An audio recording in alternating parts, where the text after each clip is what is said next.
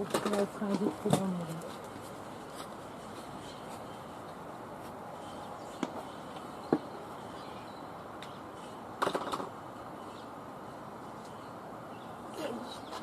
Wat is de verwachting? Nee, Denk je toch? Ja? nee, dat doen we niet. Het was gebeurd, hè? Ik heb, Dan speel je laat tegen HBS. volgens mij wordt de hele week gemaakt. Eerste in de 15e over stond HBS tegen ons 18 voor 5. Had 18 voor 5. In junior was. Hè? In 20 was. Dat was heel vroeger toch jullie clubhuis. Heel vroeg. Maar dat is heel lang geleden. Dan is het van Portland toen. Ja, en die zijn nu ook weg. Maar dat was een beetje een bijzondere club. En ik heb ook het verhaal gehoord dat het niet... Nee, altijd. Zij trainen hier altijd. Zij hebben nu bij Sling hebben zij een... Oh, die bestaan nog wel. Ja, zij hebben een nieuw heel nieuw complex gekregen. Ik heb er ooit eens, kan me herinneren, toen kwam hier, toen waren zij een wedstrijd aan het spelen en ook aan het scoren, twee dames. Ze ben ik ernaast gaan zitten, hoe nu scoort honkbal nu. Dat is toch het gaat veel simpel. Kan het niet anders. Ja, die zeggen ook honkbal, cricket verdient. Ik begrijp de honkbal niet.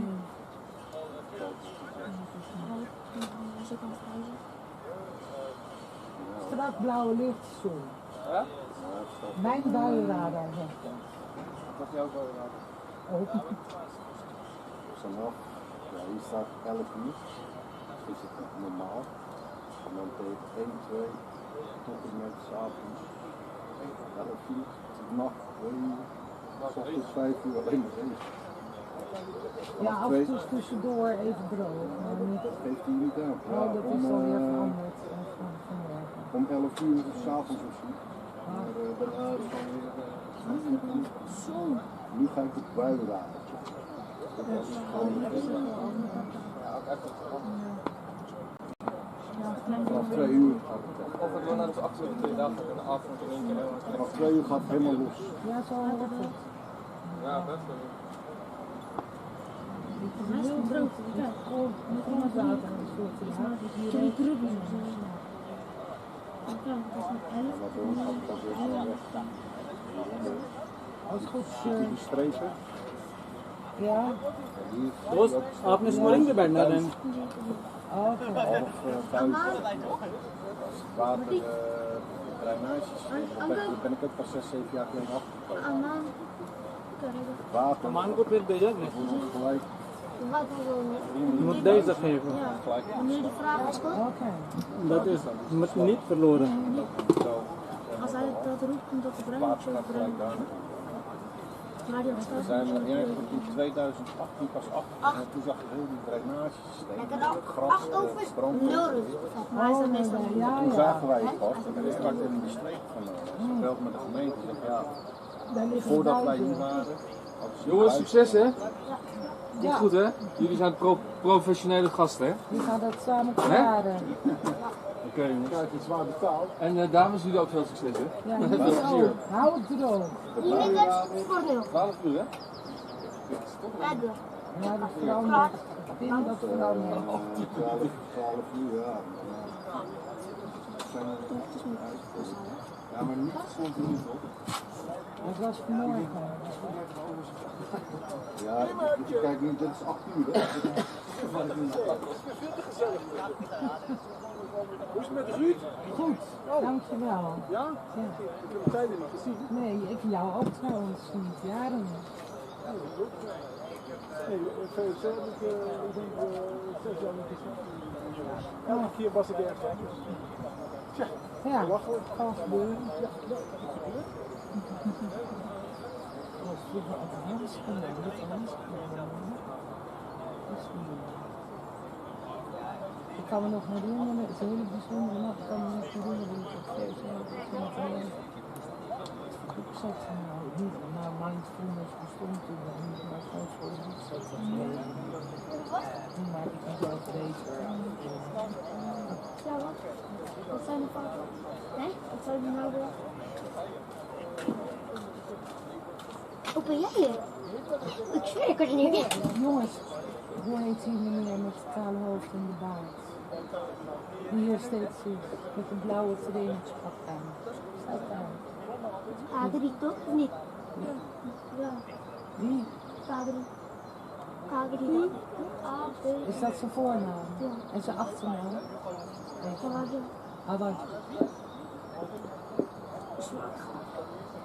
Die speelt voor het tweede of zo, is het groot. Hebben jullie nog een beetje zo? Het jaar nog niet. Ja, je kan Komt niet. eraan.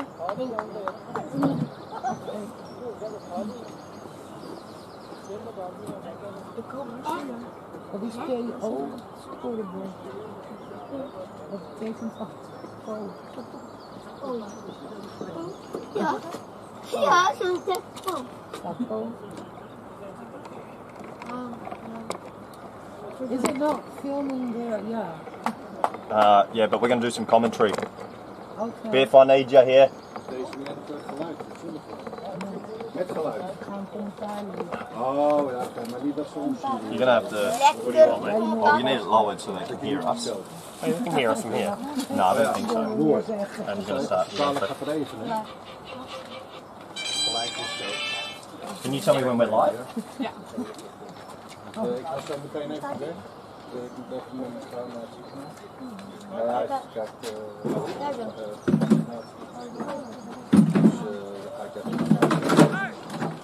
Waar moet je nou wel? Okay, can you hear us? Testing, 1, 2, 3, testing. Oh, die werkt Ze hebben dan. alle zorgpersoneel die hebben ze al bericht. Zij werkt bij personeel. Do we want to move it more this way? En nu is niet de rest, niet zorgmedewerkers, maar ook allemaal...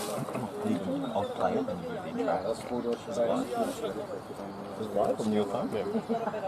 Ik denk dat dit pas een winning of zo is. Dat is die winnetje van onze jongste zoon, die studeerlozen zijn en die werkt dan met de EHBO. En dat geeft mensen worden mensen Dit nou. alleen niet. Ja, nee, maar wat je te doen, Blijft wat over. er overblijft, dat kunnen ze niet lang houden. Nee, dan krijg je die weer rondlopen. Nou, het gaat even met de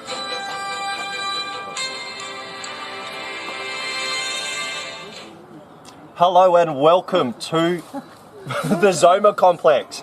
We are with VOC versus Punjab here today in this crucial top class fixture. I'm your lead commentator Corey Rutgers and I'm joined with my co-commentator, all-round good guy, Pierce Fletcher. Pierce. Good morning, Corey, and it's a pleasant day here at the Zoma Complex. Oh ja, Mexico. Suleiman Tariq, the captain of Punjab, has lost the toss, and Peter Saylor, he's decided to have a bat first. Yeah, and there's VOC looking to bat first, and we have to mention the small square boundaries here at the Zoma Complex. We're thinking a par score might be around 260 to 270, but the man with the ball, Suleiman, also known as the Vernon Philander of Dutch top-class cricket, Pierce. Yes, he is. Top wicket taker last year in the shortened season, and he'll be looking to make some early inroads into the VOC batting lineup. As we just adjust our camera for you, we're in a deep extra cover today. We've got the camera under the shed because of the weather conditions. There is expected to be a little bit of rain later here today, so fingers crossed that will stay away and we get a full 50 over fixture. The scorers are all in readiness. Scott Edwards and Max O'Dowd, the opening batters for VOC. Scott Edwards also just coming back from the Netherlands A Tour to Ireland. Performed quite well. He'd be disappointed the team didn't get on the line, but he's here for the first pill of today.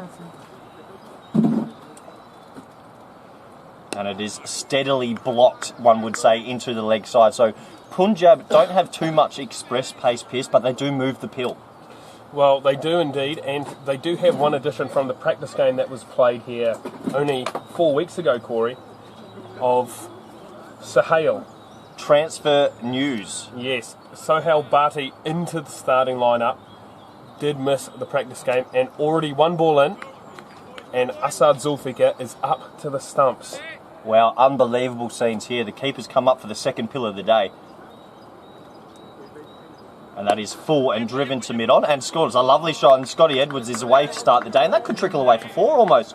No, it's a good bit of fielding as he's rolled into the side screen, and Skitsy turns for 3. It's a short boundary. It's a throw to Maxie's end. Maxie's got to put it in, and it is a 3 to open the scoring today. I have a question for you, Piers. Scott Edwards, opening the batting today. He was the captain in the Netherlands A, where he's facing bowlers of maybe up towards 130, and then you come to the Zoma complex and you're facing a niggly 80 kilometres. How hard is it to adjust your game? It is very difficult to adjust your game onto a mat, especially a mat with a couple of little wrinkles on it.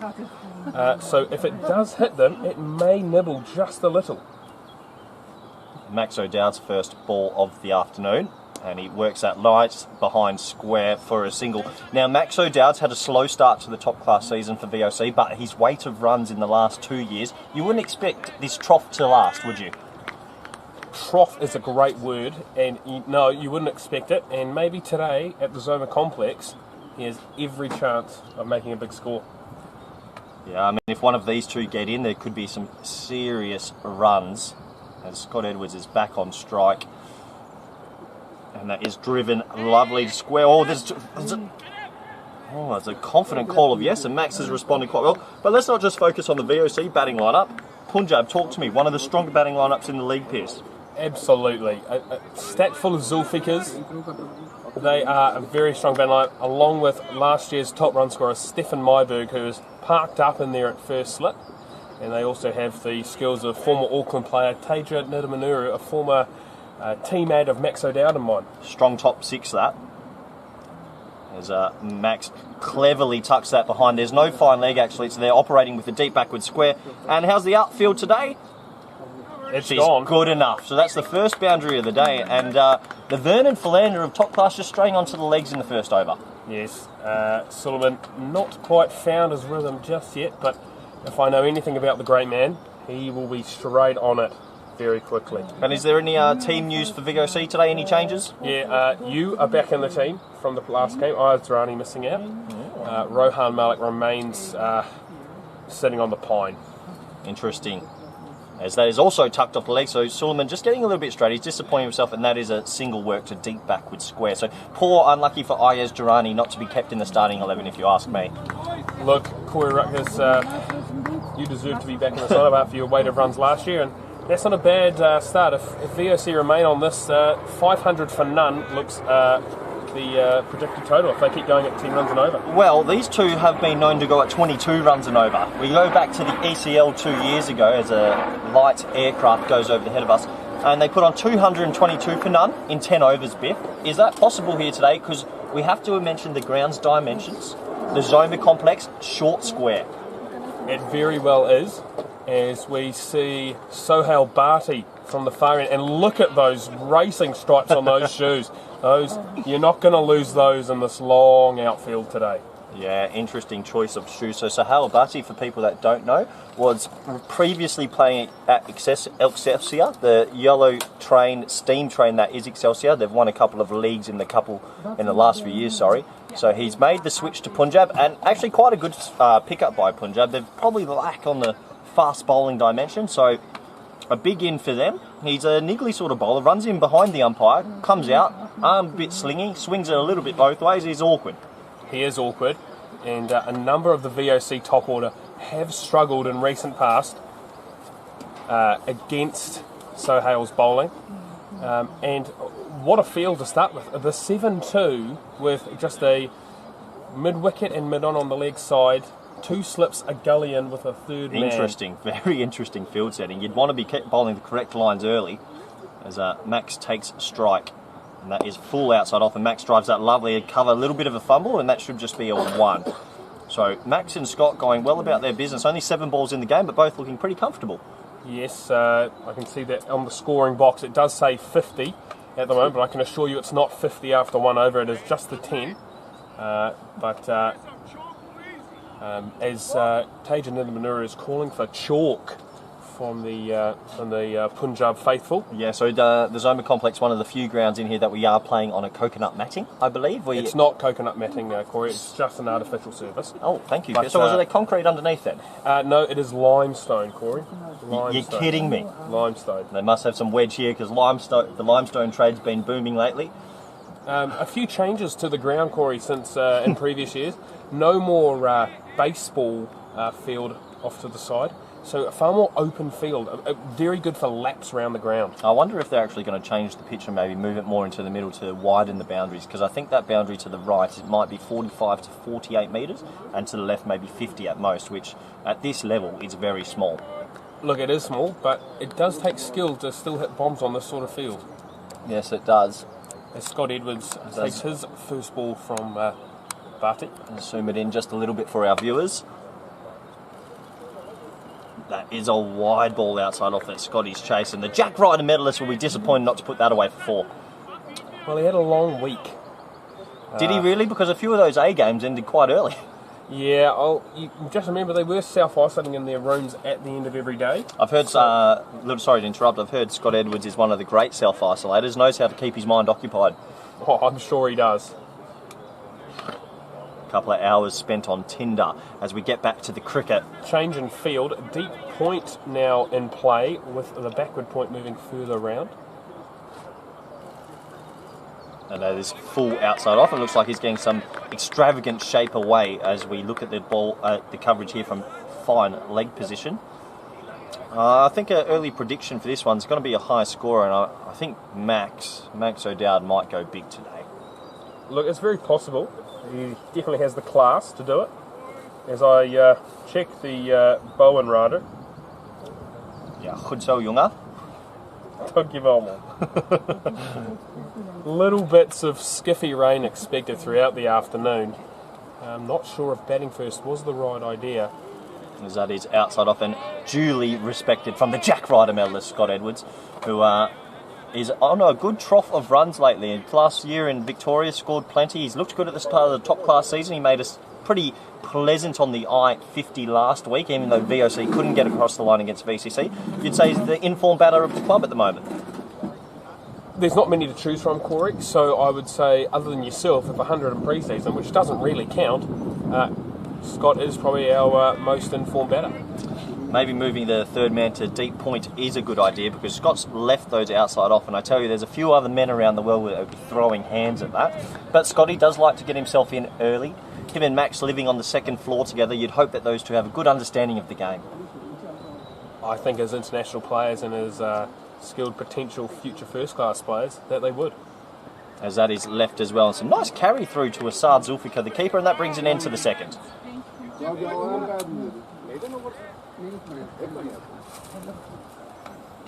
Looking at the faces of the VOC batters, maybe some slightly generous umpiring in the bowling favour, but as long as they're consistent throughout the day, it's not a problem at all, Corey. Consistency is the key, but no, the umpires do a terrific job here at the Dutch level KNCB top classes. We've had our first question come in from Stuart Verman, who are an all-star stalwart of HBS. He's asked, why did Peter Saylor choose to bat first today? I think with the weather around, you probably do want to bat, and then if it rains, you don't have to field. That is a pretty obvious choice, if you ask me. As the score now says 91, no, we're back to 11, as Tariq, still yet to settle, goes short and wide, and that will trickle away for 4. And maybe a wide third man as Pim Van Lent with a very aggressive full singling. And the VOC faithful on the side are ecstatic. Tim de Kock clapping viciously there. He's very happy with the first boundary for Max, and maybe that's going to kickstart his season. Steve Van Wingen in there looking absolutely frozen, while Rohan Malik, he warms that pine up very well.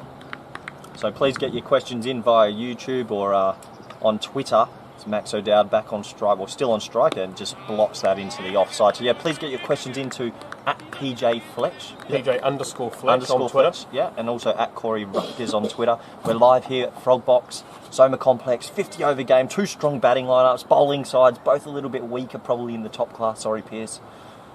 Interesting game. Interesting game indeed, Corey.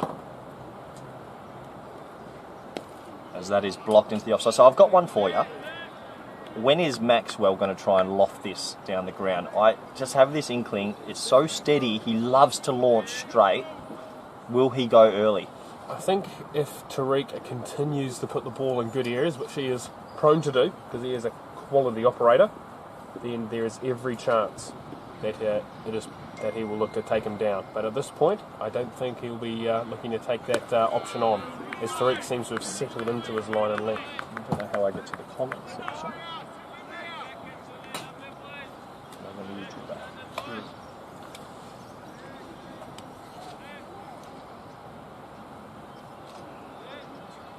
So for those that are not at the ground and having a look, it is very overcast today, very grey skies overhead as Tariq's in. And well respected from Max O'Dowd there again. So Tariq just settling into his rhythm now in the second.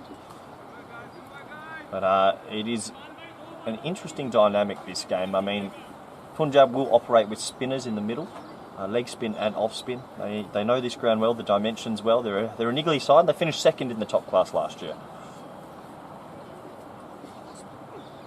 That is blocked respectfully also by Max O'Dowd. End of the over, 4 off it. No chats and no comments so far. Just the 19 people viewing at the moment. Yeah, slow and steady wins the race.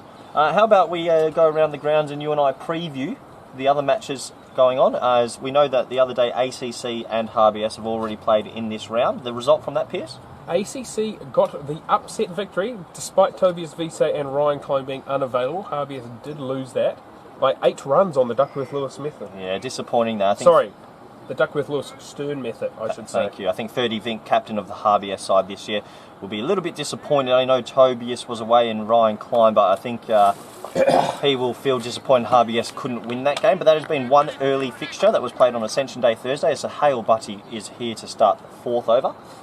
So round the ground, Scory, we've got Sparta versus VRA at Burnwick. Do you want me to give you what I feel, or how are we going to do this? Well, I'm going to let you know that VRA will bat first. Unclear who won the toss, though, according to my good friend TK Cricket. As Scotty Edwards showing a lot of respect to Sahale Buddy here. So Sparta versus VRA. VRA, you would say probably favourites there. Sparta started quite slowly this year. Yes, but VRA also starting just as slowly.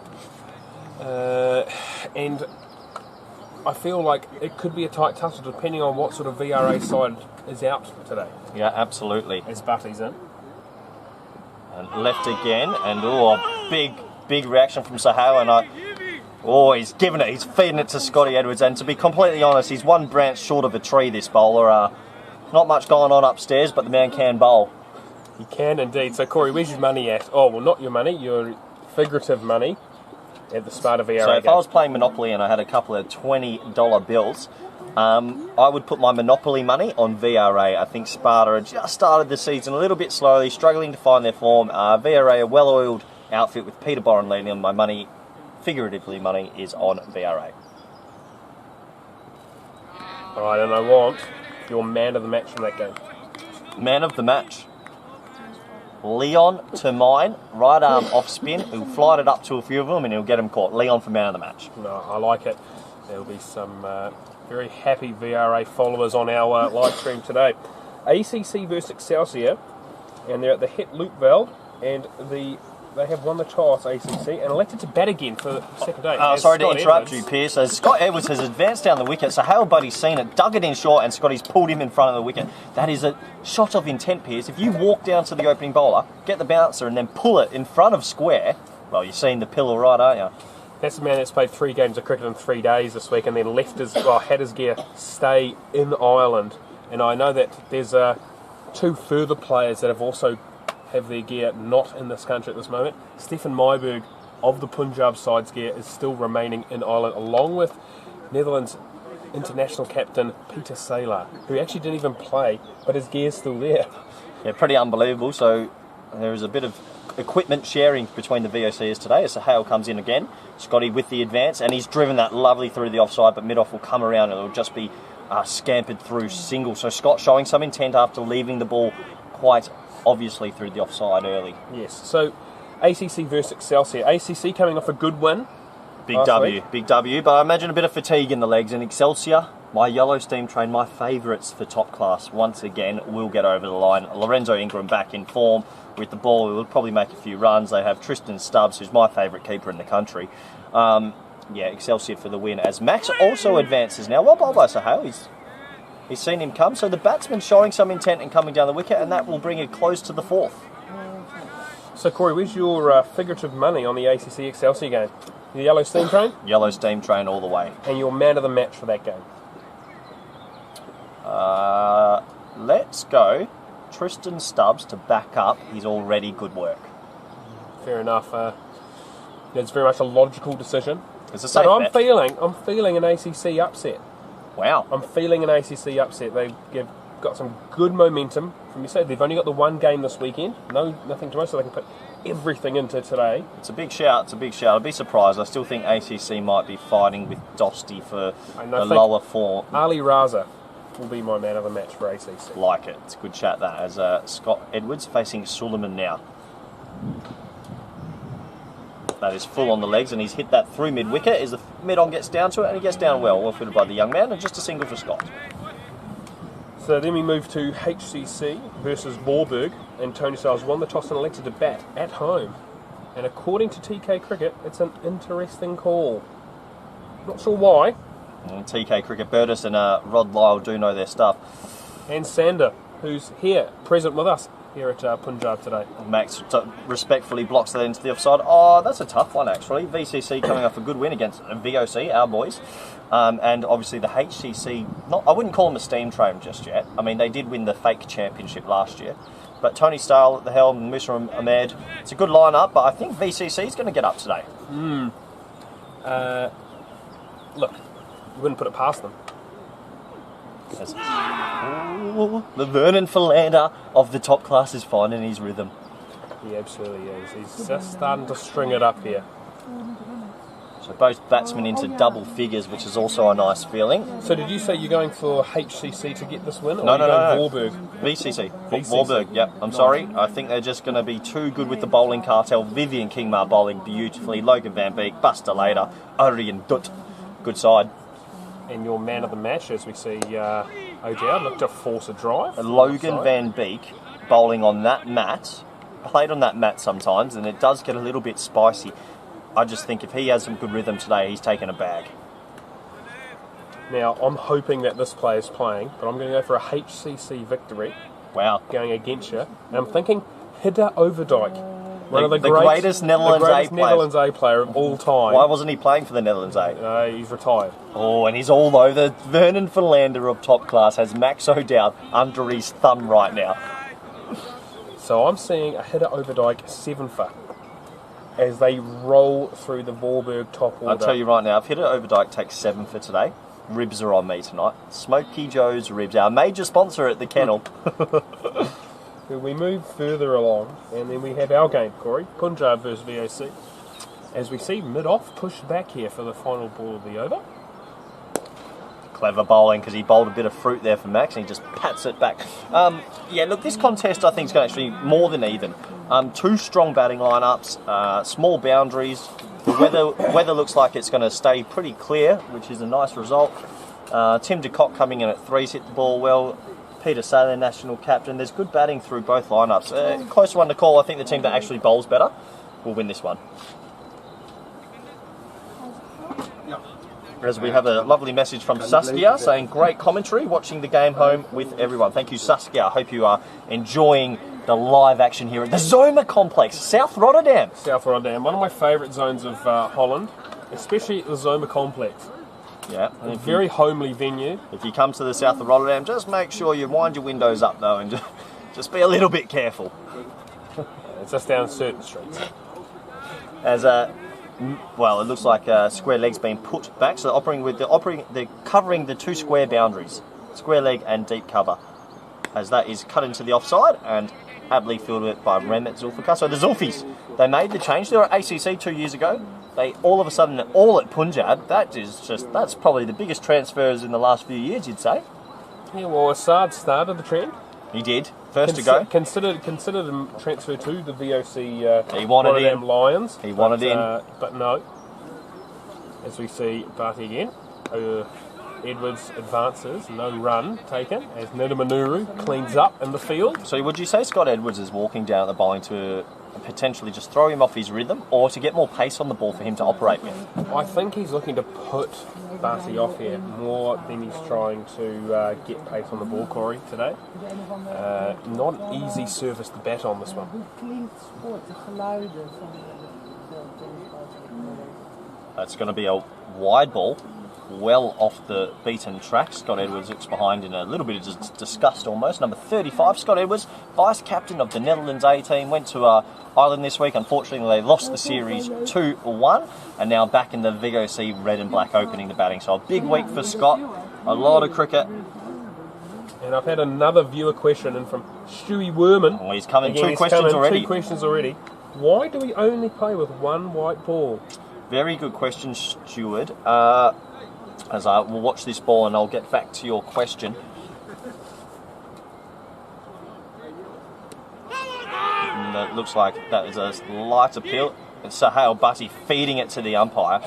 Absolutely feeding it. The man is an absolute screw loose. I'm not afraid to say it. He is a screw loose. He's just abused the umpire for an appeal. But going back to that question, well, it is an interesting one because we are trying to imitate ODI rules. So we have the same power plays, we have the same... Everything else is the same. Why don't we just use two balls? Is it a costing issue? Probably a costing issue, maybe. That's very high.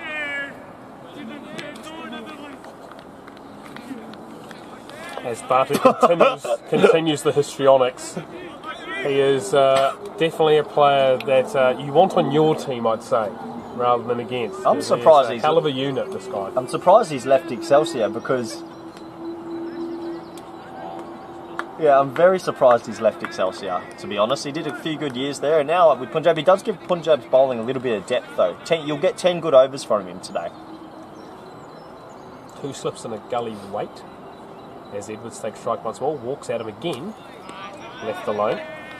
Well, pretty cautious start, you'd say.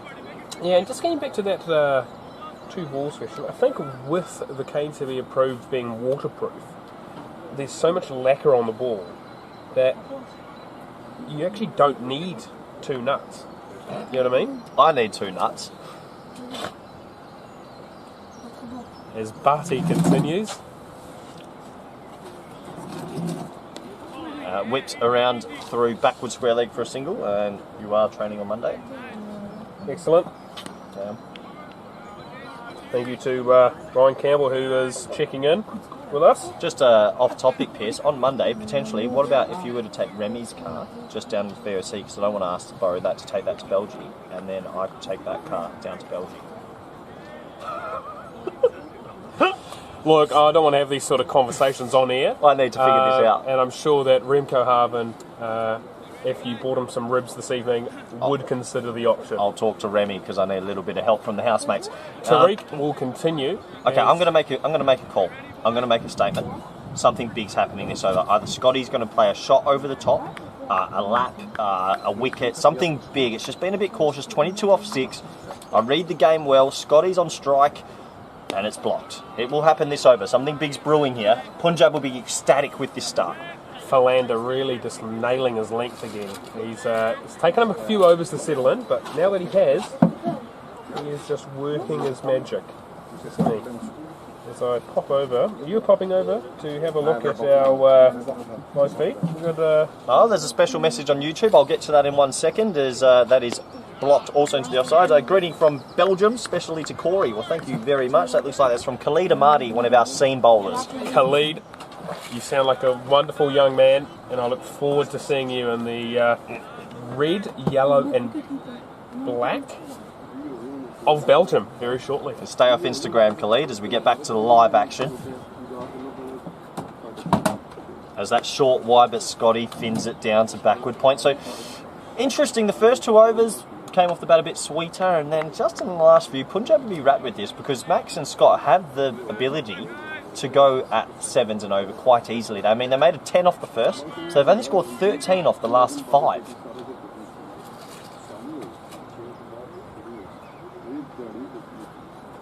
Short ball pulled. Oh, he'd be disappointed. He's Oh no. Pierce, talk us through. Pierce.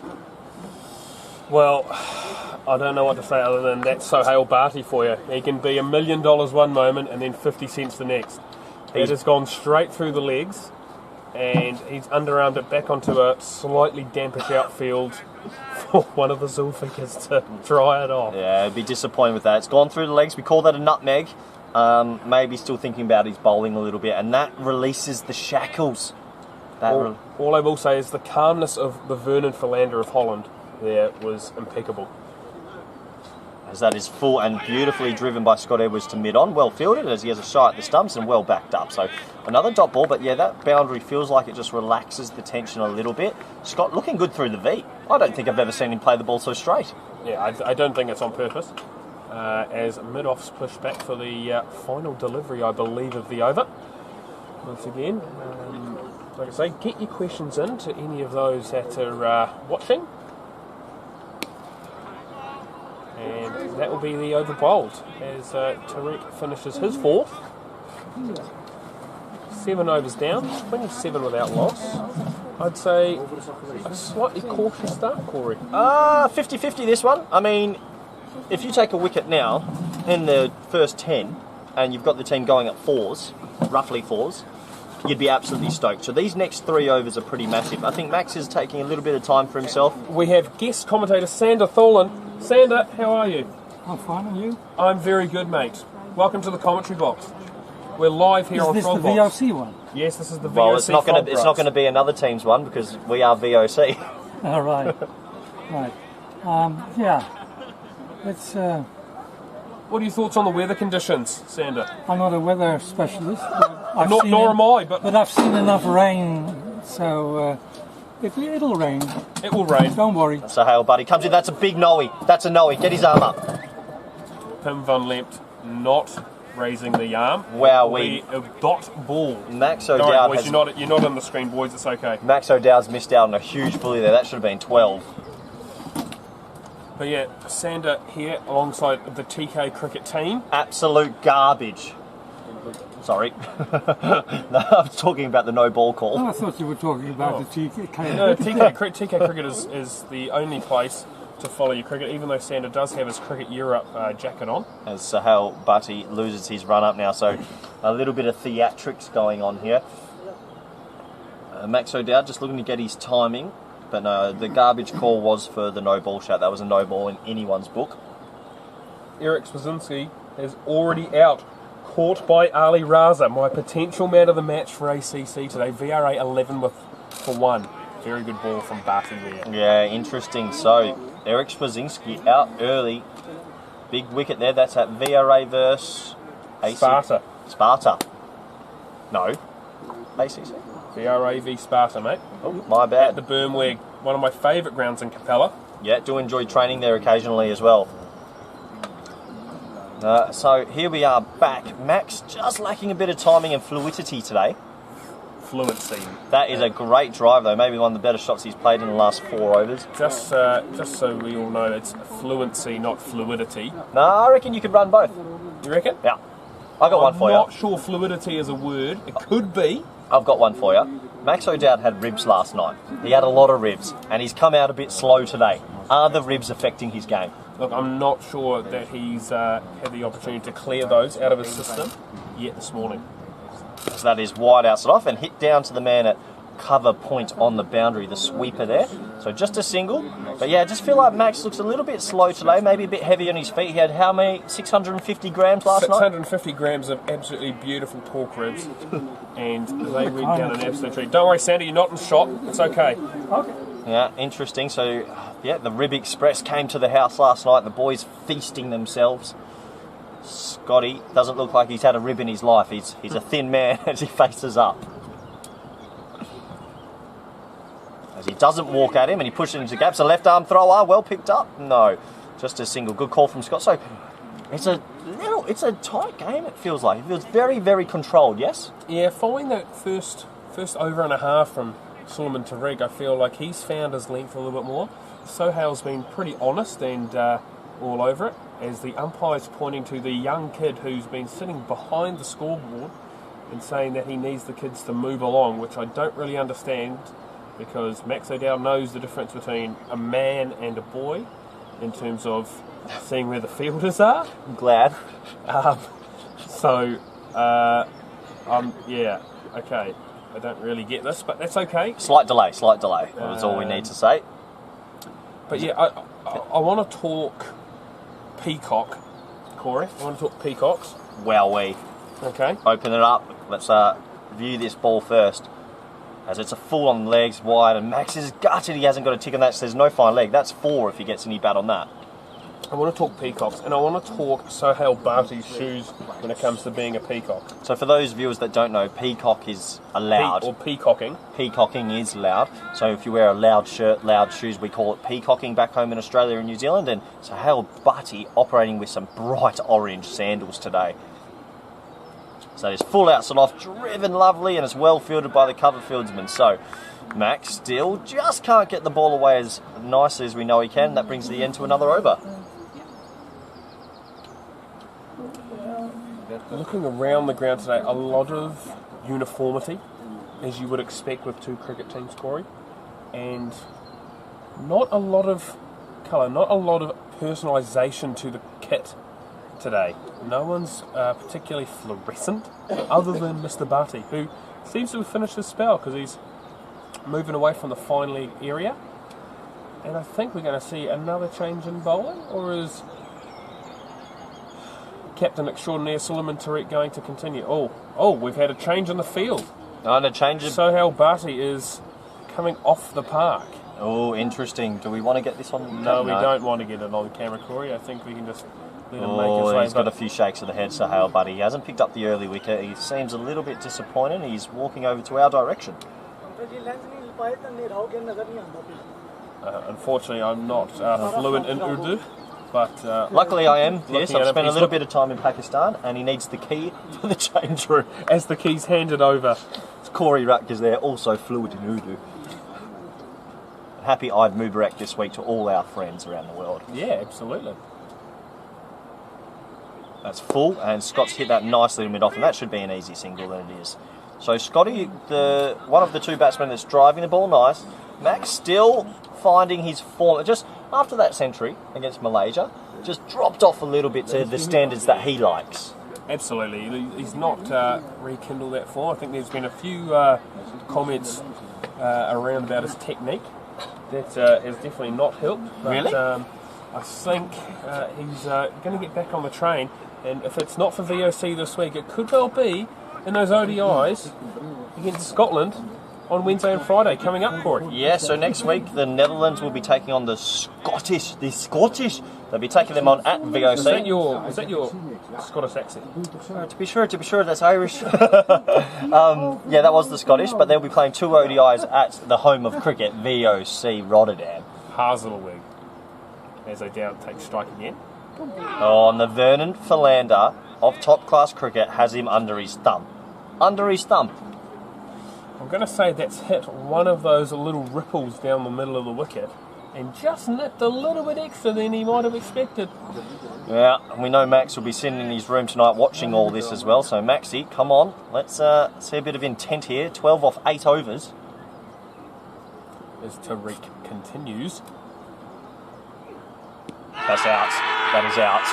The Vernon Philander of top class cricket. Nibbles it away, nibbles it back in, has the big wicket.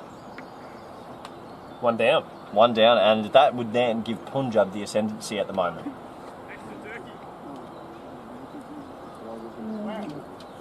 As Scott Edwards calls for a drink, but that is a huge wicket here, so pretty good bowling. He looks like he's nibbled it away, nibbled it back in, a big appeal, and looks pretty adjacent from here, Pierce. One of the national panelled umpires, Pim Van Lek, out there, and I'd say that was a very good decision and very easy decision to make. And Corey, I think you might potentially have to meander off very shortly because you've been promoted in the batting up to number 5 today. Yeah, so I was at number 7. I've been told I'm at 5 today, been given the big call up, but I think I'll be okay for maybe one more wicket. Tim de Kock goes in now. Timmy's been in pretty good form. He has indeed. And we have a question from Stewie Werman once more, one of our good mates of both of us. Yes. We get on very, very well. Last question. Is the public allowed at VOC this week with the new restrictions from the 19th of May? Now, what I've been told by the VOC chairman and the VOC faithful around the health conditions, it will not be open to the public, but there will be a live stream. The live streaming will be going on. Now, whether it is Corey and myself providing our dulcet tones to the pictures that you can see here with potentially a secondary camera, Corey, we're hearing, potentially. Oh, really? For the Wednesday and Friday, or whether it is a slightly more professional broadcast, we will let you know. As Tim Cock takes strike. Tiny Tim, we like to call him, as he gets his first ball and he's hit that straight to cover. Now, Corey, it's fair to say that the Netherlands A side struggled last week a little. Would I be right in saying that? 1 second. Pierce Fletcher, sorry. Oh, and that's short and pulled by Tim to the man at deep square as the sub fielder cleans up nicely just for a single. But I'm looking at the squad that we have for the Netherlands and the potential as we see a bat change for Scott Edwards, as the plank that he's been using, Corey, it's just not going to do the trick. So O'Dowd's bat is being shaken around out there. I don't know if we can see that on the screen. We can just. Well, yes, Scott Edwards' gear was left in Ireland, so he was using an old TNF that I think might have had a crack underneath it. So it looks like he's called for the kookaburra here. I'm not too sure his friends at TNF will be too pleased with that, but we are assured that his gear will be here for the scale of the Scotland series, though. Yeah, and just the weather conditions, Biff. It seems like we've got some low-lying cloud. Is it raining out there? With my hand out, I can feel that there is no rain, and I'm looking over to the VOC changing room, which is just basically a couple of benches together, and no one seems to be too worried at this point. So I'm going to go with there is no rain at this point, but it continues to be murky, and I can tell you one thing for sure, it is not getting any brighter anytime soon. No. As we see a change in the bowling from the far end, Corey. Yeah, first change of the day, and VOC just a little bit stagnant here. Punjab taking the ascendancy early with the big wicket of Max O'Dowd. Mubashir Hassan, I've been confirmed as the bowler. Yeah. And Corey, he actually bowled quite well against us in the practice game. Yeah, we had our one practice game for the year here, and he did bowl very well. Takes it away from the right-hander and gets a little bit of seam movement as well as he comes into Tim, who comes down the wicket and has spooned it to cover, and he's dropped it. It was a tough one, but he's dropped it. Close call. He's got his fingers on it. That was on your screens. You all saw it. And that would have been the second big wicket. As we're seeing Peter Saylor heading to the bathroom, so I've become a lone commentator and I'm looking for my assistant commentator Bobby Hanif to join me. De Kock looking to force the issue though.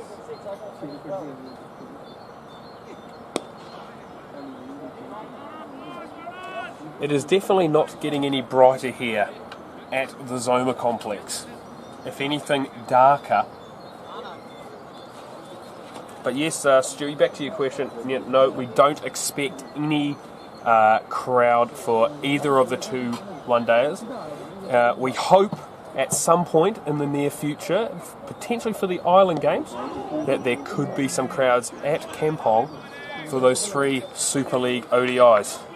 As I see my co-commentator Bobby Hanif making his way around. Bobby, is it raining, Bob? It is. Is it light misty rain? It's really light misty rain, but I reckon there is a big shower coming up. Okay, Bobby Hanif, a South Rotterdam local, and he knows the conditions like the back of his hand as we see De Kock on strike. And trying to force the issue, De Kock, which is a bit potentially premature. But, yeah, we're going to leave you here at the end of this over, 4 and over, as Bobby and I go and do a lap. So you'll be nice and quiet for a extended period. But on our return, we will make our way back and update you on the current scores around the grounds. We'll see you in just a few moments.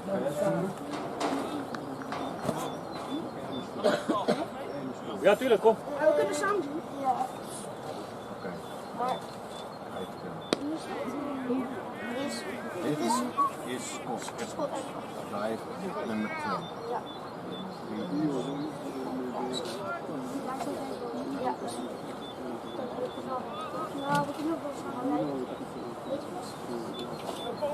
Hij is eigenlijk nummer 1. Volgens mij is dat gewoon. Die andere is nummer 3. Gewoon bezig om schoon te maken. Het zijn niet glazen. Ik moet wel. Dat kunnen jullie doen. En je weet als iemand uitgaat wat je moet doen? Nee. Ja. Maar dit is kan ook change order.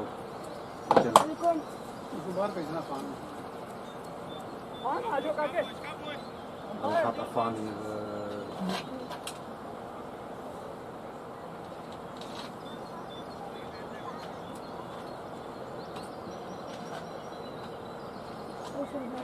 Ja? 9 overs. Nee. 8 overs toch? Zijn er 10? 10. Dan gaan we een paar steeds. Scoren? Ja. Half leeg. Dankjewel. Kijk, papa gaat doen. Oké, dan gaat Afan hier zitten. Dan gaan jullie ernaast en hopelijk op zijn beurt wat doen. En niet hard praten. Je wordt gefilmd, hè? Ja, let op je woorden. Dus niet zomaar gaan schelden. Of andere gekke Nare dingen. dingen zeggen. Jij weet hoe we het doen als Wickets gevallen wordt? Ja. Wat is het? Stel je voor, hij gaat uit. Wat doe je dan? Oké, nee. Ja, doe je dit. En dan gaat zijn scoren, komt dan hier naartoe.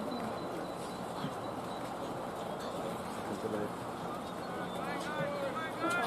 Gaan we zitten.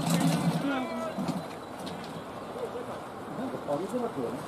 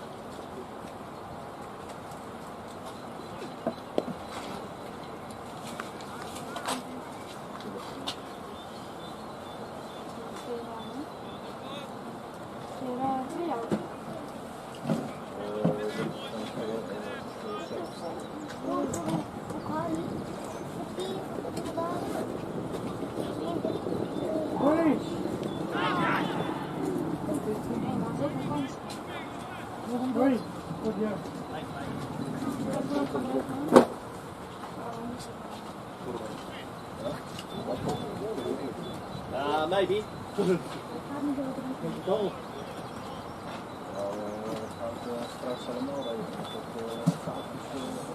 I welcome you all back. Sorry, just a little bit of a change up as Pierce Fletcher decided to take a lap, and a little bit of rain coming around the Zoma complex now, as hopefully they don't come off, but it is getting slightly heavier. Tim de Kock on strike versus Vernon Philander. And that is short outside off, and he's hit it to mid-on, and an easy single.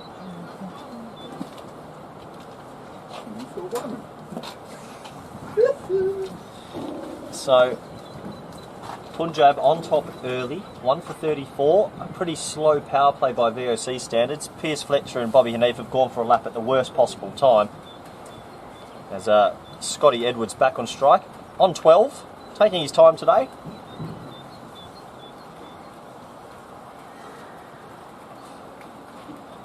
Oh my word. The Vernon Philander of top class operates another good over there. As the rain gets heavier here at the Zoma complex.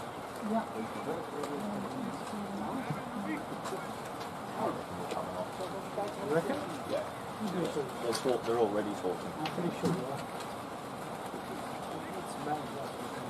Yeah. Good possible.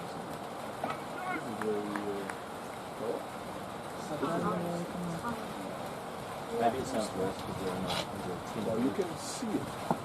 where? Oh, that's right. The Portland Pumas. You could see that comes to the way. They're going off. They've done this one. Right. Make a decision, guys. You just stand up in the race. Schiet eens een beetje op. It's going to be right there. It's not. Kom maar hier. Oh, fucker. Let's go inside. And as you can see, disappointing news here from the Zoma complex. The rain has taken hold. Asad Zulfikar running off with the keeper's helmet. Punjab on top early, 1 for 34. Vernon Philander, aka Suleiman, with the early wicket of Max O'Dowd. Hopefully we'll get back on later today as Tim walks off and Scott Edwards, who's on 12 not out. Interestingly poised game, and we'll be live later once the rain ceases. Thank you. Hey mate, how are you? Good to see you.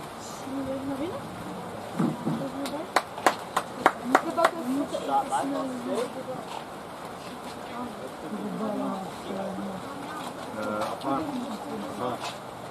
Straks weer van scoren.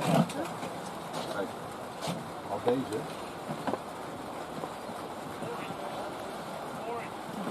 Dan moet je deze weer daar zetten, maar heb je meer, anders gaat je haperen.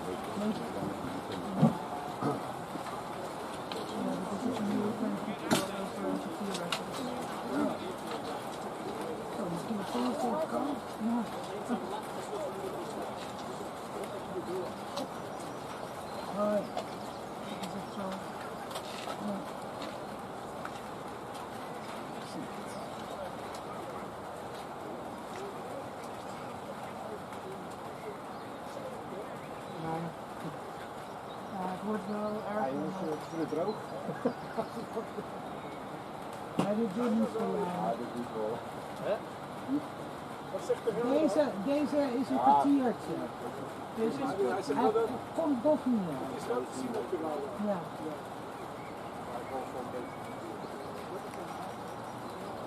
Ik denk dat. Maar op de een of andere manier was vorige week ook bij de KNCB dat op een gegeven moment van de besloten aan ik weet dat ik tot 7 uur gewoon... Het waait niet, het waait niet. Zou je net zien, dan zeg jij die bal. We hebben kwart voor 12. Zou je net zien, dan zeg jij moet opeens de wind slagen. Irish weather. Oh. Ja.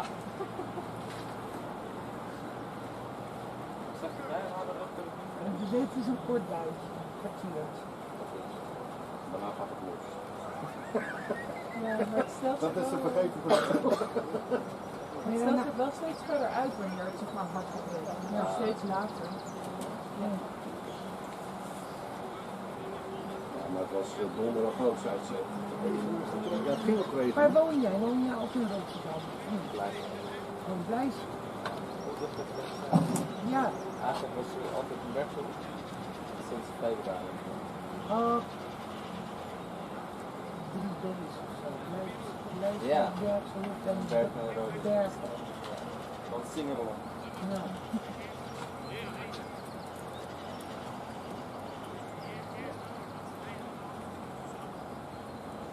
Maar ik ben wel blij met mijn winterjas.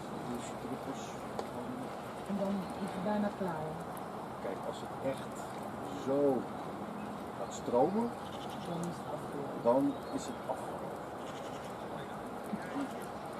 Maar zolang je alleen maar met dit ziet.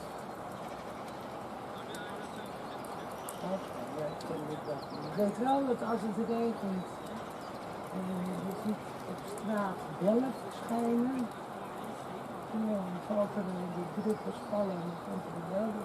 Dan is het bijna top. Zeggen ze.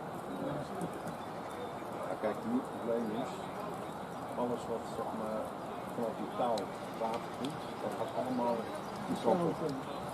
Maar wat nu komt, dat komt hier. Oh. De bureau straks.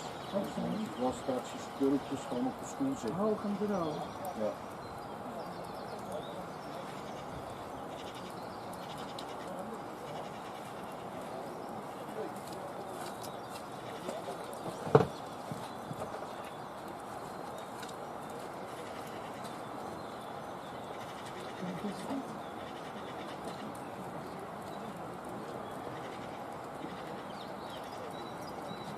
Ja, je moet niet helemaal voor opstaan en weglopen. En,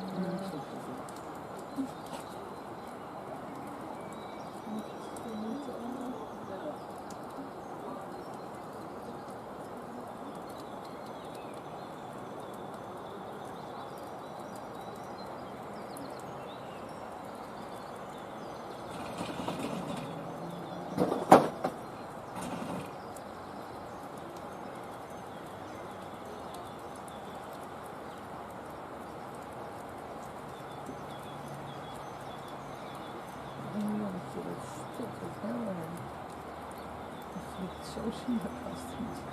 Het is zo zijn best. Ja, nee, dan zie je hem echt met zijn ogen. Ja. Wat lukt het, zo jong en dan al zo.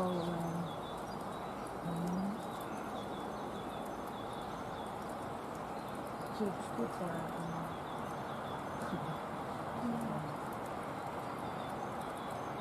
En hoop maar niet te maken hoe je dat geweest.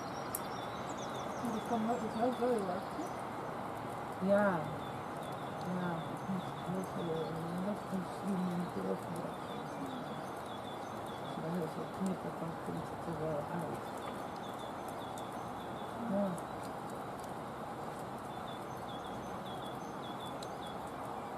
Dat is beter dan eigenlijk ook mensen die sporten. Je merkt het niet aan een dichtorgaan. Dat is vermijden en dat is veel erger.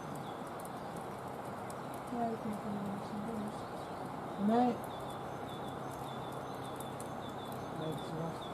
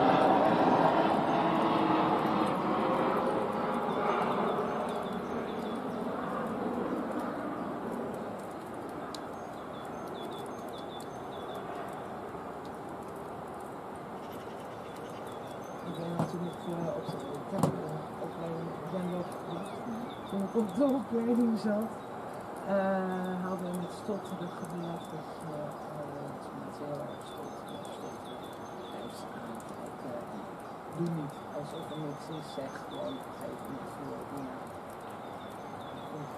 Als het niet makkelijk gaat, wil je wel eens je aanvullen of helpen, of wil je dat juist niet. En toen moesten we voor vak sociologie of zo. En ik moest in het gemeentearchief moesten we iets uitzoeken. En ik ben daar en ik wil iets vragen aan de meneer die daar werkt. En die begint met een motor en die is maar geen raad. Ik denk, ik moet hem aankijken, maar dat durf ik niet. Want dan denk ik, dit was echt, weet je, dat je al die dingen spoken door je hoofd van je moet zus en je moet zo. En als dan iemand zo erg stottert, dat je dan echt helemaal dus het liefst de kamer uit wil rennen. Ja, nee, ik had een vriend van mij die stottert dus, in het begin had ik daar best wel een beetje wat van, dan wil je helpen of dan weet je wat hij wilt zeggen. Ja. En dan duurt het heel lang voordat het woord eruit is. Ja. Dan wil je hem eigenlijk helpen, maar hij wil het inderdaad dus juist gewoon niet. Dan lekker wacht. Ja, nee, maar dat, en als je dus iemand niet kent, dan moet je gewoon, want sommige mensen vinden het dan wel weer fijn als het geholpen wordt. Dan vraag het. Vraag het, ja. Die wees gewoon open. Je kan ook niet doen alsof er niks aan de hand is, want er is wel degelijk iets aan de hand.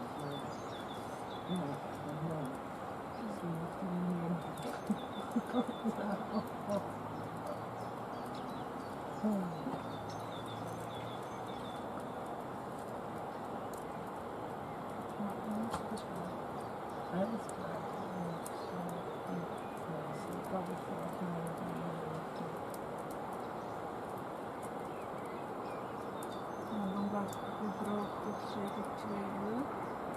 Staat er? Dat komt wel iets aan. ja, maar het is volgens mij minder erg dan dat het Ja, maar er stond ook echt dat het een hele dag zou regenen. Ja. Maar de hele dag 80-90% kans op regen. Maar het schuift zich ook weer gewoon met uren uit. Nou. Het gaat wel komen. Ja. Maar hoe laat precies is het waar? Ook inderdaad wel 24 uur staan.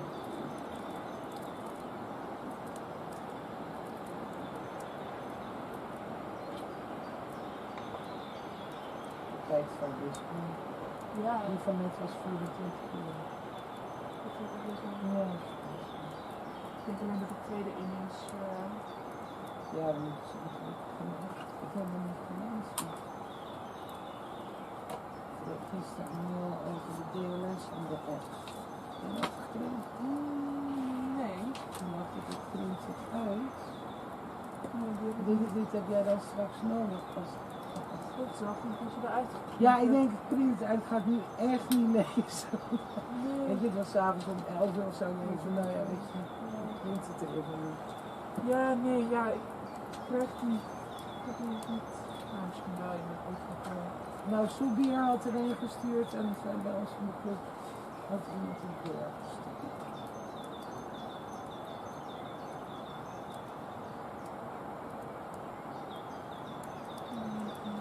Wanneer is Schotland? Juni? Of niet? Of eind mei? Nee, het is wel bij mei. Ja, de VOC zijn dat 19 en 18 en 20 of zo. Ja, dat is deze week. Ja. Komende week. En Ierland speelt 2, 4, Oh ja, Ierland. 2, 4 en 7 juni. Oh, zie je. En hoe lang beginnen ze ook bijna? Nou, misschien is het dan eindelijk Slemmers. Ja, ik heb die wegen gewoon. Maar gesproken zit er altijd 1 cricketweekend in waar er regen en slecht weer is. Ja, maar dit is dit ook is, het tweede weekend ja. dat het slecht is. Ja, maar het hele april is ook gewoon zo koud geweest. Ja. Weet je, en dan, Ja, de koude overleven we uiteindelijk wel eens niet heel erg. Jawel, fijn, maar de regen is weet je, dan krijg je van de inleiding bij de industrie. En dan sturen ze op of je meer of minder hebt gebruikt in een bepaalde periode. En vorig jaar denk je, ja hallo, natuurlijk heb ik meer gebruikt. Meer gebruikt, Het is zo gewoon kouder. hartstikke koud. Het is ook bizar, gewoon een trui en een collega en een vest en weet ik wat Ja. ik allemaal aan heb.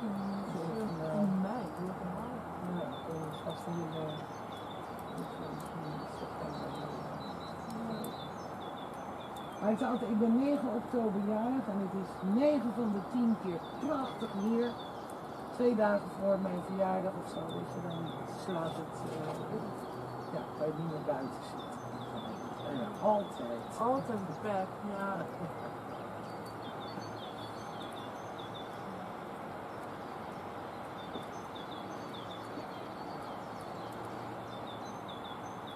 Hoe heet jouw vader nou ook alweer?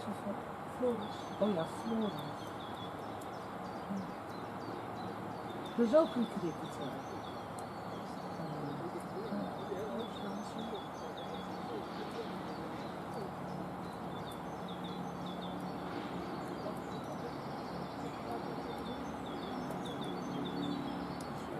Ze komen eraan om de Uberstraf te halen.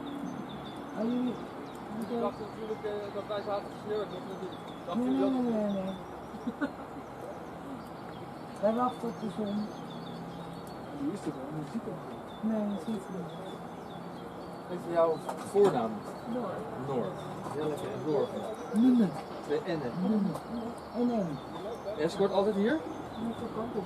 Zie je wel? Ja. Nou dacht ik. Nou, ik was dus ook eens de van, ging ik ook ken nog door mijn jou, hoofd. maar Ja, officieel voor op kampong. de Ja. verkeerde plek anders. Ja, die zie je nou weer. Ja, dan, het was vorige week inderdaad ook.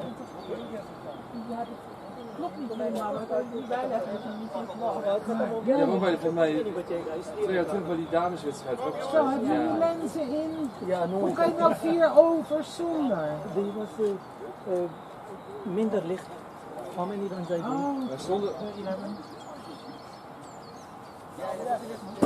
Zonder lenzen mag je niet appelleren. Hè? Nee.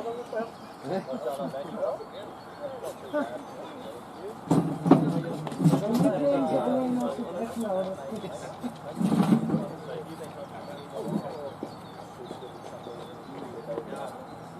Maar hebben zij geen officiële score? Wel, ja, iemand die het liever niet doet, maar...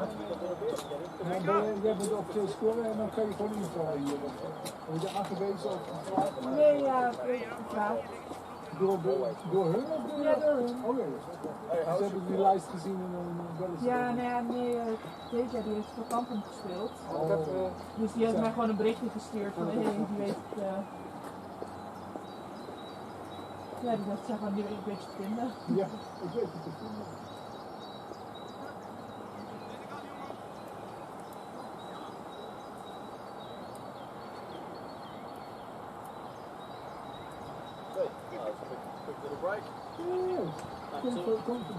Yeah, got a bit of coffee, slice of bread.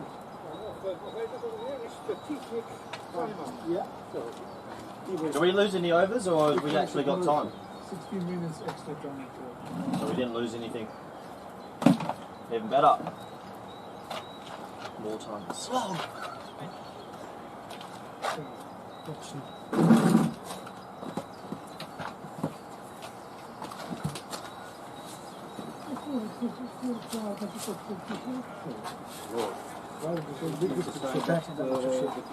Yeah, we need proper mics and that, to be fair. This is probably still on, so just watch what you say. Ik ben zo straks mocht zijn dat het zo You might be playing tomorrow, so how much it's actually come back because you guys lost. Wouldn't have had to play this one. Oh, should have won. Simple. You were in the starting 11, right? When I came into bed, I did take a single. Yeah, I did say that. And then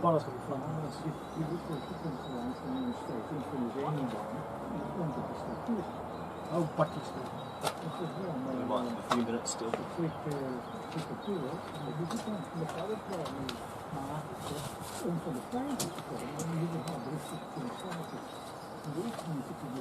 Even wat drinken praten.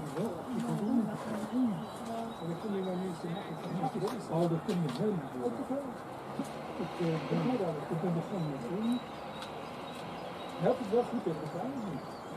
Ik heb echt 1 en dan max 2 en een soort van massage met een maatbeschermer. Ja, dan zit ik sowieso in mijn hartspier. En dat heb ik een brug.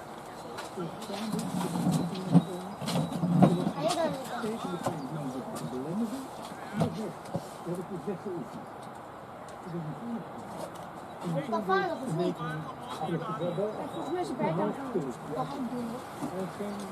Hey, weet je hoe je nieuw wedstrijd moet doen? Ja.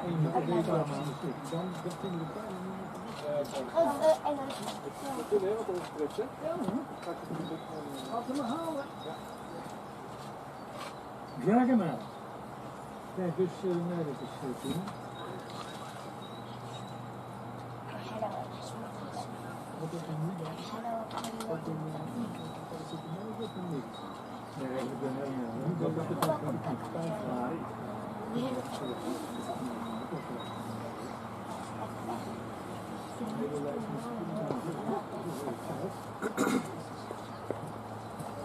Dat is pas leuk. Met water. Kijk, dan moet je eruit. Hetzelfde als jou. Nee.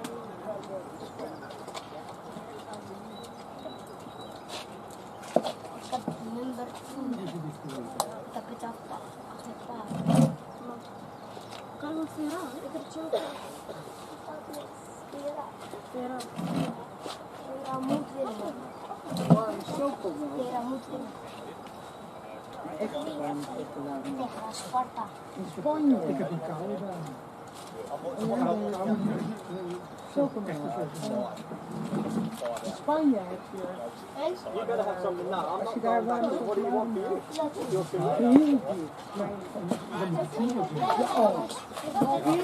Het is klaar. Ja, heerlijk. Water ook een. Ja. En ik weet dat zelfs in Almeria. Dan mag het 3 Michelin-sterren.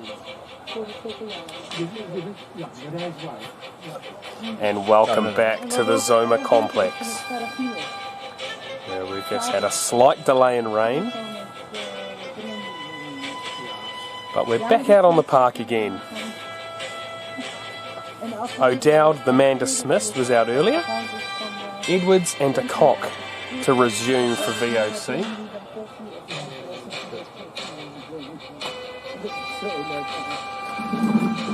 As you hear the soft tunes of Cricket Australia back in the late 90s. Ease us back into the game at the Zoma complex.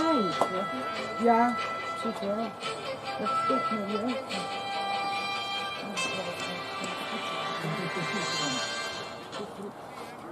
Mubasir Hassan from the far end will continue. So Pierce, there's been something brought to my attention. Scott Edwards onto his third bat has moved from TNF to Kookaburra to SS. And I hear it's one of yours, Corey. Well, it's actually Luke Ronke's, so hopefully it will help him out to get on. So we're back here, 1 for 34, tiny Tim de Kock, 3 not out, Scott Edwards 12 not out. Here we go. We have an 8-1 field as well. 8 what? And Tim de Kock has walked our first ball after the break and wogged it. Oh, well, I don't know what he had during the drinks break, but he's obviously had a coffee or two. And the umpire finally gets the signal 4. But there was a light conversation as my phone is playing random videos. I was listening to the coverage earlier, and I will say, was this planned by Tim to go out and hit his first ball over the top, or? I don't believe it was a dare, but it could well have been. Yeah, dares do happen in cricket, so a bit of intent from Tim. As he comes down again, he's mowed that through the offside now, and Big Sully, Batty gets down, it's just a 1, so Tim de Kock's obviously got his T20 hat on and thought, you know what, selectors, here I come. And Corey, I can thankfully say I have a lovely warm cup of coffee in my hand, and I feel a lot better about myself because it is still too cold for a New Zealander over here. It is warmer at home in the winter than it is here right now in the middle of May. What I'm excited for here is Scott Edwards might be using the best bat he's ever put in his hands right now. This is a weapon, and I can't wait to see how he goes with it. He comes down the wicket and he's edged it for 4. Well, I'll tell you what, a bit of luck of the wrongs there. I'll tell you what, it's got a thicker edge. If that's something else, Biff, he's probably out there. Look, all I'm going to say is he's striking with 400 with this bat. It's 400, she's a huge one. For those that may have missed it, a flying Stefan Myberg put his right arm out to no avail. 4 more runs added to the total, and it looks like a change of intent for the VOC batters. Well, they've walked out and they've definitely showed a change of intent. Maybe they were a little bit too cautious before the rain delay. Scott comes down the wicket again and it's full, and he's driven that beautifully to extra cover, and it'll be a dot ball. So maybe Peter Saylor has got the boys in the room and put some hands around some necks and said the intent has been lacking, because we've seen more intent in the last 5 deliveries than we did see in the first hour today. I can categorically tell you that did not happen, and it was a personal decision by the 2 batters out there. Right. As we see deep square leg now in operation, pushed back from mid-wicket to finish the over. Scott again down the wicket, blocks that into the offside nicely, and another dot ball, that SS sounding good. 1 ball left from the over, Corey. As We can have a little gander around the TK cricket scores. Yeah, gander's a lovely word, so we'll bring you some live scores and live action around the grounds. Top class round 3 played today. Final matches of round 3. And also round 4 tomorrow. This is actually round 4, Corey. Round 3 tomorrow. Say that again? This is round 4 today, because round 3 is normally played on Ascension Thursday, but we decided not to play due to Eid and to other religious days.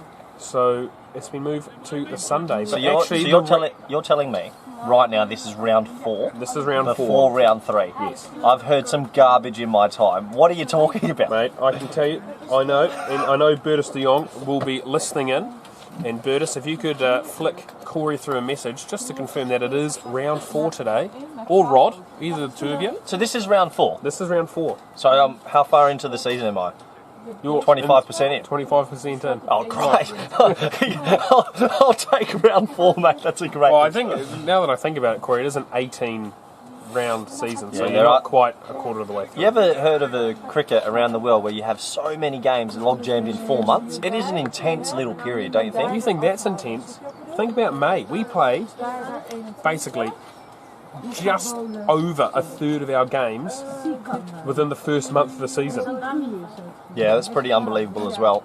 As we see a change in the bowling, Sikandar Zulfikar replacing the Vernon Philander of Holland, Suleiman Tariq. So I can tell you right now, Sikandar Zulfikar, good knuckleball, good off-cutters, a very, very clever bowler, and this would be a good contest because I think Tim de Kock is going to show the long handle here.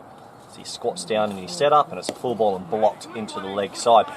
So just with that over of intent, the VOC obviously realising maybe in the first hour they were a little bit slow, a little bit too steady, and maybe wanting to put the gas down. Still a long day of cricket to go. We lost no overs from the rain pierce. We've lost no overs, so still a 50-over contest. Yes. Now, Corey, I do feel like the upset is on. You picked VRA and I picked Sparta. As that is hit hard down to us in the commentary box. And shot from Tiny Tim. And the Vernon Philander of Holland, he gives up the chase on his way there. Here he is. He's got heavy pockets, this man does. He's buying everybody here at Punjab. Look at him. He's worked hard for his 6 overs up front, but he needs a break after it. But VRA now 21 for 2, Corey, and Vikram Singh only making 10. Oh no. Cooper and Balburney at the crease, and that's not Andy Balburney, that's his brother. The Balburney is my favourite cricket family. There you go. Wow. As there seems to be a little bit of an issue with the scorecard. I don't think Scott's on 2 or Tim's on 2. But that's okay. We will get there. It's all right. The boys are working hard there. Yeah. We've got scoreboard by committee today. It's all good. And around the grounds, we look at the update. HCC versus Warburg. Oh, I was here for Warburg. Tell me, Logan. Stahl out early to Kingmar. Oh, Kingmar's red hot at the moment. Shot by Tim. Should be a dot ball though. Great use of the barrier. Yeah, Vivian Kingmar, informed bowler of the country right now. Yes, I couldn't agree more. Also a good guy. Very. Supports Liverpool. Big Liverpool supporter. Nice. That's the fun fact of the day. And the skipper's pulled rank. He didn't fancy fielding at mid-off anymore. Put your hot catches into short bit as here comes Sikandar again and blocked into the leg side and a loud call of no. So a couple of boundaries flowing here at the Zoma complex. But slow start, Corey, at Deput, where HCC 37-1 after 14 overs, Corey. When you've got an international bowling attack playing top class, you should dominate. I mean, Vivian Kingmar, Logan, Bas, Arian Dutt all play for the Netherlands. So Ali Ahmed as well. So I'm not surprised, to be honest, as we get back to live action here, and it's a full ball and hit back to the bowler. And we go further around the grounds in the ACC Excelsior game, Corey. And again, I've picked ACC for the upset. Currently 47 without loss after 11 overs. And remember, no Tommy Hegelman for the Excelsior side. The poor man has done his hamstring and he's expected to be out for 5 to 6 weeks. Oh, what a lucky man. A man can dream. Lucky. Interesting. I think you know how they do a fantasy league here and here in Holland about the top class. There should be a tipping league. The Biff Fletcher versus the Ruddy Rutgers. Because your tips are looking good today, but long way to go. There are many overs remaining. And I've now been given the latest update out of ACC and Excelsior. 60 without loss after 15 overs. And I tell you what... Who's batting first there, sorry? That is ACC batting first against Excelsior. Now, if they could somehow steal stubs early as we see Mubasa Hassan continue. There's Scotty Edwards blocks that straight. Interesting, but still Lorenzo Ingram to operate in the middle overs. He'll take a couple. He always does. Old Lorenzo, my favourite cricketer in the league. Now, I'm not getting any update from the RBS game, Corey. Didn't they play Thursday, so they're not playing today? No. They're meant to be playing today, I believe. Oh. Weren't they? Oh, Scott Edwards, a little bit of luck again. He's inside edge, that the old French cut. As Assad Zulfikar, the keeper, makes good ground. My favourite Zulfikar. Does he have a keeper's arm? No, he doesn't. That's a fielder's arm. Great throw. So Assad, you left your hat there, son. A bit of help from the commentary box. So Scott Edwards, after the break, has been streaky. Outside edge for 4, inside edge past the leg stump for 2. The Jack Ryder medalist riding his luck. And I don't think this SS... Oh, RBS is not playing this weekend, according to Stewie Werman. Thank you, Stewie. Yeah, I appreciate it. Just told you that. RBS already played on Thursday. There's Scott Edwards back on strike, and he's hit that to cover. And I don't think he's found the middle of that blade yet, because I know when he will. As Stewie continues to type to me, and I appreciate Stewie's input from the RBS side. Like I said earlier, good friend of both Corey and I. Yeah, I've just had a message from Bertus de Jong as well. RBS not playing today because of football activities. A football club, cricket club and a hockey club. They do like a party at RBS. This ball comes in now and Scotty works that to the leg side for another dot ball. So, good to... The Dostie RBS game. This is breaking news, probably not for some. Talk to me. It's been moved to the 30th of May. Dostie versus RBS. Interesting. Nice. Interesting. So, good to have Bertus de Jong with us, one of the heads of TK Cricket. Bertus, if you want to get your questions in, feel free. I've been told it's round 4. It's round 4. It's blown my mind. It's round 3, Corey. No, what? You just told me it's round 3, not round 4. You've got to be clear with me, Biff. Today's round 4, tomorrow's round 3. That's throwing me as Scott picks out cover again. So Scotty Edwards, funny old day at the crease for him. Hasn't really got going to the Scotty we know, but he's still there. Look, I'm going to bring it up again. Scott Edwards had ribs last night, pre-match ribs. No, Scotty Edwards actually bailed out. I had to take his ribs for him. You're kidding me. Is that not a spin of the wheel? He bailed out on the ribs. He said he hadn't earned them. Interesting. So he better bloody well earn them today. We'll explain that story after this delivery here. And it's... Lord, and he's edged it again, and it's gone through Steph Myberg, and it'll probably only be one. It'll plug on that last. He should not turn on Taya. Good call, Scotty. So Scott Edwards has taken my blade, and he's just showing how good the edges are on it. But, yeah, so if people that don't know, at the kennel, where Piers Fletcher, Max O'Dowd, Scott Edwards and myself, Corey Rutgers, live together, ribs is one of the favoured weekend meals when we play cricket, and usually there's a post-match rib night after every game, but unfortunately I wasn't home last night. I walked in the door this morning, I see my 3 combatants, my friends, my loyal brothers, and they had to say, Corey, we've had pre-match ribs, and I was distraught.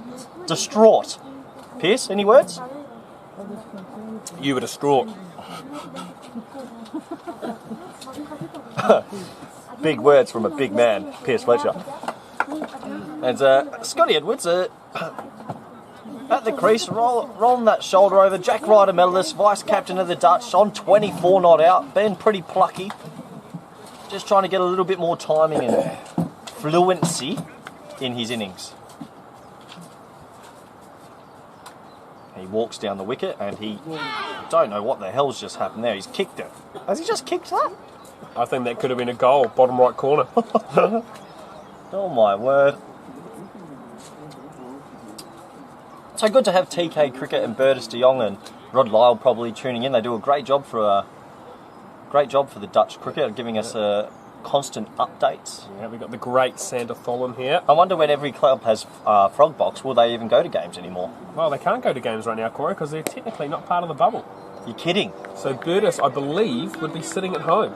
So you're telling me... and Rod is currently sitting in his house in Sydney. So you're telling me Bertus de Jong, who's done all this work for the KNCB off his own bat, can't get into the bubble to watch a game live? I believe that's the case. Now, Bertus, I know you're listening. Please send Ruddy a message and let us know if that is the case, because if it is, we will tweet it out. Justice for Bertus.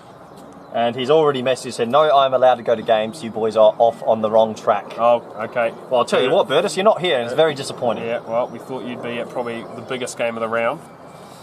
Would you say this is one of the biggest games of the round? This is the biggest game of the round. These are two teams vying for that critical top 4 spot. And what round is it? This is round 4. But round 3's tomorrow. Round 3's tomorrow. Okay, you've lost me again, but as Scott comes down and leaves it outside the offside, and I'm just going to do a little bit of stretching, Pierce, as I've been promoted up the order today, and my legs are starting to cramp. We look at over to our left, a very ecstatic, excited VOC bench. Yalta Soonheim just fiddling with his hat. Everyone looking absolutely cock-a-hoop over there, really enjoying their day of cricket. As we see Secunda run away from us. Scotty looking for the little down up, can't beat Myberg. As I've just had a lovely message come through, Jürgen Delfos, the big boss, the big cheese. Yeah. He's lovely to have you with us. He's taken over the KNCB, and congratulations to Jürgen. He's just said, enjoying your guys' commentary on Frogbox today. So great to have the head of Dutch cricket tuning in for one of the games of the round. As Scotty Edwards still just lacking that fluency that we know he has. And that's a short ball, and he's mowed it. And that might get him going. So Secunda, I think, was looking maybe for a slow ball back of a length, and Scotty's picked it up early. One thing he has got, his pull shot has been ticking. The young man is definitely in a lovely vein of form at this point in time, and hopefully he can kick on today and push quite a significant total on the board for VOC. And that's the first time I think he's had something come out the middle with that bat, and that has flown away. Actually, Luke Ronke's bat, Pierce. Luke Ronke. Who's he? Former New Zealand international, former Australian international. He's probably watching, tuned in as well, so welcome Luke to the live coverage. I know he loves his cricket.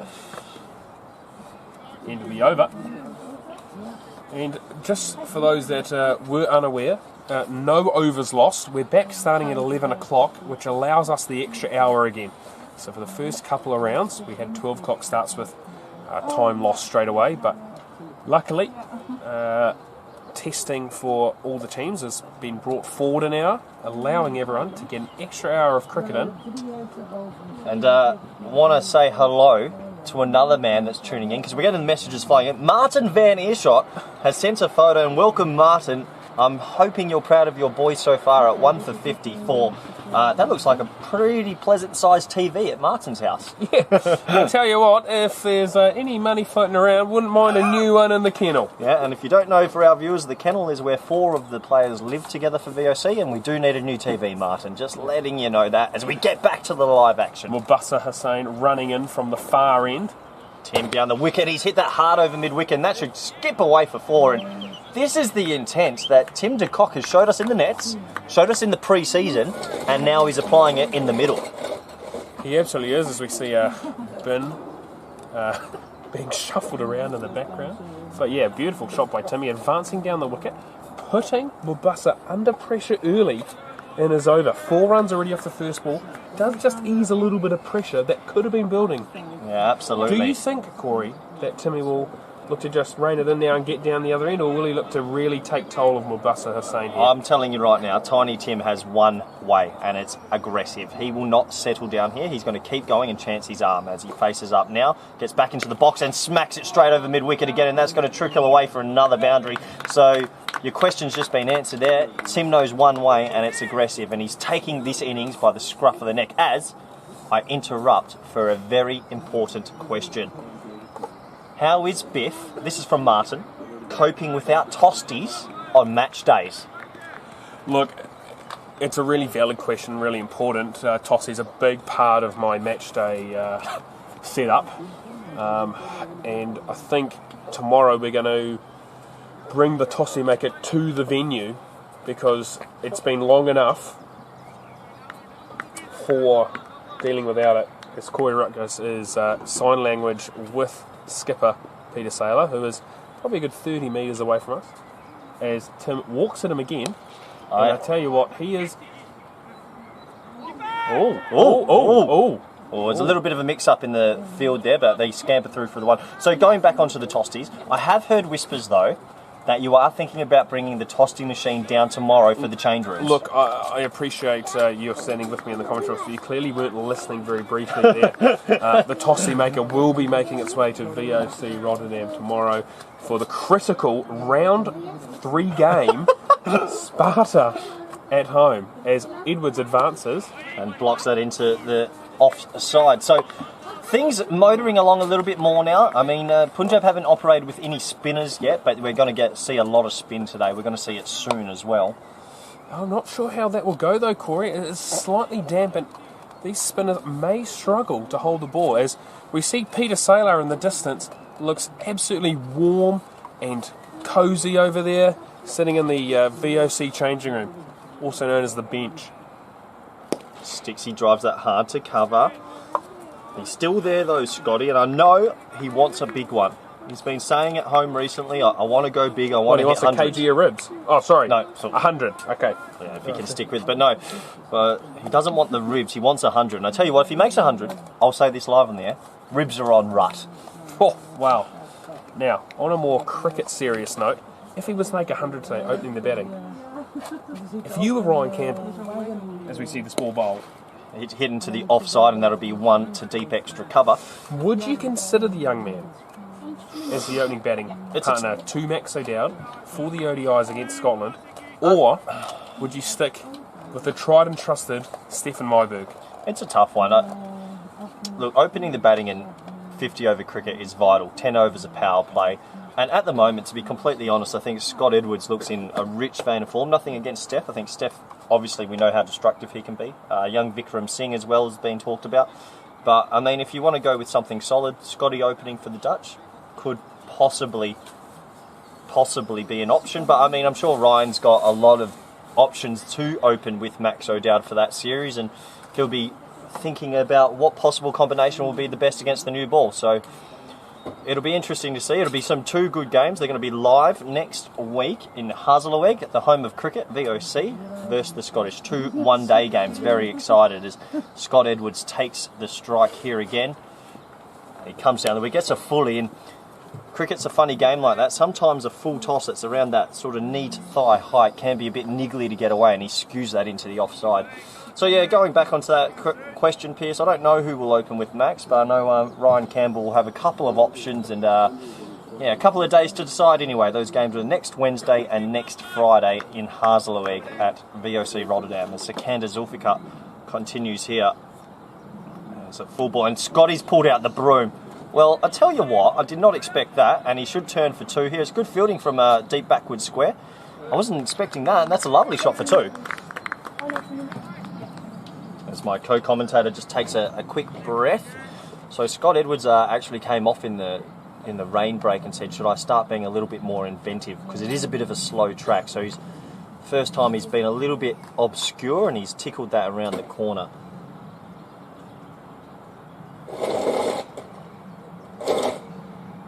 As now he advances and the bowler pulls out and Scotty imitates a drive down the ground, which he never would have done.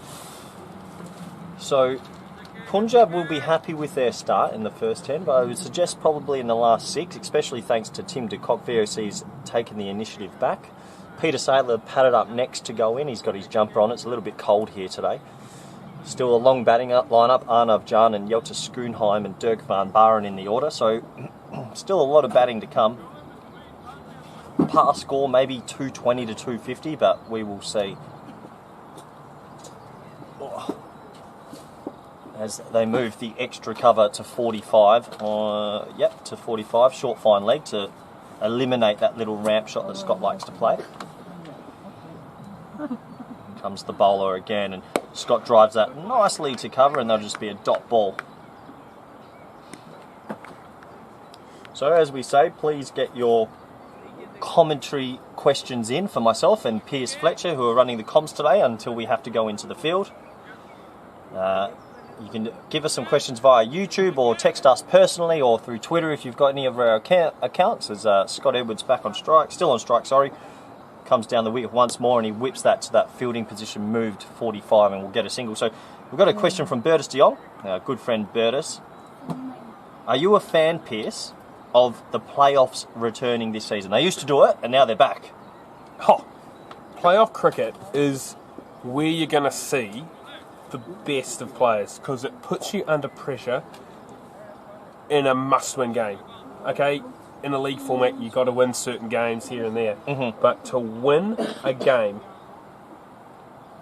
to go to a championship final, is different. And playing in the top 4, there'll be teams that sneak into that 4th position that, I tell you what, on their day, wouldn't, would fancy their chances, apologies, of winning the comp. Yeah, so you have 2 ticks here. Playoff cricket, I think, is also very, very, much needed, really. I mean, in a long season, top 4, you get fans down there for a semi-final, prelim, grand final. It's a great advertisement for cricket, and I think it's a really positive step to see it back into the Dutch system as Tim de Kock on strike and hits that nicely to mid-wicket, and it's mopped up pretty cleanly there by the fielder. So you have 2 ticks from us, Bertus. We are a big fan of the final system coming in. And now to go to your other question. Your other question is, should we be doing relegation? And now this is a sore topic for me. I'm not happy about this decision from the KNCB. This one, yes, there should be relegation this season. Yes, I know it's COVID. We've had a pandemic. Last year was a pretty difficult time as well, and we played a season without a championship and without a relegation. But it sort of feels this year there was enough time, once we knew we were playing, to put a relegation on the line. And I'm a little bit disappointed to hear there isn't. Yeah, I can see it from the KNCB perspective. You probably couldn't understand me there. I spoke very, very quickly. I'm very mindful of that nowadays. And just as we see the great Bobby Hanif making his way out, Rohan Malik, the 12th man, yet to move off the pine. Yeah, great yards made there by Bobby as we give Bobby a little ripple of applause. Great effort, Bob. And it's good to see the 12th man, Rohan Malik, just sitting there doing absolutely nothing. Good 12th man work, that. But what was the question again, Corey? It was just more about relegation. Relegation, should it be there? Look, I believe it should in a personal sense because all the teams should have been prepared for a season. As soon as we saw that the Eredivisie in football was going ahead, yes, all teams were made top sport teams. As we see, Edwards on strike. Oh, Stefan Myberg! Oh my word! For a 37-year-old, that was phenomenal. If he was 27, that was phenomenal. If he was 17, that was phenomenal. That was just phenomenal. That is serious fielding by Stefan Myberg at cover. He's gone full length, dive to the right, plucked it, turned in one motion, thrown, so made Scotty Edwards dive back. I think it was out if it hit. All I'm going to say is Steph clearly got bored of being in the slips and just wanted to be out in the field, getting involved around his fellow Punjab teammates. Scotty moves across and he gets on the lap and that's going to go for 6 and that is a shot. ECL 2019. Scotty Edwards, not a bad bat in his hands, that one. That is flown probably 42 metres here at the Zoma complex for 6. And the 12th man has got off the seat and he's gone and thrown the ball back. I see him moving to Punjab next year. He's been all around the Punjab boys today as Rohan Malik. Rohan, you're staying with us, all right? No transfer. What do you reckon, Pierce? 42 metres or 44 metres, that one? 38 and a half, I think. It's just gone outside the outer ring. Yeah, and it's flown all the way. It reminds me of Lamunga, Corey. It does. I love it when Scotty pulls out this little broom thing that he does. He hits it so well. He might go again here. He's got a low stance, is he? He is, and he's got a little inside edge this time, and it will trickle away for one. So I think there's only ever one on this field. There's only one on this field, but I think he's doing this because if you know the fielding positions here, they've got a deep backward square, but there's no fine leg, no 45. And if anyone knows in this country, Scotty Edwards loves getting on a leg and he loves playing a sweep or a ramp. Oh, and I've had apologies, I've had a bit of a cold, but I have tested negative for COVID 3 times this week. So for those that were unsure, I am safe. As we hear Nelica coughing away in the background as well. Also tested negative this morning. But head coach of the Netherlands, Ryan Campbell, also listening in, has asked who should get promoted if there is no game in the Hoofdklasse, as Tim de Kock, he is on a charge, Corey Rutgers. Yeah, unbelievable shot from Tim as he's come down and mowed that through wide mid-wicket for 4. Sorry, I just missed that. Your question was who should be promoted from the Hoofdklasse? Yeah, well that's what Well, look, if there is no competition, you can't... Then I think it's null and void. It's null and void. It probably would be null and void. Yeah, I don't think you could ask anyone to come up because it would be unfair on the other clubs. But in saying that, if there's a wooden spoon... I mean, how many are we operating with in top class? 10 teams. 10 teams. Next year, we're going to 12 for 1 year, and then back to 10 the following year, Corey. So it's a one-off? It's a one-off top 12 next year. Interesting, as Tim hits that straight to mid-wicket. Okay, so you're telling me that next year it's 12 teams, the year after it's 10 teams, and you're telling me today is round 4 when tomorrow's round 3? Yes. I tell you what, that is a noodle scratcher. You've done me. Here you go. Well, there is a bit of blonde hair coming through my... I don't know if it's blonde or grey these days. I think it's grey. I think if I've got some pretty... people with pretty good eyes beside me, and they can all tell you that there is definitely... Oh, and hold on, there's an opportunity here. He's hit it straight to deep mid-wicket. Zulfikar comes under it, and it is out. So there is the wicket. Tim kicks the ground in disgust. It's a big wicket, and that's going to bring Peter Saylor, and I think I'm going to have to sit on the side because I'm due in next, Pierce. Yes, goodbye, Corey. All the very best. May as well leave your phone here with me, mate, so I can keep tabs of the... no, you can take the phone. No, I'll just leave it there. Just forward me the questions as you go along. But so I'm now the Lone Ranger in the commentary box. Tim was looking in fine fettle. Oh, we have a very special guest. Oh no, he's walking away. Yelta Schoenheim, I was expecting into the commentary box, but not required. As we see Rohan Malik, you'll see him running across your screen there, our 12th man for the day. Tim looking very good for a moment as Corey's popped back in for a quick word. Well, I just want to make something quite clear. Scott Edwards is using my bat here. So does that mean if Peter unfortunately was to get out, I'm walking out there with extra bats for Scotty to choose from?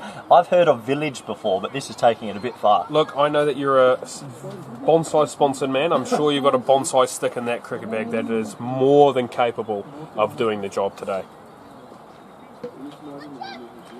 But yes, it's just Lone Ranger Fletch in the commentary box now. So again, flick your messages through if you've got anything for me. But we quickly go round the grounds. Good man Bertus de Jong has been keeping us up to date, along with Rod Lyle. In ACC, my tip of the day to beat Excelsior are flying along at 89 without loss after 23 overs. And I am a big fan of that. ACC showed a lot of steel on Thursday when they took on Harvey S. Again, Harvey S did miss a couple of players, but you can only play who you put up against. And wow, yes, that is Peter Saylor at the crease, Nautica, as we've had a little bit of a... We're seeing two men out there with put together cricket kits. Both of these men have their gear still sitting in an airport in Ireland, hoping to have it back before this early appeal, not out. But yes, before they get to the Island Series next week. HCC v Vorburg, and HCC falling over to the Vorburg side. Has to say 58 for 5 after 23 overs now. And at HCC, I'm not sure. I feel like you're going to need a lot more than that on the board. Wide ball given. But a big wicket that in the previous over, and potentially not required. Still plenty of overs left in the day. The VOC faithful, in terms of Bobby Hanif and Zachary Dirk van Baarden, walking around the ground. And boys, am I seeing any precipitation? As we see the next ball bowled, and I believe that's come off Saylor's pad. Might well have come off the glove. No, pad it is. As VOC faithful in the way. Bobby, any rain to speak of? As a South Rotterdam local, Getting pretty dark. Really dark behind us. So I think in the distance you can feel the rain. it is getting a bit more murky, isn't it, Bobby? It's getting really dark. And we see Scotty Edwards on strike, and I wouldn't be surprised if he just gets the sweep out regardless of the men being back. No, down the ground again, and Secunda bowling a full length here, Bobby. Foolish, yeah. I think that's the best name because it's quite hard to hit it straight down the ground. So. Well, it wasn't hard to hit in our practice game here. I do remember Secunda Zulfiqar putting VOC's man Yelta Sunhai and Rami Upiadaya into those trees at the far end multiple times. Very enthusiastic appeal, if not slightly ill-advised, as Edwards knocks the ball back for no run. We have plenty of people checking in, and Bobby, what are your thoughts on ACC being 89 without loss against Excelsior? They were my pick for today. Were they? I picked ACC today.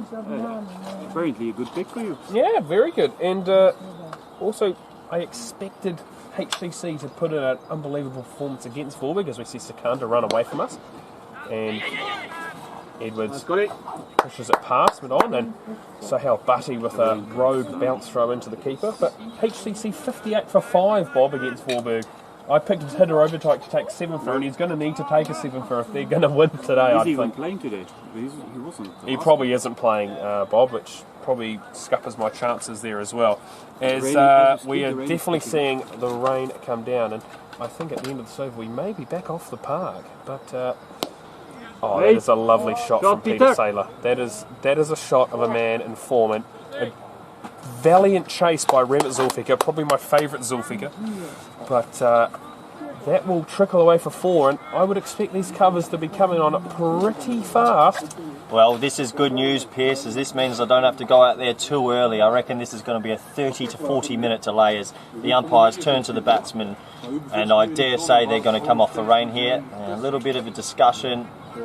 And we can continue the other game outside the cricket ground. Yes, and it's a big thing that's happened the last couple of weeks. We did have 4 hours break last week, and I think we're going to continue here.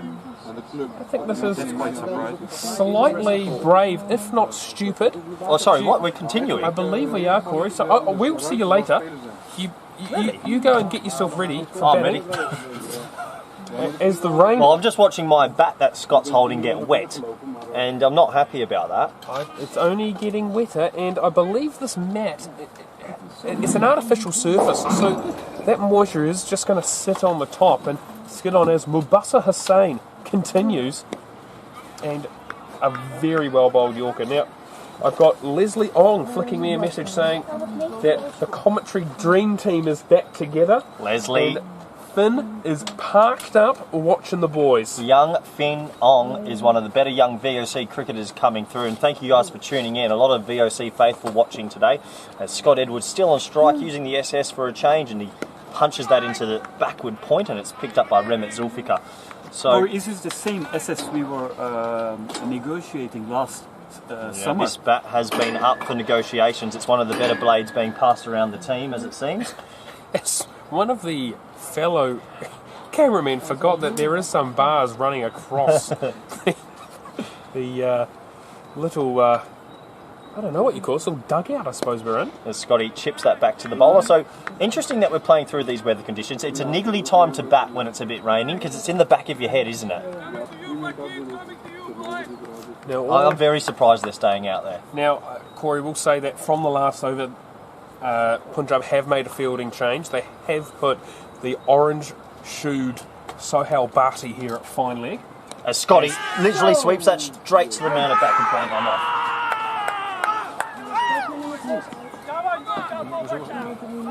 As Corey Rutgers hurriedly leaves the commentary box. And looks like we're going to continue, Bobby, in this rain. I think we should have been off a couple of balls ago. I think we should not have continued to sail us over, but we seem pretty persistent to push it on. And Bob, I'd say you're more than welcome to come in here and under the shelter as opposed to standing there in the rain. 84 for 3 now, and Rutgers promoted up the order with a very village bat change on the boundary rope as Edwards falls. And again, Scotty will be very disappointed, having made a start, looking to sweep away and just picking out that man at deep square leg right on the boundary. But again, we have made mention that the boundaries are not large, but it's a probably shot that was not warranted in this over. I think if we got through to the end of the over unscathed, there could well have been the possibility of coming off the park. But the umpires seem relatively persistent to stay out there. And it's getting darker and darker. It is getting very dark here, Bob, isn't it? I mean, you probably can't tell on the screen. I believe our contrast is quite high, so it may look bright, but I can tell you it definitely is not. And around the grounds again, Bob, I called a Sparta victory today against VRA, and VRA are now 83 for 5 after 18 overs. And I'm expecting the Sparta bowling lineup to roll through the remainder of the VRA side. As we see Rutgers face his first ball, fresh off 100 at this ground in pre-season, and he gets one away through the covers, and a positive start. Back from injury. Back from injury. Had a Up and running. quad injury, and he's away and running. Peter Saylor also new to the crease, and VOC just a little wicket there, didn't help. Mubasa has made a couple of wickets, and as you heard from our co-commentator, the rain is really starting to come down, and I'm a bit surprised because this mat is not going to dry out in this weather conditions, and the longer we stay out here, the more dangerous it's going to get. You do feel like potentially coming off the park could be the smart option here, looking to see through this little bit of rain and then continue. As we hear, you will have definitely heard that on the commentary. That's a big load of thunder coming down. No lightning as such yet, but I wouldn't be surprised if we're off the park very shortly. But 20 overs down, 85 for 3. Sikandar Zulfikar will continue.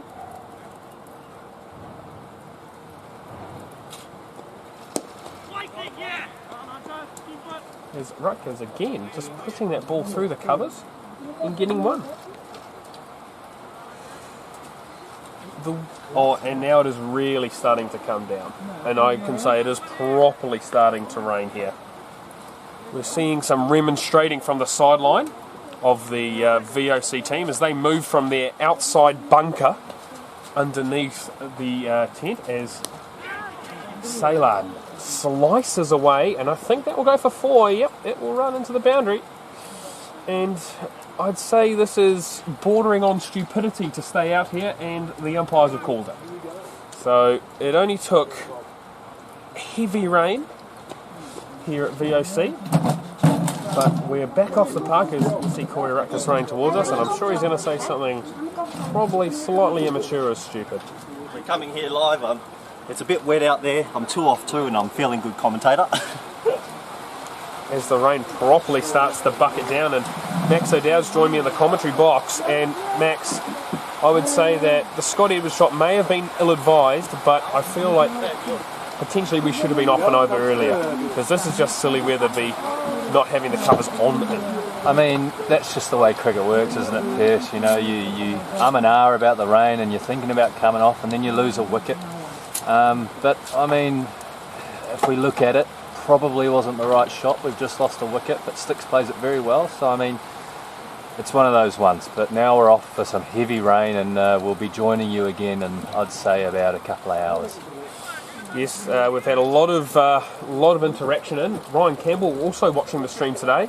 Have had some interaction with him. Jürgen Delfos, KNCB chairman, also there. But I'm going to say, Max, that we will take a short break here in the commentary box, and we will update you when the rain probably, hopefully, subsides. Thank you.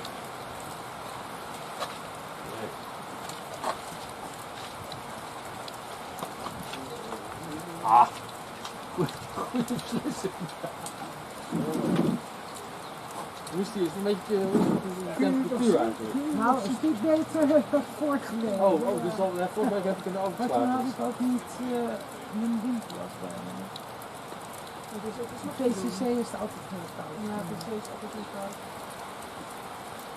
Nee, zolang hij niet op wind is. Behalve als het 30 graden is, maar dat is gewoon niet.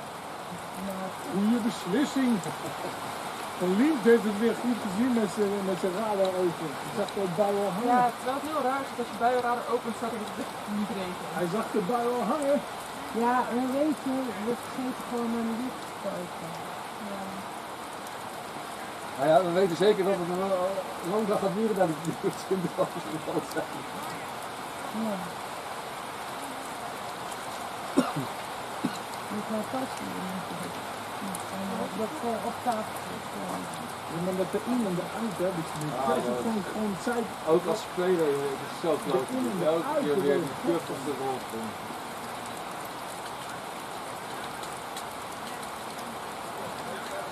Hij kreeg hem op zijn maar hij was natuurlijk helemaal veel. Dat was nog harder.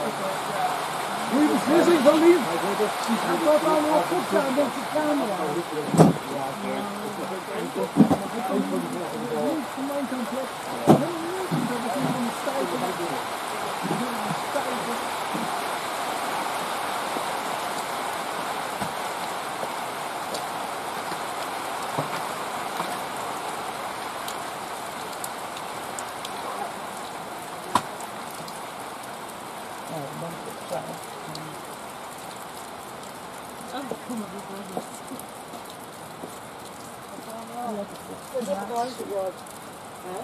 Dat is op elkaar weer af.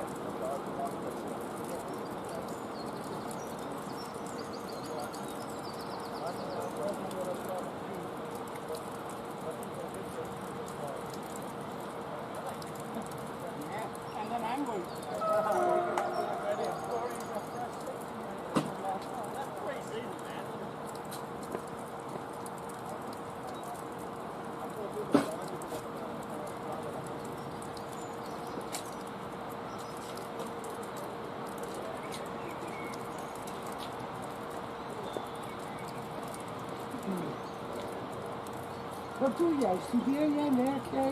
Ik studeer. Wat? Ik zit laatste jaar communicatie. Af. Daarna moet ik een tussenjaar. Ik werk ook bij de American Today als bijbaan nu, tweede mentor. Ja. En dat ga ik dan fulltime voor een jaar doen. Ja. En daarna ga ik de PABO doen. Ja, dat is heel heel anders. Ja. Nee, ja, ik heb altijd al het onderwijs leuk gevonden. Alleen toen ik ben ik communicatie gaan studeren. Maar waarom dan? Ja, omdat ik dacht dat het leuk was. Zo, ja, dat was echt zo'n fase. Maar ja, die opleiding is dan, is 4 jaar en dat was op hoge rate. En toen dacht ik, ja, weet je. Nu moet ik nu nog een stage lopen, dat is allemaal zo voorbij. Ik ben nu zo ver, weet je, maak ik niet af. Misschien heb je er nog iets aan. Of niet? Ja, het is natuurlijk een ander soort communicatie dan die je voor de klas doet. Ja, maar het is niet iets waarvan ik denk dat ik studie is heb gedaan dat ik daar echt niet. Ja. Die communicatie kan ik altijd nog wel wat mee. En ook echt PABO, niet hoe noem je dat? Middelbare school. Ja, daar twijfel ik nog wel tussen. Ja, je nog alle tijd. Ja, want ik ben nu 21, dus op het moment dat ik dan nu een tussenjaar neem en klaar ben met de PABO, dan ben ik 5, 26. Ja. Ja, ik zit nu zo aan een baan, dus het is nou niet dat ik... Ja, onderwijs. Ja, onderwijs is natuurlijk altijd al, dus ik ben zo aan een baan, dus het is niet dat ik bang voor ben dat ik niet aan een baan vind. Nee. Hoe heet nou die opleiding voor docent? Oh ja, dat heeft van nee, dat is je gaat je vak je op hogeschool en dan... Ja, nee, ik denk dat ik begin met de Pabo en dat ik wel uiteindelijk iets van mijn vak wil gaan doen. Als speciaal onderwijs? Ja, dat zou ook kunnen. Het zijn allemaal wel dingen die ik leuk vind. Ja. Dat doe je geloof ik zo doen. Ja, dat doe je dan bij de baan. Ja, eenmaal nadat je de Pabo hebt, ga je echt nog alle kanten op en doorstuderen. Ja. Nou, ik vind het knap hoor. Ik zou dat niet. Ik ben begonnen op een medisch kleuterdagblijf, dus tot 6 jaar. En allemaal kinderen die van die tuinzuigers en dat ik zit. Nou, ik vind het echt wel altijd strontvervelend gevonden. En toen dacht ik van, weet je wat, ik gooi ze dat er echt een stukje seks. En toen in de groep. En dan heb ik iets lang in de handen nog iets gedaan. Ja, het zijn natuurlijk allemaal zo'n NVD en ja, ik was alleen maar, ik had het gevoel, ik ben alleen maar politieagent. Ja. En ik vind dat zo, nou, dan ben ik zo terug naar 1 op 1. En nu doe ik, ben afgestopt met lopen. Ik doe een dentaalvrijwillig en ik heb nu een klasje van 7 volwassenen. Laaggeletterd, die al heel lang in Nederland zijn. En dat door corona is het ook. Normaal is het 2 keer per week en ik ga 2 keer per week naar een dus Kom zij in van de maar ik vind het ook lastig, want je hebt natuurlijk verschillende niveaus. En het niveau is heel laag hoor, qua nou van Nederland. Maar ook gewoon een algemene ontwikkeling. En veel hebben gewoon in een land van herkomst. Sommigen hebben de basisschool afgerond. En sommigen hebben misschien ook wel, maar die hebben maar 4 of 5 jaar scholing. En ik loop daar zo tegenaan, maar ik ben pas begonnen. Vorig jaar heb ik met een project meegedraaid, zeg maar, als hulpje. Ik ben intern NT2 dus. En toen zei de volks vanuit de organisatie van nou, we willen jou graag gewoon klas geven. Ja, maar dat kan ik niet. Ik ga mee doen. Maar ik vind het is leuk en ik vind het moeilijk. Ik ga nu zeg maar een basiscursus doen voor als taalvrijwilliger. Ik geloof dat dat 2,5 uur is, dus best nog veel. Maar ik heb me ook al ingeschreven voor een verdiepingscursus, weet dat wel. Maar en dan met name van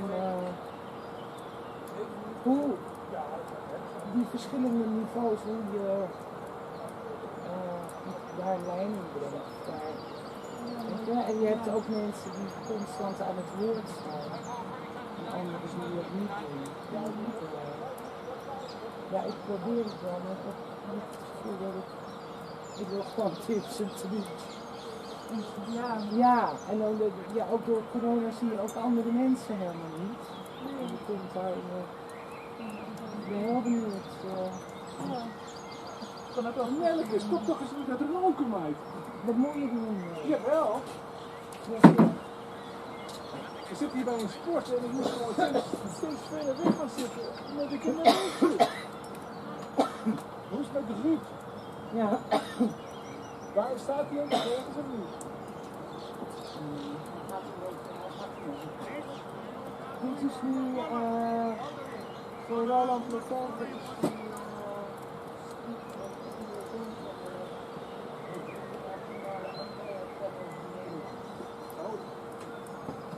Maar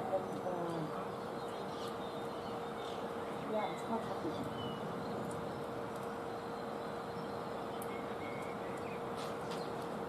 Maar ik heb jou heel lang niet gezien. Later word ik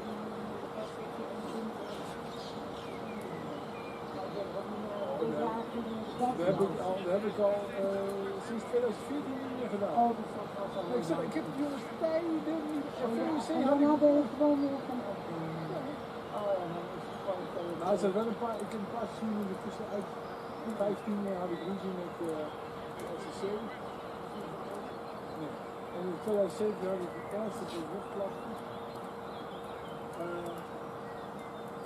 Oké, dus je hebt maar als ik maar de VOC heb ik denk ik wel 5, 6 jaar niet gehad.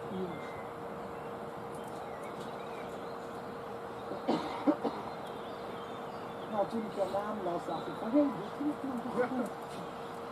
Nee, ik heb VOC jaren niet gehad. In 2019 had ik het volledig seizoen, maar toen had ik VOC niet. Wel 4 keer doorstuur, ik zei stuur altijd met doorstuur. Ja, dat heeft u niet ook bepaalde. Ook seizoen is het hier een andere keer waar je altijd staat. Nou, lekker dat doen.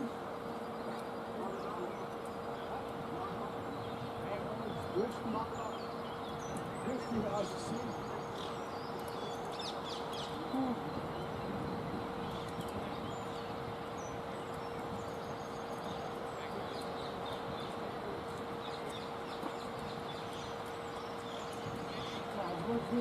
Dat is zeker licht. Waarom is het echt zo'n vakantie met zijn en met papier? Oh, dat lukt me niet. Zal ik hier koffie eten? Wat is het? I have a tea. Light or strong? Because it's hot water and the tea bag. Yeah, that's no sugar please. You have bread as well, especially for the shop. Hele lekkere broodjes, die ronde. Hoe heet die ook weer? Ja. How do you call them? Echt super lekker. Hoe heet die broodjes, die ronde? Bananas. Bananen. Met zwarte koffie.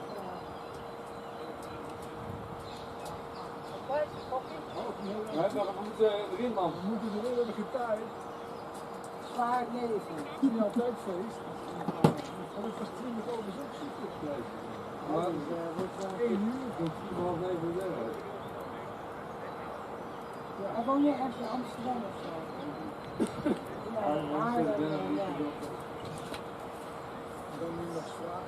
En waar zijn jullie sturen? Wie doet dat van jullie? Ook een dokter, dat is het ook uit. Doordat hij hem erin staat, was hij heel vriendelijk. Hij is VCC, de vader van Bas en Theo. Ja. Stoppen wij dan door. Dat zijn gewoon zomaar dokters als Rotterdam. Hij doet nog een dichtreeks. Oh, is dat, ja, dat is een KNO als je elkaar zag als we ook Leuk hè? Ja. Ja, hier moet een half uur doen. Hoe lang heeft jullie gedaan?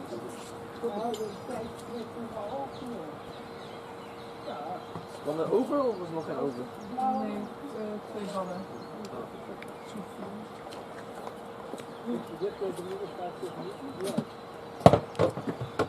Nou, die zijn Hunter, een beetje opschieten! Nee. Rustig.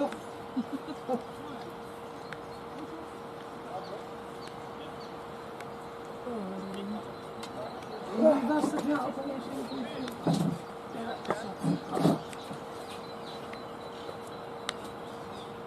Was dat goed? Ja, dat. Je kan er eerst en subtiels eerst. Oh ja. Stond er een strijd? Die stond er een strijd. Pieter Stela. En nog 4 ballen. Ja, dat is wel geregistreerd. Laat ik maar. Goed voor de aan houden. Zo. Lekker, dankjewel. Ja. Ja? Super. Lemon is... Ja, super de beste zelfs.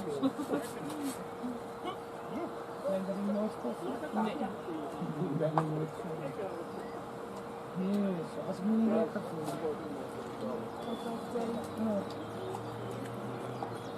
Wat had Jaap nou laatst? Die had 2 hele bijzondere, dat waren ballen. En die moeten niet kokend water op, maar water van dat is ook gedaan. Dat is heel lekker, een hele lekkere thee. Ja, het zit in een blikje, het zijn allemaal bootjes. Ja, ik heb ook voor mijn verjaardag toen allemaal van die blikjes gekocht met kruiden. En dan zou ik in een zakje doen. And welcome back to the Zoma complex. We're heading back out on the park again, only a short delay, but having a look at the bow and rada, the rain is going to continue to push through all afternoon. Corey Rutgers and Peter Saylor will continue for VOC. And it's fair to say, I was about to say a warm welcome back, but it is absolutely freezing cold. I've put another layer on and I am not enjoying this weather at all. If you are like me and from a different country, this weather is still too cold. Yes, Nalika? I have a fleece blanket. I'm not that cold, but it might get that cold. The scoring team offering me any opportunity to keep warm, and it is gratefully taken. Only 2 balls bowled in the over before we came off for rain, but it was pretty heavy, and it's a little bit clearer now as we resume play. But according to our inside man, the wicket is a little bit more damp than what it was earlier, and we expect it to probably skid on a tad more than it was previously. So it'll be interesting to see. I don't believe we've lost in the overs. We've still got our hour to play with, and we've probably only lost about 20 minutes in total, I would say, as the scorers are being called upon to signal that they are ready to go. And I think we're just moments away from getting back underway. Only the 3 VOC players on the bench outside at the moment as Saylor defends. And the sun out for probably the first time today. Remember to get your... We're looking for some towels out there because the outfield, unfortunately, we don't have covers like Sri Lanka do to cover the whole field, so it is pretty wet out there. Sekunda makes his way in. Saylor nipped through mid-wicket, all along the turf. And that ball, I asked umpire Pim van Lett to have a look at it, is nothing more than a bar of soap, and it doesn't look like the nicest thing to be bowling with at this point. Scores from around the ground, you may be wondering, if you're tuning in. As we see Corey Rutgers take his first ball after the rain interval. Nips away, 1 through mid-wicket. Corey batting in the VOC Rotterdam ECL helmet because he likes to be different, batting with the red lid as opposed to the VOC black helmet as it is meant to be used in all competitions. As I believe it's the last ball coming up of the over. I will have some guests joining me in the comm box at the conclusion as we see Zulfikar try and dry the ball that, like I said, was in quite poorly condition. And no run taken. That will be the end of the over. 21st over done. 92 for 3 as I welcome in 2 housemates, 2 national cricketers for the Netherlands. The recently dismissed Scott Edwards and the earlier dismissed Max O'Dowd. Welcome, gentlemen. Thank you, Piercy. It's great to join you here. Well, you might say it's great to join me, Scotty, but another start and unfortunately not able to go on once again. It's 3 games on the bounce now. Yeah, that's true. That's true. Just not making the most of it, I think. It's a beautiful ground, beautiful day for cricket, and would love to be out there right now. Yeah, we've got many people tuning in today. I know head coach of the Netherlands, Ryan Campbell's tuning in. Jurgen Delfos, chairman of the KNCB, I believe. Also in as Mubasa Hussain, I believe, is continuing from that far end. He has bowled a considerable spell from that far end and picked up a couple of critical wickets. Rutgers forward in defence. Scotty, the wicket, the pitch I should say, it's not the wicket, the pitch I should say, slightly wrinkly Yeah, there's a couple of thunderbolts down the middle of it. I'm not sure what happened when they were putting it in there, but it plays on your mind a little bit, I think. Yeah, that might sum up the wicket of O'Dowd earlier in the day. Suleiman Tariq knows this mat very well as Mabassa from the far end.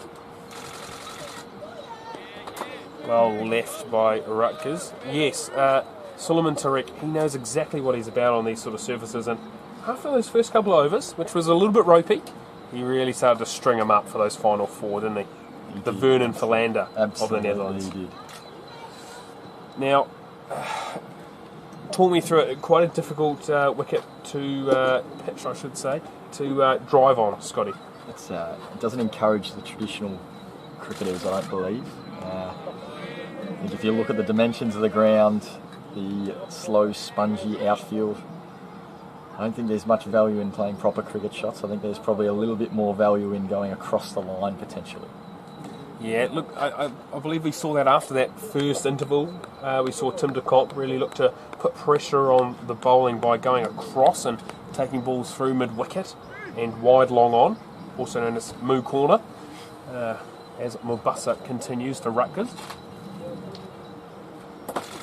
Ooh, and that one, I believe, would have hit one of those little thunderbolts, as you put it, Stixie, and is just hit probably potentially those pop-it-on fingers of Ruddy's. Yeah, but he does break the odd finger each year, so it wouldn't surprise me. I don't think he plays with quite low hands.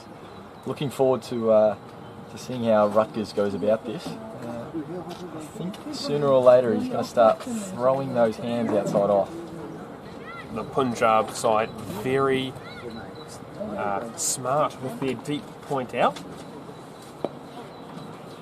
Now, Corey's been pushing for this positional change to number 5, Zach Van Baren, Dirkie Van Baren, or Zachary Dirk Alexander Van Baren, moving down to number 7 today, with Rutgers promoted to number 5. Do you think this will suit him better, as the same cameraman again forgets that there's Poles sitting here as he pulls his camera out once more?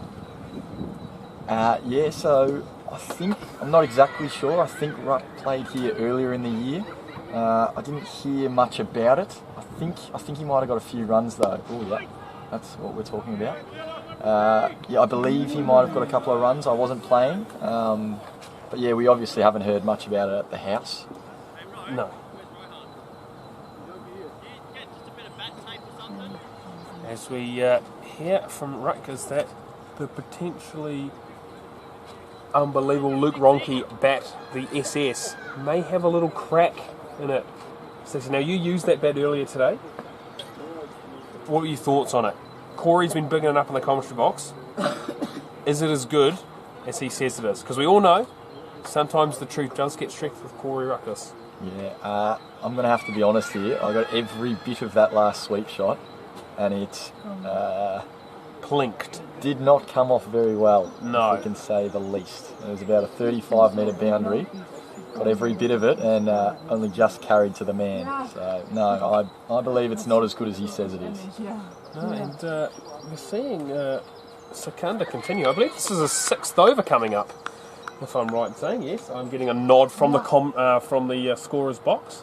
Sailor takes strike. Fiddled away. The call is maybe for 2, and I think that was a tad presumptuous as 1 is taken. And we've got the long-haired Max O'Dowd also here in the commentary box. Maxie, again, never a happy hunting ground, the Zoma complex. A side in Punjab that know this ground very, very well, and probably bowled pretty well to you, I'd say.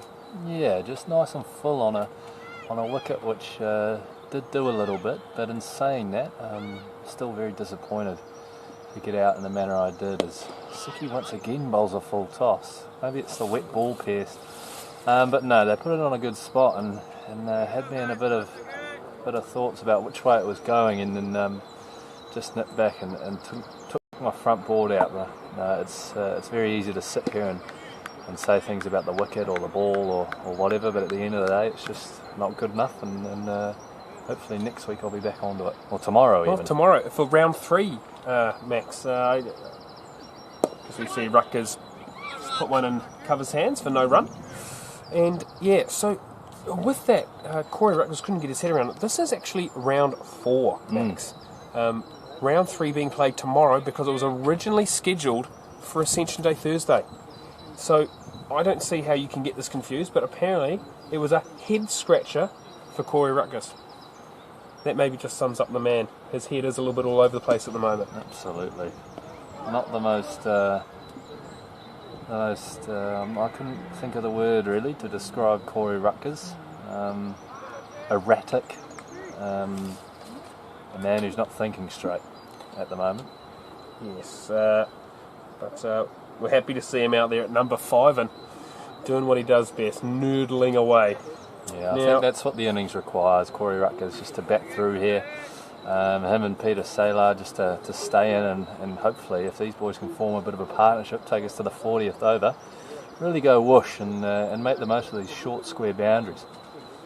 I couldn't agree more as we see Tariq trying to dry off the ball. This outfield is very damp at the moment. Obviously no colours on there and no ability to dry the outfield, so when the ball does get hit through there, you can expect, as we see that brief LBW shout, mainly from Sohail Bhatti. I think that's come straight off the bat and it's almost gone for 4.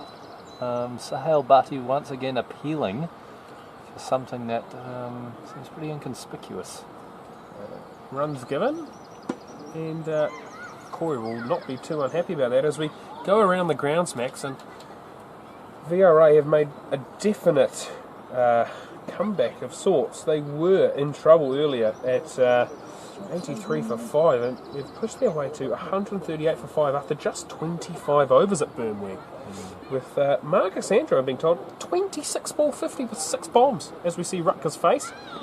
And that is the Rutgers we know. Any Skerricker width, he will throw his hands at those. An iota of width, he calls it. If he gets any width, he will throw hands, and fortunately for him, he hasn't nicked that straight to the keeper. Secunda will be relatively pleased with that over, I think. As we see 12th man for the day, Rohan Malik, making his way out there with that bat tape. And boys, I'm just going to get a quick prediction from you around some of the fixtures today. I'm not going to ask you about the predictions for this game because I know where your allegiances lie. But the HCC versus Warburg game, I mean, just to give you a bit of an update, HCC have recovered slightly to 76 for 5 after 32 overs. They were in trouble earlier at 50 for 5. Now 91 for 5. Score will brought to us by the KNCB Cricket Live app, which, Scotty, how good is it? Unbelievable, I think. Yeah, it's just great to have all the scores in one place. You can log in online. Great for the game, I think, in Dutch cricket. I couldn't agree more. So 91 for 5 there, HCC versus VCC. Who are you backing, gentlemen? I think I'm going to have my money on VCC there. They've got quite a strong batting lineup, and I wouldn't be surprised if they end up rolling past the safe under 130. All right, and I want your man of the match from that game. Let me just quickly look into it. I'm seeing Wabasha Hussain steam in from the far end. Rutgers well in behind it, no run. I think young Bussy DeLater obviously didn't have the week he was hoping for in Ireland, but I think he's going to bounce back well and take the boys home. Interesting. Corey Rutgers has gone for a Vivian Kingmar, man of the match, and I've gone for Hidda Overdyke, who I've been told is actually not playing for HCC today. So that's me absolutely blown out of the water. VRA now 142 for 5 after 25 overs. That is phenomenal going. As Rutgers just slices away through point. Bhatti absolutely recognisable with those orange shoes. Not just his personality out there at deep point. Does the clean-up work. But yes, also the Sparta versus VRA game. Maxi, who are you backing in Sparta VRA today? I mean, that's going to be a tight contest, I think. If VRA can put on a decent total. All the big guns in the shed already. Singh, Swasniewski, Cooper was run out today. Boren, LBW first ball as well. However, young Balburney's still in there, I believe. Yes, 48 not out of 80 balls as Saylor takes strike. If Balburney can stay in and take him to the end and they can get over 200, I think they'll have the wood over Sparta today. I just think the bowling of VRA will be a little bit too strong for Sparta's batting. All right, and your man of the match for VRA today. Corey Rutgers also backed VRA. He went for Leon Tremaine. I think my man of the match will be Andrew Balburney. Is it Andrew Balburney? It's not Andrew Balburney. He plays for Ireland, and if he was playing, that would be an unbelievable signing for the VRA side. But it's Jack Balburney. Jack Balburney, Andrew's younger brother, I should say. I think he could be our man of the match with a big total there to really put Sparta under the pressure. Very, very good. I went for Sparta in that game, but after a very good start, they were very much in the game, but at 67 for 5, you would have thought I was absolutely home and hosed, but at 144 for 5, it's probably a different story. And then the ACC Excelsior game. Now, ACC had a very good win against RBS earlier this week, as we see Hussain.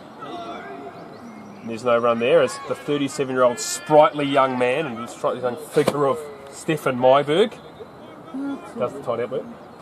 ACC, after an 8-run Duckworth-Lewis win, Max on the Thursday, they're showing that form. 141 without loss after 34 overs. They are really building a launch pad against Excelsior. I've gone for the ACC side today as a winner, and I've gone for Ali Raza, the captain, to be my man of the match. He's currently 61 not out. Karathi, who made 100 on Thursday, is 77 not out as well. We could be looking at back-to-back tons in the top classer, and I don't think we've seen that very often. Burtis de Jong, I know, is also listening along. Please flick me through how many times that's happened. Or Rod. You've both got me on the messenger, so get around it. But Maxie, who are you backing here? I appreciate it's 34 overs into the game. But it's really going to depend on ACC's launch pad here. They've given themselves the ability to go big at the end here, being 0 down.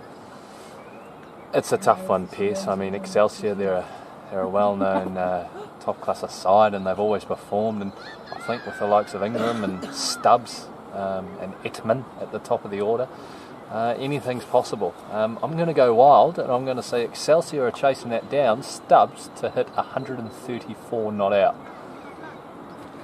That is a big call, but I like it a lot. I'm always about the bold calls as we see the orange-shoed man Sohail Bhatti returning, running away from us. And Rutgers puts behind point. And Sailor, no need to slide the bat in that instance because clearly he was home. Or not, one of the two. That's also the 100 up for VOC, I believe. It could well be, Corey. Apologies, Scotty. That was the shot was by Corey. Apologies.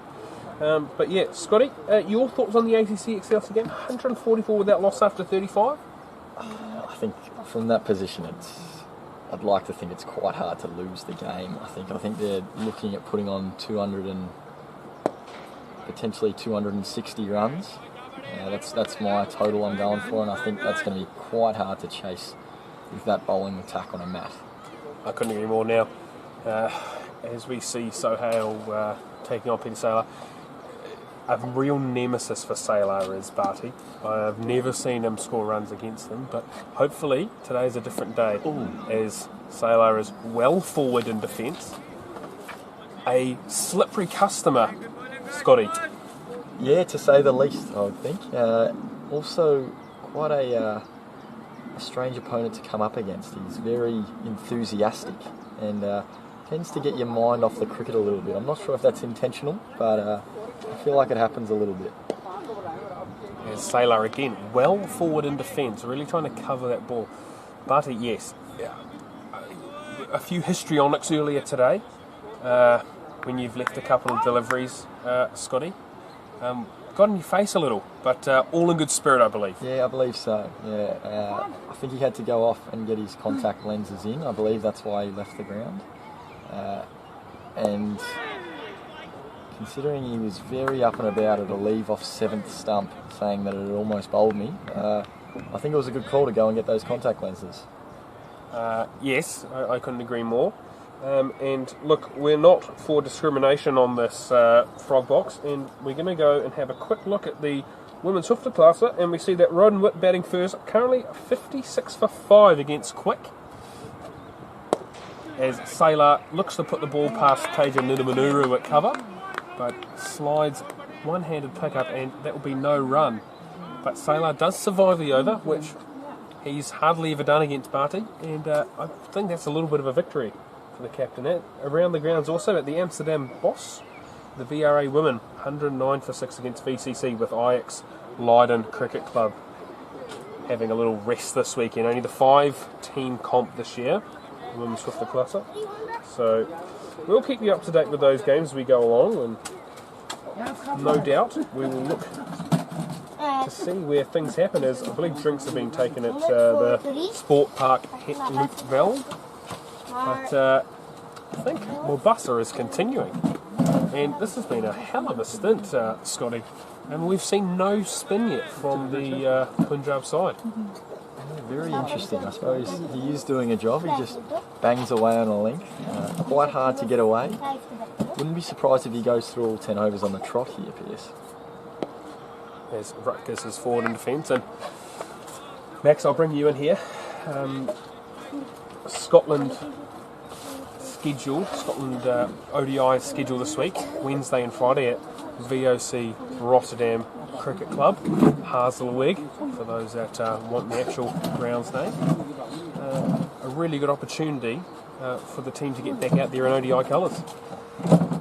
Absolutely, Pierce, as Corey Rutgers flashes at a wide one. Huge 2 games against the Scots. It's great to be back playing ODI cricket. I think the last game we played against, the last ODI games we played were against Zimbabwe and Deventer.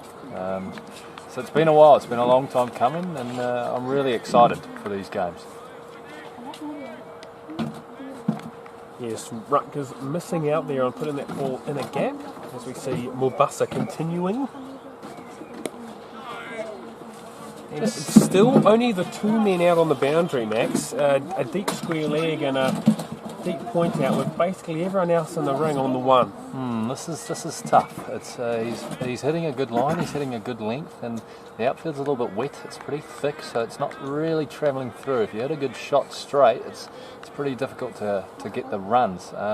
Just a deep square and a deep cover, it seems, with no third man and fine leg. Rutgers, this could be tight. I think that would have been out if he'd hit. Corey Rutgers diving on the pitch. Very interesting technique. I believe probably a smart technique in these circumstances. The last thing you want is your bat sticking in the outfield on a day like this, on a wet, slimy, long-grassed outfield. I think if he had gone for the dive on the grass, he would have hit the sight screen, Pierce. He was running that fast, and Corey's he's weighing in a little bit heavier than he used to, so I think he would have slid a long way there. Yes, and for all those that are looking around the grounds, we are all available on our social medias at MaxiBoy. Am I right? At MaxiBoy23 on Twitter. At ScottEdwards35 also on Twitter, as Sailor is behind this delivery from Mombasa. Actually, I believe Scotty Edwards has changed his Twitter handle to Cobra Edwards 1234. A recent change. Bit of a snake, Scotty Edwards, the snake, Cobra Edwards. But Max, obviously we've got these ODIs coming up, and expecting quite a heavily Dutch-based squad, as we see Sailor on strike, and a little leg roller, I believe, and that'll be the end of the over. But a heavily Dutch-based squad. We might get a couple of county players over for those games, but you'll be really excited to see quite a heavily based Dutch squad getting opportunity in ODI cricket. I mean, we're all Dutch, Pierce, but yeah, you're right in the fact Dutch-based? Dutch-based, yes. I mean, I think anyone with a passport, I believe, is Dutch. I think it's going to be extremely tough to get the county guys over, just with the current COVID regulations. Van der Merwe, Klaassen, Snater, Van der Guchten, all these guys are in a bit of a tight spot with their contracts. I believe there's a quarantine period when re-entering the UK, which I think would cost them a lot of county playing time. So it doesn't look like the counties will be too happy with that. But I mean, it's a great opportunity for the Dutch-based players to really stamp their mark in ODI cricket, and I'm really excited to see how a few of the boys go. Barty continuing. Corey Rutgers once again looking to just open the face on that, it seems. It didn't seem too wide. He's timing it very nicely at the moment, Pearce. It's a low full toss where he's just opened the face and let that run onto the bat. Corey Rutgers looking in pretty good nick here, Pearce. Look, he was in good form here when he previously played here. As we see, Sailor. Sahel Butty going up again, convinced it's out. I just think at the moment Sahel, if it hits the pads, I think he's pretty convinced it's out. Sliding down leg, that one, it seemed. Yeah, I don't really take Sahel Butty too seriously, as Corey said earlier. Probably has a little bit of screw loose. He'll admit that himself, but he is one hell of a canny operator, especially in top class of cricket.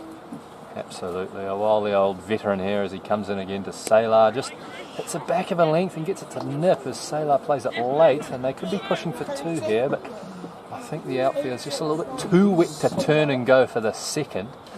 And Corey Rutgers, not the most athletic man in the world, he probably won't make the second. No, and we look away to our left and we see an absolutely cock-a-hoop VOC bench, as you would say.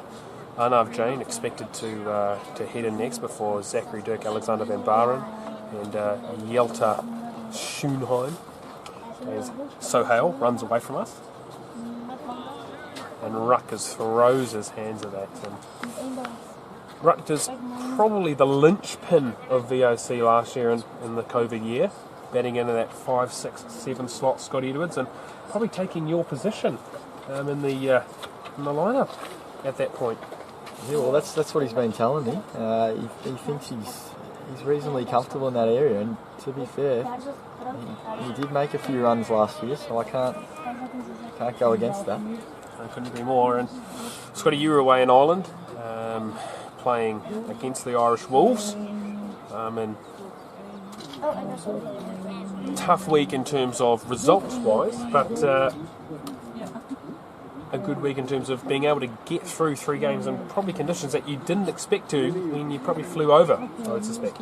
Absolutely, yeah. We sort of went across looking at the radar. It was forecast to rain pretty much every day we were there, so I think we were going to be happy to get 2 games in, and we ended up getting 3 in, which was sensational for the boys to get a quick little run around before heading into the Scotland and Irish series coming up.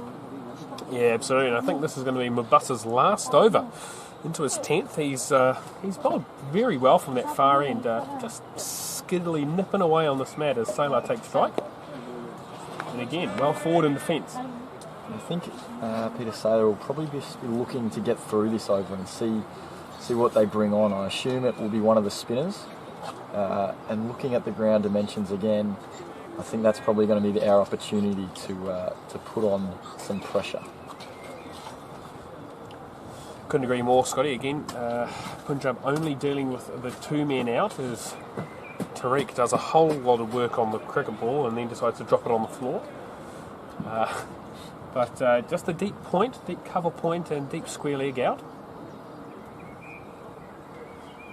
And that is going to be out. And I'd say it's quite an unfortunate dismissal. The ball sort of, I think, just stood up in the wicket, probably off one of those thunderbolts in the middle of that track, Stixie, and it's just lobbed down Pete Square Leg's throat. It's not a long hit, and probably on a bigger sized ground, I'm going to say it probably wouldn't have reached the man on that boundary, but that is out.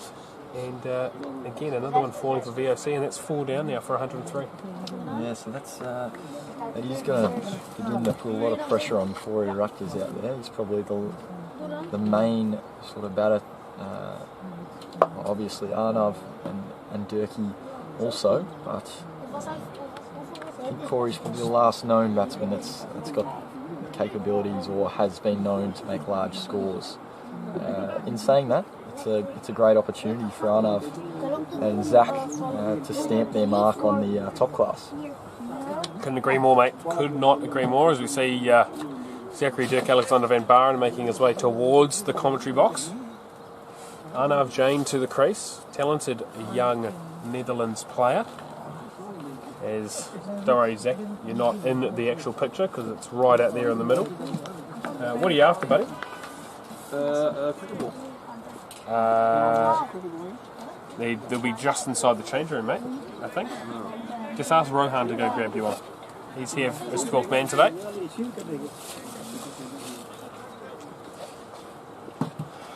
Commentary and coaching at the same time, Max. It's a difficult balance as Mubasa now with 3 critical wickets. It's quite an easy single there. The Zulfikar's is always a risky run there. Hell of a fielding, I was going to say trio, but it's a quad with the older brother Remit also doing a lot of work at backward point. Yes, he's a demon in the field, that man. Absolutely. He's probably my favourite Zulfikar. And why is that? Because he's one of the 4, and I just choose one every time and say that's my favourite. Yeah, good idea.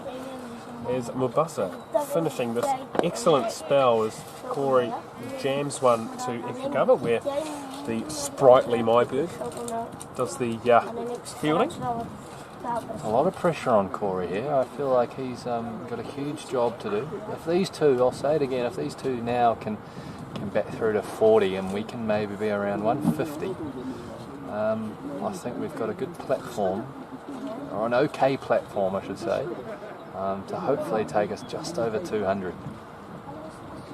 I think if we bowl well today, there's a lot in it for the little dibbly-dobbler paces like yourself, Pierce, and Bobby Hindy.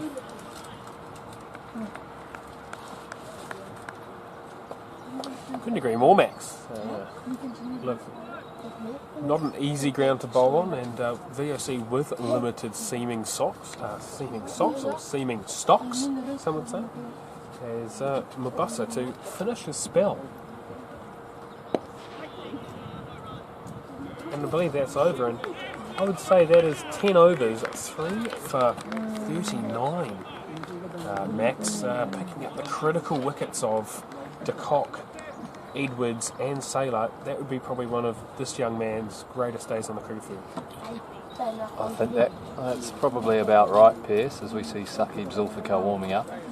Well, it looks like Saqib's coming on the bowl now. Yeah, superb spell from the man. 3 wickets, 3 big wickets. Scotty Edwards sweeping out to deep square.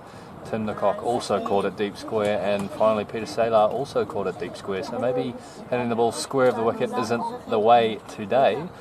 But no, credit to the man. He's put it on a spot. He's made it hard to score runs, and yeah, well done. VOC in a spot of bother here, especially with Saqib Zulfikar coming in the bowl now.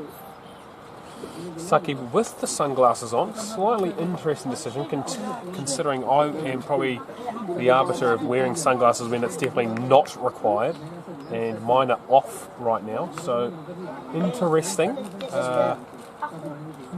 decisions, but that is probably showing a bit of flair, much like our good friend Mr. Sohail Bhatti with the orange shoes today. Nidham Nuru slotting in at first slip here. Arnav Jain on strike. As we see, first ball dragged down, and that has gone straight to mid-on and dropped him. That is a shocking bit of cricket there. That is top class of cricket at its poorest. And that is a half tracker from an international quality player played by an under-19 Netherlands national to a decent fielder at mid-on. It's an interesting one, that, Piers. I think the ball definitely did not deserve a wicket, but the shot arguably did. And I think it evened out there. Hopefully Arnav Jain can make it pay. That probably should have gone back to VOC, that ball.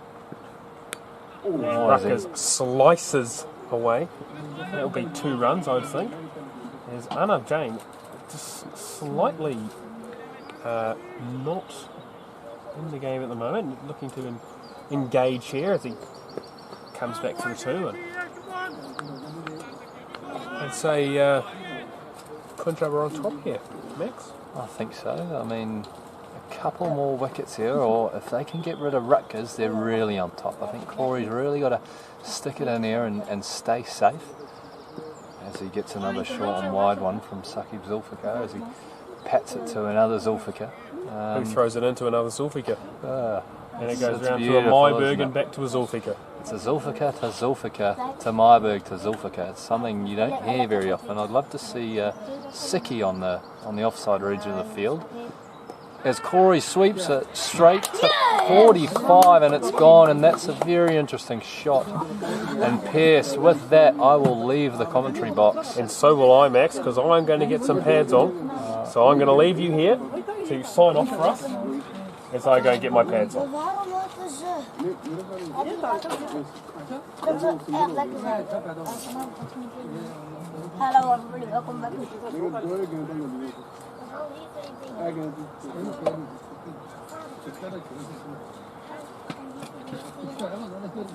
Hello everybody, welcome back.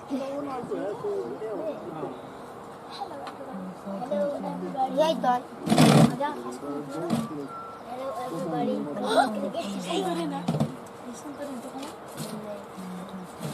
Nee. Kijk hè? Kijk daar, ga kijken. Ook een beetje buiten, ik ga een beetje ga ik kijkballen, ja? Nee, rustig. Oei, de camera. Hello everybody, stop te kijken.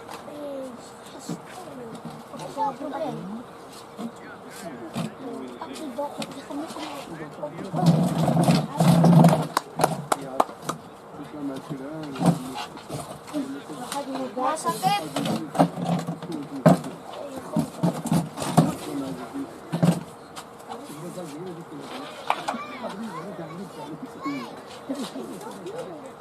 Wie is deze weg?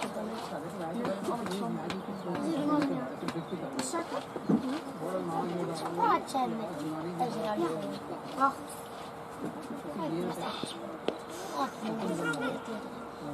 Run up. Oei.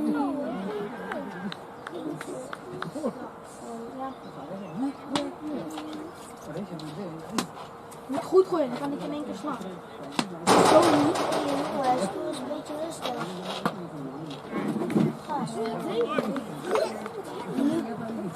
Commentator. Nieuwe commentator, hello. Sorry, vind je grond? Ja. Maar je gaat met handen. Ik zeg, Ik heb 1, 2, 3 wickets en ja, sorry, nu ga ik het niet meer doen.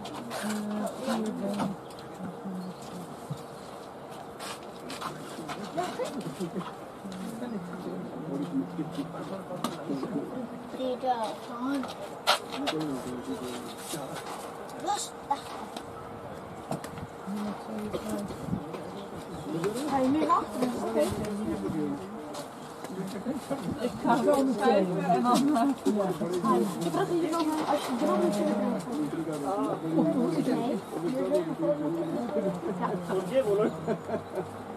moet blijf gooien. Blijf doen.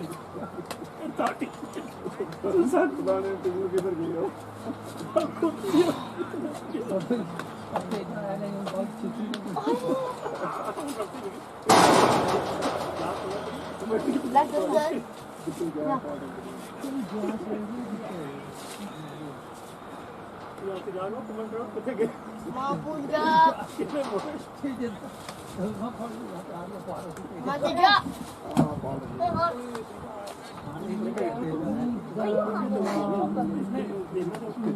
Is also as part of the game.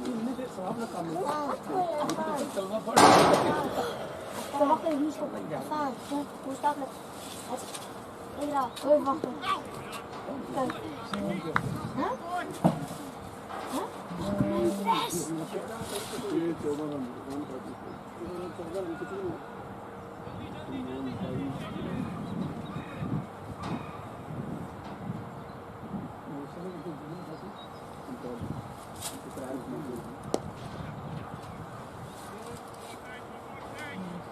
Eentje.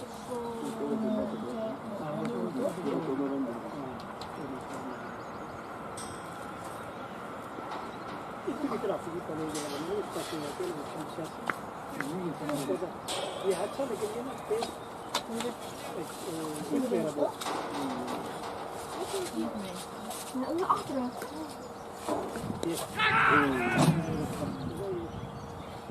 Ja. Deze was voor... Oh, kom maar, kom maar. Je moet ook laag blijven, weet je. Rustig. Nou, wij gaan even voor 2. Voor onderaan. Wat is nu een goede score? Wat heb je mee te maken, hè? Even wachten, even wachten. Ja, ja. Ook als het nat is. Kleine man. Kom. Even.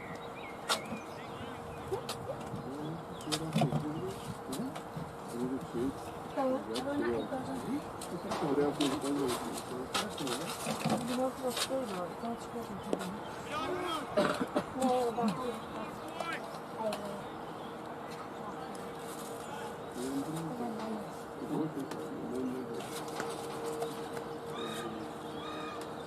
rustig. Bal wie? Blijf er staan. Ga. Even wachten.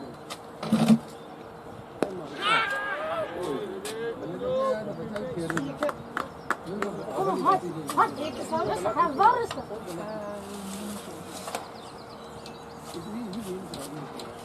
Die erop staan?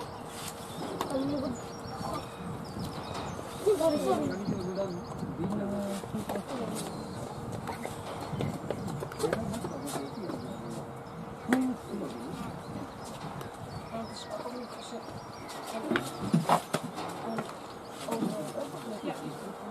Dat niet.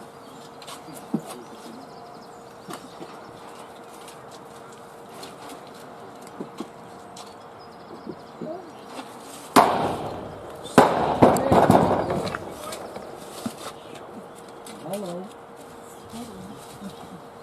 Ja, die kan beter. Het is scoring daar niet.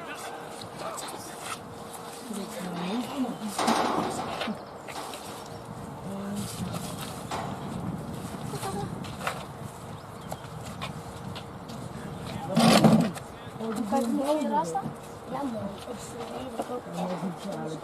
Kan je niet leren? Auto gaan zitten. Ja, doe. Hey! Ja.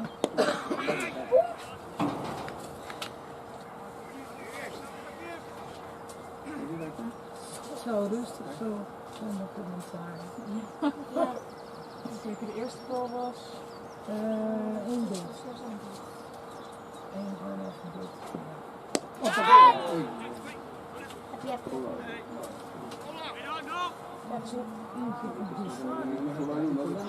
Eentje voor het nummer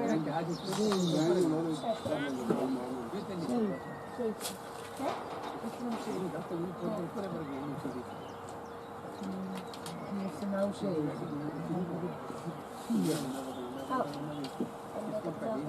We staan wel op 116. Klopt het nu?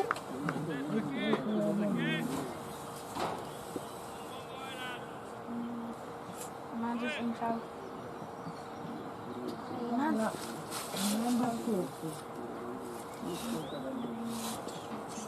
Hij heeft 100 gemaakt ook nog, hè? Hij heeft nog 100 gemaakt ook. Hij zit 100 ook.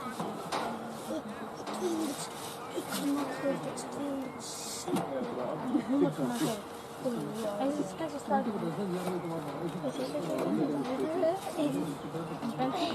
Doei. Maar deze stoel goed is. Deze stoel goed. Best. Best.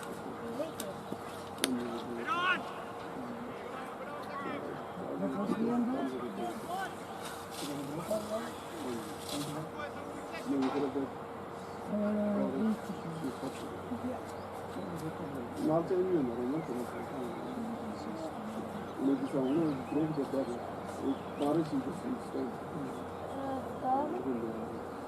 Camera zien? Nee. Het scheef. Zou ik niet doen.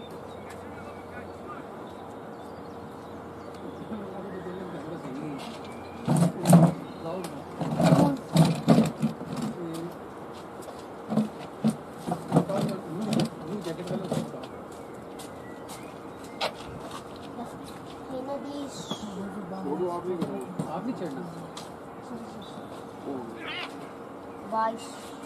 Dat dacht ik het niet. Lekker. De prijs. En dit is niet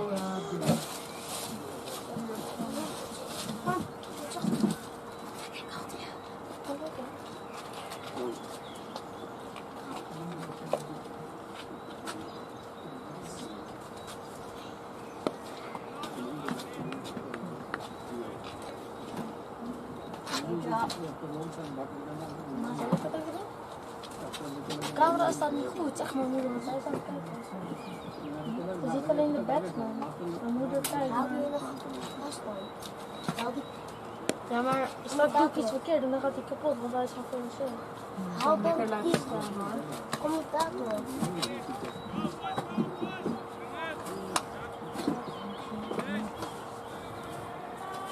Haal dan die commentator, hallo. Aarde Arafan. Haal dan. Nee, die moet daar dan.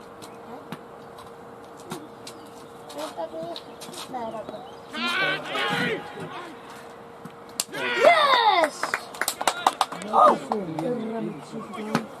En dat is nummertje? Nummertje 7.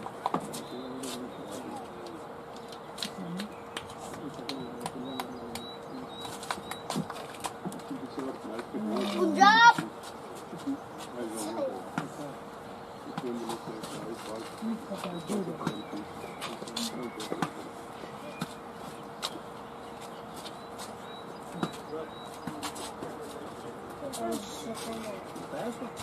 Amerika.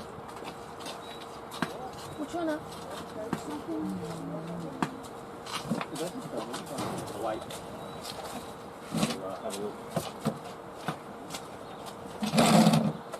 You only see the batsman.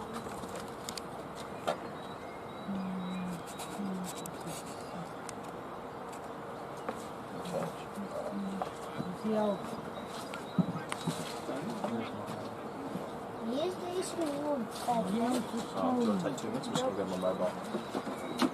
He can introduce you if he wants to. Hij springt erachter op.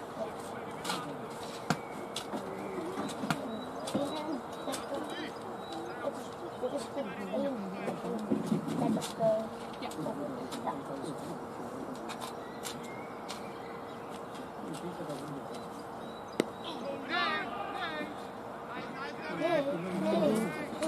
Nee.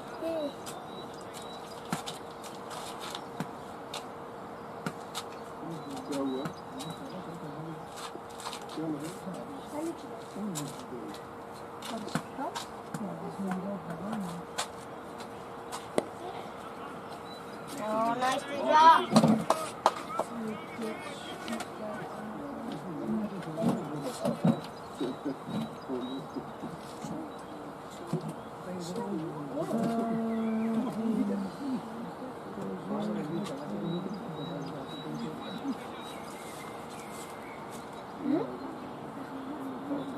Klopt het nu? Ja, toch?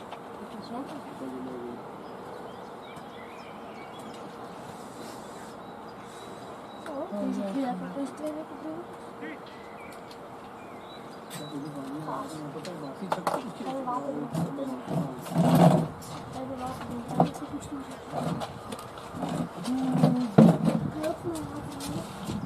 Laat een beetje plastic een beetje.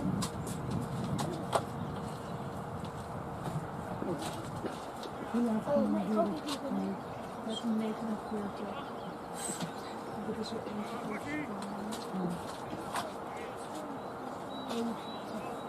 wat voor nummer 8 dit niet? En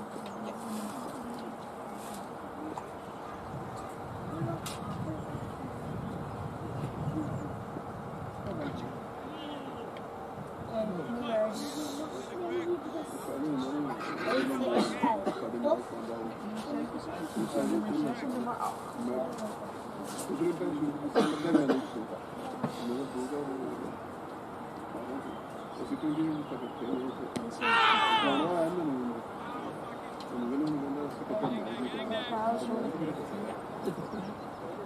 पीछे 6 match लगातार चले गए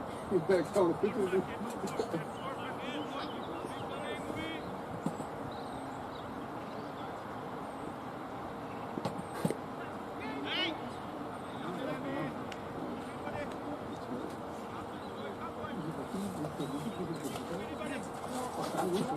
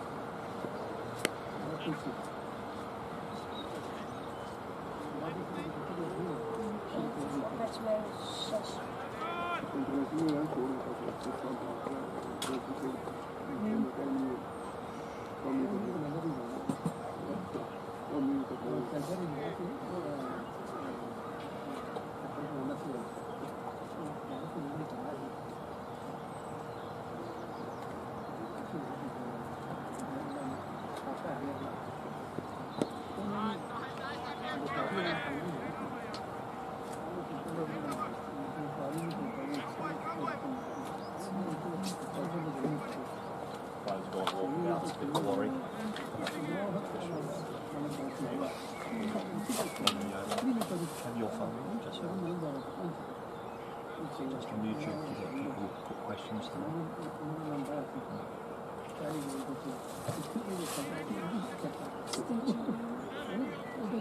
Alrighty, welcome back here to the Zoma complex, where if you've been tuned in, there's been an array of wickets and Punjab taking complete control of this game.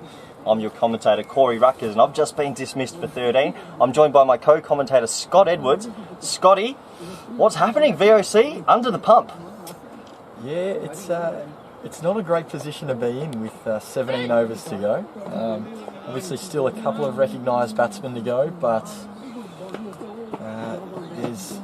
I suppose we're running out of wickets here, and VOC has to make a counter-punch at some point. As Taya, the right-arm off-spinner operating from the northern end, is bowling to Arnav Jain, and Arnav back and cuts nicely through wide extra cover and maybe turn for a 2, but Schoonheim, who's played 500 games, probably not the quickest out the block, Scotty.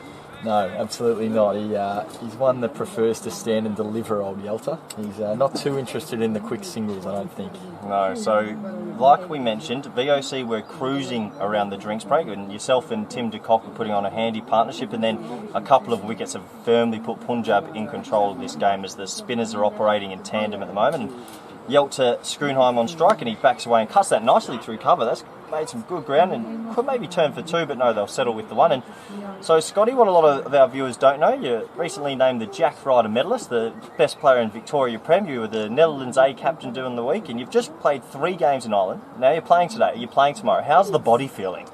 The body's feeling alright at the moment. I think I'll probably only keep potentially one of these games on the weekend. As Arnav blocks that into the offside.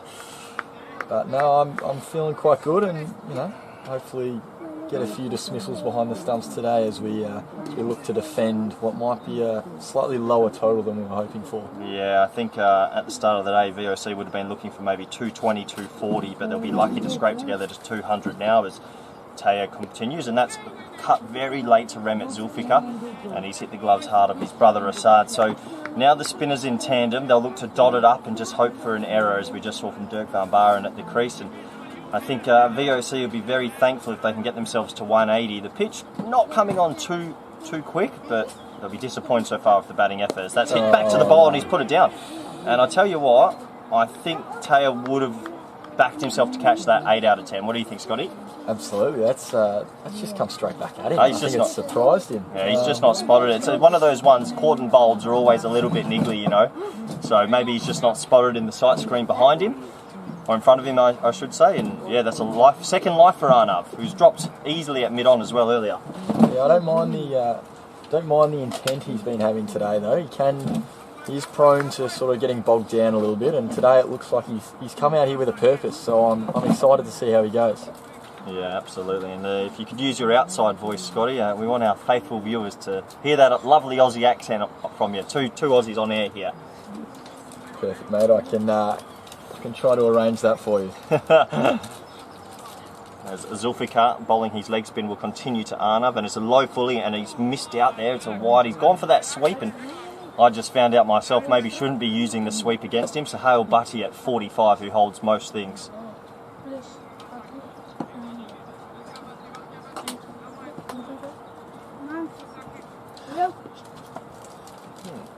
Saqib in again to Arnav. Oh, and he's gone back to one that's probably a little bit fuller. Just blocks it out to point for no run. Yes, So Punjab on top. As I just quickly look through my phone to find the comment section to answer some questions that might be coming through, as that is cut to wide extra cover, but another dot ball. So the weather here today is a little bit soggy, a little bit rainy, but it is keeping clear for us now. Yeah, we do have a few questions coming through. As that's a big extravagant cover drive missed. And yes, we'll try to get your questions coming through via YouTube. I don't have my phone on me at the moment, so I won't be able to answer you too quickly. But if you're on YouTube and live in the comments app, please send in your questions. And I've got Scotty Edwards says, that's a low full toss. He's picked him out. You're kidding me. You're absolutely kidding me. When it's not your day, it's not your day. And I reckon I could count 4 wickets today where the ball's been hit quite well, but it's picked the fielder out as the rain steadily comes down now. So this brings in one of the key men, though, Pierce Fletcher to the crease, also known as Biff Biffington. And well known for biffing a few balls out there. So people don't know what biff means. It's a bit of Aussie slang for slogging, basically. But yeah, thinking of a couple of dismissals today. Yourself, Scott, you've swept one hard, picked out the man. Peter Saylor's flicked one off his leg straight to the man.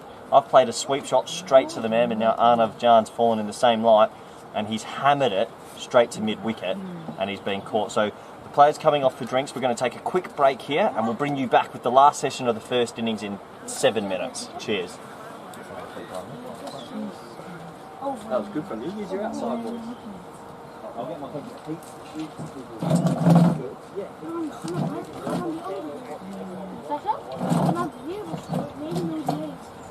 Maar jongens, je kunt geen regen bekomen. Kan je een bol op maken?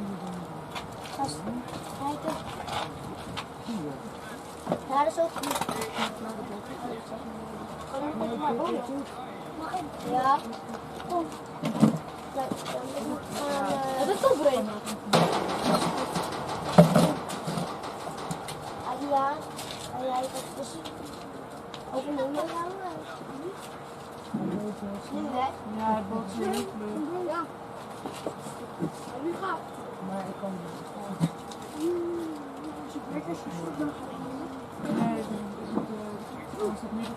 Ja, het is de vierde bal.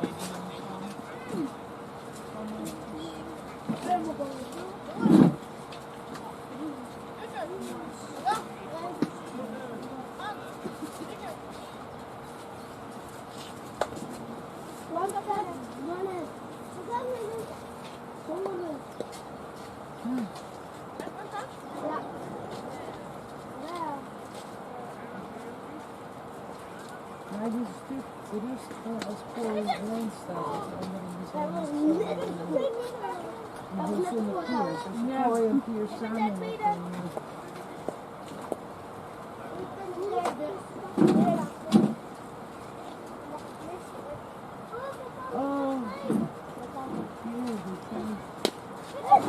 als je het niet behagelijk hebt, ga je dan gaan?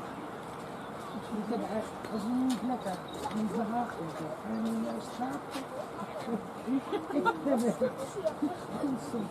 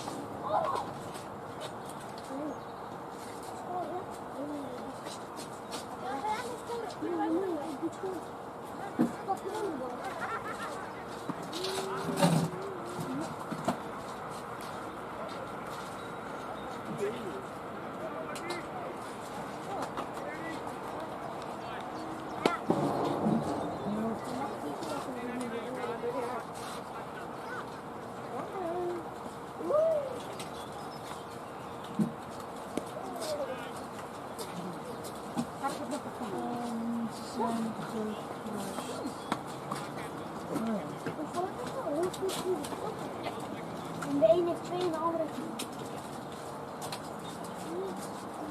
Niemand heeft 2. Ja, mijn andere komt hier. Nee, het KNCB. Dit is...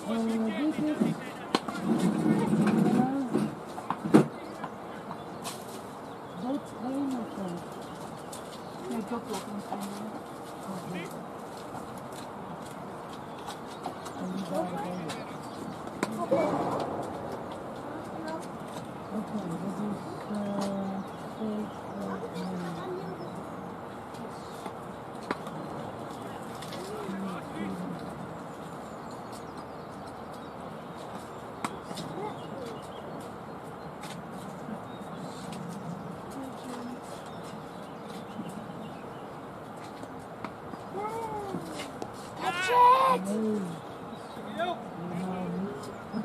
Helemaal. Kom on, Punjab! En daar.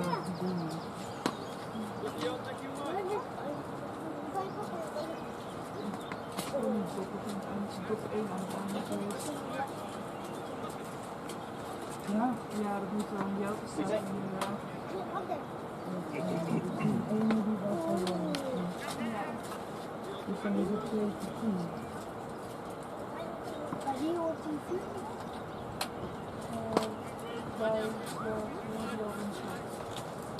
Wat gebeurde er nu? Dat is echt zo.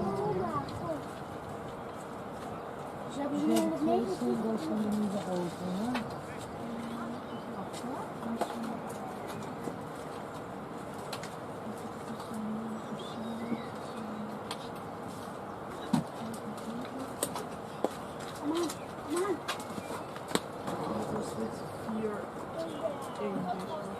Oh ja, 4.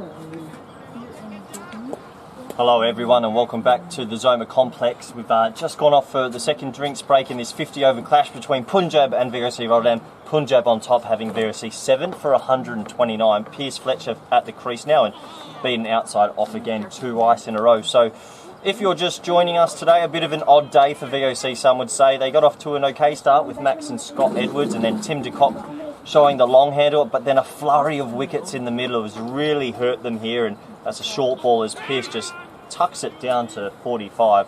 And I think the VOC batting lineup would be pretty disappointed with their efforts so far. A lot of dismissals where maybe the wrong shot or the right shot, but just picking out the man, as I'm joined by my co-commentator and all-round good guy, Scott Edwards. Scotty, VOC, a few mistakes today in the middle. Yeah, it just seems to be one of those days where any ball that's going in the air is just going straight to fielders.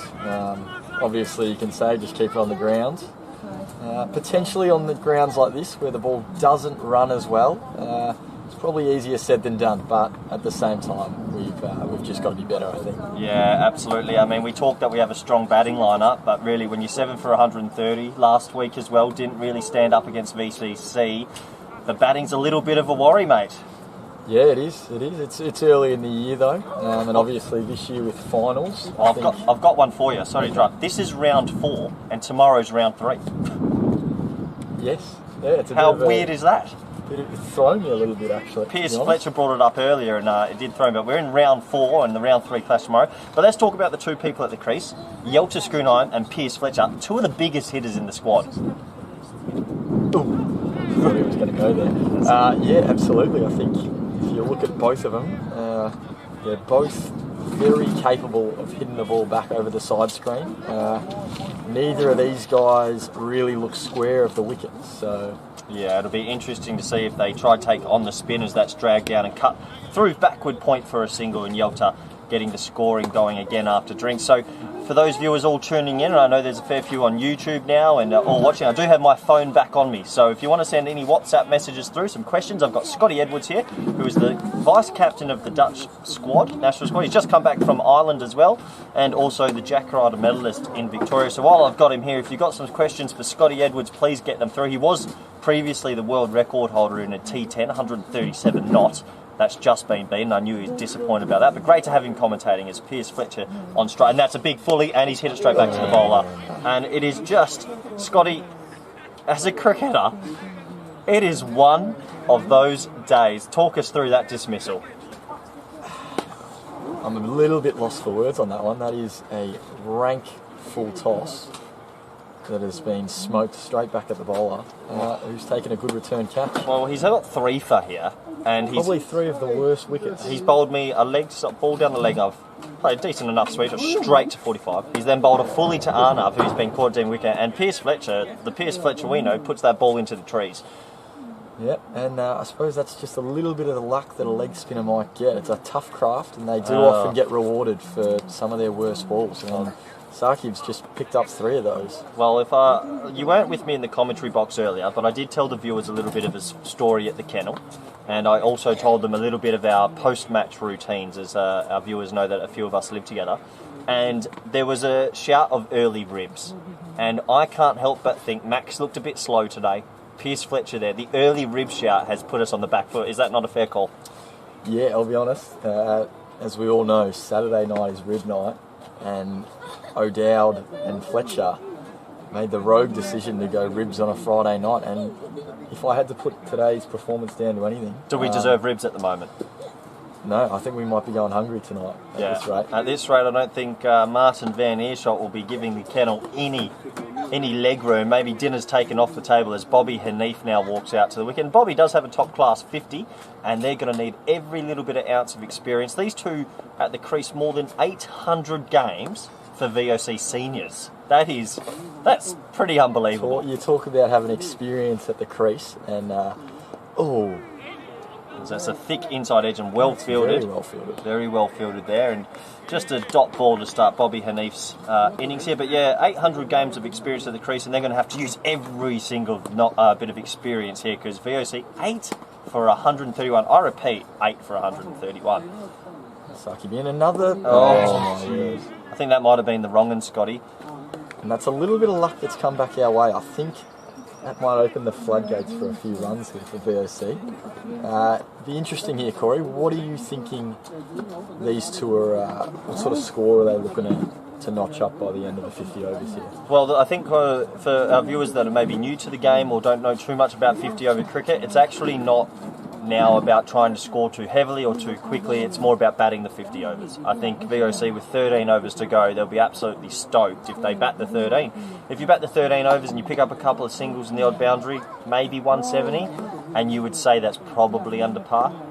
The pitch isn't coming onto the bat cleanly, but with the Punjabi 11 having 7 quality top order bats, yeah, they're going to want a bit more as Yelta backs away and cuts that nicely. Yelta Schoonheim carrying on from his season last year. He was in the team of the year for top class last year.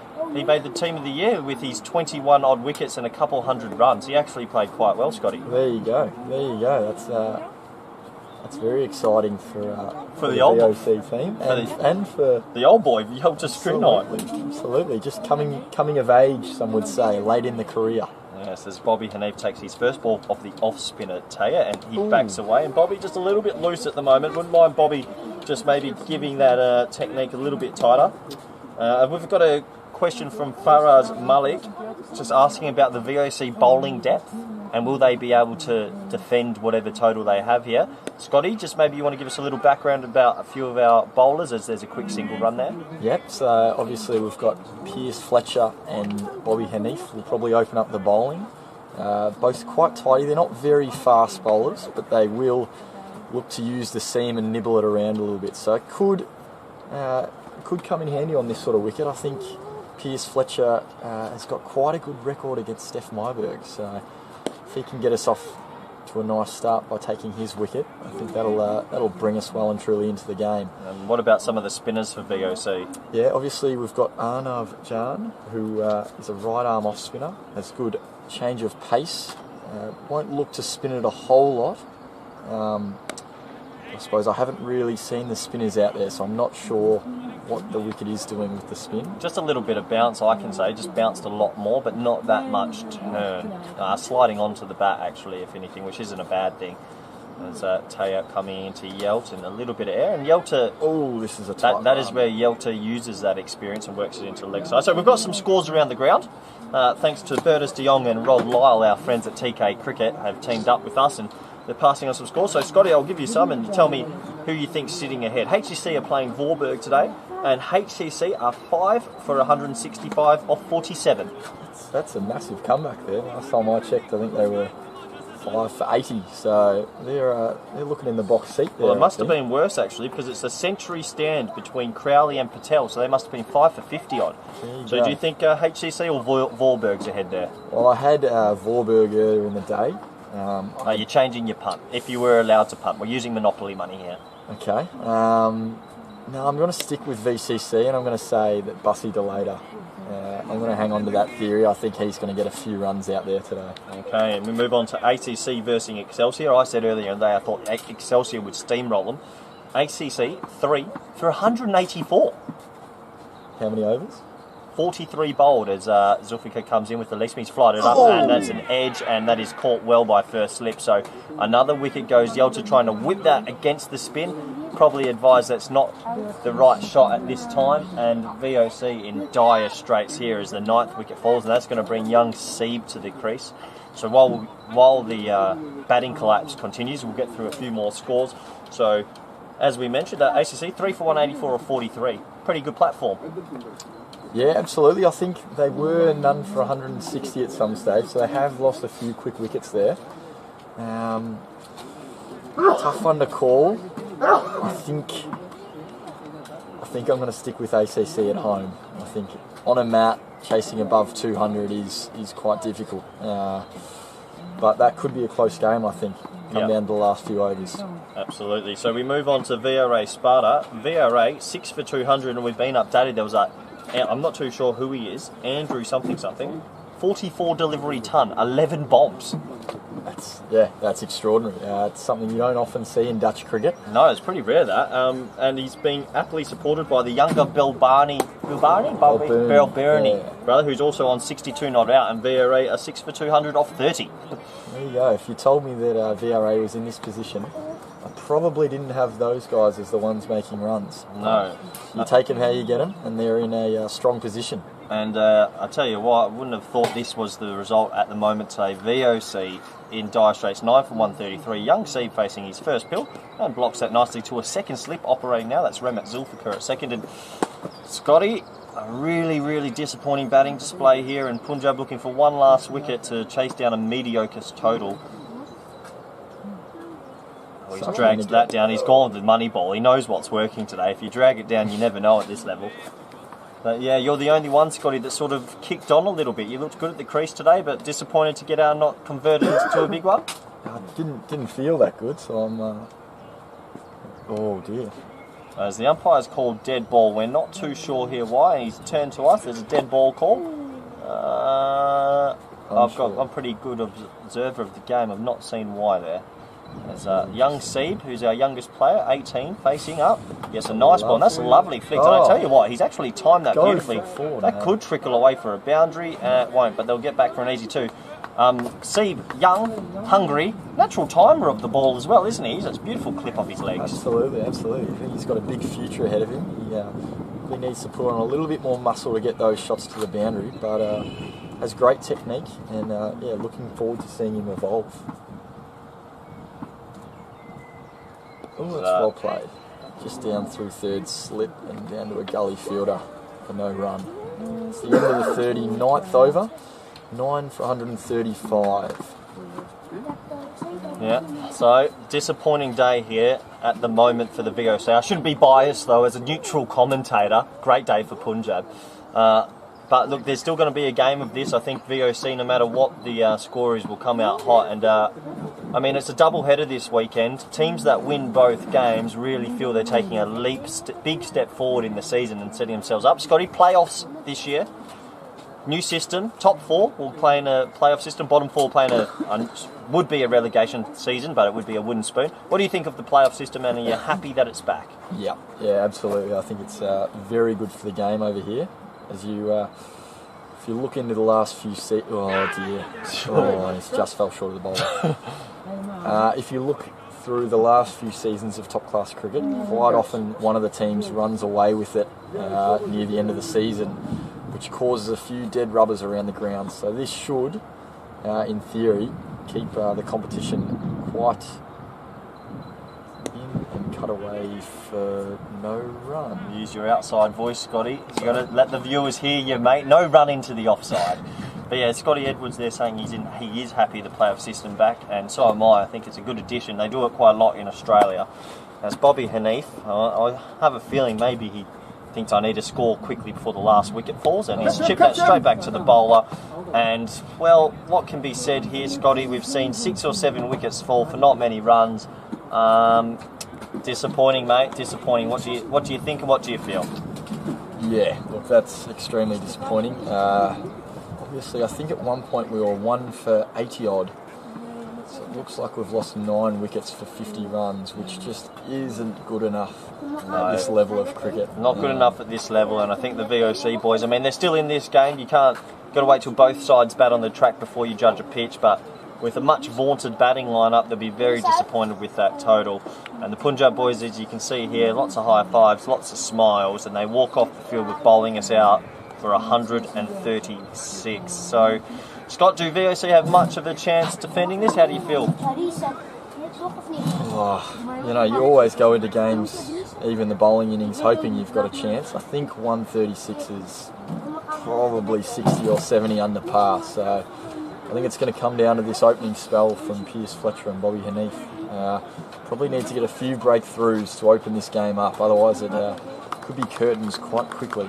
As the Punjab boys now walk off the field, and you can see a warm round of applause there from the VOC members at the ground, and they're pretty good effort there from Punjab. So there'll be a lunch break now of around 40 minutes, and then hopefully we'll be back with some live coverage. Not too sure if you'll get any commentary, and we'll be back in 40. Thank you. Now I can bring you down to Belgium and do an ECS now. Zo far, ja. Daar zijn we het nu over. Jullie maar lekker uitwerken. We gaan om 3 uur weer beginnen straks. Met een uitgedrinkte DR. Oh ja, joh, je hebt shirt of niet. Dat gaat niet weer.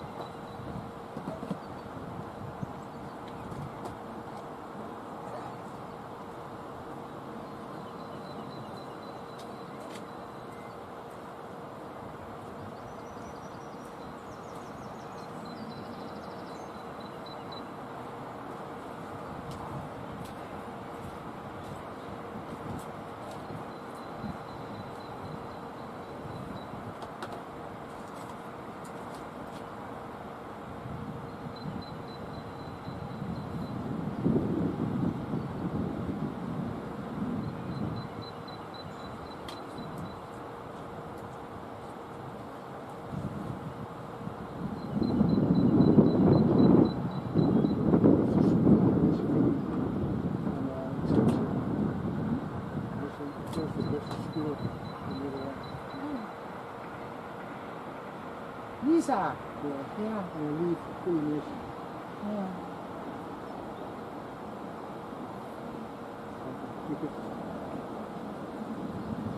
There was a one from Kampong who drove younger. He scored wasn't Uber. Oh, yeah. Chief more tough. Haar vader. Ja? Echt? Je vader was een goede man.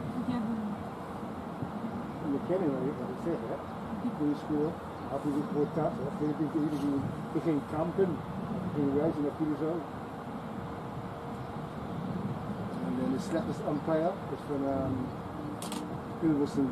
De slechtste? Ja, altijd pik. Van binnen zijn hoofdbals geboren. Ah, maar nee, dat. Ik weet het niet. Zeg maar, jullie umpire moet vertellen mee. Oké, dan gaan we tellen.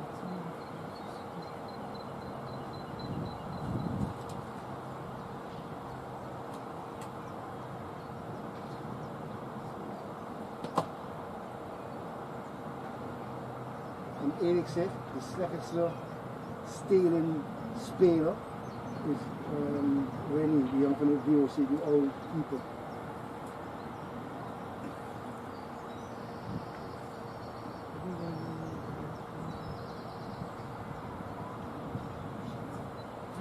En dan veel succes dames, Oh, zien ik jullie heb van de keer. 7 minuten niet daar.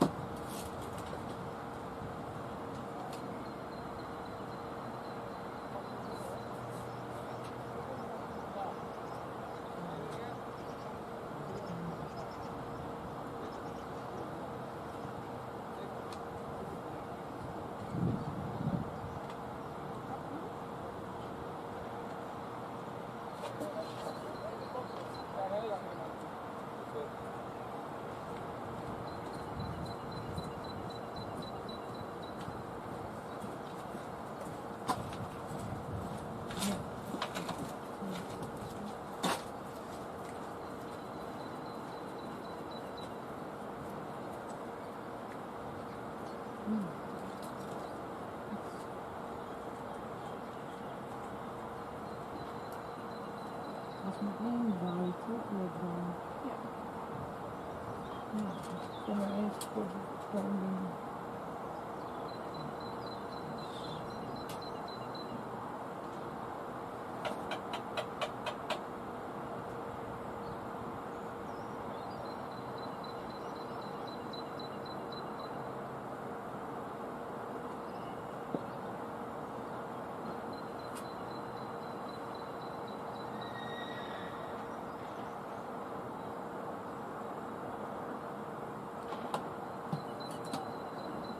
Inderdaad ook die ene bij de running mist, is die bij Shakib. Want ik heb hier heeft Shakib er wel 13 runs. Oké. En een right.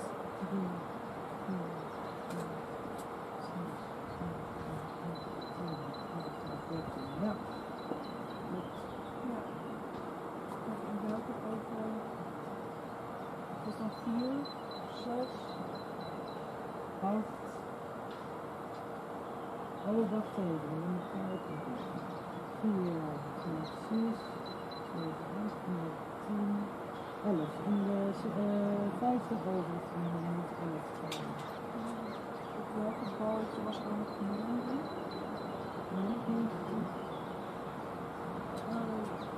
Derde bal.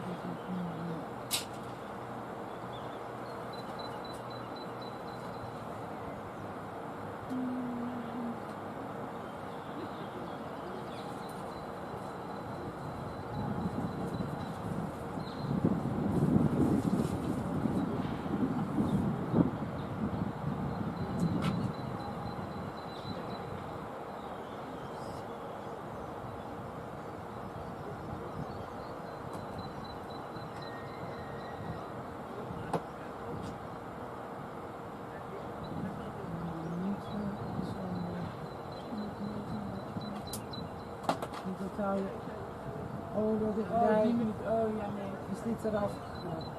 Nee, dat kan niet. Als je er blij om niet naast me zit. Ja. Als zolang die niet naast me zit, maakt het toch gewoon niet meer uit met al die minuten. Maar ja, dat staat wel allemaal in het appje. Mocht het nou nog gaan. Ja. Ja, dat kunnen we doen.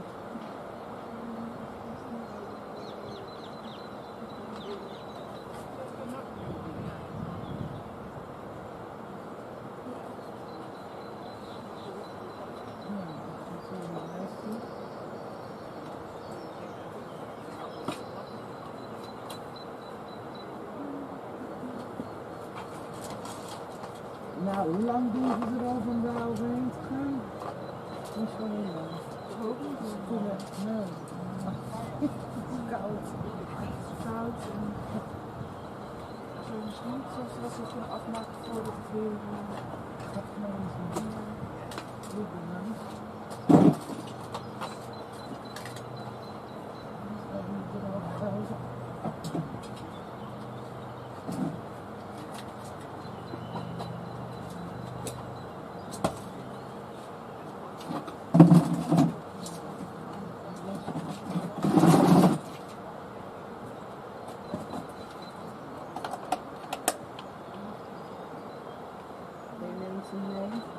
Ja, de uitleg van je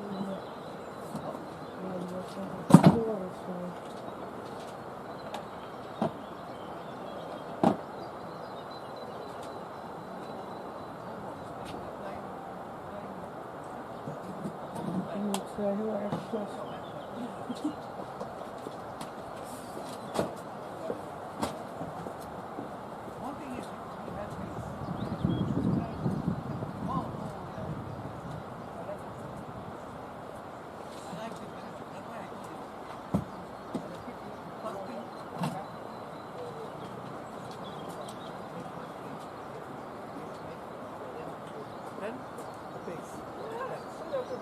The first run up is to get your line and length. Yeah. 2 balls, line and length. You drop them here. Yeah. Here. Then the next 4 balls will be the same spot. You got the batsman guessing. Then the next over you will meet the table. You show a yark up. Yes. Then a bounce up. Intimidate him.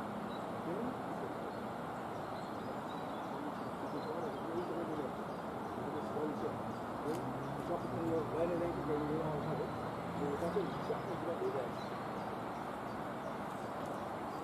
you know, one thing is that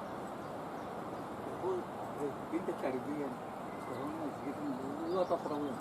All over the Even world, in man. your All over. Martin area.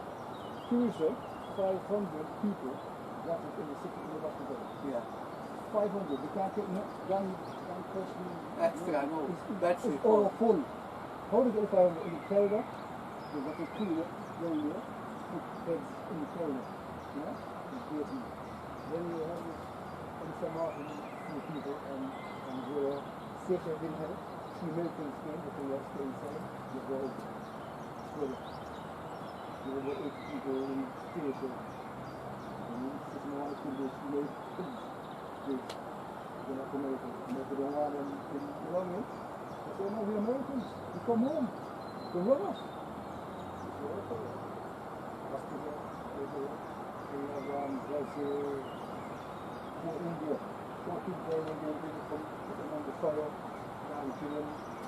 India is disaster. India is disaster.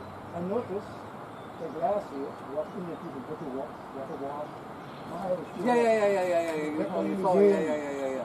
And you know, the guy going and coming, get pneumonia and corona. Even the people know about Mount Everest here. He's giving ball commentary. This is a... Yeah. This is... Australian. Yeah. Huh? Australian. This is... Yeah.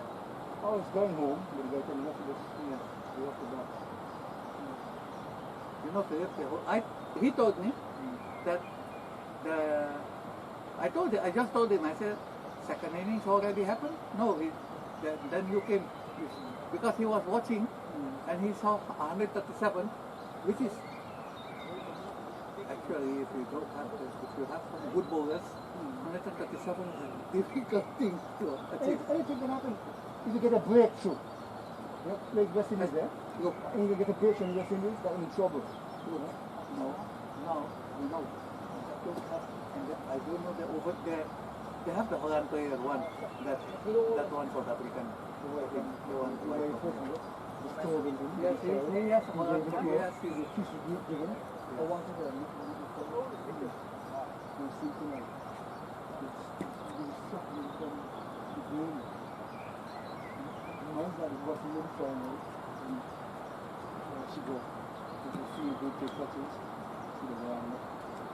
Yes. But why they just push the ball, going top, instead of going leg way? Yeah. Yeah. The woman from here, I see. Yes. He just come over and she was from this way. The kids are down there.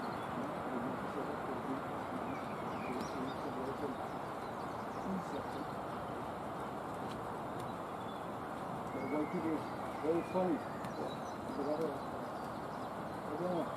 One girl is 19 years, and she came in, she got married, and I fell out married to her. Right now. I said, I'm married to him. I was at a patient and I thought that I'm not married to him. It's a joke, no? That's what I mean. I don't know if I'm 19 years. I didn't take a girl so far. I didn't know that I didn't know.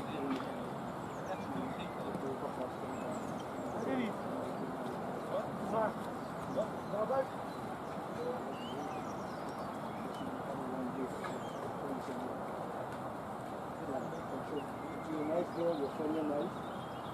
Let's do first one side up.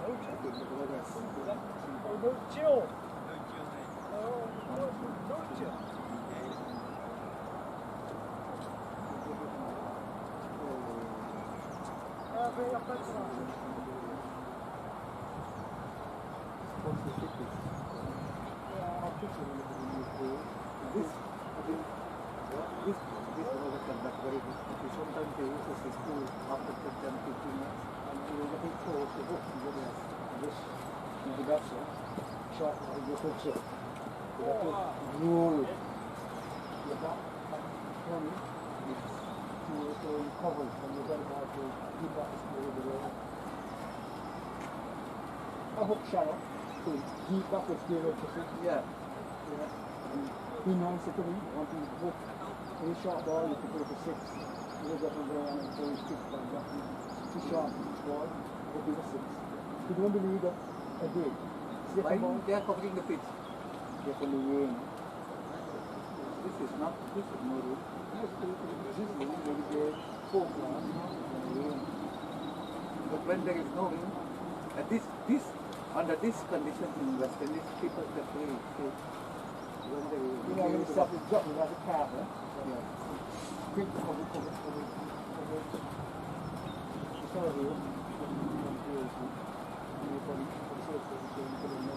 It's a Sri Lanka guy. That Sri Lanka group are around there.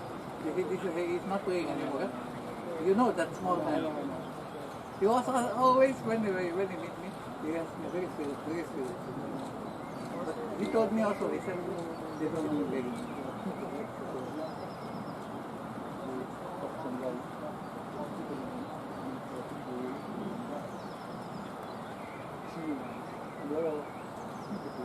One thing is he used to, we had already he was, yes, he was, and he could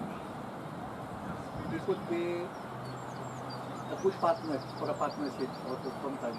He keeps big bad, yes. The ball is good. Yes. Yes. I think for the price as an all-rounder, his price was just petrol money. And if you don't want he drives the money. No, it doesn't got anything. He told me the money is just enough for petrol, food, home, and home. Yes. No, with that money, he said, because he told me that he got the petrol money, he showed the bond, they poured the petrol, and then he got the money. So he was.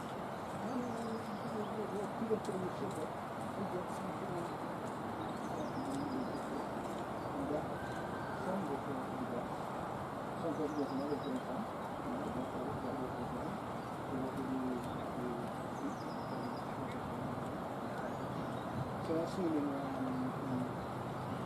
South.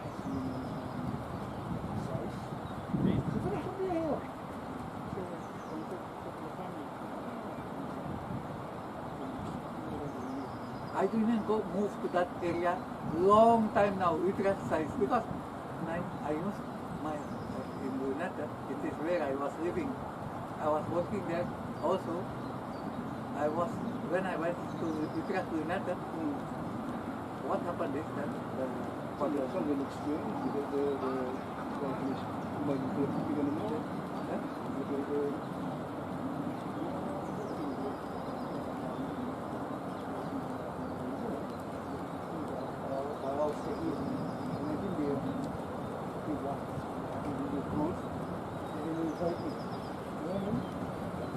you think they abandoned the match now? Maybe in half an hour, if the weather don't change, maybe they'll get closer. Yeah, I know.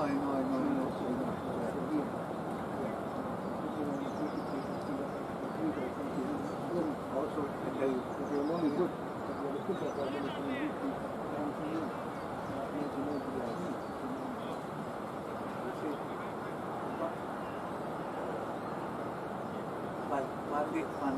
Pandiak, your friend Pandiak, he used to get good.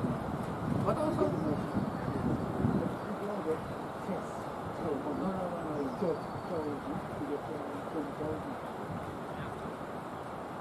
How much he got?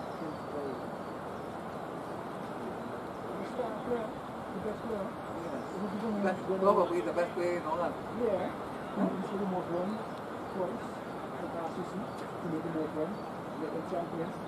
We got some Sakino, and these guys contracted. And so he'll be able to use the Scotland. As he wants to back. Very short, use more money. So if you want to support, so if you're a fan from Chelsea, and you come to Chelsea, you lose some money. When you come back, you get more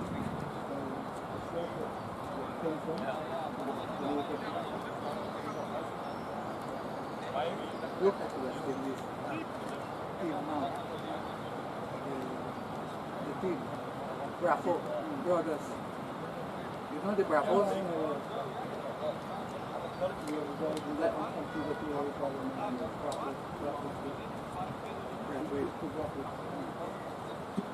Graduate this year. Also now they cancelled the IPL. So India, the sickness, the salaries in India is $1.3 million. For 10 matches, $120,000 per match. These Bravo brothers, because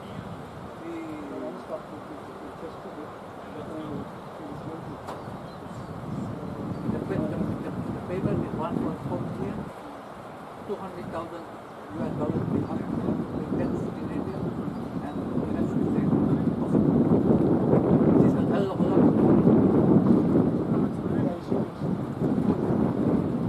It would have been in 2020. Even here, the old Michael, you could play, I want to do it in 2020.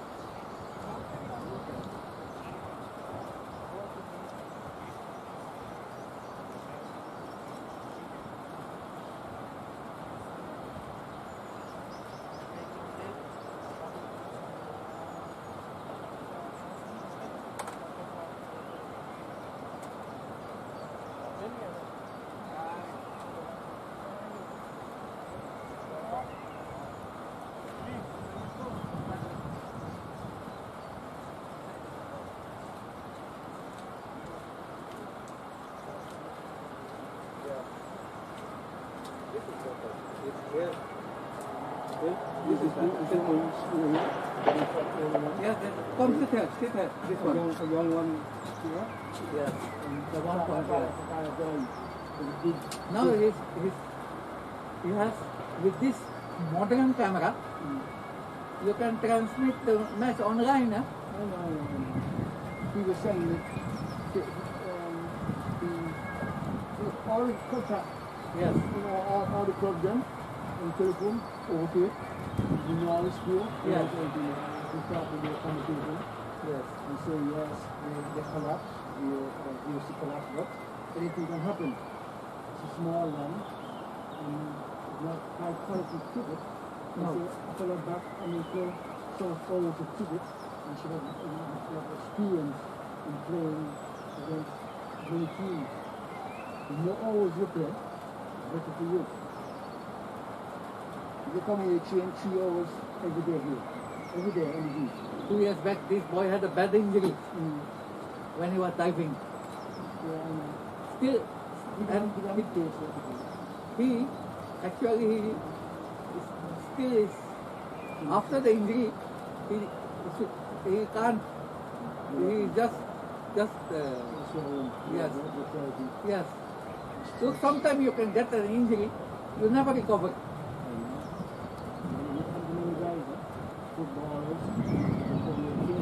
Look, sometimes somebody starts great, and after, without any injury, Lawrence Rowe, when he came, eye injury, yeah? It was an injury, yeah? He was hit on the eye. Okay. During it, I think it was not a match. It was training session. But after that, Lawrence Rowe finished. A young man, master double century, or century in India, in 1977. I know. He was great as the world's greatest batsman. Yes. The man was a man, boy. Look, many guys got that kind of high to get to all of it. But this guy was sweet to look at. If I ever seen that, to what I've said. So, the whole thing, just like this, a polished batsman, eh? You listen to this, eh? You got like this, guys in court, yeah? Yes. This is how it's at.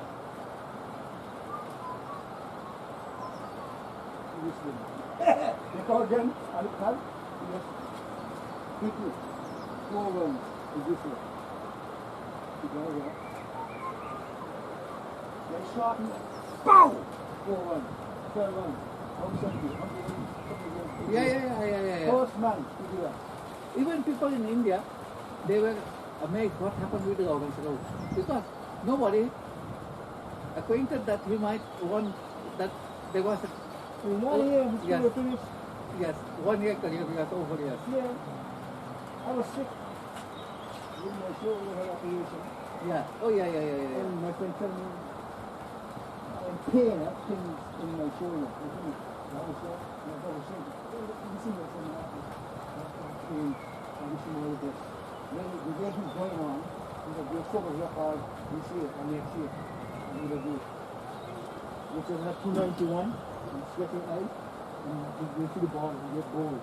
So 91. Just to go to the real hard, you're going to break it. Then you had, Kamasha, yes. in Guyana. Guyana man. The Joe Salomon and Komash. Yeah. These are neighbors in Port Morang. And the Roberts with the bones, yeah? Yeah. Finish this for me. Put him over your eyes. 1 eye. 50. And you had Kamash and Frederick, who's good at that man. Frederick to 50. And Salomon was also the Joe Salomon. Yeah. He was the father of the team and controlling the guys. He had to play, but he played to get experience. You know, he change the position and how you have to handle things. And on the back when you should be. Swinging. Then off the ball. So I saw some baseball today. These guys driving 12, man. After Look at West Indies now. Look at those who left and settled abroad. Then you had the Freitas and Gladstone Small. Yeah. My friend, he died, he said, nah, he goes, nah. He said, he don't look at the people. He goes, somebody just pushing me up. Gladstone Small. Yeah. He looks like somebody. Yeah. This guy, working in the Freitas played a long spell for England. Just like now Jason Holder is bowling for the West Indies.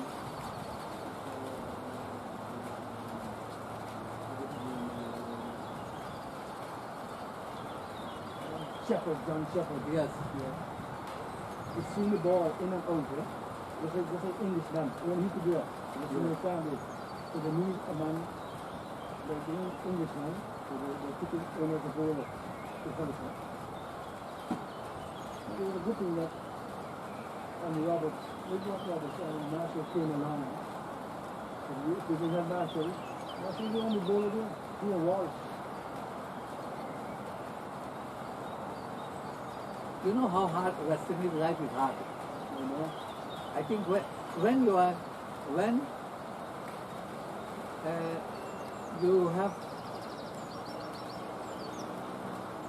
you don't need medicines and all these things, you are all right in the West Indies.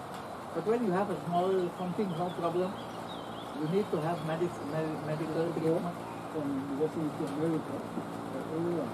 But you have, yeah. That's very good. Some hospital, you have the helicopter, you fly to Puerto Rico, and around the Florida. You have that only for that, not for other people. If you're sick, you try walking, for example, come out and look, West Indies, they had a good time. Even they had a good time when Derek Murray was there behind the wicket. Huh? Derek Murray kept a wicket for a long spell for them. Longest. Huh? And he used to make it 40, 34, 40. He was a keeper. Yes. Not a batsman. No. And before that, you were got injured. He was a keeper. Marquez picked up the West Harbour. Yeah. Trying to keep it good. So you have a fellow to... Look, if you have a wicket keeper who can make a 30, 34, 30, 40 runs, it's good. Good.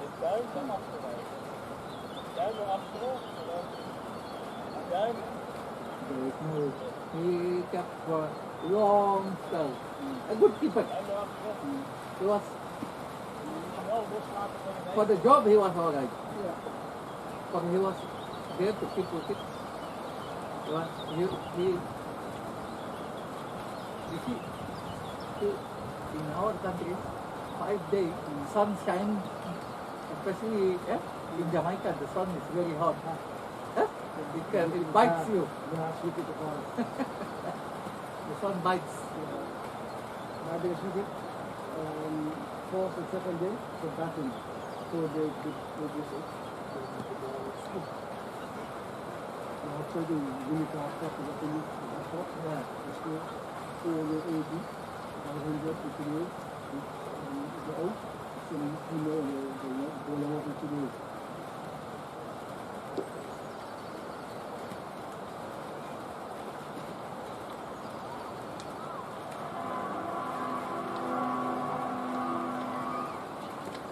Look at Barbados. Batting wicket, yeah. Trinidad also. Kensington Oval in Barbados is a batting wicket. You see what happened? When Lara came, Lara, he made a lot of runs. But also the bowling at that time, in the West Indies, the bowling was also not popular. Clear drive, after and top. You couldn't hit there, to the copy style and so on. Everything's so simple. You couldn't hit and go on to things like the basic. Zeg hem loslaat. Hij is de duim naar achter. Because we're not going to be one quick, just to go through.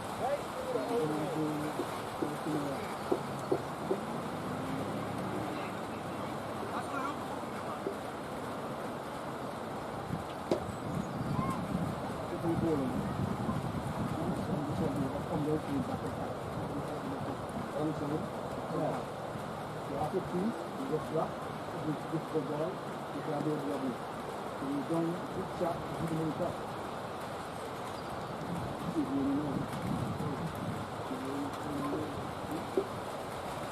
Yeah. You get forward, you just is the first time KNCB match. Me too, this year. But this is the first home match they played. I thought what to do at home. Better take the cycle and... I didn't know it was with you. Yeah.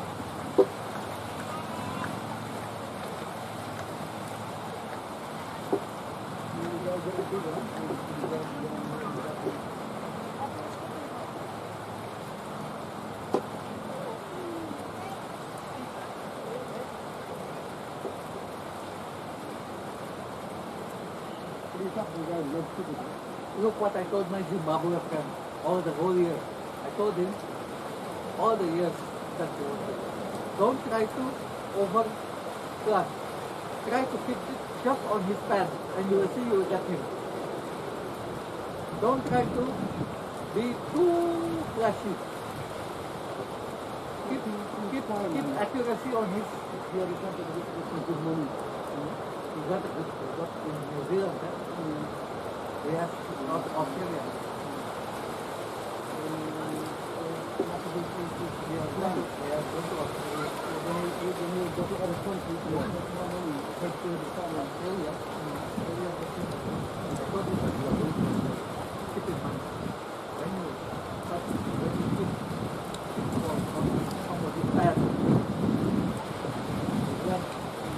Might make a mistake.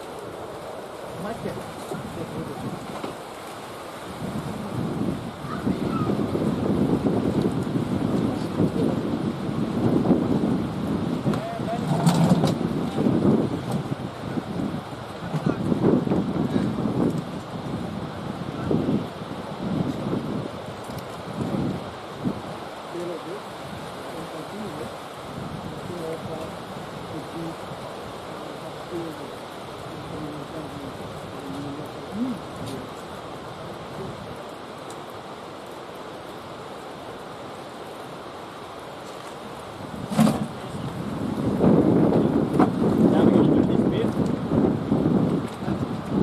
We've got is this.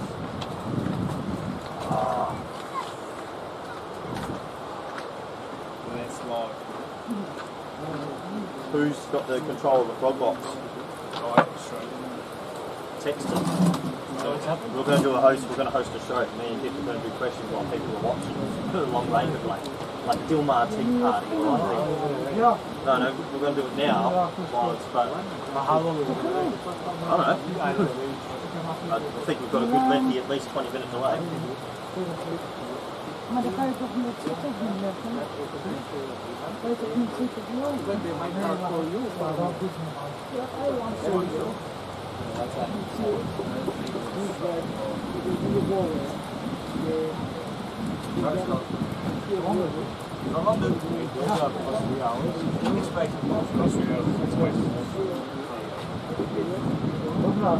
Now the whole number's going to be away.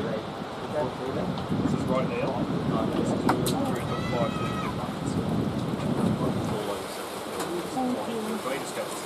And also that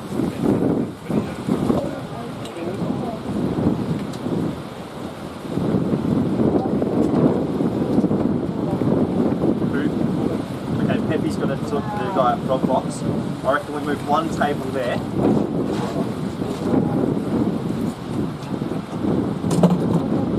Nothing else to do. You can be the cameraman.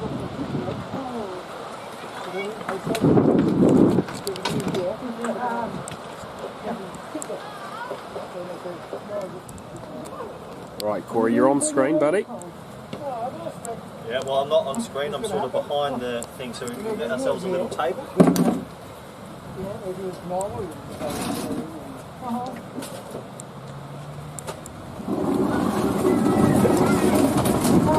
We'll move it back.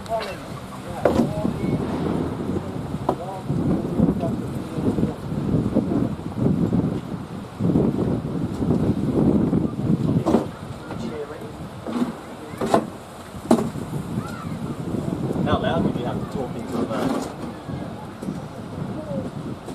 yeah, spin around this way because I can see the angle you've got. Yeah, he's doing his messaging them now. Turn it round and I'll tell you if you've got the right angle.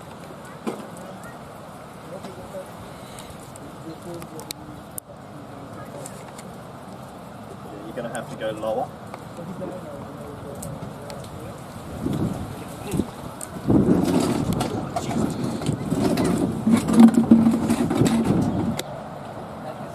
We'll give the live scores for around the grounds.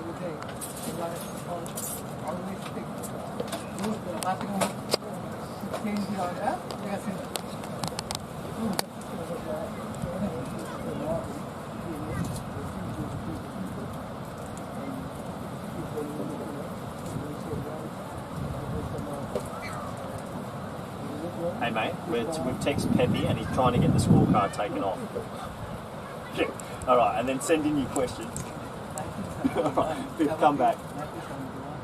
We're back since Chris up. So come back, hand it to me.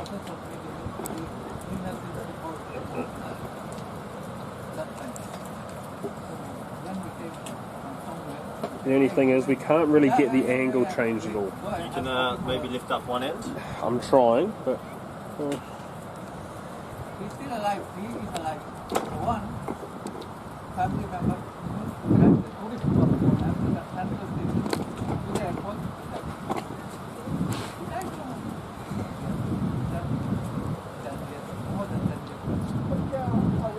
Biff, I reckon your angle's alright. It's hard to tell, but I reckon it should be better now. Yeah, that's good.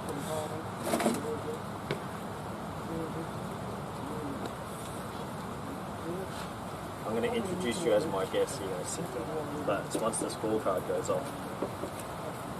Do you have the scores ready from around the grounds? A little bit.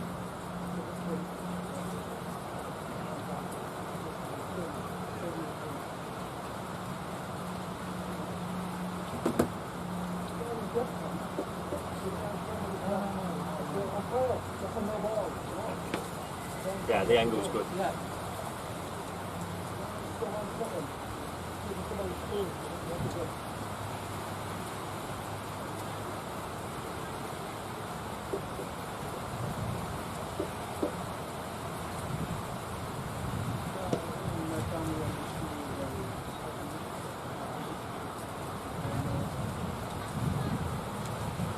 There's 21 watching, but I might boom up to about 4,000. What are you moving it for?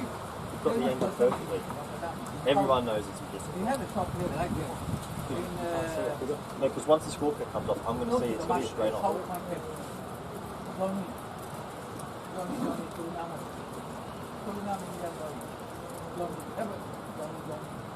Everybody knows Johnny.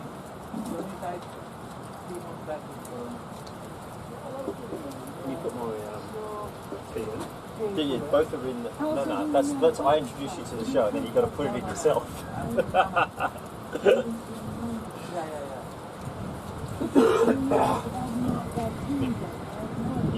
guy's box getting back to me now. I just sent a message. I just have it here because it's got a pan on. I'll see when it just goes straight on. So then you don't have to adjust it. Oh yeah, it's off.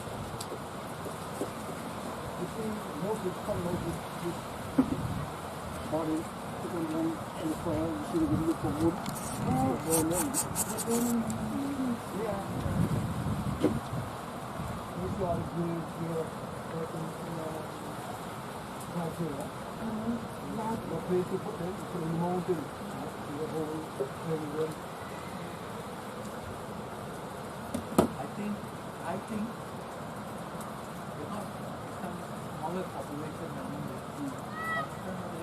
less trouble. Far more trouble. Hello and welcome to the Lemon Pickwick Tea Party. I am your host Corey Rutgers and welcome to the Zoma Complex here today. We're at the halfway stage of a 50 over clash. VOC Rotterdam earlier today capitulated 10 for 136. Scotty Edwards the top scorer, and it gives me great pleasure to bring in my co-host and good friend Pierce Fletcher. Pierce, welcome to the studio. Oh, lovely. I'll sit down on this nice wet chair. Pierce, please make sure you use your outside voice as the camera's a little far away. And before we start, Pickwick, thank you for sponsoring us here today, and we'll dip in our tea.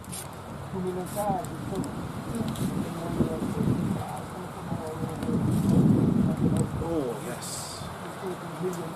Pickwick, the home of tea in the Netherlands. Piers, thank you. Sorry, mate. That's okay. Proost. Proost. And we want to say hello and welcome to all our viewers on YouTube and all of you around enjoying TK cricket today. So it's great to have Piers Fletcher here, who is the head coach of VOC this year, and also just recently is also doing some work with the KNCB Under-19s group, which is an absolutely exciting opportunity for him. But first, let's talk about the cricket today. VOC early, as we've mentioned, have capitulated all out for 136. Very disappointing to hear that. But there is some other games going on around the country. Piers, do you want to give us some of the live scores? Well, at the halfway stage of the HCC versus VCC game, I can tell you HCC recovered to 176.7, Corey. Some notable scores for Damien Crowley, he made 62 not out, and also someone called Y Patel. I'm not sure exactly who that is, but he made 53, batting at number 11, 10, 9, 8, 7 today. So well played to them. They were 58 for 5, and all the way to get to 176. So at home, probably a pretty good score, and they'll look to back that and defend that later on this afternoon, I think, Corey. Yeah, it sounds like there's been some high scores going on around the grounds. Unfortunately, here at the Zoma Complex, a low score, and if you have just joined us back, it is raining very, very heavily. Will we get back on later today? We are unsure. But Piers, there's been some other games as well. If you'd like to, Sparta VRA. Sparta VRA, an absolutely unbelievable fixture. Sparta putting the pressure on early, had VRA 83 for 5, and then out of nowhere, Michael Andrew, I believe his name is, made 100 off just 45 deliveries with 5 fours and 11 sixes, along with Jack Balburney's 99. He was bowled out for 99. Oh, you're kidding me. But they are currently now on 299 as they head into the final over of that first inning. So it sounds like around the grounds today you're getting some high scoring fixtures, and it doesn't surprise me. The top class cricket is one of those organisations and matches where runs just seem to flow. Marcus Andrew was his name, and also my apologies, Marcus Andrew. But I'd like to say we are live on YouTube right now and going around the grounds, and questions are flooding in and plenty of viewers are flooding in. I'd like to say a quick hello to Samantha, Pamela and Dave and their new dog Toby. So congratulations on the new puppy, and I hope you guys are enjoying all the live cricket action as you are here live for the Pickwick Tea Party. Piers with the next match. Yeah, ACC. Now they were in an extremely strong position, Corey. They were 173 without loss, but they also, like VOC, capitulated to be 200 all out. 200 all out, Piers? Yes. Gee willikers. Gee willikers indeed. That is just an interesting result. That so there were none for 150 to then be bowled out for 200. So another collapse. No, they were none for 173. Yeah. Oh wow. All out. Oh wow. As I have a lovely message coming through from Saskia. And that does look lovely, Saskia. I hope you're enjoying the live coverage here today. Piers Fletcher co-hosting. Corey Ruck is also here with you today. We are live on YouTube. If you've got any questions about maybe the development of Dutch cricket or the live fixtures going around or Piers Fletcher and how he loves his tosties and his ribs, please get your questions in. Absolutely. Now, like anything, Corey, I'm also a big fan of the women's cricket, and there's 2 fixtures going on with them today. And red and white, or rood en wit. Rood en wit. Lekker Nederlands, jongen. Nice. Made 129 all out, Corey, against Quick. Interesting. And the VRA women were bowled out for 120, and VCC are 60 for 3 in reply. Oh, interesting contest happening over there. So good to hear that the cricket is still going ahead. And even though there's rain here, we're getting sport alive again. Is there any other matches you need to bring before we get into our first topic? No, that is all the games so far. I will keep you up to date. I have the live KNCB Cricket Live app, and I would suggest go download that app. It is exceptional. It has all the games live scored, and you won't miss all the action. Likewise, if you like a blog, tkcricket.com. Unbelievable blog, unbelievable. But let's get first onto our first topic of the day. Obviously, it's a talk show. We like to step away from the cricket field a little bit sometimes, and this is why I brought my first guest in, Piers Fletcher. Only guest. And my only guest, more than likely. It is cold out here today. But Piers Fletcher, for those of you that don't know, me and Piers are housemates. We've lived together for a few years. He is one of the great makers of a tosti, and I don't say this lightly. It is an unbelievable, salivating, thank you, Pierce, work that he puts into it. And I just brought him in today. I'd like you to just describe what makes a perfect tosti, and when did you start making perfect tosties? Look, and I just want to touch on one thing first. I think it's an absolute tragedy that club rooms can't be open. We've been lucky enough to salvage a cup of tea today, but I'll tell you what, a tosti and a cup of coffee before the start of the day would not go amiss, and I hope that soon enough the club rooms will be open and tosties will be available. But the perfect tosti involves a lot of crunch. Let's pretend you've got your tosti maker here. Well, the tosti maker's The there. tosti maker's there. How are you? What's the layers? What's the depth? Look, I always think you need 2 pieces of really good quality bread, and the Dutch do good bread here. I know you don't know much about bread because you don't really cook. Gluten intolerant. But bread, but it needs to be lightly buttered, Corey. Lightly and that buttered. lightly butteredness will just give it extra crunch on the outside, and that's the texture you want going into eating something like that. So with you're saying that the crunch is important, and obviously the spread of butter, but can you talk to me about possibly the layers? So as a novice tosti maker, I would probably just add cheese, but when you have an expert in the studio, I know there's more than one layer, so I'd love to hear what goes into that. Look, the topping options are endless. Yep. People are more than welcome to just throw anything they like in it. I like a really simple ham and cheese, Corey. Ham and cheese keeps things simple. Ham and cheese does keep things simple. I've just had a message come in from Bertus de Jong, and thank you, he's on the topic of tosties. Pierce Fletcher, have you considered garlic butter as a variation on your tosti? Wow. I had not, Bertus, and Bertus, thanks for getting in touch with your question. The best question today, we will send out a Pickwick tea bag for you. Not one of these used ones because it's COVID times, but we'll send you a fresh COVID-free tea bag. But garlic butter on the outside, look, that could well be a game changer. Also questions flying in on YouTube, the VOC Rotterdam ECL page if you want to follow that as well.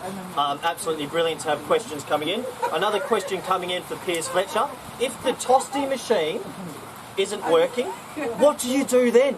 Panic state? I would panic. I would probably go to Up and Smoke Ribs and order some ribs, Corey. So there has been a little bit of controversy today, and I do want to let all our viewers know of a few misdemeanours. It is a tradition in our house that after a cricket match, we do like to divulge in ribs. Smoke and Joe's Ribs are the major sponsor of the kennel. And unfortunately, I wasn't at home last night myself, but I did hear that a few of the house members, including Piers Fletcher, had ribs early. And then the next day, we've been bowled out for 136. So Piers, going a little bit back to the cricket and guilt, did the ribs affect our performance? Look, some say yes, some say no. I'm going to go with no because I like my ribs and I'd prefer to eat them more regularly than I do. But you did see quite a heavy Max O'Dowd out there today. Max O'Dowd did look slow. And I'd say the shot that I played today also made it look like I was quite slow too. So, look, there is very much the potential that was an issue today, Corey. As I just get up the more comment section for you. So another topic coming in, away from the cricket field, Piers. People want to know the Piers Fletcher. I know you quite well. What is your outlet away from cricket? How do you get away? Do you go lie on a sunny beach? Do you take the girlfriend out on a holiday? Corey, that is a silly thing, mate. It's cricket 24/7. I'm in cricket mode, and that's all I can think about right now. When I'm not in cricket mode, I have a nice little corner in the kennel. It's called Biff's Corner. Biff's Corner. And that's where I spend most of my time. And if not, generally our balcony's quite nice. But as you can tell by us doing this little show at the half-time break, the Pickwick Tea Party, the weather has not been particularly conducive to sitting out on that balcony with a beer. So another question coming in also, how do you find being a New Zealander and acclimatising to the Netherlands? I mean, it's May, we had snow a few weeks ago, we've had some hail, some sunshine, some this and that, and now it's another rainy day at the cricket. How do you acclimatise? I struggle coming from Australia to a rug up. I think I've got 4 layers on. I'm not just hench, I've got 4 layers on at the moment. Sorry, I thought it was all muscle. I've been working out lately, thank you. But how do you acclimatise to the conditions over here? Look, much like yourself, Corey, I'm not particularly used to these sort of cold, wet, rainy days in New Zealand. In Auckland, we do have quite a temperate climate, but I'm currently wearing 3 layers, 2 of which are jumpers, and I can tell you what, I am still cold. I have just had a comment come in from Raymond DeVos. Hello Raymond, and the kids back at home in Rotterdam watching. Raymond, I would recommend the chicken curry sandwich at Punjab Cricket Ground, hot and spicy. Raymond can confirm that was the lunch today. And I will admit I've had 3. I have had 3. I'm meant to be on a diet. I hope certain people aren't watching, but I had 3 chicken sandwiches today and I don't regret it. They were unbelievable. So thank you to our host Punjab for the lunch today. I've had a little comment from our good friend, Stewie Werman. Stewie! Hello Stewie! Stewie, how are you? He was also asking about the Pex burger. Now, oh, take me back. Okay, can I take this one? You go for it.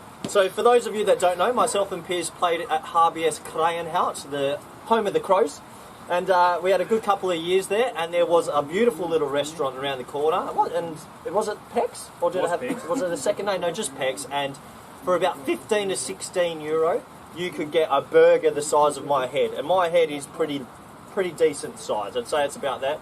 And we had to have divulged into... Yeah, that big. Yeah, that big. And this burger was phenomenal. So we used to like going there pre-match, post-match, during a match. We'd sneak off. And yes, Stewie, to answer your question, one of the best burgers going around in the Netherlands. Pex. Look them up. Yeah, no, absolutely. One of my favourite burgers. Now, I've had a question in from Scott Edwards. Scott Edwards. And Scotty, lovely to have you listening into the broadcast. Scotty's said something about a kennel golf day, Corey, and a New Zealand versus Australia golfing competition. Now, as a Kiwi myself and as an Aussie for you, putting aside loyalties, putting aside our countries, yeah, right now, because the Greek flag. Who are you backing at the Holker, Resumption? Do you know the name of the Instagram page? The Kennel Open. Okay, so for all of you viewers that don't know, there is a few other sport activities we do like to do as a group. So on the Instagram page, the Kennel Open. I repeat, the Kennel Open, THEKENNEL-OPEN, the Kennel Open. Please follow us on Instagram, where you will see one Max O'Dowd representing New Zealand and one Scott Edwards representing Australia in a golf classic hit out over the summer. And just of late news, Piers Fletcher will be the caddy for Max O'Dowd and I will be the caddy for Scott Edwards. So I am going to be a little bit biased. I think Scotty, he's good off his irons, he's got a good short game, and I think he's a little bit mentally more prepared for golf than Max is. You saw Max today, he was slow. He had too many ribs, Piers. Yeah, look, I think it's critical is preparation, Corey. And I will be making sure Max O'Dowd is on a strict diet, fully focused and prepared. And he will be, if not winning it, an extremely competitive player in the Kennel Open. Absolutely. So we have a message come through from Jurgen Delfos, and we'd like to start a round of applause quickly. Jurgen Delfos has recently been named chair of KNCB Cricket. I can't say that word because it's in Dutch, so I'll let Piers read it. The Dutch answer for round. Corey, I have absolutely no idea what he said there. I'm going to need you to go onto Google Translate because my Dutch is absolutely We would love to hear from our Dutch viewers what Klaver Janssen is. The Dutch answer for rain stopped play. Never heard of that one before, Jurgen, but we'll try and get back to you once we know what that word is. Just the weather update on that note, it is still raining. It's still raining here, so we are going to be here for the Pickwick tea party for a little bit longer, as most of our players are hiding on the inside. And Piers, let's get back to the cricket just for a second. Yep. It's raining. Yeah. 137 on the board. Do VOC have any shot of defending this total? Well, they have a puncher's chance, as you'd say in boxing. Puncher's chance. Are we looking at McGregor versus Floyd here? I think it's a bit more of a mismatch, more of a Logan Paul versus Floyd Mayweather sort of. So VOC at the halfway stage are behind, you would say. On the Wasp, I'm thinking Punjab's steady 86%. What is the abbreviation for Wasp? Winning and score predictor, Corey. So I would say VOC's chances, I want to be a neutral here as we bring you this show, is probably running at a 7.5% to get over the line. Punjab with a strong batting lineup, and I think Peter Saylor had some strong words for the VOC batsmen in the rooms. We have to keep those confidential. A very disappointing halfway stage of this match. And as I do look around, it is getting... I've had word in that hot news. Claver Yasin is card game. Card game, yes, that is a good point. We don't know who's winning cards at the moment. There was a little bit of talk. Yelta Schoonheim, also known as the Lighthouse, is winning cards today. The Stoneheim. Yeah, he's got many nicknames there.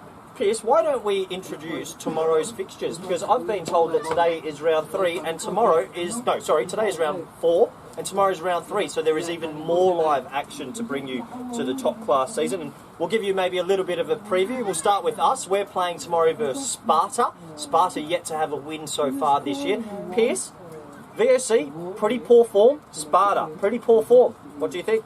Well, Sparta showed a bit of they had some teeth at the start of their innings today. They showed some grit to take the top off VRA, but I can only think that being pumped to a total of 300 has definitely not helped. So VRA made 300 300 today. So that's probably, we're going to have to tip VOC for tomorrow over Sparta. No bias in that one, but it should be a good contest. And who else is playing tomorrow, Pierce? Excelsior take on Punjab, Corey, at Excelsior, and I believe that could be one of the games of the round.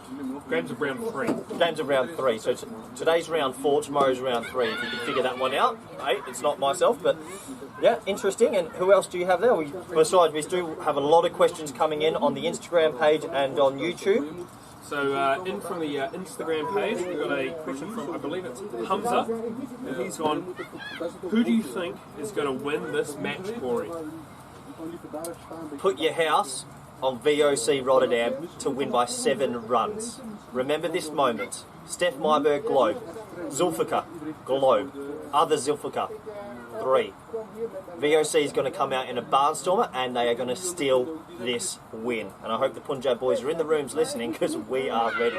And I've got a question from a good friend of ours and current Dutch international, Tony Staal. Tony Staal. Tony, hey, great to have you here. Please cut your hair. Don't get me wrong, you're a good-looking rooster, but the hair's a little bit long. And I would just say, all that's going to happen is you're just going to be compared to Max O'Dowd, and let's be fair, you're a poor man's Max O'Dowd. Yeah, we don't want a poor man's Max O'Dowd. We saw you do a little bit of white anting while you were in Ireland. There was a little bit of captaincy from the first slip position, Tony. We just want you to focus on your game and not get too far ahead of yourself. But what is his question? His question is, when will Muller make his comeback? Mullet, David Mullet, I believe he's talking to. It's Mully, yes. So obviously David Mullet, a good friend of ours at VOC, we have some sad news to report today that David Mullet has officially retired from top class cricket. A good career, averaged about 7.4, but he was off the field one of the greats and averaged about 10.3 with the pints. And when you're hitting double digits with pints, yeah, one of the greats, Dave, and we will miss you here at VOC. But thank you, Tony, and I hope you're having a lovely day out at home. At home. Garbage pitch. But it's a bit of a mat. It's not turf wicket. Sorry, I'll keep that off for another topic, another day. We're still going. Yeah. Sorry. Then VRA take on VCC, and it says Amsterdam Boss on there, but I can tell you, I've had the inside words that that game will be played at Voorburg tomorrow, Corey. Really? VRA ground, the grass wickets, the turf wickets are not available yet. So that game will be played at Westfleet. And who are you tipping? Are you tipping the pace attack, an all-round solid unit? Well, you would think that with a team that has 4 or 5 Dutch international bowlers, that should always hold you in good stead. But VRA showing today, look, they've got other batting depth we didn't know about. So a tough one to call, but I'm going to go the VRA. I'm going to go Boren's men to get up in a nice win there. And who are you thinking as a player to watch in that game? Player to watch? After his 100 today? I don't even remember his name, to be honest. Marcus Andrews. Marcus Andrews. My I apologies. definitely remembered his name. Well, if he had 11 sixes, we should all know who Marcus is. Player to watch tomorrow, Mitch Lees. Mitch Lees. Mitch Lees. Wow. One of my favourites. Goes out there, tries to hit as many sixes as he can. Mitch Lees, good luck tomorrow. You're my player of the match. And in the final game of the round, Corey, we have Dosty taking on HCC. Interesting. Now, Dosty depleted this year. There was rumours before the season they didn't even want to compete until relegation was taken off the table. And then Dosty put their hand up and said, we'll play. Sore topic, or do we skim over it? I think we're just going to skim over it. Yeah, we're not into controversy of Dutch clubs, and especially with the hierarchy watching the live stream today, I think we'll give it a miss, Corey. Okay, but I would say HCC to clean up and take the spoils tomorrow. Tony Stalsman, well-oiled machine. They haven't won a championship in many years, though, as last year, unfortunately for them, wasn't a real season. But they will get the win tomorrow. And, yeah, it's a lot of top-class action for one weekend. The body's going to be sore Monday morning. And not just that, Corey, but we have another double-header next week. It will be a Saturday-Monday round of fixtures, and that'll be round 5 and 6 completed by the end of May. So interesting to see how many matches are being fit in May. It's tiring on the body, but it is great to be out there playing cricket again. But we do have some news. Just looking around here, it's brightening up, Pierce.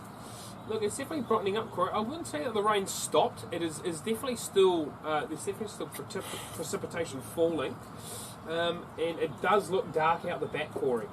And that is one thing that is really unfortunate. So we're still here, and keep throwing your questions in. We don't have a lot else to do. It's either this or I go in and play. What did you I can't say? remember what. Class Jeevan? No, I don't remember.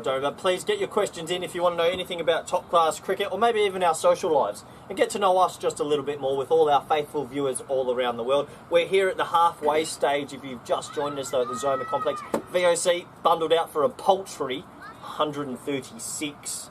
Yeah. Paltry 136. Very disappointing display, but we are off at the moment for a rain delay, and that brings us on to another topic: away from cricket. Okay. Once again. Just a few messages have come through, and they wanted to know a little bit more about the Pierce Fletcher that I know and love. Pierce, we've gone on tosties and about food, and we've gone on that. I do have one quick question before we go on to this next topic. Koen de Vos, he's messaged in and he's gone, Corey, why don't you open a tostie business? Now, I don't know if Koen's got slightly confused, but if there's one person that's opening a tostie business, it's probably you. Me. Well, I'd like to think I could be a manager of your tostie business, but yeah, no, it would be Cooney, it would be Pierce that would run a tostie business. But I wanted to get back, so going into a little bit more of the adult side of things. Yeah. What's your drink of choice after a hard day on the field, and why? Look, there's nothing better than an ice-cold beer, Corey. An ice-cold beer. Now, in Holland, they do it pretty well in the crates, and you just park that crate up on the sideline. Crate on your bike? Crate in the car, just crates? It's just crates everywhere.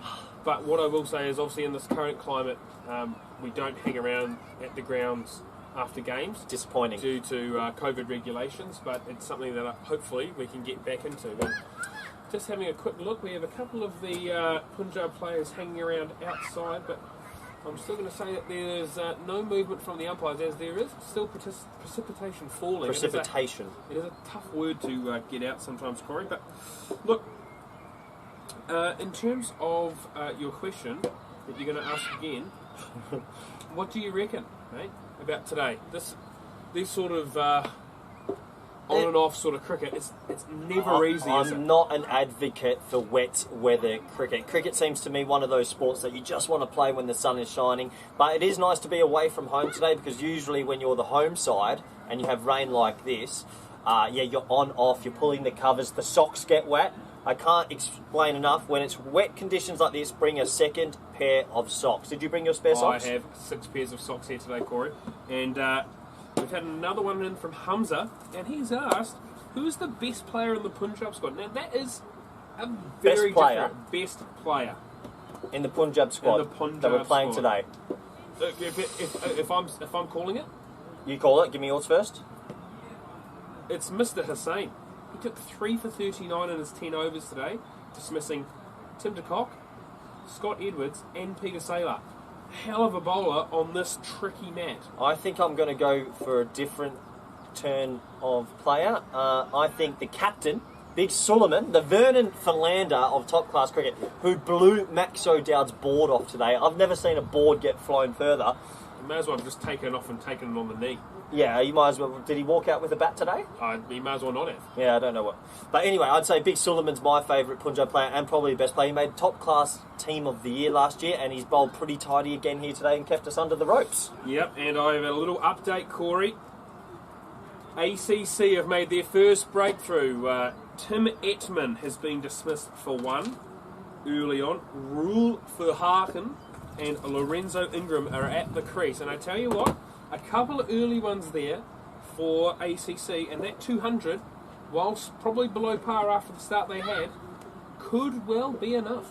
Yeah, it's interesting. All these games around the ground, and the thing is with top class cricket, anyone can win on their day. It's quite a competitive league, and yeah, each to their own. On the day, I think anyone can beat anyone, maybe besides Dosty this year, who are going to struggle, but yeah, it's a very, very even league. But never underestimate them. They put up a good fight against this Punjab side last week. Yeah, they did. And we have some international cricket going on next week. Maybe you want to give a little bit of an idea about the 50-over fixtures that are going on for our Dutch viewers who might be able to watch the game online. Yes, and as I do, we're seeing some movement from the Punjab players. They're looking to go and remove the covers. Yes, and they are. We'll just get back to that question in a moment. As you can see, they're going to go do the covers here in the green and black. They're absolutely ecstatic. They have VOC in all strife at 10 for 136. Some thrown away wickets, some long hot bowling, but they found the fielders today. Hey, we're trying to do something. It's a bit boring, eh? Anyway, get the covers off, boys. We're live on air. We're live on air right now. Yeah, so sorry, as the weather has cleared up here, so Punjab now taking off the covers, which means we might be back on in the next 15 to 20 minutes. And yeah, Punjab well ahead in this game. They bowled pretty well, and a pretty poor batting display by the VOCers earlier. Yeah, look, bowling display or batting display? Batting display, my friend. Yeah, no, absolutely. We haven't bowled yet. Yes, well, yeah, it's not quite good enough, and I'd say it looks likely we're going to get the resumption there. I look off into the distance there, Corey, and there's definitely more dark clouds coming in, but there is some more dark clouds coming in, but the covers are being taken off here, as you can't see there, but we can see in the background, which means we might be back live on air playing in the next 20 minutes. But let's step away a little bit from the cricket again. We don't want to become too cricket orientated here on the Pickwick Tea Show. I would love another tea if young Seeb would go there for me. Pierce, away from cricket as well. We've talked about maybe a bit of food, what you like to drink, a little bit of downtime. Can you tell us about what you get up to when you're back in New Zealand? Corey, a lot of the same. Generally, I'm going summer to summer, and what you find is it's probably a bit more cricket coaching and a bit of playing of cricket, and yeah, I don't really do a lot else other than do a lot of cricket, Corey. Yeah, you are a cricket nuffy, as we like to say, and yeah, it is important when you're playing this much cricket, you need to love the sport through and through. It needs to offer you absolutely everything. It's good to see in the background here, young Rohan and Seba also helping with the covers. That's credit. That's fair play. That is a lot of commitment and good on them, I should say. Absolutely, absolutely. And so, what would you? Anything else that you'd like to bring up from around the grounds? Are most of the innings been wrapped up, Pierce? Yeah, most of the innings been wrapped up, and only one game's got underway again in the Topklasse with that Excelsior game going on. This looks like a very technical operation going on. They're trying to keep all the water on the cover. I'm going to say right now they're going to butcher this, and the water's going to go right next to the wicket. Which would be really unfortunate because we're all very keen on getting back out there and getting a competitive there is a game lot of water on those covers. It did rain quite heavily. And I don't know if they're just taking the covers off to then put them back on, because looking to my left, it is very dark off in the distance, and I believe we won't be spending much time on the park if we do. And how about this? We bring in an extra guest to the studio. Would we like to have Maxwell O'Dowd or Arnav join us? Boys. It's a no from either of them. It's a no from either. Maybe we can convince Tiny Tim to cockle. And Peter Saylor's probably not in the mood. Yeah, you can see Scott Edwards now trundling out. Big sticky Edwards. They have managed to get the first cover off, but all I'm seeing, Corey, is another cover literally lying there, and I still think there's a lot of dark clouds just to our left that might come over the top. And I'm not too sure. Maybe we will get away in the next 20 odd minutes, but it does seem like there's some dark clouds still in the background as some of the local VOC players start warming up. See Peter Saylor, big smile on his face. He's going to motivate the boys. Scotty Edwards, who's been gloving them pretty well, young Scott. And the boys are ready and firing as Arnav and Max start their warm-up routine. Bobby Hanif, 300 games plus. I think VOC's still a sniff bit. Absolutely. With a guy like Bobby Hanif bowling as many wides as he has this year, we've got every chance of being an absolute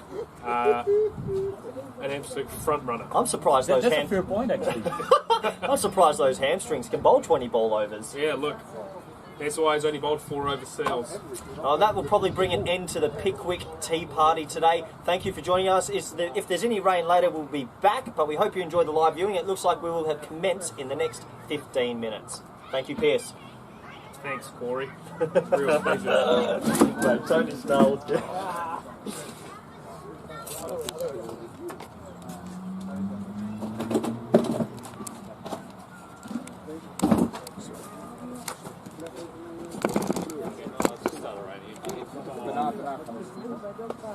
Expensive.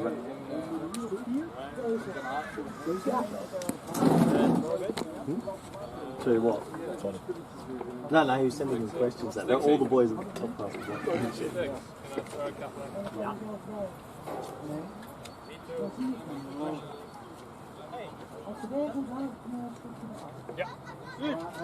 Siep! Siep!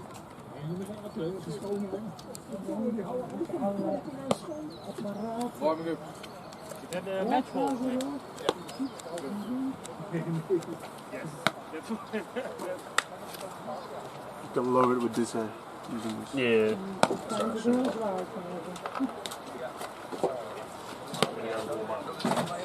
Oh ja, ze hadden even je tafel.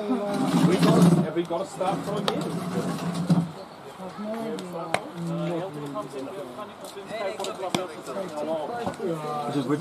Were you listening? For a bit, yeah. Pretty funny. Als jij al dat I'll watch soort it back. lekkere dingen doet, met mevrouw uitkomen Of is jullie de tweede koer. Ja.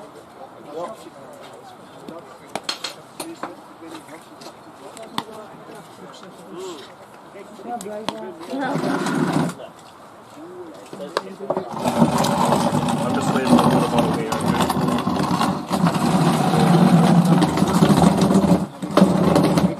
Now look out, I'm leaving my phone and my water bottle there, okay? Yep.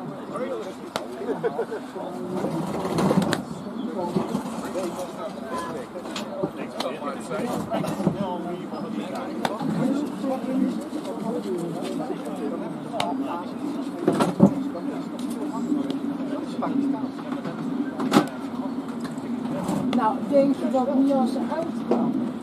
Ga je al kleren uitdoen, dat is leuk.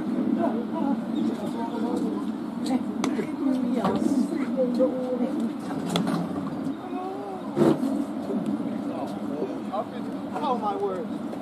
Oh, het is mooi. I've been nice to you. Oh no. Get him, get him. What is it? What are those? Ja, dat is schoenen. Ja. Netflix. Ja.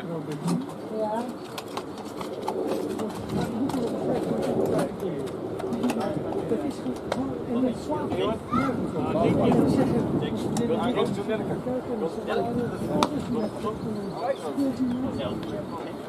Ja. Let's catch it. Thank you.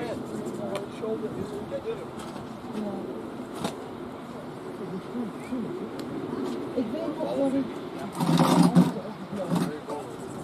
Oh, hola.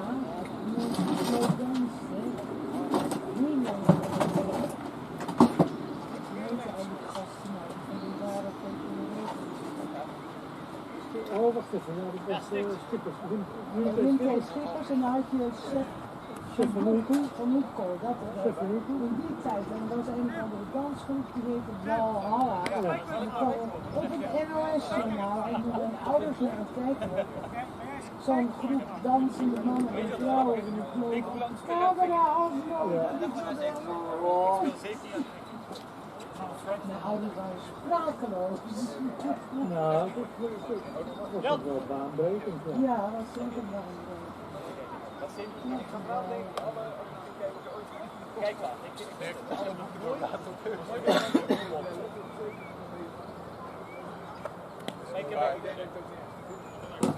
maar je gaat ook niet die oude ja, nu is het straks een opgehad.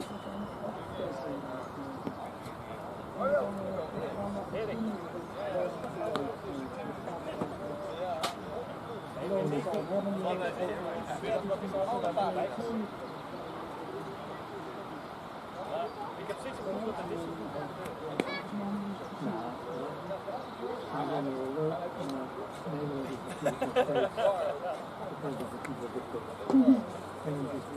Wat betreft is het ernstig geworden. Ja, er zijn natuurlijk meer mensen die daar aanstoppen. Ja, dat is leuk. Oh, is dat bijna zo? Is dit gewoon niet wel koud? Ik heb ook dat het eerst. Ik heb het heel koud, maar.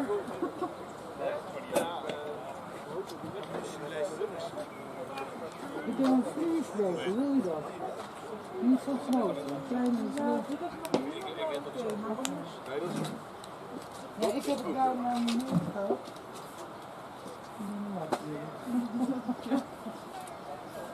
Ja, dat was vorige week wel handig.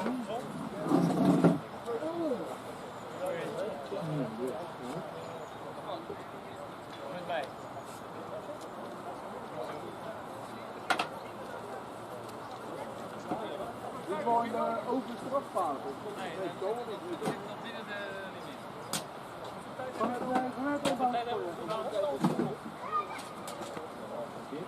Ja. How long, Biff? This Rowan gonna do the commentary.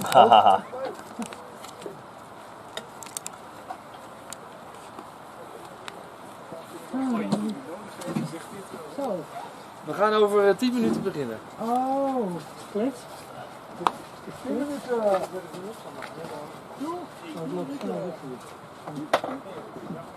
Zijn je voeten te warm? Het is zo koud. Is warm. Echt waar. Oh. Volgens mij heeft hij zelf opgehaald, hè? Ik ben dus de hele tijd. Making sure if that's alright. Ja.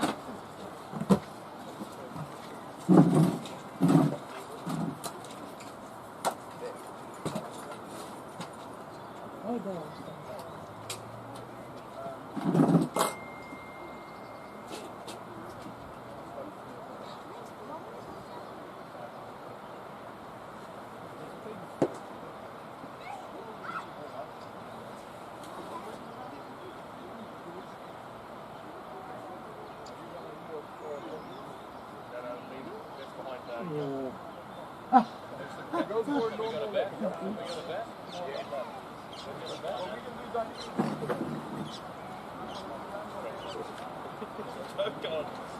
Behind the safety car, boys. Behind the safety car.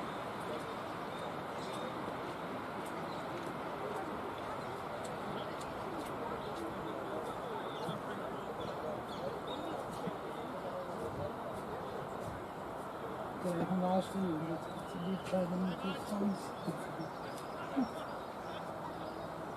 Ja, ik had net van Rata inderdaad een bericht dat hij. Ik hoor je praten. Heb ik gezegd. Nee, Rata zegt ook tegen mij inderdaad, dat is nu wel oké. Gewoon qua weer zeker.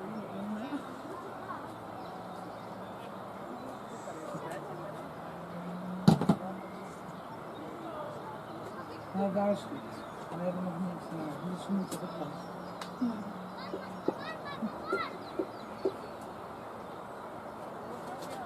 Waarom zit ze dit in de baan doen?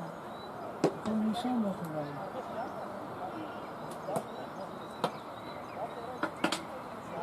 Moet ik ook iets over de microfoon doen? Dat is een heel raar dingetje. Oké. Het zit niet super te opgeschreven, maar... Nee, maar... Het staat er niet zo goed op. Ja, het is ook niet heel leuk dat je thuis zit en je zit op het geluid. Nee, maar... Nee, doe dus.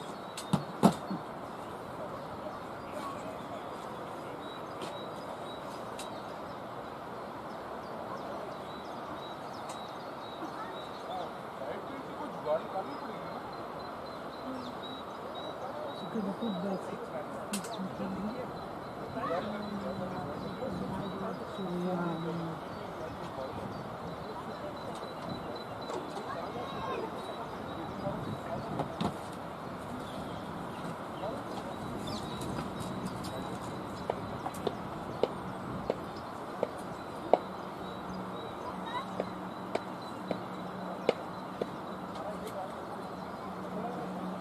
Hier zitten. Ja, gezellig. Boven het bureau. Je moet oppassen met wat je zegt. Oh, voor de camera. Ik word net gewaarschuwd. Oh ja, dat vergeet je normaal. Normaal is dat ding niet. Ja.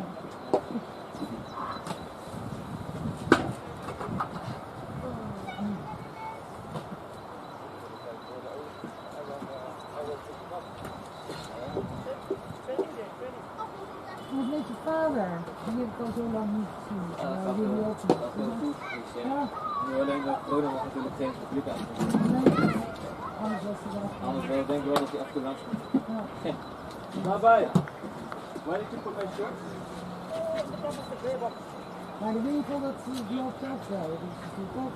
Nee, dat gaat nu wel ja, dat is dicht hè. Dus, ja. heel af en toe open. Dus. Dat is wel lastig. Ja. Ja, misschien kan ik dat doen, maar ik moet wel nu betten. Heb je dat nou met mij commentary doen?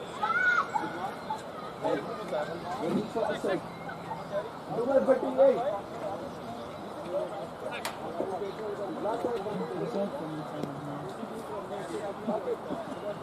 Wij niet meer zo op te letten met die regels. Ja, dat zal lekker zijn. Ja.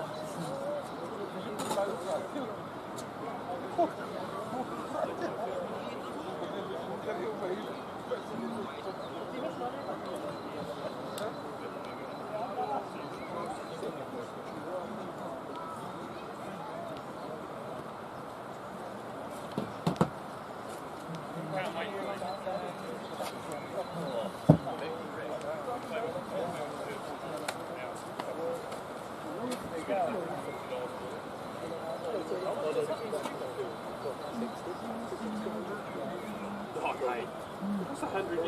€100.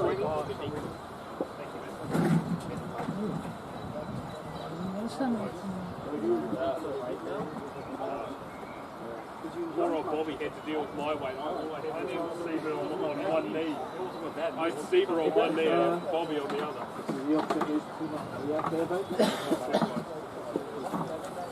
Zijn nou Nijburg, hè?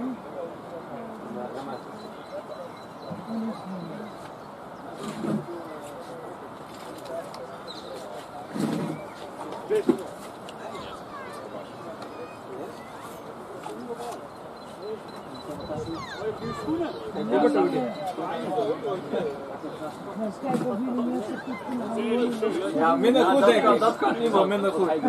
Hij is echt goed. Kan je zien hoeveel viewers er zijn? Ik weet niet. Brand new tires. Nee, dat zie je niet. Are you on the commentary? Yes. Then do it in Dutch. English viewers are a bit down, but how many viewers are there? Can we see it? Everyone can hear you now. Oh. Welcome guys to the second innings of Punjab versus VOC. VOC they're ready to go. They're waiting. Umpires are in. Yes.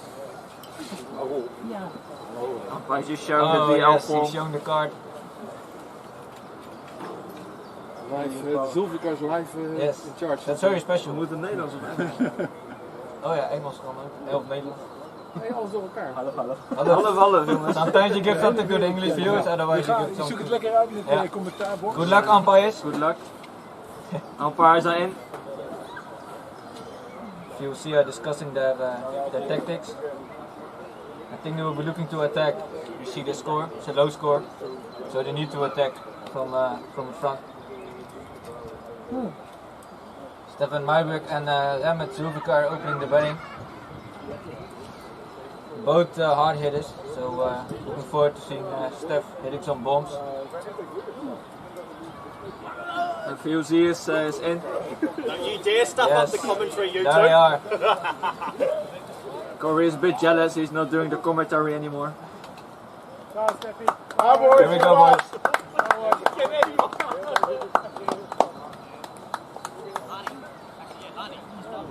So Stefan is number 10 and Remet number 23. Signature numbers for both players. Yes. What will they start with, Sake? With spin or with pace? Maybe Arnav, because I saw Arnav opening the bowling last time, so it might be Arnav. Arnav Jain. Yeah, or Siba, winger from England. Yeah. Not opening. Maybe Siba. He started last time as well, I think. Yeah. Yeah, I think it's Arnav. He's I doing think his it's going to be Arnav, yeah. So he bowls a lot. He bowls actually all spin, but normally the ball doesn't turn as much. So yeah, I think it's a good option for Steph. I think he would try to skid it on straight. Yeah. Steph who likes to cut the ball, so skidding into him is always a good option. Steph came back yesterday from the Dutch A tour against Ireland, so I think he's ready to go for now. Yeah. Different level, different scenario, but. Do you actually know that he doesn't have his cricket bag with him and it's left at the airport? Yeah, yeah. A lot of players from the tour, they didn't got their bag, so they're playing with different kits. So I'm sorry sponsors, but he's playing with a different kit. Today, unfortunately. Yeah, no bonsai, but playing with Woodstock. He's using the bonsai pads, huh? Yeah, he's using bonsai pads. He still got them, green pads. Punjabi colour, so that's good. I think they will start with a cow corner and a stripper and offside. What do you reckon? Yeah, I'm seeing Siva there. He's on the offside. He's deep on offside. Super. So those are the two boundary options. And one on the mid-wicket boundary as well. Yeah. I think Steph will try to attack from the first ball because we've seen these scenarios with Steph. Yeah. He likes to attack from ball one. Likes to hit the ball hard. Yeah. Pitch is playing alright, Essiki. Yeah, the pitch was actually not too bad. Yeah. It came onto the bat. Bounces even. Yeah. A bit slow sometimes, but still it was okay. Yeah. For the artificial Dutch wickets, it's it's fine. Join here with the movie star bowler. 2-3 wickets as well. The first ball being bowled. And there you go, Steph! I told you guys. Oh, it's really high in the net. That's a big six. First off, that's a really big six. That's a good option for Steph. Yeah. No one out there. This is how he plays. He plays attacking. There are no fielders in the air. When the low scores, he tries to go from ball one.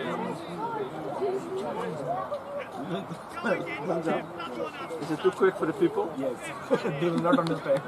We've just been told by the public here we need to speak a bit slower because it's hard to understand, so we tried that. We just got enthusiastic because of the six, so this is obviously the first time we're doing the commentary, so we're still learning. Bit fuller this one. Bit fuller, got it in there, and Steph hits it back to the bowler. Mid on, mid off, still up, so I think we'll be looking to go straight again. Yeah, if he throws it up. If he throws it up, he will go. There he goes. That's a good shot, and he's running. Yeah, good single. That's a good single from Steph.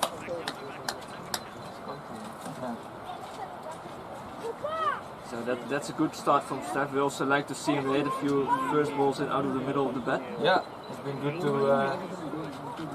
to see Steph back. Pre-season was a bit tough, but he's looking good now. Yeah. Remet is on strike. We can see a long on and a square leg out. Yeah. I think probably Remmet will look the first few balls and get his eye in. Yeah. Support Steph in his role. Maybe get a sneaky single to long on, to square leg. Yeah. Coming over the wicket, Arnhem J. Tosses is up, and good drive from Remmet. Good start. Yeah. I think it's good that he is tossing the ball up in these conditions. Yeah, he should do that because they really need wickets and VOC needs to attack. So yeah.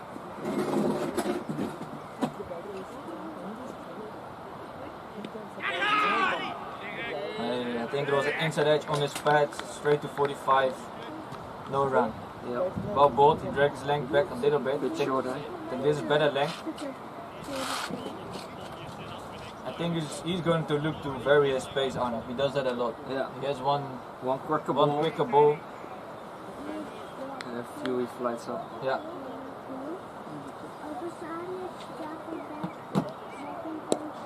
Okay, good ball. Well bowled, well played. Bit slow and full again, and I think that's over.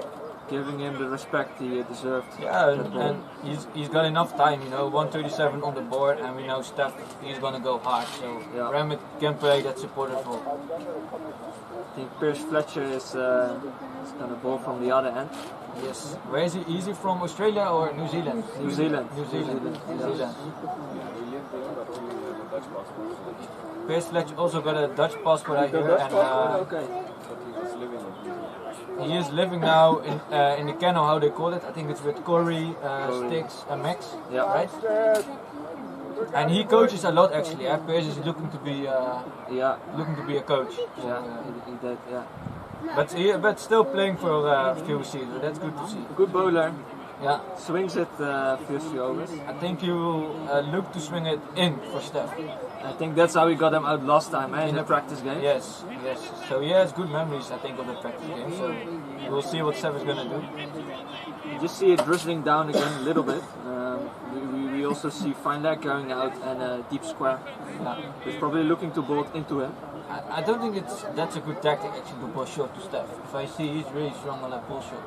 Yeah, I'm not sure what they're gonna try, but the field looks like that. Yeah. I think Punjab didn't play with a fine leg, always like a behind square leg. Yeah.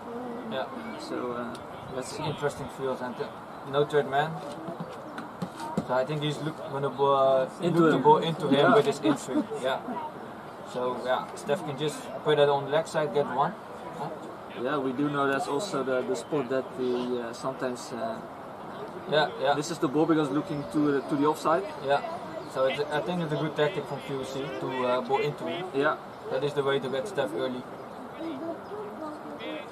I think Steph is up to the task because he remembers this from last match. So yeah, he should be ready for that ball.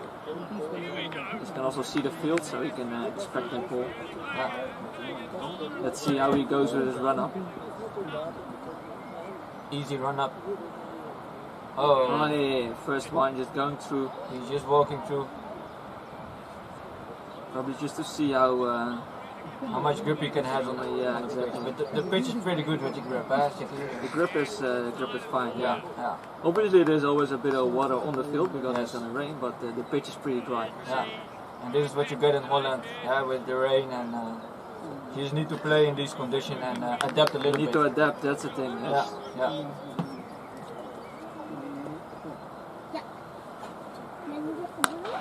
Bit short. I don't think his run-up was exactly what he wanted it to be, because he stopped a little bit. Looked a bit like short steps there, but... And I think we see Selay clapping, he's a bit cold, it looks like. I think that was just a bit too short for the length he wants to bowl. I think it's a bit, that's too short.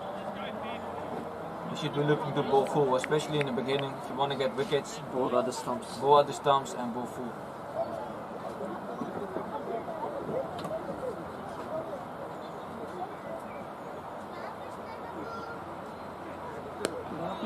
Okay, it's well bowled. He's just easing in his action. Yes, he's easing it. Yeah, exactly. Yeah. He's just going through the motion to see how much grip he has. Yeah. I think it's okay. Siki, you did the same actually. I had to adapt because you need to adapt. Yeah. because obviously it's not like a grass wicket and you don't have spikes. So and it wasn't a dry day. Yeah. So, but I think we're happy we have a game in, and we're always looking to play. Yeah, that's the thing. That's the mindset you should have. Yeah.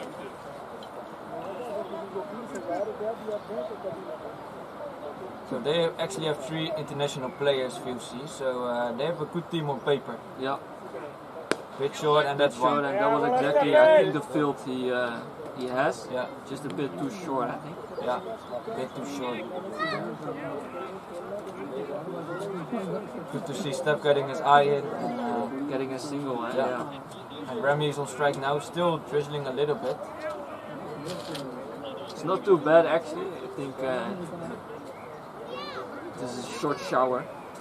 Yeah, it will be just like the whole day, like a little bit of drizzling. So what will the field be? I think they're gonna have a third man and a behind square leg. Yeah, yeah. We don't normally play with a third man, Isaki. What is your opinion on that? I don't really think you need a third man. If you have 2 slips and you can have a gully in there, I think it's really hard to get that ball in between. Especially in this ground, it's not too quick. Yeah. And if they need wickets, so I would prefer to attack. But everyone has their own tactics, and I think if you play on grass wickets, it's a bit different because the ball will come through quicker. Yeah. And you will need a third man more often than not. But especially on these kind of artificial pitches, it's a bit slower. Yeah. And the bowlers are not that quick as well.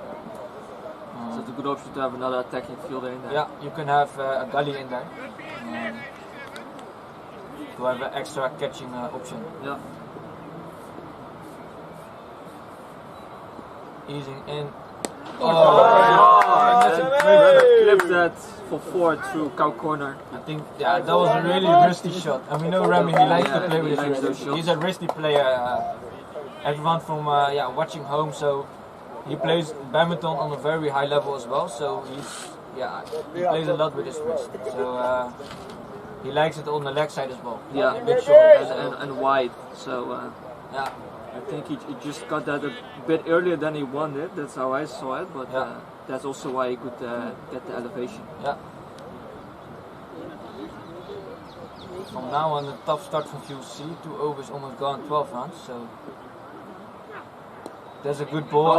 And that was that a gully sakip? We were talking about that, Skander. I think you were absolutely right about saying that. You will need a gully there. Yeah. And that was a good ball actually. Yeah.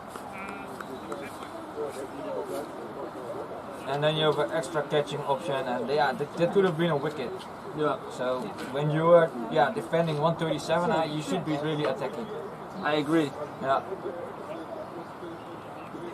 You don't know, maybe the bowler doesn't want it, or yeah, you never know, and it is of course a possibility that it goes for 4, just go through the slips or just behind it. But sometimes I feel like you need to take that risk for 4 runs to take a wicket. I agree. Yeah.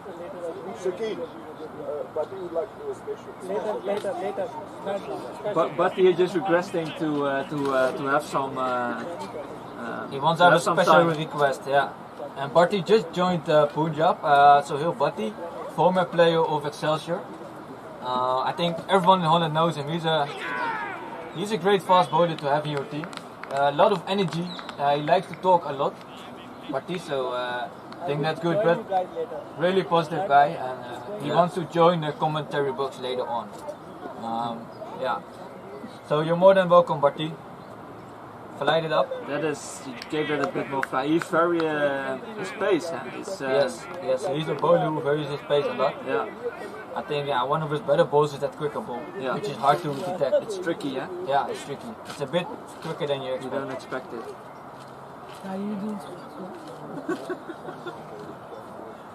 So we have a long on and a square leg on the boundary. Arnav coming in again. Bit shorter and blocked by Remy. That was a bit quicker as well. Yeah. Bit straight, looked like a bit of a straighter ball and well defended. He played it late, that's the key there. Yeah.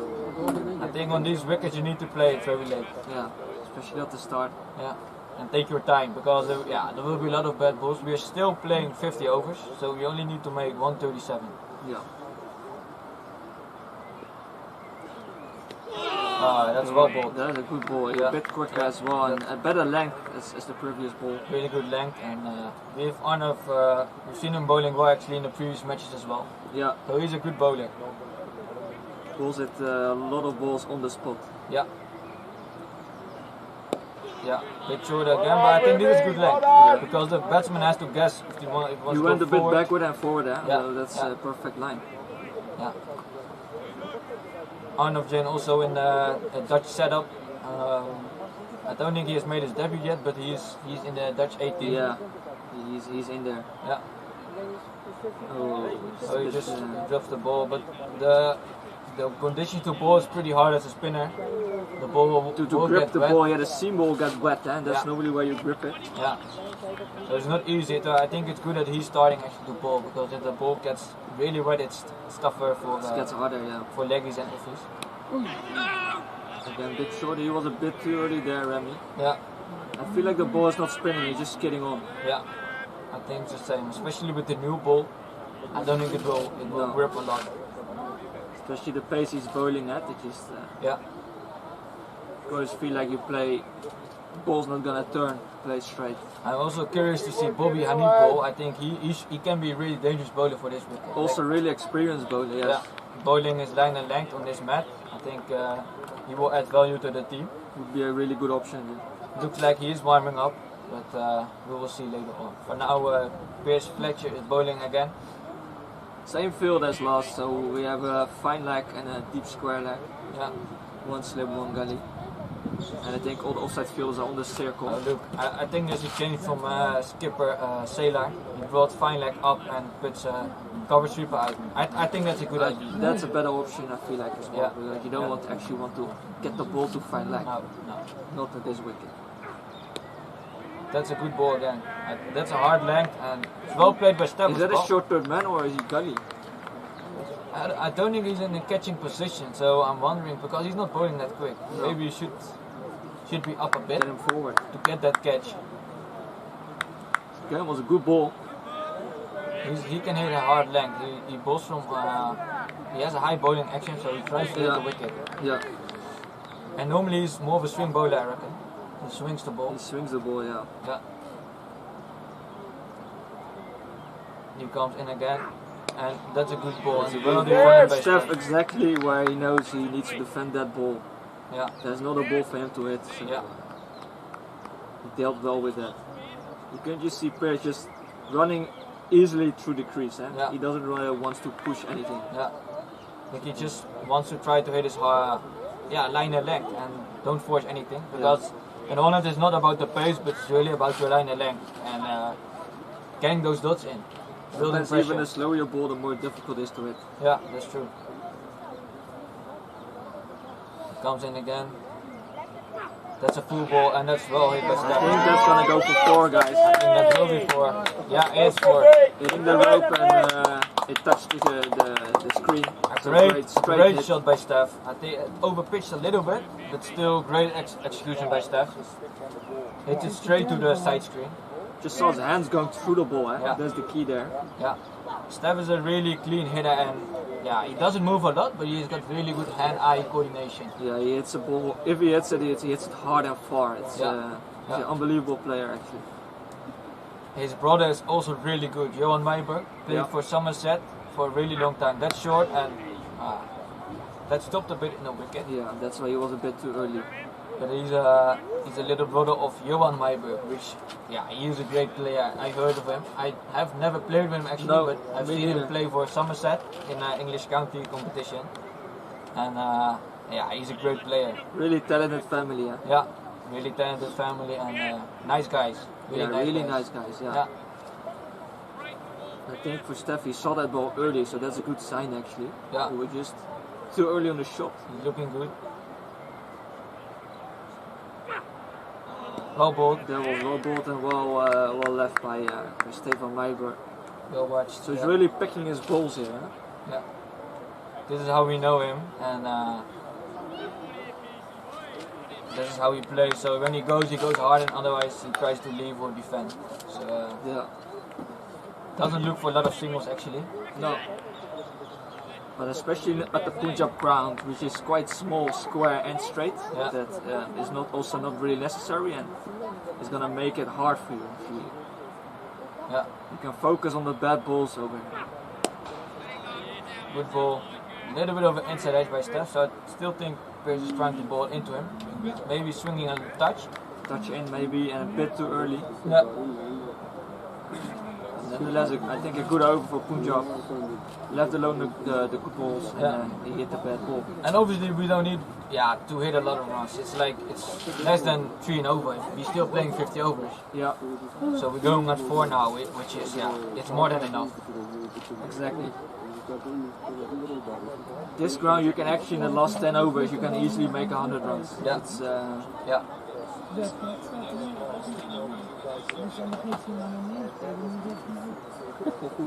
we can see Remy on strike. Another over from Arnav. We got a long on again and a backward square. Bit too full, but well bought. It's hard for now for him to get a single. I feel like in the circle it's tough. Yeah, he needs to go over or really hit it to square leg. Yeah, or long on. So I think those are the 3 options. Yeah. So you just need to be patient. This is a bit more flight, and he hit it. It's an overcover. That's a great shot by Remy. Again, that's 4 runs. Risky a lot of bottom hand in it, but that's how he plays. So that's a great shot. So he will always look to go square and has great hand speed actually. Great hand-eye coordination. Yeah. There was a bit more flight from Arnav, and I think a bit more floaty on off. And wider. Yeah. I think that was the key here for Remy to actually. You see, this is a bit flatter again. And well played by Ramat. They're also not really looking for that single. I also think because it's not really needed in this stage. No. And both of these players are more of they like to hit or just really hard hitting batsmen. Yeah. Flight up. Good hands again. Go square to like a cover point. To Tim de Kok, who's actually is sometimes actually keeping. Yeah. Number 3 is in the field. Obviously they have Scott Edwards, keeper of the national team. Yeah. He's one of the best keepers in Holland. So yeah. Obviously, that's the first pick. Yeah. He's a really good keeper. That's well bought. Bit flatter and straighter. Ramat played that to mid wicket. Again, played it late, which was the key there. He's waiting just again on that white ball. Yeah.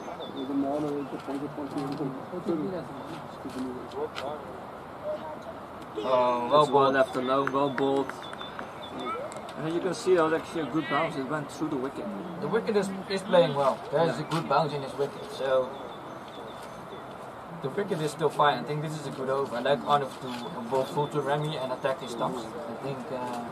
Yeah, that's what you need to do on that's the way most batsmen. Yeah, to get those wickets and. So still now it's 21 runs, 5 overs. So VOC are a bit behind. If they still want to make a match of this, they really need wickets. They only have 110 left in 45 overs. So I agree. You can see 45 is up again and sweeper on the offside is out. Yeah. Giving Pierce a bit more protection for that wider ball. Yeah. Still that shorter man I think should be more in. Should be in a catching position now. Well balled. That's well balled from Pierce. I think you put a bit more effort in that ball. We heard him screaming while you bowled that ball. Yeah. So he is giving everything. He's finding his rhythm, I think. Yeah.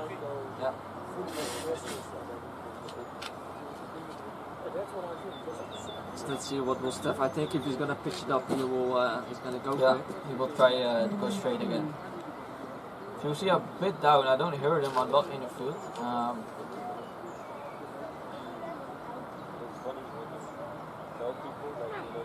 Oh, a bit shorter. That's actually well played by Steph. He watched that really well because it didn't bounce as much as he expected. But it was short, but not. No, not that short actually. There was not a lot of effort also in that short ball. True. Yeah. So I don't think that misbehaved actually. I just think it's well played by Steph. Yeah, it was a good length. It wasn't that short. A good length, yeah. So as we told, VOC have 3 international players in that team, and Sela as well, which he is Dutch captain. Dutch captain. So looking forward to see him bowl actually. Yeah. He has to make an impact on this match. Well bowled. That's a good length. You He's see hitting that a hit hard him on length. the top of his bat, so that bounced. Yeah. He's hitting a good length. But then again, Steph has all the time of the role obviously to get his eye in and wait for those bad balls. He doesn't need to do anything out of the ordinary. Just need to watch and wait for his ball to hit and then go for that. And that's also what you do as a player, you back yourself with those kind of balls. Especially the way Steph plays. You see the ball, he will just go for it. Yeah, and obviously he's got a great record also international. Oh, yeah. That was a bit shorter. Steph is really strong on that short ball as well. Yeah, on the training I have to say you don't really ball short to him. Well, you know you can fetch the ball. It's gonna fly. Yeah.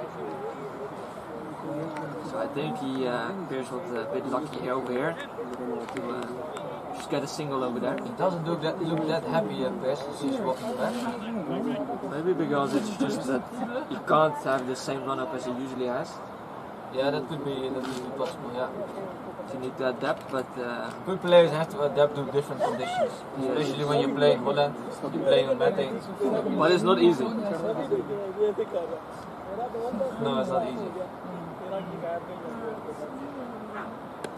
Good that ball. Hit his glove, I think. Hard length again for Pierce, and that was a really good ball from him. And defended well by Remy. Yeah. He went forward and hit his glove. You see, actually went 90 for 3 as Connor, so they were looking really good. Quite good. Yeah. Like 200 we expected. Like and also especially when Scott Edwards was batting, he was looking really good. Maybe two fancy shot too many. Yeah, Sweep might be. him That is though his shot. Yes, sweep shot. Yes, but maybe in a situation it was maybe a bit too much. Yeah, that could be. Yeah, but also you back yourself as a player to play that shot. I think he actually executed his shot quite well. Yeah, he hit it well, and the only thing is there was one fielder out there and it went straight. Only one fielder and it went straight through him, and I think it was a great catch from Hunter. Jasir Usman, we call him Hunter, and he took a lot of good catches today. Yeah, he's a great fielder and a great guy as well. Team man. He's a really team player. Yeah. So. And that was a crucial catch as well. Yeah, really important. And I think he also took the catch of the captain, Peter Saylor. Yeah, he also took that catch on the boundary. Really safe. He's got safe hands. Yeah. One of his bowling, he's still got his cap on, so I'm not sure what's going on. Is he going to bowl with his cap and his glasses there on his cap? I think he's forgetting it. Maybe, you see? Oh, yeah. Look. Yeah. He's taking them off. They're discussing the fields because I think Steph is gonna attack him. He's gonna eat for sure. If he's gonna bowl flight, Steph will go after it. There's only one man out, eh? There's only one. Long on and a square leg. The backward square leg as well. So he should bowl into no 45. But he wants to go into. Yeah. Oh, that's over. That's long a good off. shot. I think that's 2 runs. That's 2, I think. Yeah. It's a safe shot actually by Steph. For him, it's a safe shot. Yes. No one is there. And Arnav, he is still flying the ball up, so he's challenging Steph to. I think that is good bowling. He needs to do that because if you want to get a wicket, you need to bowl his flight to Steph. I also think he knows that Steph doesn't sweep a lot, so that's why he leaves 45 open. It's a full toss, but well fielded by Arnav. Well hit by Steph. Try to get a single to long on. Yeah. It's really offside packed field now. So offside field, but 2 people on the leg side on the boundary. Yeah. So that's actually funny. That's short and short ball straight to cover. Good fit by Steph. It's not easy to get those short balls away on this ground. On the ground, it really stops because it's a bit slower. When there's more sun, this field is actually really quick. Yeah, it's a high scoring field. Yeah. He went back there. There was a bit fuller ball, well balled by Arnav. That's a dangerous shot actually to play on Arnav because he's bowling it into him. Yeah. So he wants Steph to play that shot. That's exactly what you want as a bowler.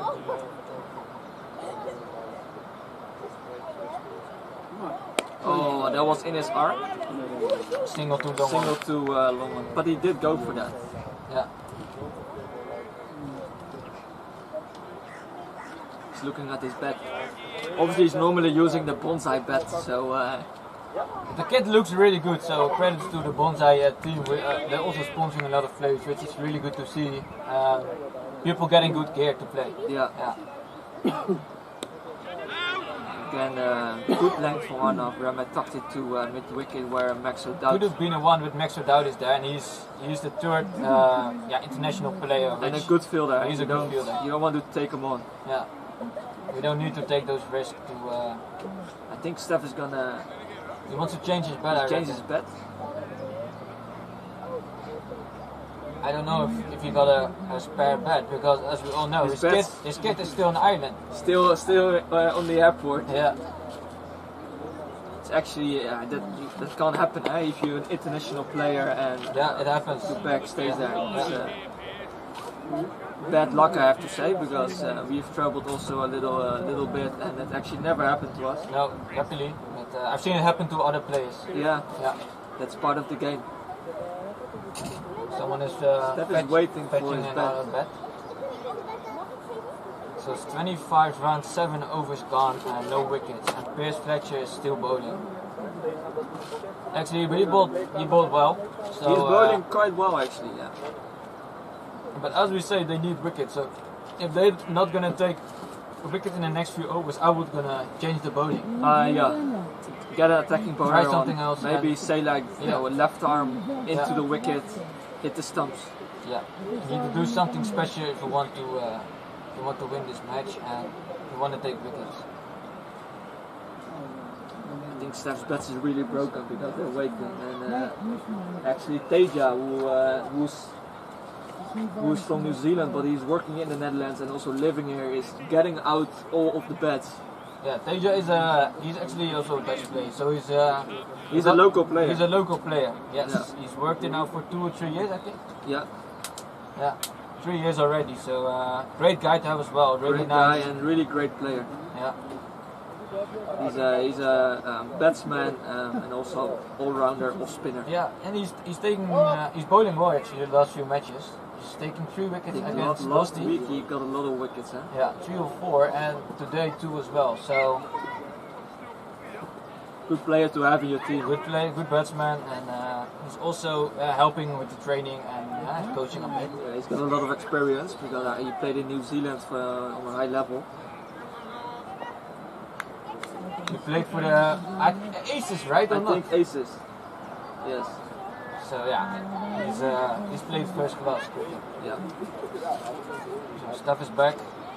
Same field.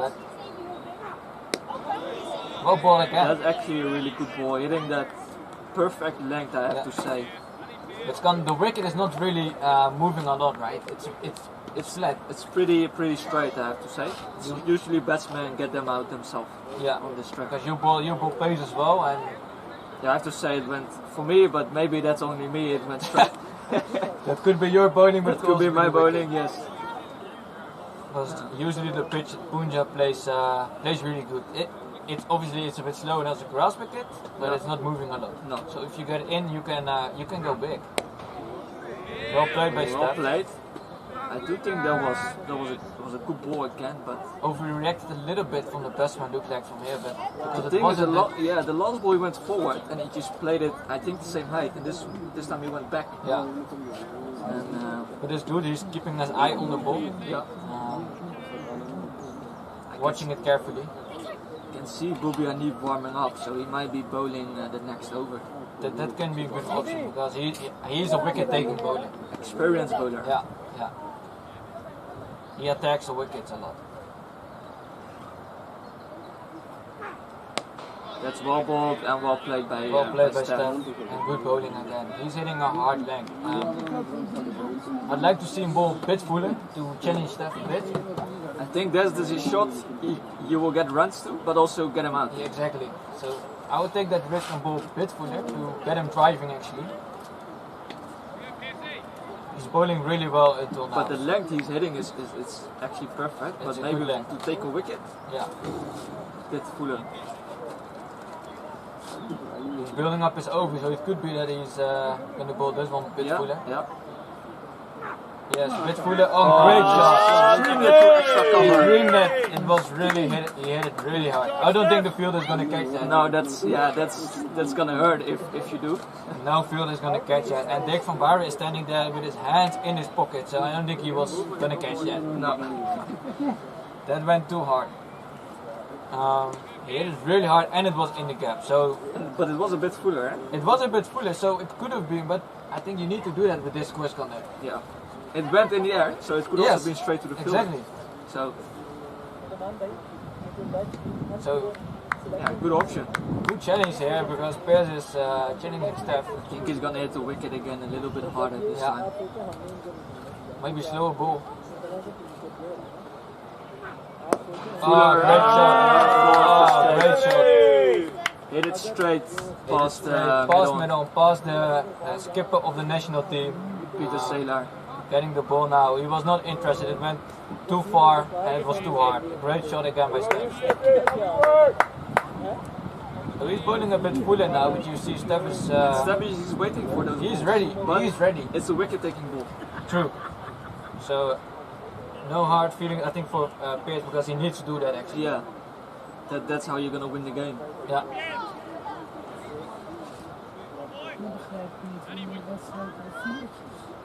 Interesting next ball here. That's how we're gonna win.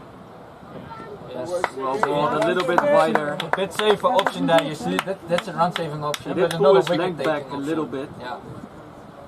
I reckon we're gonna have a bowling change from this end, Skander, and that Pears is... I think Bobby Hanif is gonna bowl from far end. Yeah. They have to change something as they've bowled 7 overs and I think we have like 34 or something. Yeah, I'm not sure what the score is. The scoreboard is not giving the correct amount. Okay. So yeah, Skander, you are right. Bobby Hanif is going to bowl. He's also got a tricky slower ball. Yeah. The off cutter. Yeah.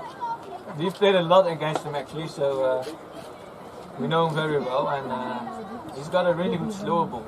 And he tries to attack the wicket. Yeah. I think he got that slower ball from Ashan Malik.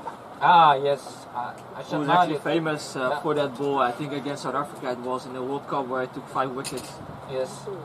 He invented that ball and he was almost unplayable bowling that ball. Really successful bowler with that ball. Yeah. He still is. Today he's not playing actually. I thought he was going to play. And he's in Pakistan, I heard, so okay. He can't come. And obviously with the corona, I think it's difficult for him to come as well.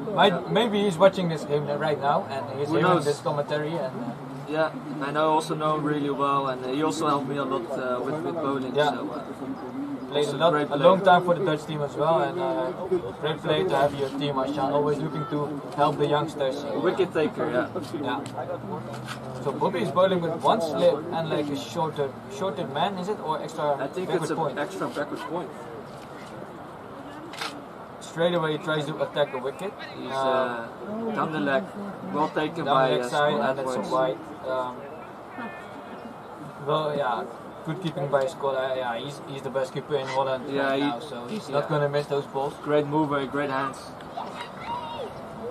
And they have as a backward square leg out and a sweeper on the offside. I think those are the sweeper on offside you probably have standard on this ground. Yeah. Oh, that's probably out. Yeah, okay. He attacked the wicket and Remit tried to go for that, but straight to Max. That's the first wicket. I'm going to leave Skander for the commentary as I have to pad up. See you, Skander. Thanks for watching, guys. Thanks for listening. The next man in is Asad Zulfikar. Also really talented player and obviously a brother of myself. Played a couple of years now for Punjab and actually a really technical correct player who's actually really solid. If he wants to stay in there, he can stay in there the whole day. So hopefully that's also what he will do today. And support staff. He's also picking up his keeping Asad Zulfikar actually. Last 3 years he's keeping and he's developing really well. So that's nice for him and good to see. I do think this was a good bowling change from Sailor. Someone who attacks the stumps a little bit more. Bowls the wicket taking balls. I think same field, one slip. And only Super is going to go up on the offside. That ball, I think they were still stalking while he was running in. I think they're discussing the field. Corey actually wants to go a bit close and standing like a sort of short point. Which is a tricky place to stand because usually the balls there are bad balls and are hit really hard. Yeah, but sometimes that also gives you the wicket because you don't expect that as a batsman. You see the energy of VOC is up again. Obviously when you take a wicket, so that's also a good sign from them. And a solid block from Asad.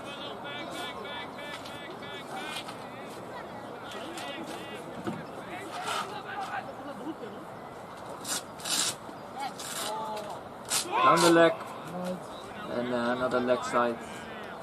Well taken by Scott. As you can see, you're just trying to attack the stumps. And maybe overdoing it a little bit, but it does give you wickets.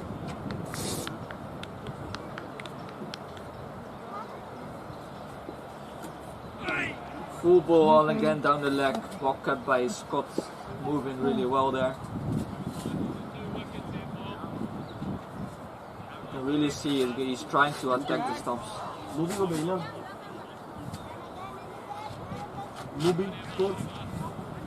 Multi-go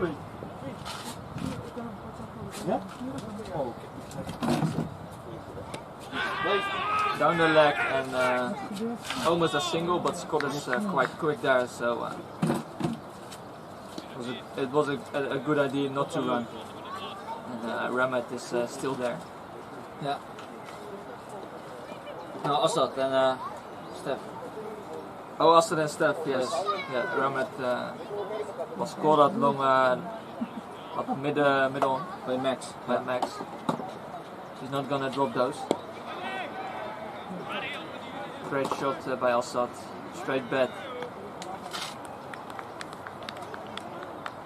That's good. Asad should be looking to bat this out with Steph actually. He's bet the whole innings. The kind of player who should bet the whole innings and get his team home. And also he can do that. Yeah, yeah.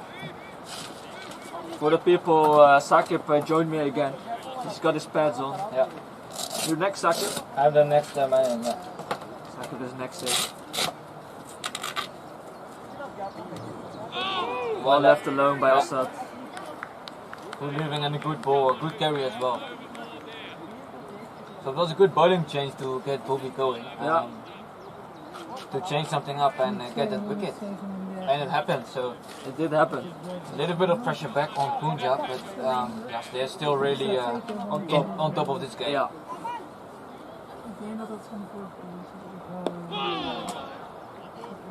So you see, has a lot more energy as I can see already. Yeah, that's also what I just said, Sakib. You can just see what that wicket did to them.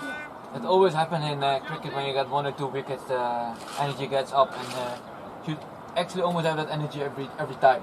Yeah, that's also that's what you discuss a lot within your team. Yeah, that's obviously also the hardest thing to do. It is really hard because you don't feel happy when the other team is batting well, but that's the hardest part to keep your energy and support your team. Yeah, and make something happen. Yeah. Ooh, there's another bowling change. This is really surprising. I think Jelte Schoonheim is marking his run up. Yeah, in the past year, it wasn't a bowler, but he's been bowling more the last few years. Yeah. Actually, really like a Dutch mad bowler, slow and trying to hit that spot. Yeah, trying to hit the good length. So I don't think we're going to see bounces here, but just slow balls and slower balls. Yeah, it's not always easy to hit those balls actually. Steph is he's a player who likes pace on the ball as well. That's true. So this might be a good option. Yeah. If you see if he can hit the right length. Sieber is backward square. I would have him a bit straighter with a yellow space, but let's see. It's a full ball and straight to driven well by Steph and middle off to Tim de Kok. Fielded by Tim de Kok, yes.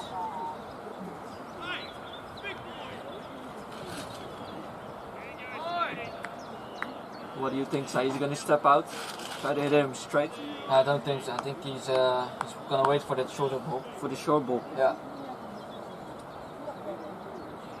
Oh. Oh, fielding. Well fielded by Tim. It's really dangerous shot by Steph. It was almost in the hands. He got just in the gap. I think he was beaten by the slowish pace and he was too early in the shot. Yeah, and that's exactly what we talked about. Is, ball full. And that's how you might get 4 or 6, but you can also take the wicket. Yeah. And you see here again, you don't need to ball quick in Holland. If you hit that right spot on the wicket, it's always difficult to get it away. Especially here on the ground, you're not going to score a lot of runs unless you hit it really hard. Yeah. So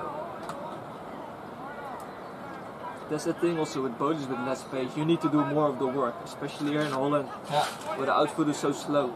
It's tough to bat to make a lot of runs. Yeah. It's hard, yeah. And like this field there, I got Gully in now. And in the slip, so it's a bit more attacking, which is good for VOC.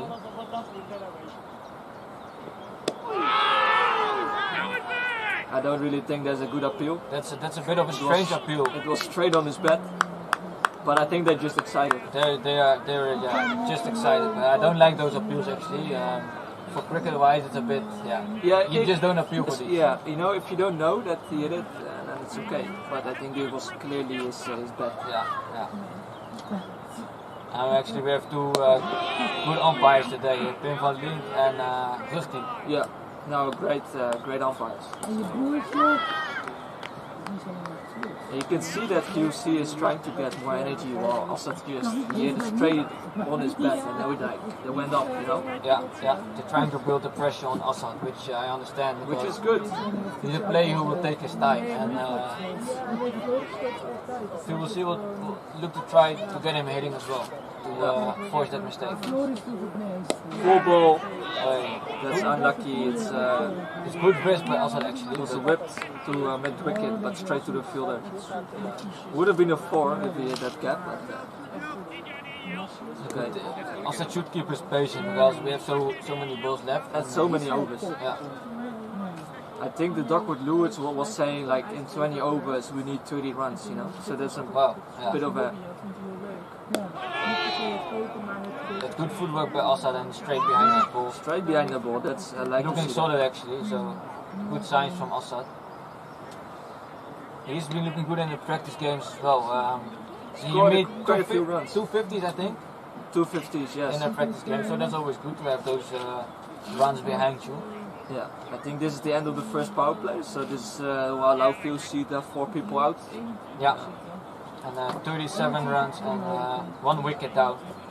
So the power play still belongs to Punjab. It will, yeah. Boogie is ready for a second over against Stefan Meiberg. Yeah. Who's looking quite well.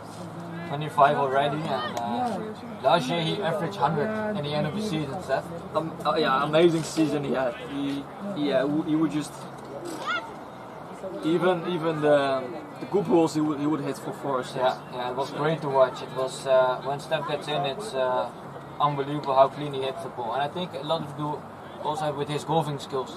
He's a really good golfer. Good golfer, yeah, that probably helps. And sometimes you can see that swing in his cricket stance as well. Oh, another white. It's a white, yeah. I think he bought 3 or 4 whites now already. Expensive extras when you're defending a low total. Just talking about Steph, his swing, I think he's got one of the best swings in Holland. I agree, Scanner. He's got a great swing. Really clean hitter. Oh, that bat didn't sound great. He's also looking at it. Yeah. He's not happy. No.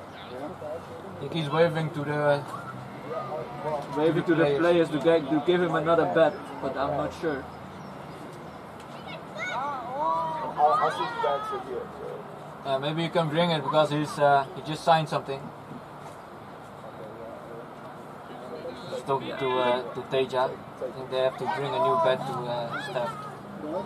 Bit shorter, great shot. That's a good shot, he hit that well. And that's a single to Siba. Good arm actually from Siba. He's a youngster, I think. Siba is a youngster, I think. How old is he now? 16 or 17 maybe. 17. Yeah. Great talent, eh? Yeah. We've actually coached him a bit, and his attitude is really good. And that's the thing. That's the mindset. The mindset is really good, and that's also what you need in cricket. Not only the talent, but also the mindset to keep training and push yourself. He works really hard. Yeah. And with the drive to learn, that's a great combination. Yeah. So he's somebody to watch out for VOC, and I think they should be really lucky to have Siba. That's another wide, and really strange appeal again. Another appeal. I don't know why he's appealing, but looks a bit village. Maybe he tries to get rid of the white. Yeah, maybe he's trying to get in the mind of the umpire. Yeah, that's I think what he was trying. Yeah. Doesn't do good actually on the field. But yeah, we all do it sometimes. Yeah, that's true. That's actually well played. He's getting behind the ball again, and he's playing it late. That's good to see. That's the thing. And you should just have his patience and just go with it. The bad ball will come. Yeah. I think Batti is ready to bring some bats to Myburg after it's over. Shot! That's a great nice shot. bat! That is it! It was like a slap, hey, Saka? He slapped that ball, and Corey is standing really close there, and he had no chance. Yeah, that's that short point what I was talking about. I think he's lucky that he didn't get hit actually. Yeah. He's still standing there actually, so he likes those funny fielding positions. Yeah. He's a funny guy. He really is. Yeah, he's a funny guy. Oh, he's going back now. So nice guy as well. Loves to talk. Yeah. So we took over the commentary from Corey. Obviously, he's a professional. We are. This is our first time. Behind the camera. Yeah. You're doing well. Thanks. Thank you. And we have two really nice scorers here. So. Man of the match today, Sakib and Sikandar. Thanks, Batti. Yeah, Nora is scoring now for Punjab. Yes, which is actually really nice of her. She's normally scored for Kampong, but the Kampong season hasn't started yet, as they're playing a league below us. Yeah. That's a great shot by Assad. And I think Siba is chasing that. That's 2 runs. It will stop, and that will show you the pace of this outfield. That it doesn't go for 4. Yeah, and a bit too leg side actually from Bobby. We've seen it in the last over as well. He brought 2 or 3 rights over there. Yeah. And Batti is going in now to give Steph some more options for bets. You see, he's really struggling because of the island situation. Because his bag is still in the airport, and I think and he's also. Ja. Wat? DL-score bijhouden? Ja. Umpires is requesting if we can do the Duckworth Lewis on the scoring board, which is actually fair and which should be done. That was another good over from Punjab. And when 20 overs are bowled, I think that's officially a match. So 20 overs is, yes. 20 overs, so they still need to bowl 8, and then we have a match in. What is it? So Steph facing again to Jelte Schoonheim. Oh, I think that is out. Straight too short of man. Full ball, which is a wicket-taking ball here, and Jelte got the wicket of Stefan Myburg.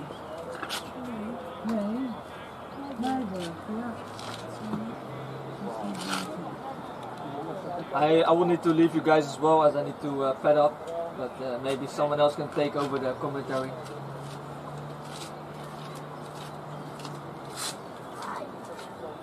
What next step?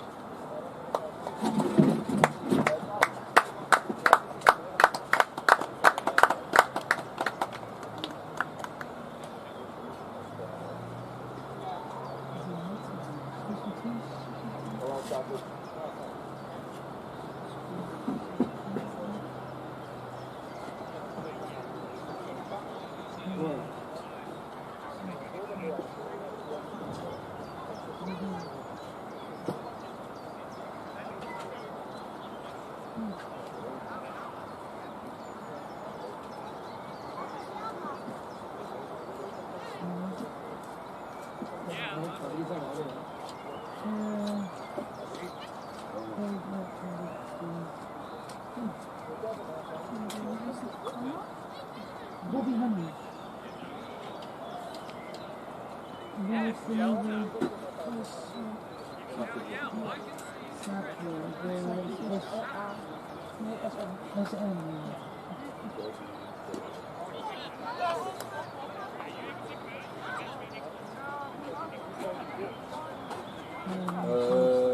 Haji of some other.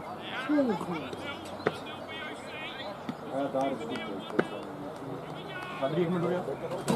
Gooi het.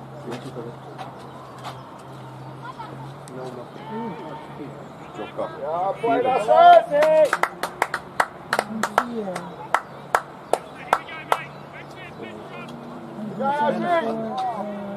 Die heeft gescoord is? Ja. Jokka?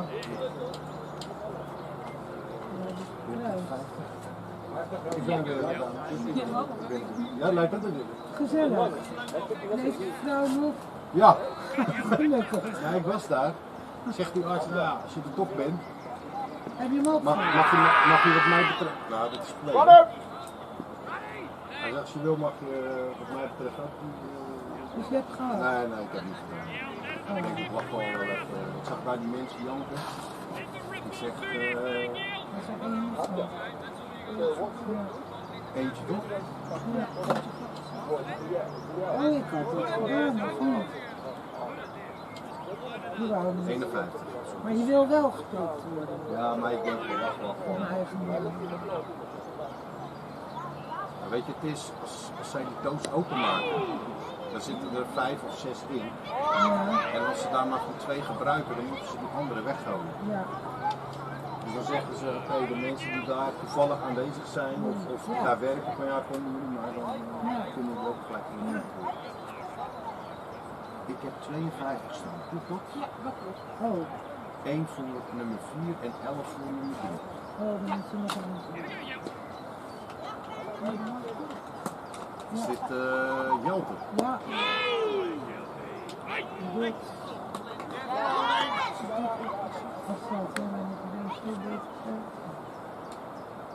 Ja, als dat is 77. Ja, ja, ik heb de nummers, maar...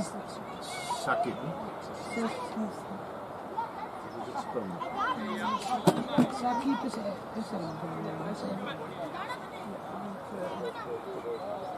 Het verschil is niet de... Oh, zit vast in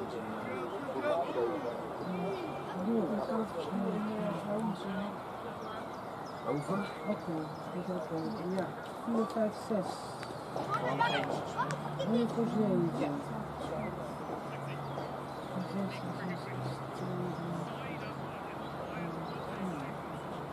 Oh. 50 was in over. Ja, sir. In de park kon je daar batting मेरी खीर पे भी मैं खीर खाने वाला मैं बच्ची है उन्होंने एक स्पेशल जगह पे छुपा मैंने बहुत सारी बच्ची हैं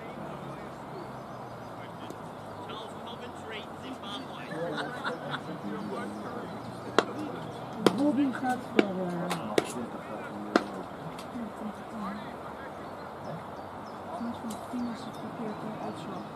Ja. Oh ja. Vanaf 10 op het bord. Vanaf 10 overs. Ik dacht 20 overs al. Nee, vanaf 20 heb je een wedstrijd.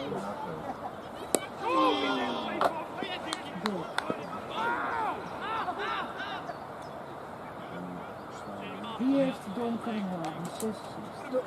Ja. Heeft de donkere, zeg maar met ook een witte afgetekend. Misschien de cijfers is beter, denk ik. Ja, maar soms stel je die nog niet met de rug naar je toe.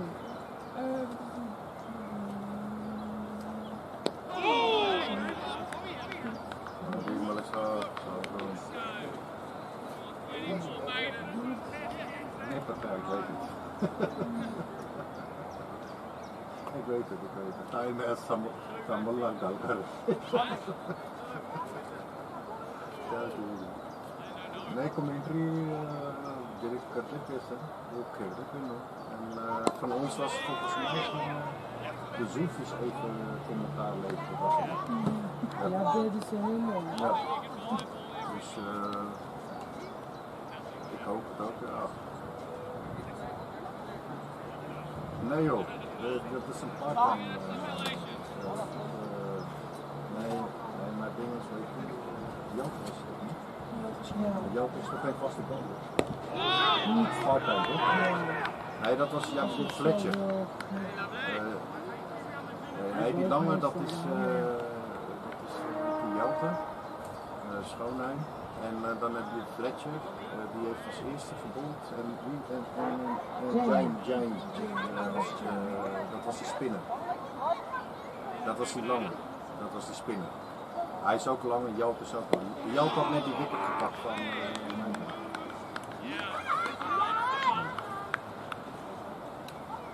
Nou, Bobby, ik zal niks zeggen. Charles goed doen. Mensen willen, die zeggen die moet in Amsterdam gaan. Geen gekke doen is. Nee, ik ben gewaarschuwd. Ja, we hebben ook al appjes gekregen. Nee, volgende line. Ik heb in totaal 6 extra's. Ja. Oh, dat klopt ook? Allemaal van Bobby. Oké. Maar dit is ook Bobby. Ja.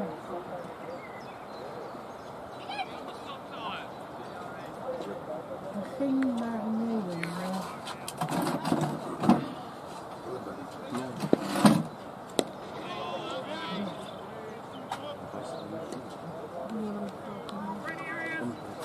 Maar volgens mij wilde de umpire deel het woord, maar ik weet niet. Het woord is moeilijk. Want wij hebben het misschien wel, maar ik weet niet hoe dat.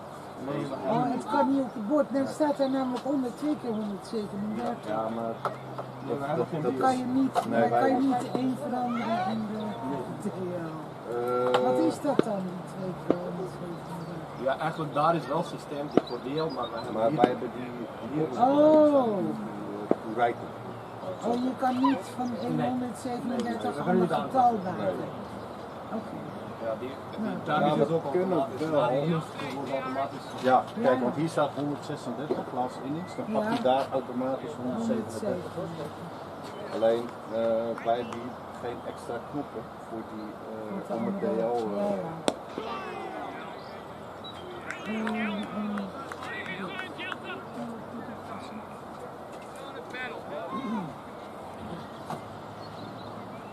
Of je moet met de umpire afspreken. Kijk, hij weet target is 137. Ja, maar we hebben het op papier. Ja. Ik heb papier gegeven. Ja, hij vroeg dat doet hij elke tijd. Ja. Ja, dit nou. Я да не патаки си. Нако चार umpire में बैठे.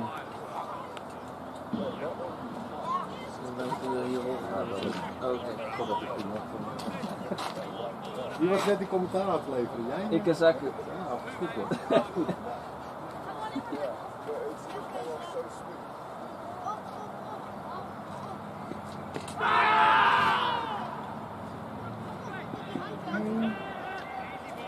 That's actually good running from Asad and Sakib.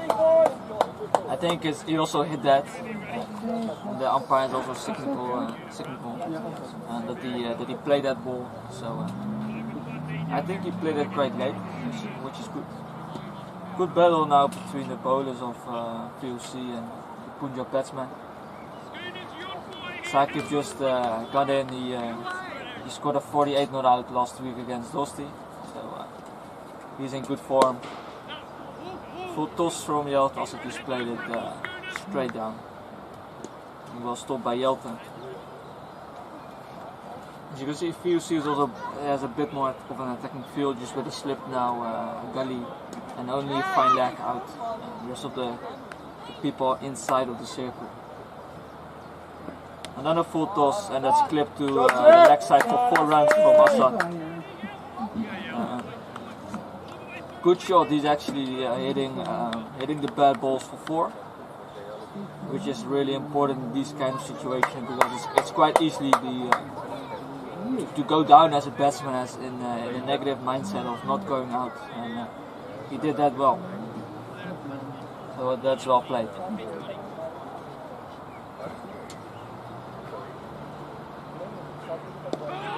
Well bowled by Jelte. A block by Assad. Straight to gully and dot ball. So he did that well. Punjab is well on track here. 59 runs, 14 overs, so they're well on track. Just another partnership of 20-30 runs, and we're getting quite close to the target. I think Bobby Hanif is ready for another over. Saqib Zulfikar facing with 66 as on his back, and Assad has 77. So a lot of people ask me if I wear 88, which actually not. I'm wearing number 9. So let's see. Still backwards cries out. The rest of the fielders are all in. You can see another cheeky fielding position from Sailor. As a sort of short middle catching position for that straight drive. There's actually no one behind, no fine leg and no third man. And Saqib played that exactly where there's no fielder to fine leg, and there's another 4. I think just a bit too leg side-ish from Bobby Hanif. And well dealt with by Saqib.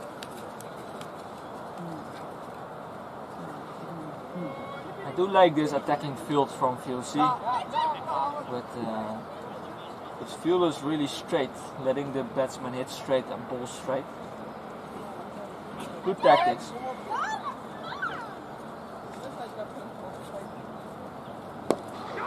Well played by Saqib, and he takes on middle for a quick single. Really good running in this situation. Always look for your options where you can take the single, and he did that. So that's good running. Sailor is coming into a sort of leg-sided slip for that ball going down the leg. Cheeky position again. I think it was a slow ball from Bobby, and Assad played it late and played it to point.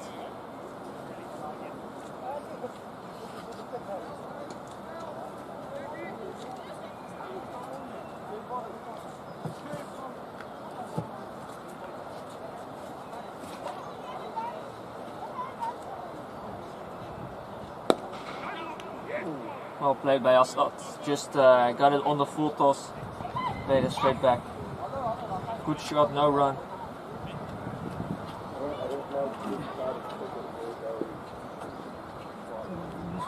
Good shot, no run. Waardeloos. Waardeloos goed.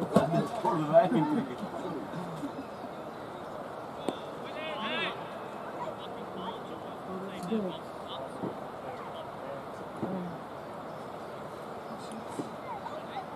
You've got to be kidding.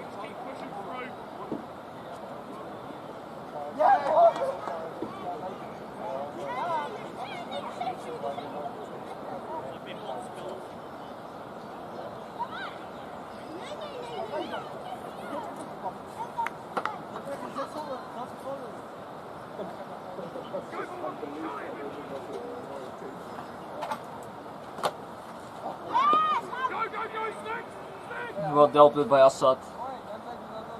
Soft hands, you can see the ball stopping next to the wicket, which means he's playing with soft hands and playing it really late.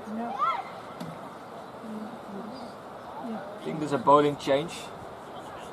And Dirk van Baarle ready to bowl. Left arm medium pace. Great player as well. Good all-rounder to have in your team. Can bat, can bowl, can field. And always a always good to have a left arm pacer in your team to mix things up.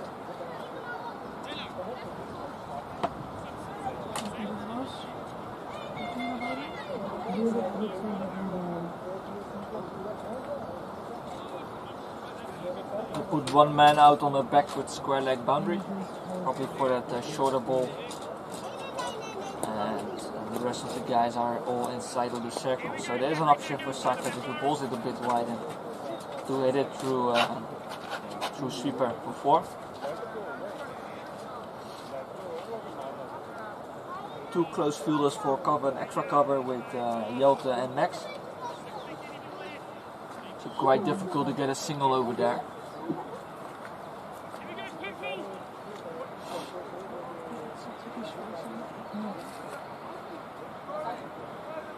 Well, actually they've put in backward square leg inside to make the wicket, and then moving fine leg to backward square, which is the field that Punjab had most of the time. Tucked away by Sakib for a single, well played. Played it late. Yeah, easy option there for a single for Punjab.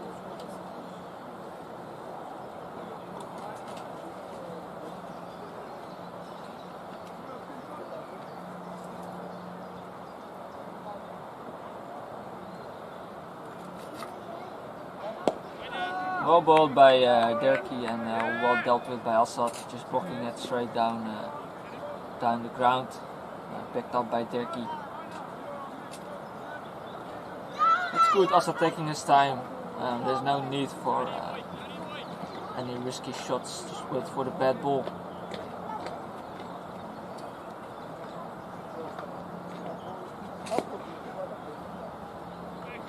Full ball, offside-ish.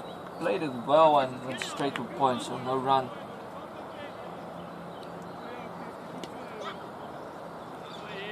Tricky conditions, as you need to wait really long for that ball to drive. That's also why it's so hard to play that shot on this ground and on this wicket.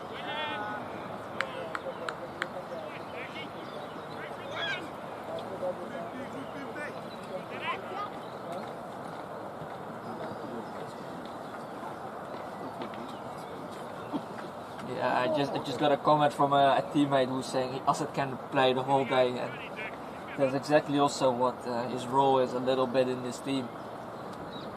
Just bat it out, and as we say that, he's swinging hard to get a 4 on the offside, which I think it is an option because there's no one there on the boundary, but still pick your balls.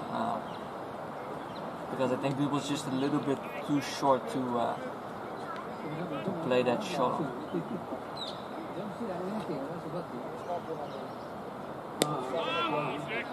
A little bit shorter, a little bit straighter, and another dot from Derky, which is so it's a good over, just a single of it. And I think umpires calling for drinks.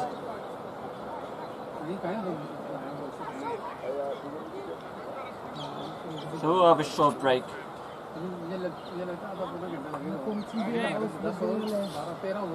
Ga ik antwoord geven dan? Ja. Wij zeiden net ja, omdat we nu wisten dat het niet kon. Het is blind.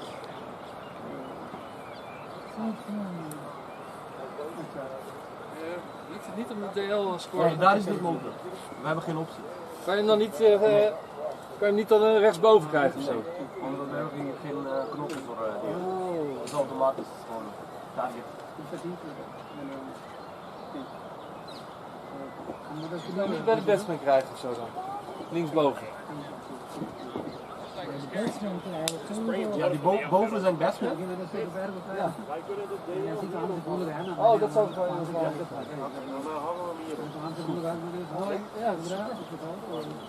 Het is niet heel spannend. We spreken af, je weet dat de target 137 is, passen we hem daar wel per over aan.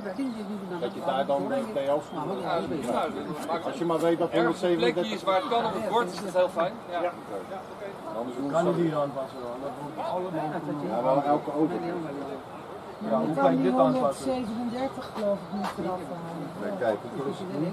Hoeveel overzet er gespeeld? 16 toch? 16. Ja. Hoeveel heb je nu nodig? 38.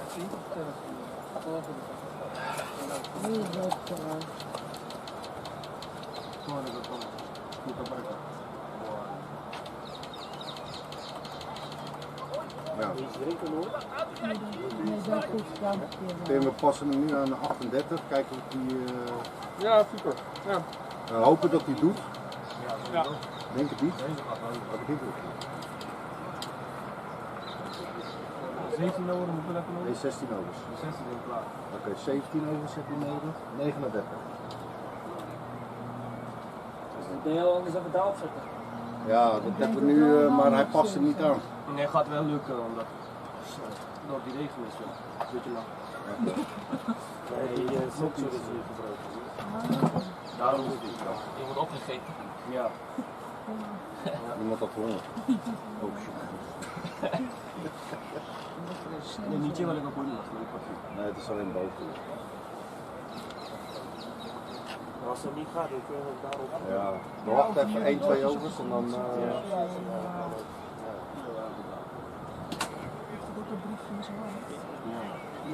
Dat is gewoon het makkelijkste.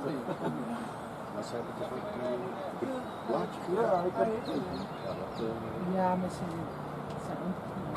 Ja. Dat is techniek. Well, another bowling change. Arnav ready to bowl again. Yeah. I'm actually surprised Peter Seda hasn't bowled yet. Yeah.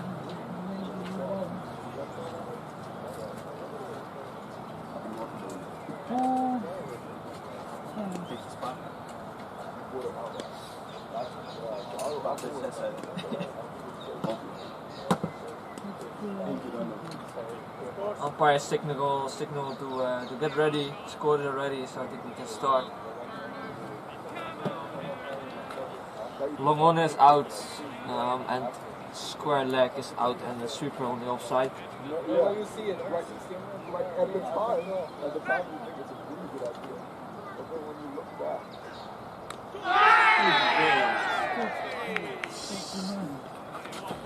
So I can flick that behind, and a good catch by Scott after the drinks break. Unfortunately, I think Teja next man to go in.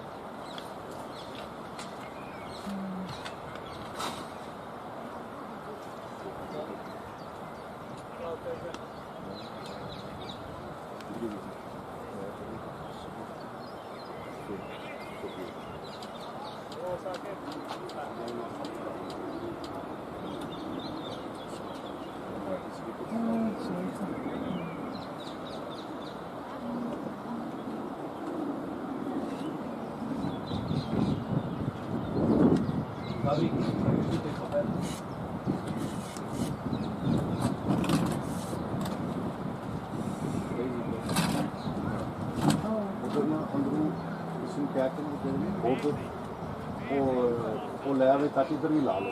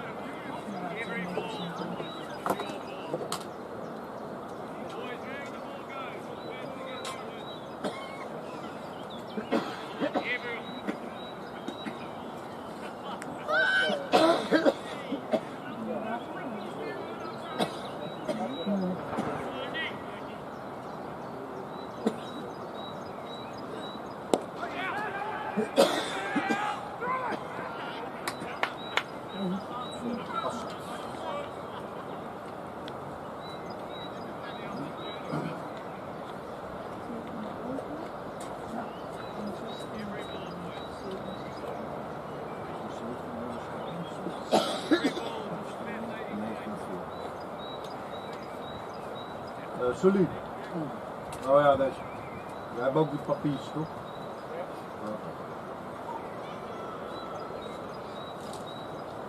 Ja, hij pakt er bijna niet.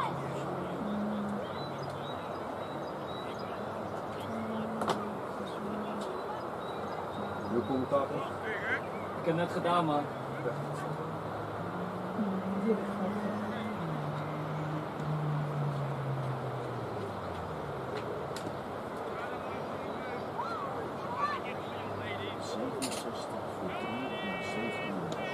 Hoe is dat met die demo's? Nee, hij komt daar niet meer bij. Nee, maar wat is de... 49.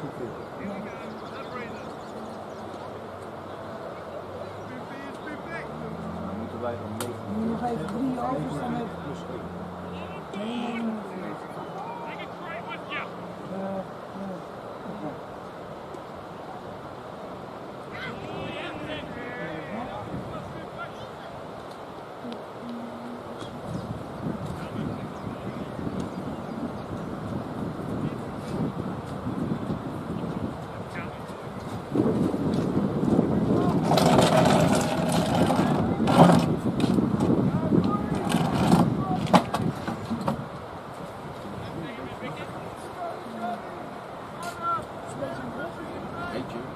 Wordt het hier nat of wat? Ja.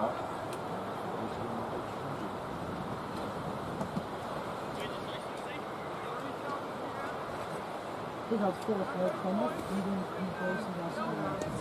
Zo'n oude jas van mijn moeder met logo.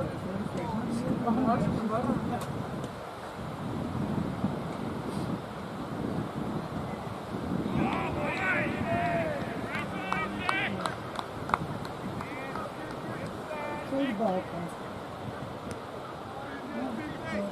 Kijk, daar staat de wind hier in.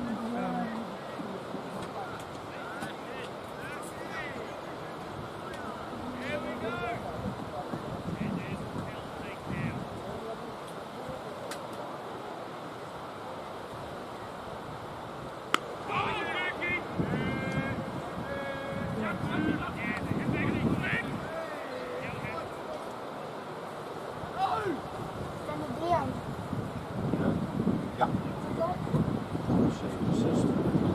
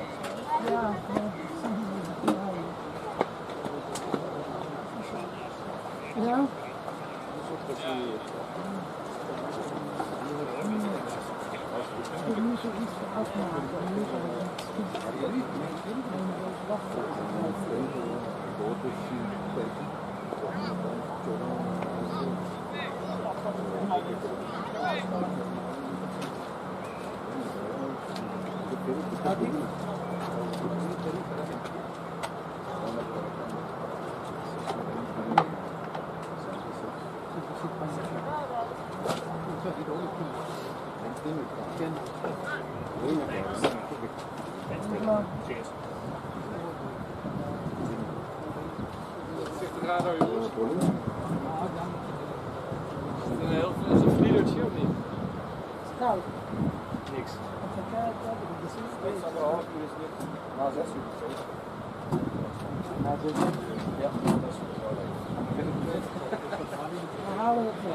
Ja, we krijgen die DL niet erop, maar we hebben hem daar neergezet. Gaan we weer proberen, jongen. Wat?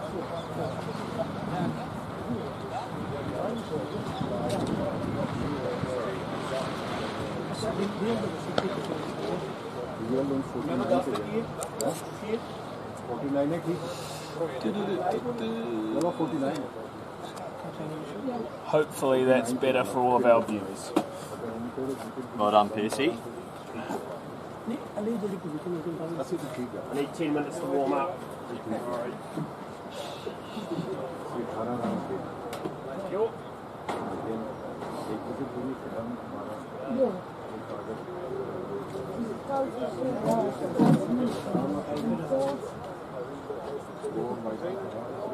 We tellen al, ja, jongens.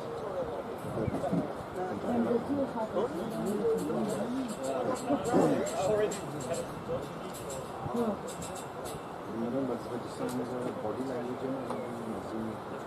Die wel even een handpomp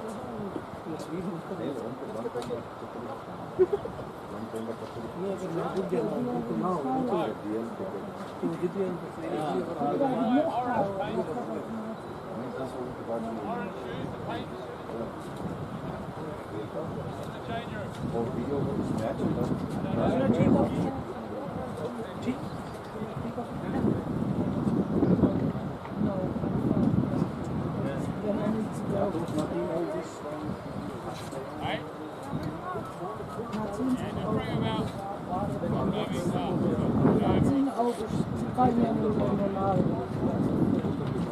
wordt hij op het bord gezet.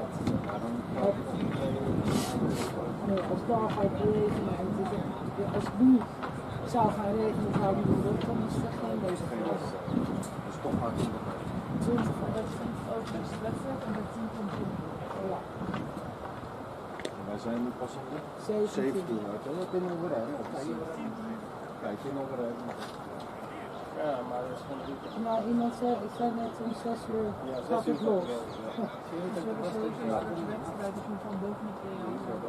Ja, na 20 over als je nou, ja, maar dan liefst gewoon klaar. Ja, precies. Om tot 8 uur te wachten. Nee, dat is niet nodig. En hoe weet ook 37 graden. Ja, precies. Ja, als we staan met 200, 220, dan is alles verhaal. Ik wil natuurlijk graag winnen. Ja.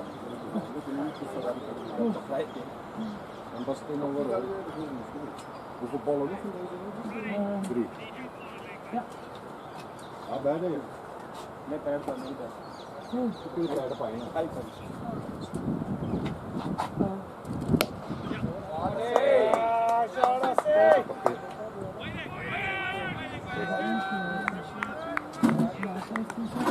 Was afstand, hè?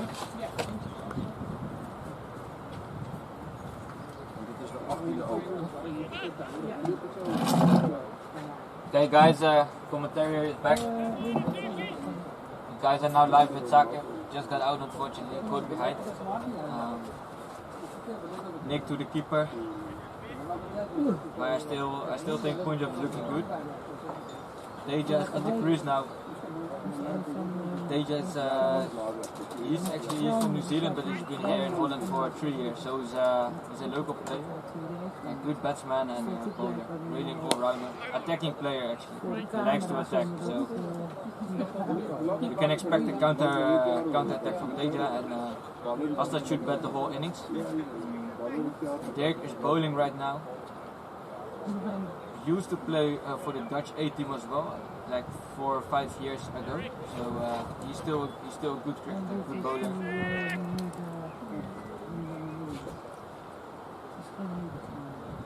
They're really having an attacking field right now, like 3 extra covers, 1 slip a gully, and a point. So that's the only option to win, obviously, to take those wickets, and they're trying to do that. 19 overs gone now. And Punjab is far ahead of the duck and do, so that is fine. And who's bowling now? I think Arnav is bowling again. And Assad is on strike.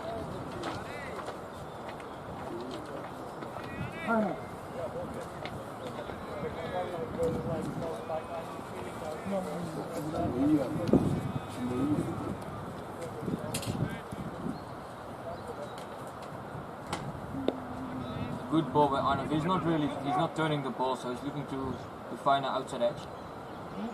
Bowling a lot of straighter balls.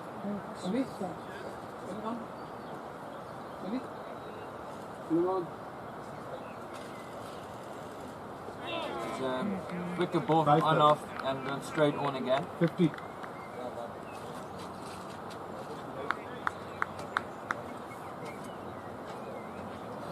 One long on, a square leg. The leg side is out and the sweep on the offside.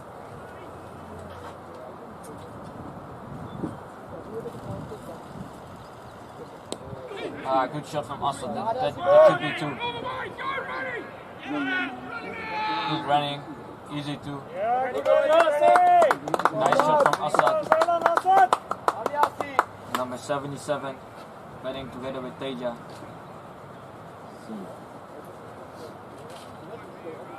He's looking good, Assad. He's hitting it nicely. He's on 21.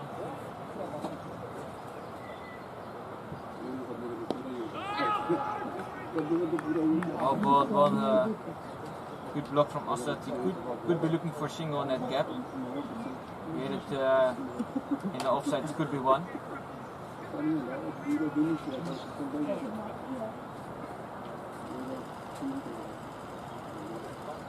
Bit shorter ball and block to 45. Good fielding. Another dot. The dots don't really matter for Punjab as we are going at 3.5 and over. So there's no run rate pressure. It's all about the wickets. Straighter ball again from Arnav. And well played by Assad.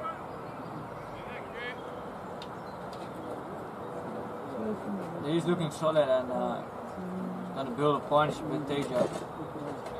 After this, we still have Skander and Les here, so we actually have a lot of batting to go. And we still need like 67 runs in 30 overs. So that's like 2 and over. So enough time. Dirk is still bowling, left arm. He's not really swinging it in, so he's more actually swinging it out. So he's looking for a nick towards slip or gully. That's well bowled, yes. Went straight on again. Right left by Teja. This is actually the first batting innings of Teja of this season. As our first match got rain off, and against Dorsey he didn't play. So this is his first official match this season while he's batting.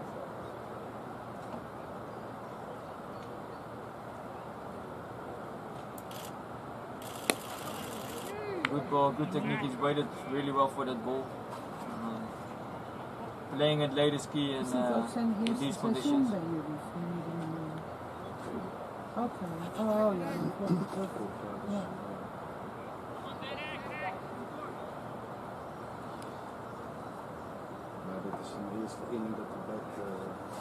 Almost 20 overs gone, which means it's an official match. He comes in that short or it's a wide, and Teja really likes the short ball, so he's quick onto that.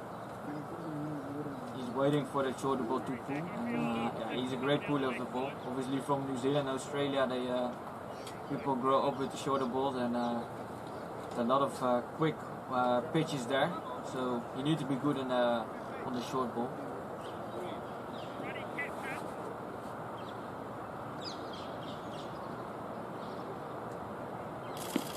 A bit shorter and missed that one. He tried to flick it to leg, just a dot. Actually, no protection on the leg side, so it's a safe shot to play.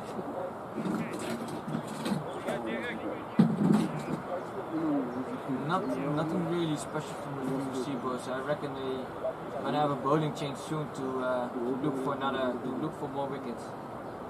Maybe the skipper is gonna bowl Peter Saylor. Yeah, a bit leg sidage, and that could be 2. No, it's only 1. Yeah, obviously there's no run rate pressure though. They don't need to take the risk running. So only 1.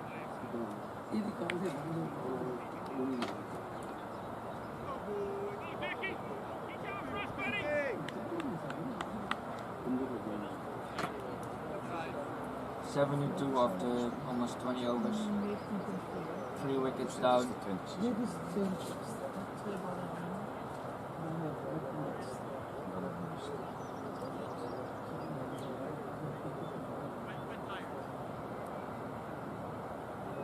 He's tying the shoelace of the keeper. That's nice of Piers Fletcher. Obviously it's his roommate, so they can do that to each other. Oh, big swing from Assad, and it's just a dot. But he's looking positive, and that's good to see. They have 3 close covers. And he's trying to flash hard. He's been in there for almost 10 overs, so he's seeing the ball well. He's on 21. Still, it should be his job to bat through this innings and get us home safely. Again, full delivery and hit to the covers by Assad, straight to the covers, so no run.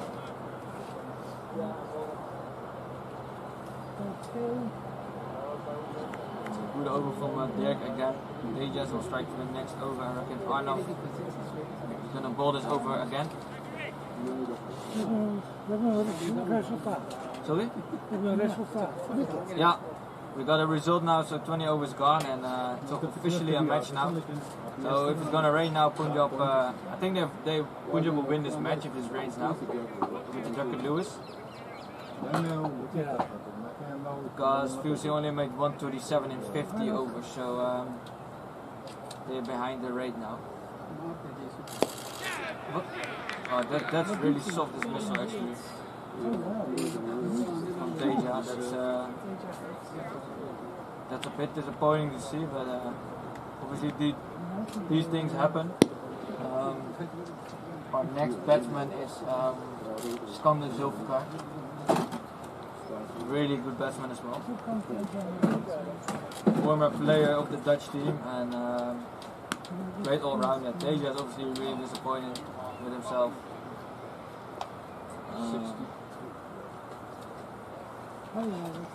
I just see the Duckett Lewis is 63 after this wicket, so Punjab is still in front by like 11 runs. But they should just bat this innings out.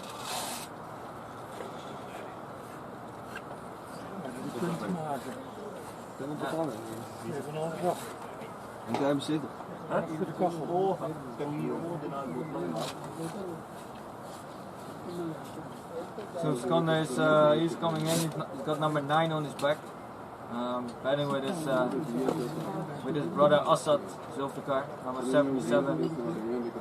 Obviously they know each other really well, so there should be some good running in this partnership, and they should bring us hope. These two. They've got enough time to play themselves in and win this match. Arnav got 2 wickets now. He's bowled well actually. It was a really good bowling change from the skipper, Peter Saylor, which is good to rotate your bowlers if you're having a small target and you need wickets. So good tactics there.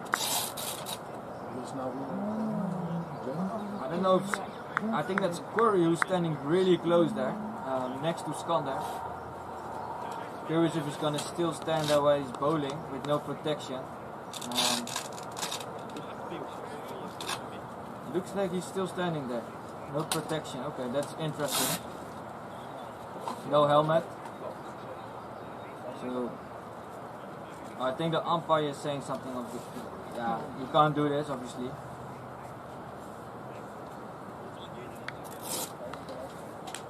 I think it's his own responsibility of the player. Obviously, it's not smart, but still, it's his own decision. So, dead ball. People still talking while the ball's being bowled, so it's a dead ball. So this ball will be re-balled. Skander's gonna face his first ball. Number 9.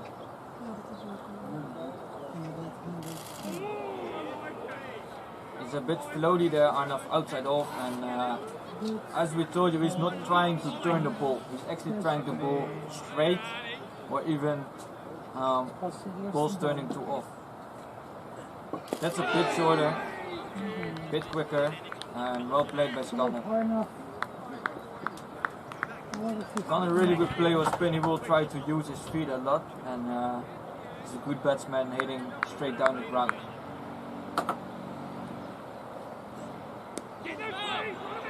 Well played, but Skander went back there, hit it straight to mid-wicket. Max O'Dowd fielded the ball. VOC has got a bit more energy now, which is normal after 4 wickets. That's short again. No run. Straight to deck, and Punjab is not taking any risk running, which I understand. Skander should get his eye in and bat overs out. Another dead ball, people still talking. I think Puri standing that silly mid-off, talking a lot about the ball being bowled. Obviously he can't see the bowler, so. Ja, de vorige week. Hier zit hij ook 5 overs van 92. Ja. Again, a bit shorter and well played by Skander. Wicket maiden from Arnav, good over. Obviously a bit of a soft dismissal from Teja. But he bowled well. Waarom staat hier op 73? Dit is het totaal? Ja, dat heb ik gewoon verkeerd opgeschreven. Assad facing the next over. 64. Duckett Lewis, I'm hearing, is 64. We're on 72 now, so we're 8 runs ahead of Duckett Lewis. I don't think it's gonna rain, so we have enough time. It's good to keep the Duckett Lewis in mind. Dirk is still bowling left arm. Assad facing. There's a half volley again, and Assad hits it to the covers. This could be 2. And Siva van Wingen, good fielding, saves the boundary. 2 runs for Assad.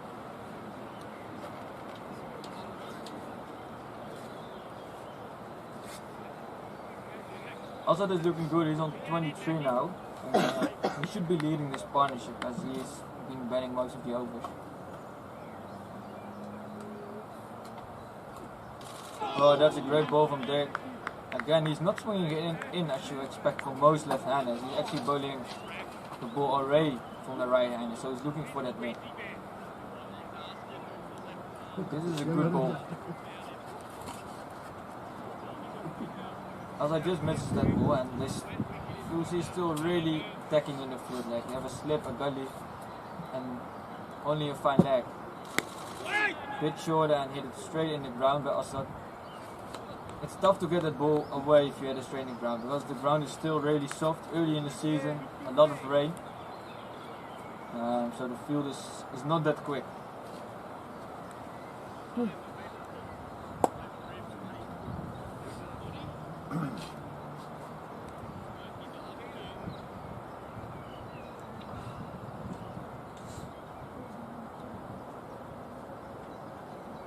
Just tying his shoelace there, Assad.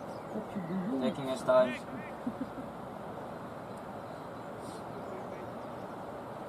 So we will have a look at the scores from the other teams. Celsius 93 for 2 after 25, chasing 200. So that's very much a game. It's well left by Assad. Dirk again bowling away from him.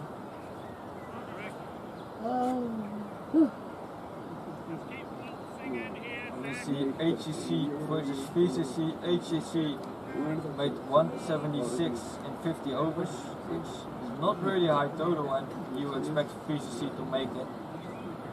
VCC is 28 for 0. Appeal, but again, I reckon inside edge. They've been appealing a lot,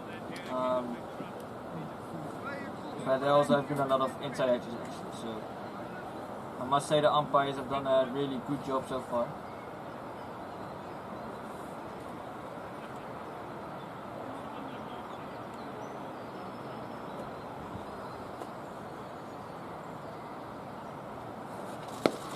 Another full ball, and this is a great shot by Assad. He timed that really well.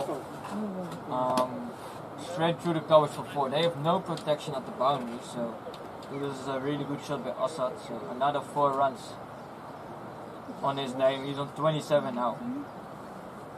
Yeah. That's the thing, VOC is attacking, but they also maybe have some protection for Assad because he's already on 27 and he's batting really well.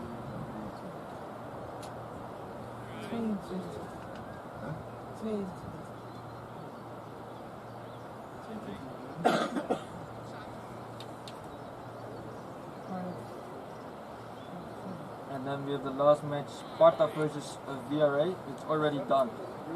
VRA made 314 and Sparta 67 all out. So yeah, that's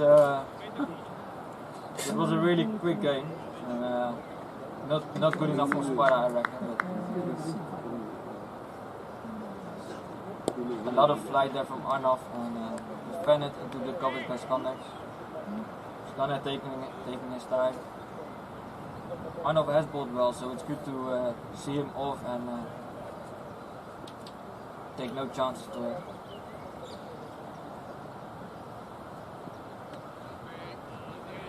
Again, a bit of a straighter ball by Arnov, just bowling straight balls there, just to get that nick, get the slip in there.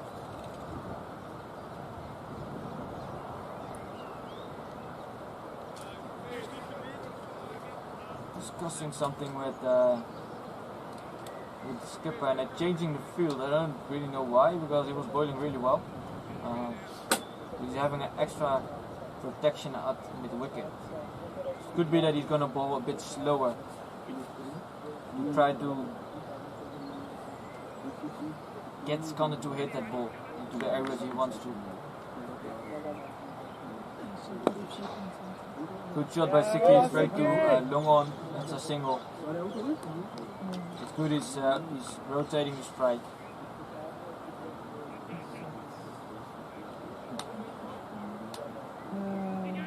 Assad is facing.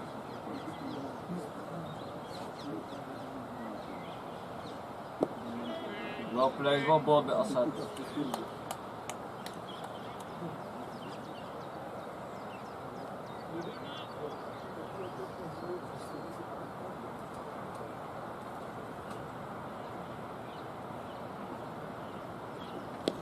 Again, a quicker ball from Arnov and well defended by Assad. So good over from VOC. I think it's only 1 run off it, but as we all know, VOC need wickets and the runs doesn't really matter. So they should go for a bowling change actually. I haven't seen Sailor bowl yet, and he's a good bowler. He's a left arm spinner. Could be a wicket taking option. Dirk is still bowling. Skander facing.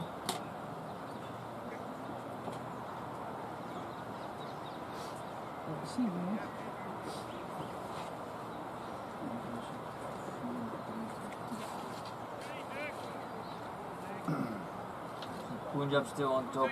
We only need like 50 runs. So in 27 overs. So it's less than 2 and over.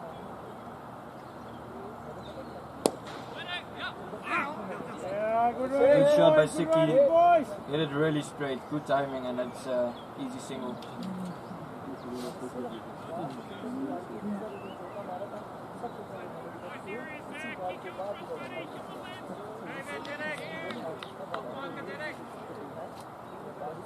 We are 14 runs ahead of Dakot Lewis at the moment.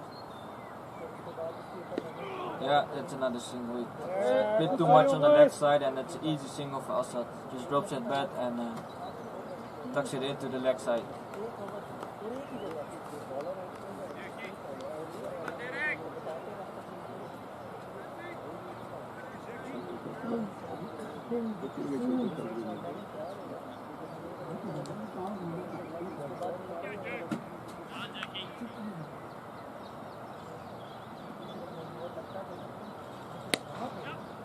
It's a bit of a shorter ball and well played by Skan. Another single. This is really good from Siki. Low risk, but he's rotating the strike, taking his time, getting his eye in. Good batting. This is bowling well, but might be in for a change on this end. Good ball. He got the edge, but also played it with really soft hands, so straight to gully, but on two bounces. We see Max O'Dowd warming up. I don't know if he's gonna bowl. He bowls quick leggy, so it could be a wicket taking option to give Max the ball.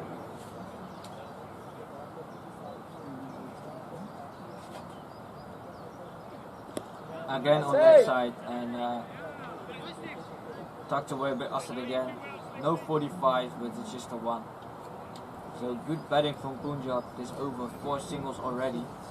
And we only need 1 or 2 runs and over, so good over again.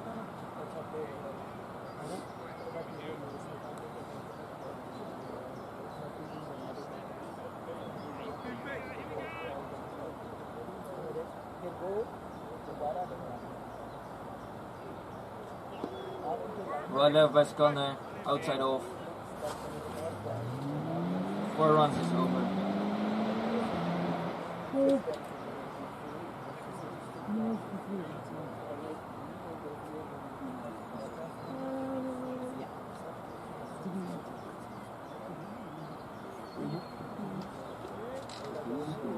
I think we're having a bowling change on the far end.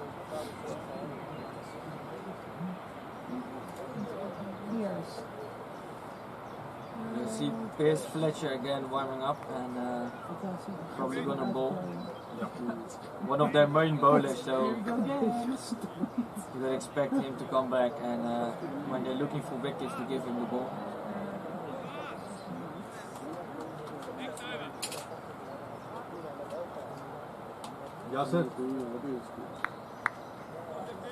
Assad is on strike again, not out on 29, so he's looking good. Almost halfway the overs, 24 overs now, so 83.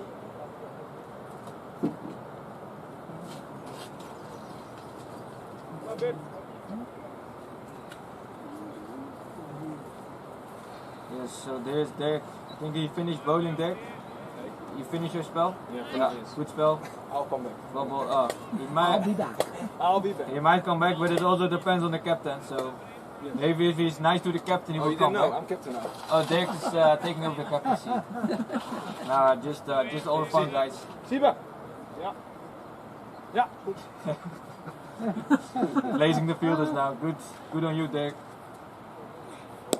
Oh, a bit uppish from Assad. You should be waiting a bit longer for that ball. As we all know, the pitch is not that quick and they're also bowling quite slow, so it's important to hit that ball under your eyes, especially for Assad. He's the main guy, so should be there till the end.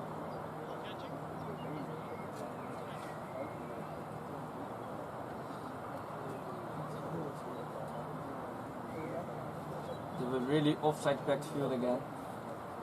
No man on the boundary.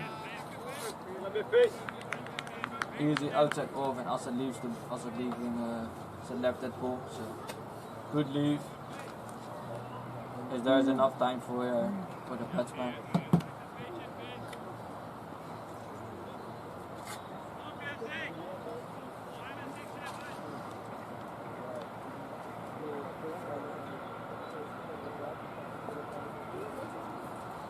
He's coming in again.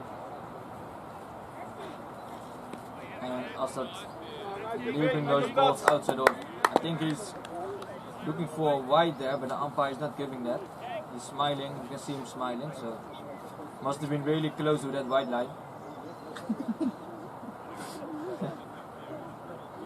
Must have been really close. I see Dirk nudging his head, so yes. En je ziet spelers al. Kom maar, BV!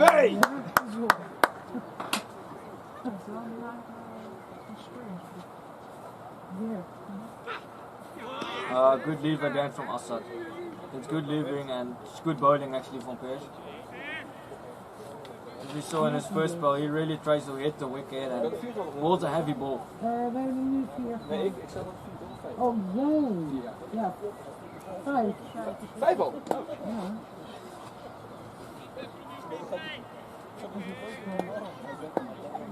Oh, that's fake. Assad is taking his time in his innings, which is good. You need someone to be there, and that's a slice, and he hits it through point. That's gonna be 2 runs. Easy 2 runs. And a good shot again by Assad. Slices it through point. It's one of his strong areas. So another 2 runs for Assad. He's on 31. Last match Assad finished the game as well, so he's looking good this season. Good start for Assad. Also our wicket keeper. Hasn't taken a catch I think this matches, but it will come as well. Another half volley. Good shot by Assad, but well fielded at that point by Tim de Koop. Good batting by Assad. He should be looking for that gap as there is no one out on the boundary. I think we're gonna see a bowling change, guys. You see Max O'Dowd changing his shoes, so he's probably wearing spikes and he's changing it to rubbers, so he's able to bowl on our wicket. So this is gonna be interesting to see. He's got a quick arm action and normally he bowls a lot of googlies actually, so he bowls into the batsman. As I guys told you, he's a wicket taking option, so I think it's a good plan from VOC to get him in.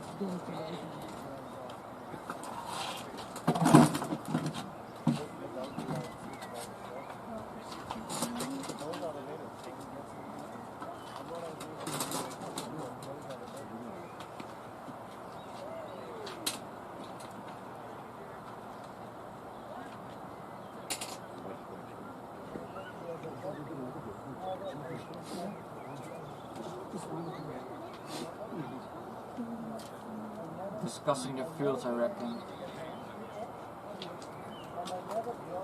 You have a long on, a deep mid wicket, and a cover sweep of a Skander.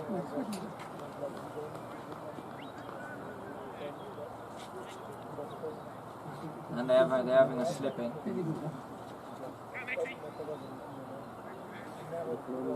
The first ball of Max.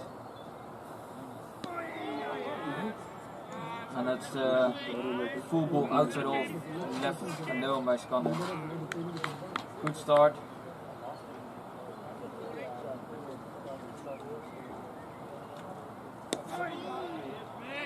Looks like he's not really turning the ball, which we expected. He's more of a quick bowler who bounces the ball more, a bit more toppies than goalies.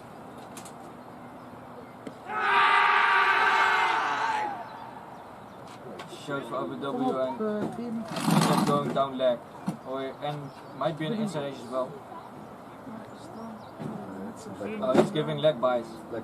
Oh. So that ball. Dat was een bit op leg buy. Yeah, it was a leg buy, and it probably went down. As we know, Max is not turning the ball, so the ball is always coming in the batsman. Left alone by Assad. Obviously Max doesn't bowl a lot, so it's it's new for the batsman, so it's good they're watching him closely. It's a full ball and driven well to middle off with no single. Good shot by Assad.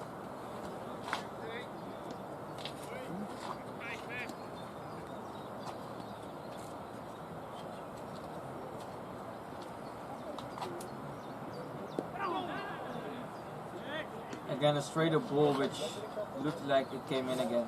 And good first over for Max. Just one run, one leg back from it.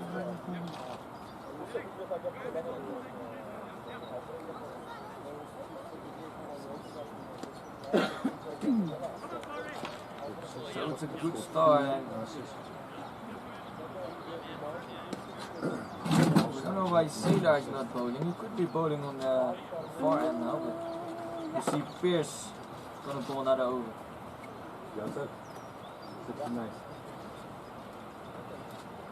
Duckwood Lewis is 69, so we are 17 runs ahead. If it's gonna rain.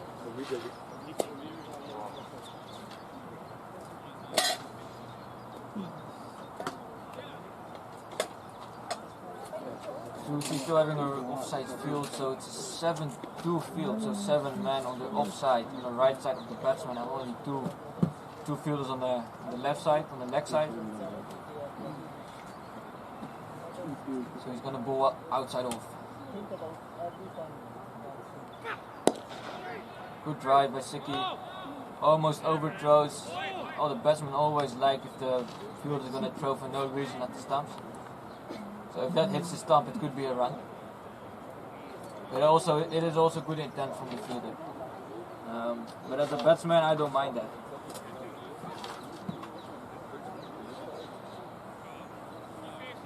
So good ball, another dot. Pierce has bowled well the spell.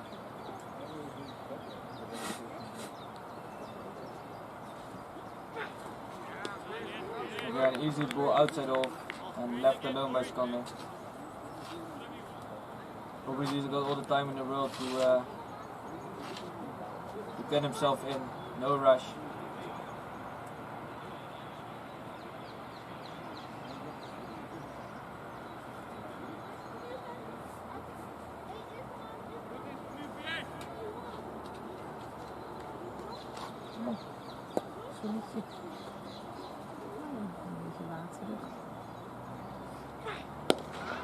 Great shot by Sticky. Good shape there. Well ball by Pierce as well. And another dot.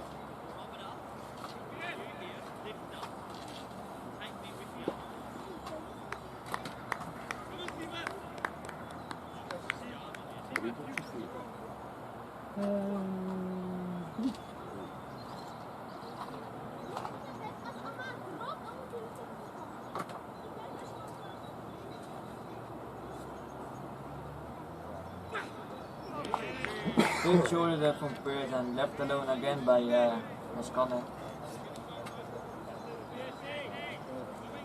He's getting his eye in, and this pair should be finishing the game for Punjab. Still 24 overs left and only 50 runs needed.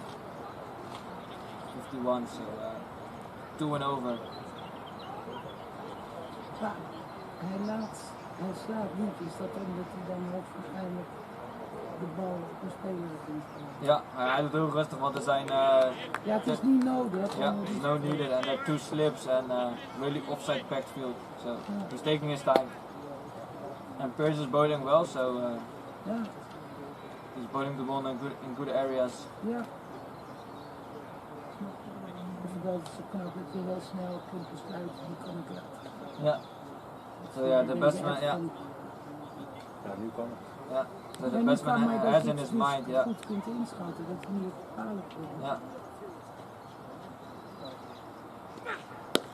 Good shot by Siki, and that's a single to the cover sweeper.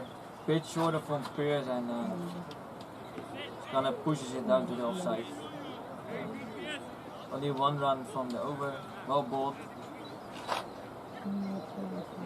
So we're going to see Max O'Dowd again from this end, bowling his leg spinners. holding his quick leggies.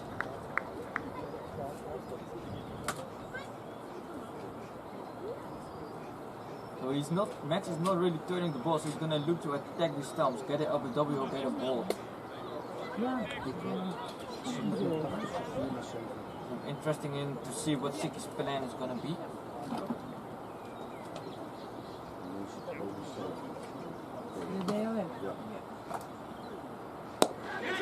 Good shot by Siki, great intent, good speed. Came down the track to hit that ball on the half volley, but straight to middle. Good batting by Siki, good positive intent.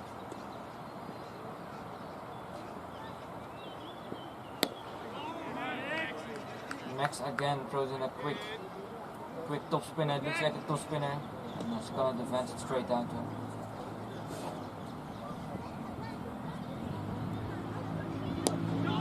Good speed by Siki and he pushes it down to long on, so that's a single, easy single, and he's off strike again.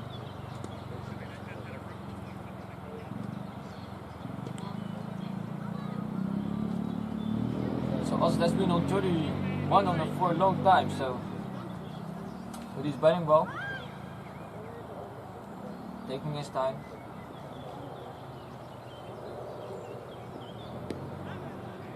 You see there another straight ball from Max, tries to attack the stumps and look like a googly or a toppy. Well played by Assad.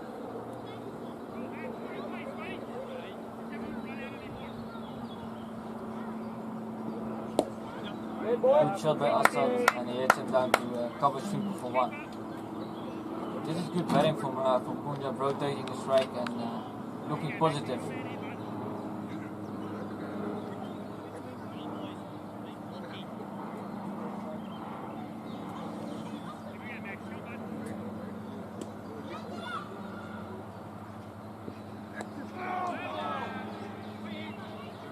Gonna use his feet again, he gets inside edge straight to 45. Good intent, so he should be looking to hit that ball straight, like too long on, because Max is not turning the ball, so it's a better option to hit him straight down than to over cover.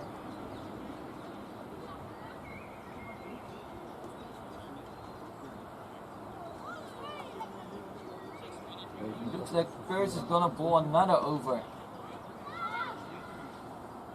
I reckon he bought like 9 or 10 overs already.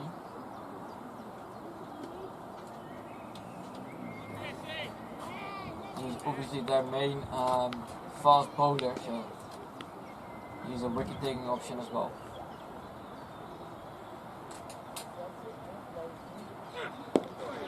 Well played by Assad. Straight down that ball and blocked it straight. Assad is looking good and looking solid.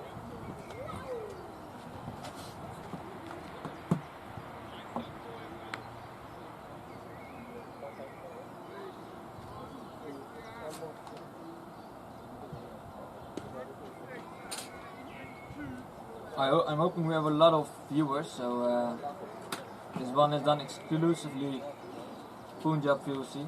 Commentary done by Sakib and Skander. Skander is batting now, so I took over from him. Oh, good ball, and left again. Left alone by Assad. He's taking his time, looking good.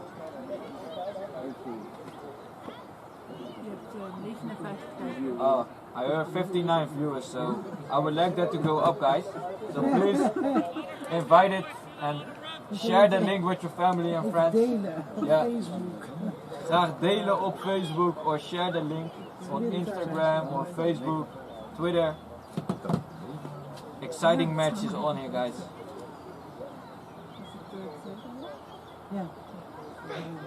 Oi, Assad slashes hard but straight to point.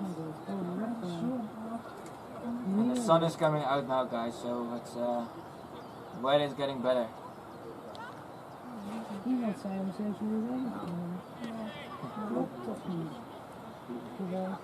So we hope it stays dry. It looks like it's gonna be dry, so it cleared up.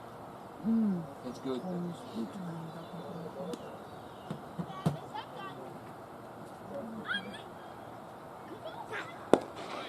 Good shot, but also hit hard down the ground, but no run. Straight to the fielder, and he throws it at the stumps, but not really a chance for a run out. So was actually no need for that. Also looking good, he's hit a lot of balls in his middle, so looking solid. Number 77.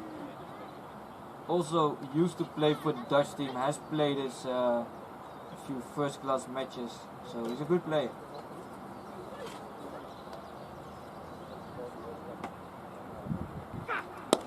Another full delivery and defended straight to cover. Well done. Also, it looks like a determined guy to finish this for his team, and he should be. So.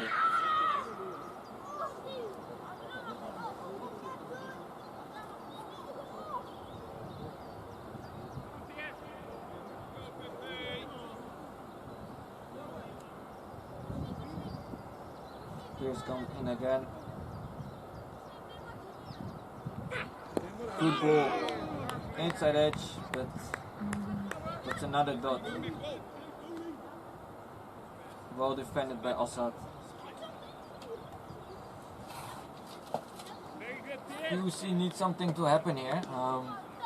They still want to have a chance to win this game. They need wickets. So they need a bit more energy in the field. Maybe a bowling change from the far end, but I reckon Max of Doubt is bowling well here, so he is looking good.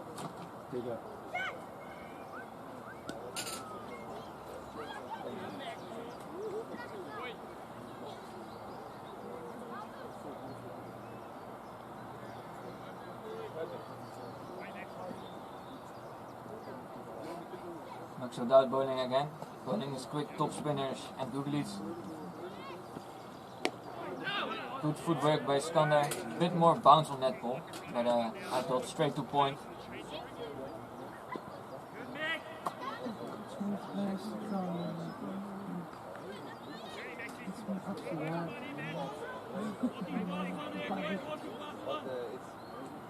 Max bowling again.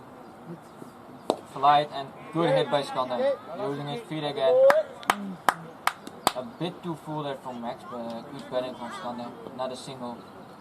So we're on 90 runs, almost 20 overs. So still need 47 to win in 20 overs, which is 2 and over.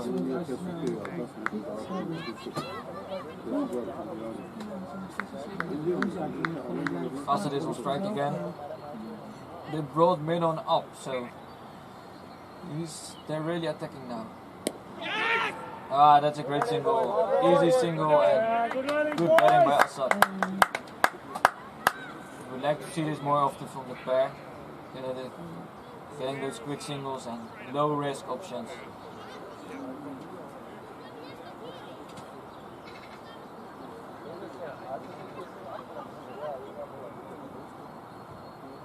They brought Slip out to cover. I think that's a good idea, because he's not turning the ball. So that might be an option to stop that single. They're too long on again by Skander. He's rotating the strike really well. Low risk options. And he's looking good. Ja. En we begrijpen dus dat de BLS niet. Nee, het zou goed zijn.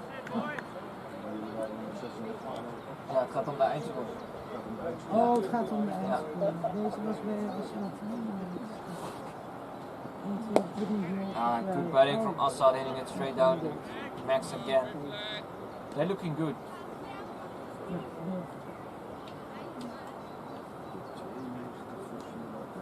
So we have 92 for 4 after 2D overs. VOC is looking a bit down here in the field. Looks like Sailor might be bowling. He's trying his run up, so he's one of their best bowlers, so he should bowl every match 10 overs. One of the best bowlers, also bowling for the Dutch team. Wow, Pierce is bowling again. Is this his last over? Nee, Oh. Surprise. Yeah. So we're still bowling.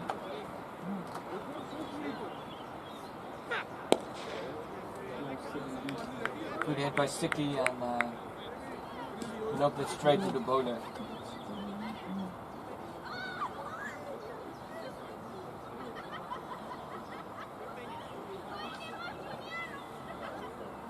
They brought sweeper cover up, so no one on the boundary on the offside. Actually, there's no one on the boundary at all, so a lot of boundary options.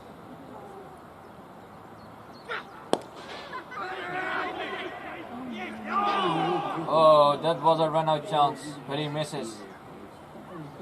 I reckon that was Dirk van Bagen. That was Dirk van Bagen who got to the ball and he pounced it clearly, but he couldn't hit the stumps. So I think maybe 4 or 5 meters. He was close to the stumps, really close to the stumps. So I think Skander also gave up because he didn't dive. And from the reaction from the player, that was a really big chance for VOC to get back in the game. Skander is one of the last main batsmen from Punjab, so that was an important wicket.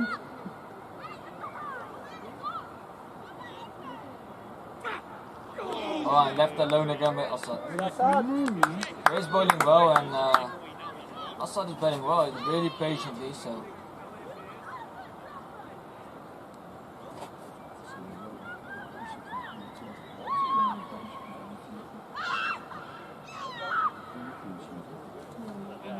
Assad is taking his time, he's got 33 now and batting well, so it's really important he bats till the end.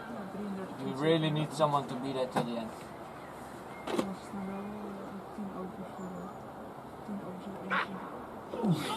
Oh, that's a plainer miss. That was a plainer miss. It's the only one Assad played and he missed it, so luckily he didn't nick that. But that ball looked like it kept a bit low. Didn't really bounce. But Assad should be concentrating hard again to see these overs through because Pace is bowling well.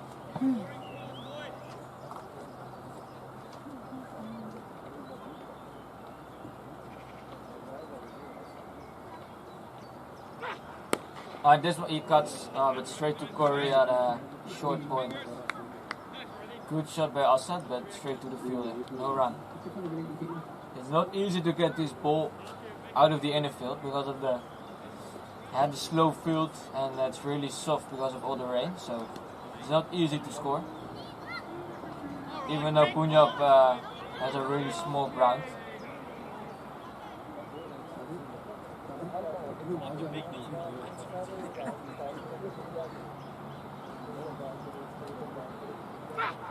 Oh, shot. Great shot by Assad, but really good fielding by Corey. Good hands to pick that ball up cleanly. But good shot by Assad. Timing them well.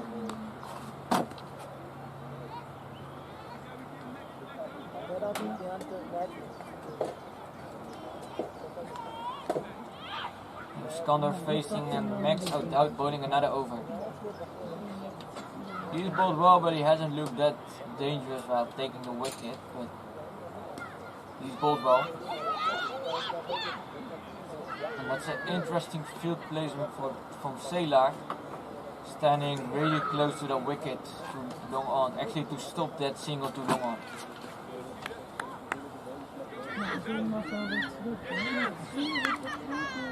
No. Nee, ik kan nog wel even niet terugkomen. We hebben gewoon niet genoeg geprezen. So this is a real leg side field right now. There's only 4 people on the offside and 5 people on the leg side. Obviously he's not turning the ball, so you can treat him more as an off spinner. That's why he has a lot of men on the leg side. This ball we see again, bit down leg and it's not turning to off, so they should treat him more as an off spinner. Not turning the ball, but bowling good top piece and googlies. Great feed by City, gets it straight back to the max.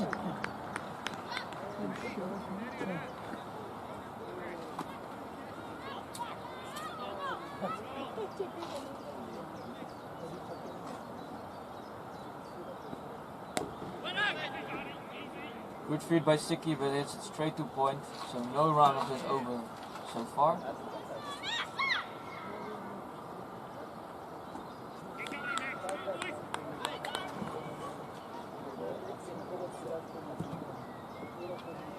And he comes in again, flighted, no, not really turning, but a bit more bouncy, and Siki hits it to cover sweeper. It's only one run. But good fish from Siki, and he's looking positive with good intent. They're changing the field for Assad, so this is good captaincy, as they know Siki and Assad are totally different players. Flighted and no run, Assad defends it.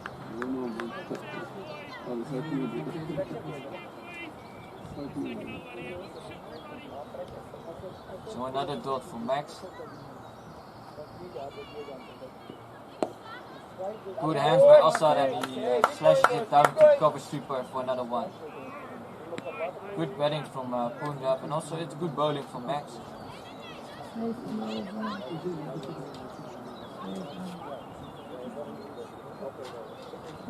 We might see a bowling change now. Looks like Sieber is gonna bowl.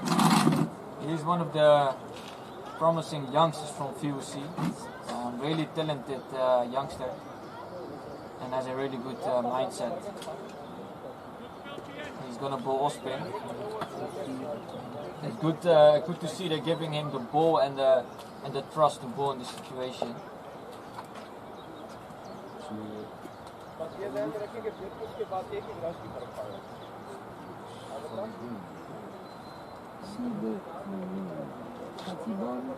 Yeah. Yeah. Good, yeah, Sieber is gonna bowl, guys. I think he's 16 or 17 years old. 18. 18? I'm not sure. I think so. Yeah.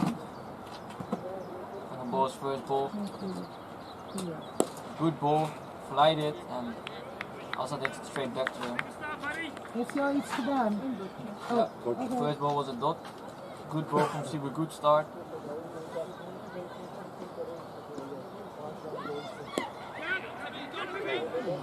Easy single, that's good. Positive running. These are good singles, and they should be looking to get more of those singles, Punjab.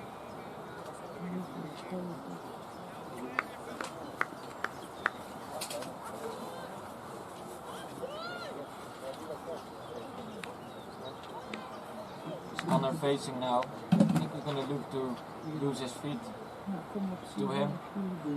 Bit short, and oh wow, Connor hits it straight to the fielder. He hits that short ball straight to the fielder on the mid-wicket boundary, and he's really disappointed by that. 9 times out of 10 Connor will hit this for 6, but maybe the balls also got soft a bit because of all the rain, and this didn't carry to the boundary and caught by Dirk van Baren. So that's very disappointing for Punjab, and but it's good on the youngster Sieber, who's taking a really big wicket. Obviously Assad is still in there, and he's the main batsman in this moment, but it's really disappointing to see this. So it's gonna be drinks now, so I'm gonna take a break as well, and I will see you guys shortly.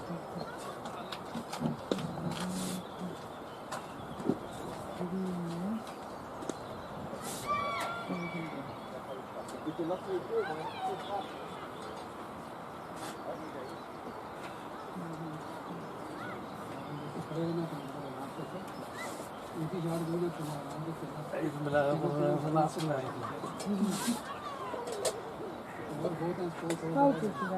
Ja, soms is even meteen even lekker, maar nu is het meteen weer... De zon scheelt een slok op de Ja, jullie. Jawel, ik kreeg in het gezicht. Zeg een sproet. De vis en bananen.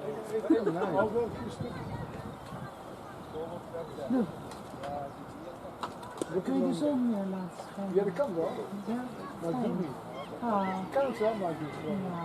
Nee, ik heb moeten inpluggen dan. Ik heb niet de tijd Ja, voor maar alles. dus lekker warm Ja, morgen misschien. Nou, morgen wordt wel goed. Morgen heb ik wat tijd over. Nog 3 in de oven. Siebe gaat gewoon nog een dikke pakken. Mark my way. Nou, dit is... Osman. Direct Osman. Usman. Ja, je zegt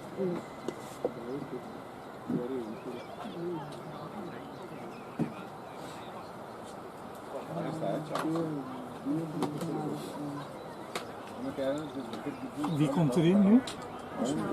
Oesman.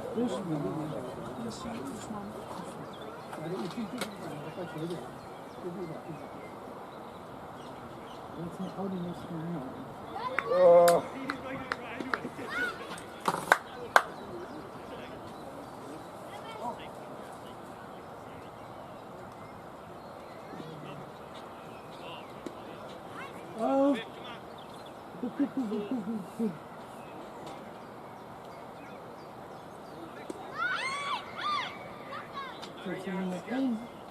Zat al wat ik zeg. All day, every day.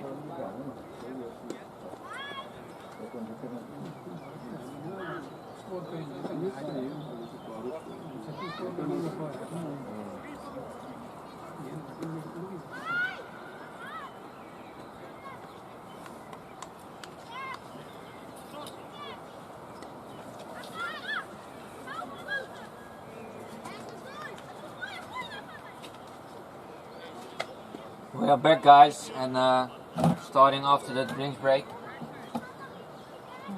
Yasir Usman is the new batsman. Scores? Yeah, he's a hard-hitting batsman. He likes to hit the ball, and he can hit a very long ball. But he should actually change this a little bit. Give support to us as well. Do bad through this innings. Unfortunately, we have no replays available right now, so we can't see the wicket. But Siebe ball a bit of a short ball, and Sticky hit it straight to the mid-wicket fielder. Good catch by Dick.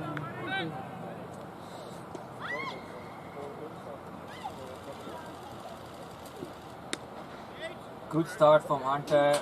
We call him Hunter, guys. That's his nickname. Yasir Usman. Good start from him, and he hits it well. Straight to cover. Oh, a bit shorter, and he flashes it outside off. Just missed that ball, so lucky he didn't get a nick on that. The field is interesting. They have a few boundary riders for him. As we all know, they know him as a big hitter, hard hitter batsman. So this is a really good over from Siebe. It's 1 run and a wicket, so they really needed that bowling change, and it has given them the wicket.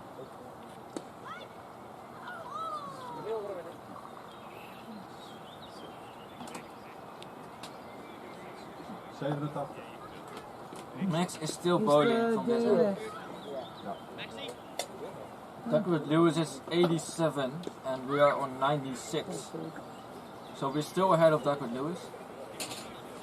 And we only need like 41 runs to win in 17 overs. So it's not about the runs, but it's all about the wickets. I see Jelte Schoonheim here on the boundary. He has bowled well. And his father is a true legend of Dutch cricket, René Schoonheim. Great wicket keeper and great guy. Oh, that's a nick from Assad. No slip. No slip. And that's 2 runs. So, good ball by Max. Maybe this ball turned. Normally it doesn't really turn it, but maybe it turned. It gripped a bit. And yeah, Assad nicked it through the slips, and there's no slip in place. Still no slip, so bit lucky there for us. Oh, that's a full toss, and he hits it to point.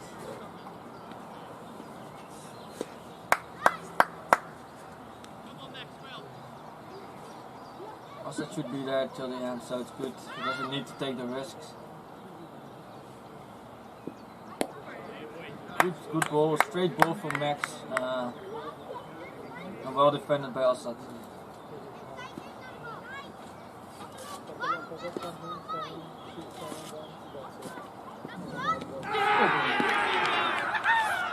Oh, he's got he bought. Bold. Bold. Assad got bought by Max out. I think it was an inside edge on his leg out into the stumps. So a bit unlucky, but the credits can go to Max out. I think it was a googly because it looked like he came in and it bowled Assad. That's a really big wicket. So VOC, they are right in, yeah, they're right back in this game. 98 for 6 now. And as we all know, it's going to be more difficult for the new batters. As from 7 saves to 7, 8, 9, 10, 11, the batters are more bowlers, so they're not that used to bat in these situations. So I think VOC will feel they're right in this game.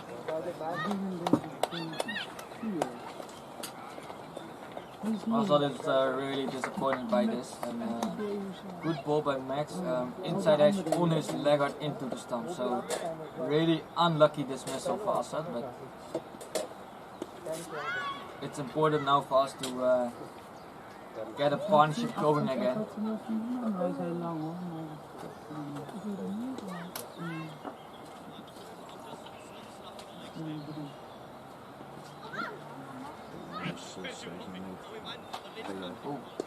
The duck could lose is 97 and we are 98 right now, so VOC are really back in this game. 2 quick wickets, and this is cricket, guys, everything can happen. So Mubashir Hussain is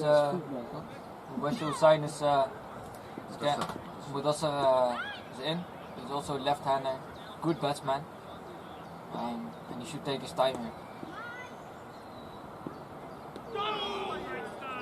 You see this balls again, well balled by Max, not really turning, and I think he's going to look for the outside edge and the lefties. Die is wat langer dan zijn broertje, of wat? Ja. Dit is de jongste. Ja, maar hij is langer dan de bowler. Well left by Mudassa again. And, that's a good over from Max. It's a wicket in it, so.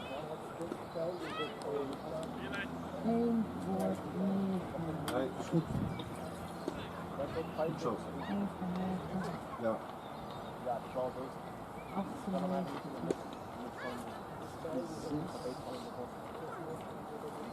So they're right in this game, everyone, so please keep watching, and it's going to be an exciting finish.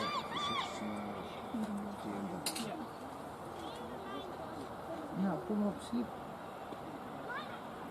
Siep is bowling again, the youngster from VOC, really talented youngster, bowling his office to the left hand is always dangerous.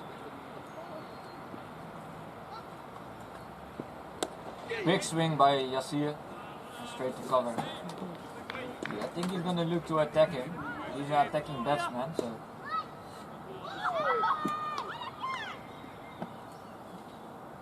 Bit shorter, and that's a really soft dismissal. That's a really soft dismissal again. Short ball, hit straight to cover. Well, yeah. It was too short, but you can't just give it away. This is a soft dismissal.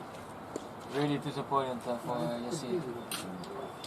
Takut Lewis is going at 108 now. So if it's gonna rain now, Punjab is in trouble. Next batsman is Sohail Bhatti.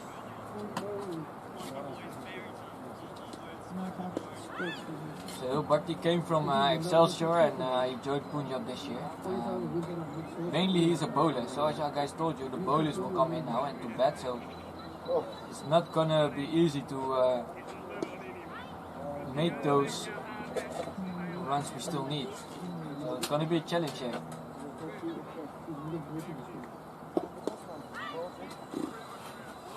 Hoe laat ging als zij eruit?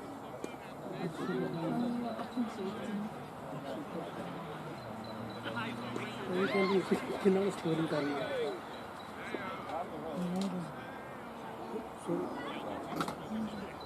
So, new batsman, so new Bharti facing Siebe. So the change of Siebe might be a golden turn from VOC. He's taking 2 wickets in 2 overs.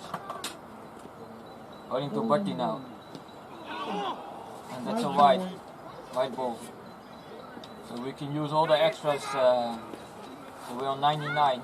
Still need 38 to win.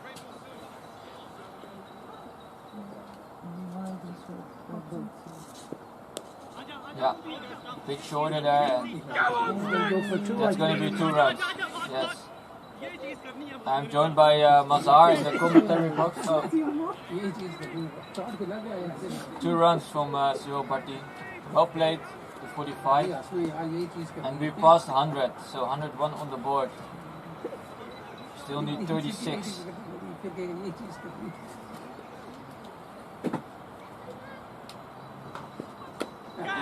Good ball by Siebe, defended to mid-wicket, almost a catch, it almost popped up straight to Sela. She played with soft hands.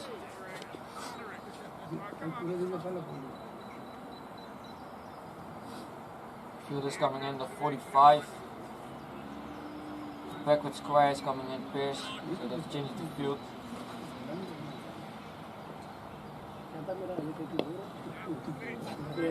Good ball by Siebe.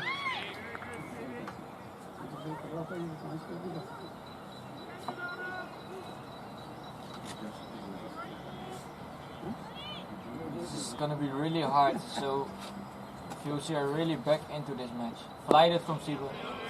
Well balled. Good defending by Bharti. So another over gone, I think Max O'Dowd will continue to bowl.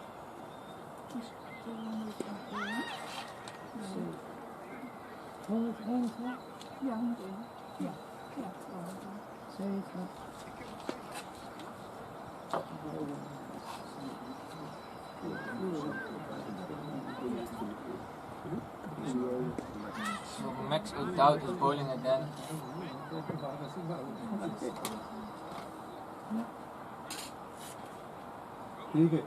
One way.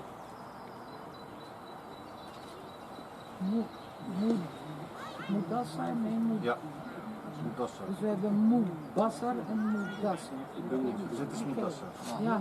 So Moedassar is facing Max O'Dowd bowling.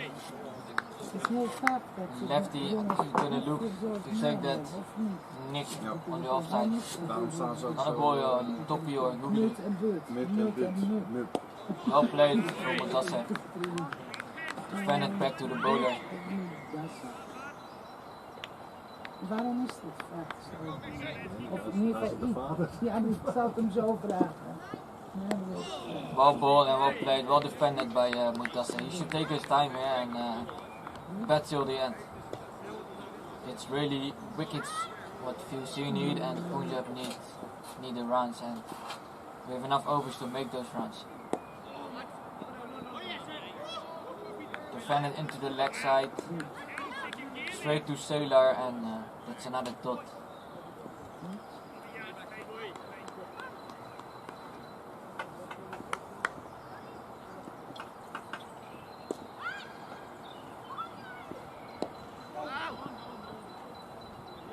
Another defending shot into leg side, could have been a 1, but they're taking no risk at all with the running, so another dot.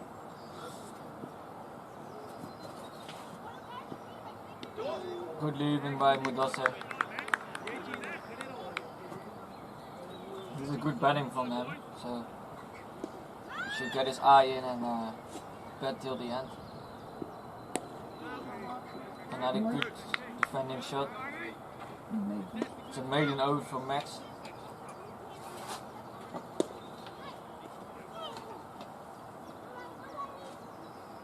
We're gonna see another bowling change. I think Arnav Jain is coming back in the attack, so Siebe, who's got 2 wickets, is not bowling anymore.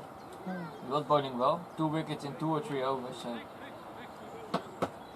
Arnold, another off spinner, is gonna bowl again. Ja.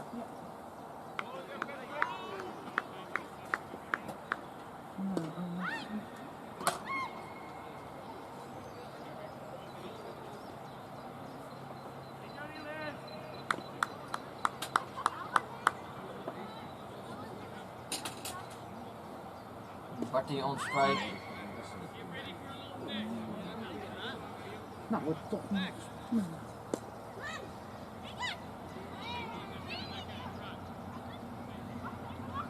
Barty on strike, he's got 2 runs on his name. Attacking offside field again, so he's looking to take wickets. It's a dot. Arnold also not looking to turn the ball, he's looking to ball straight up balls. Get that nick.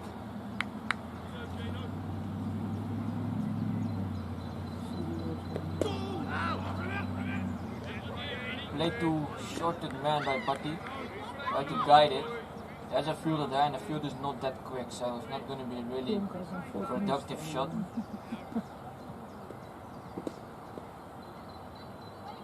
Left alone. Again, ball outside off, straight up ball, no run.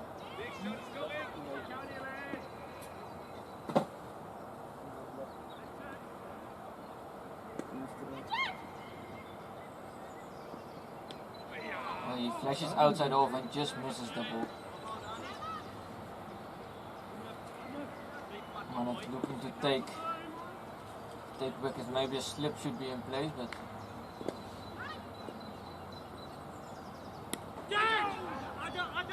well played by Barty, that's 1 run. Barty! Lovely Barty boy! Good run, it's in the leg side for 1. So Mudassir is on strike again. Ja, dan moet hij dekken!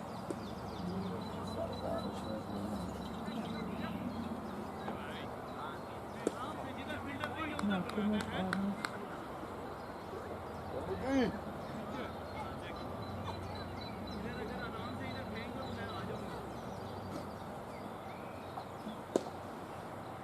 Slip in place, take the wicket and ball outside off again and left alone. So only 1 run from this over.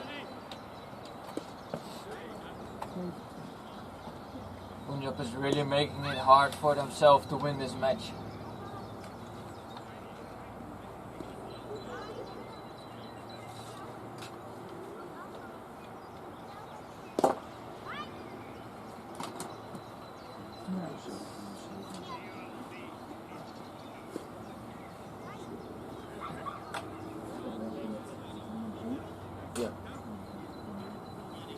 Max without bowling again.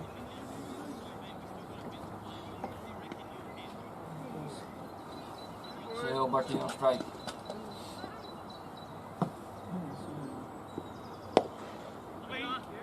Good shot, full delivery and driven into the offside. No run.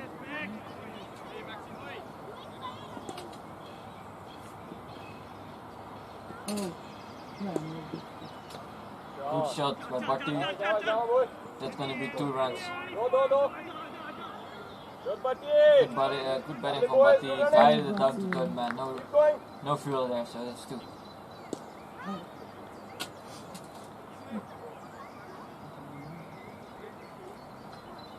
They've changed the field now, so they got 2 points, 1 backward and 1 like a shorter man to stop that shot. Bit shorter ball. Hit to the leg side. Straight to 45, no run.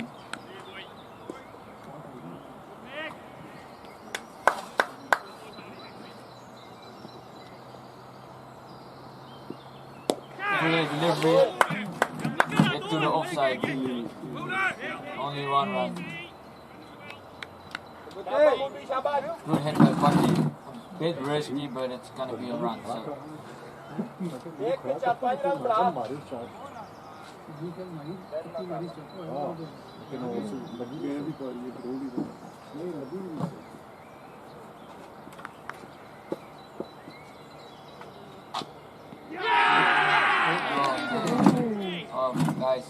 tried to pedal that.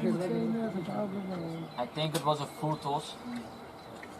He tried to pedal the full toss and he missed the full toss and of a W. Salute. Let him watch.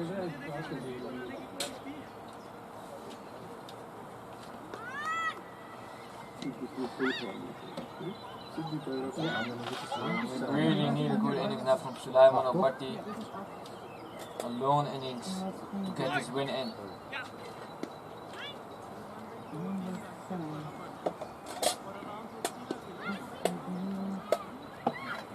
So Abu Dhabi to max out doubt and trying to shoot a full toss. Hit it low on his pad and in front of the wicket.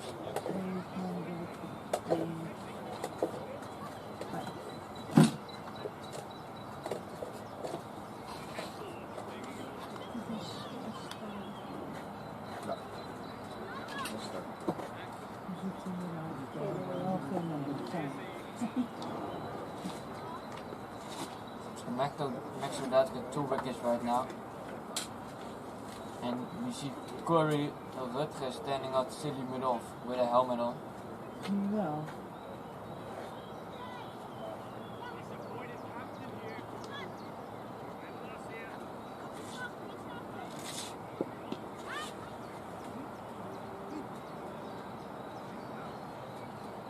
So they have a slip and a catching silly mid-off. Super on the offside.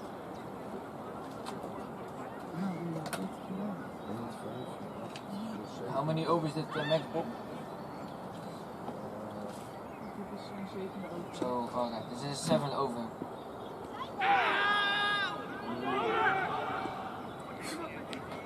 Almost a run out.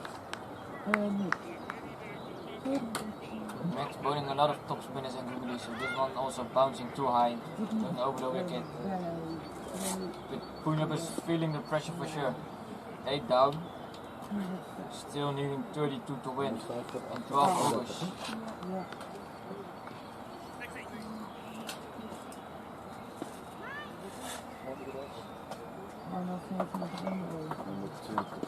Arnav bowling again, this is his last over.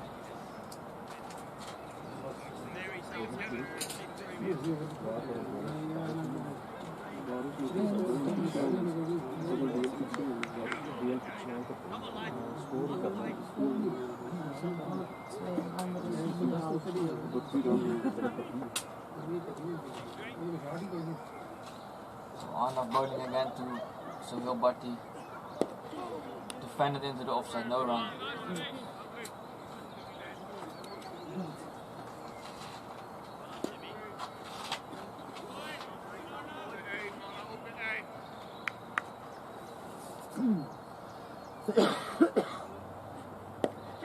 Oh no.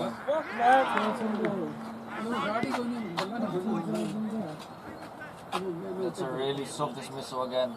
Popped up straight to Arnav. Easy catches. So this is the last wicket. Punjab, they need a last partnership of 32 runs. 12 overs left. So Mubashir is now in.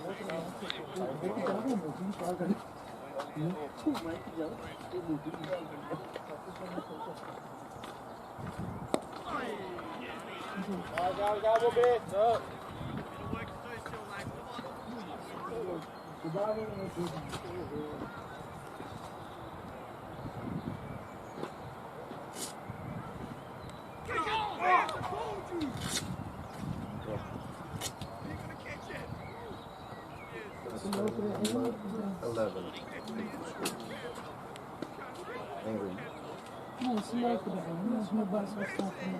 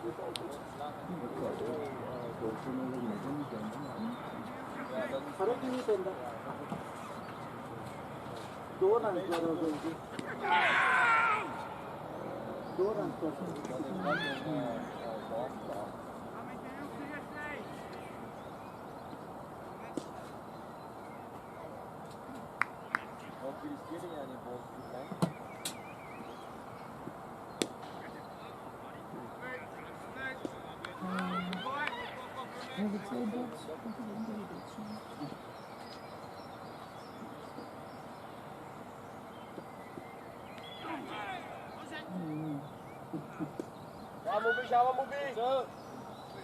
Takke bera pratakke. Betul di bal.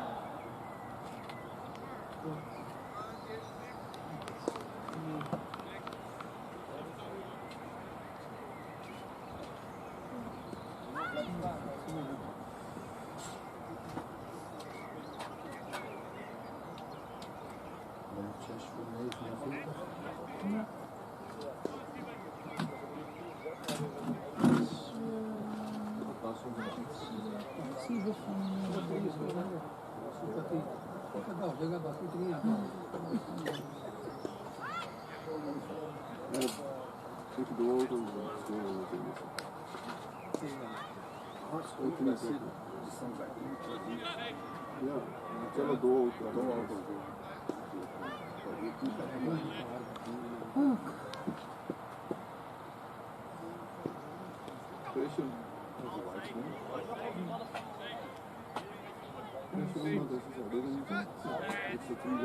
बच्चा भी होना है बच्चे को तो पूरा chance लाना चाहिए आखिरी विकेट है बच्चे को पूरा चांस लाना चाहिए बैट्समैन भी ऐसा किसी ना नहीं मेन बैट्समैन थोड़े आउट होते हैं तेजन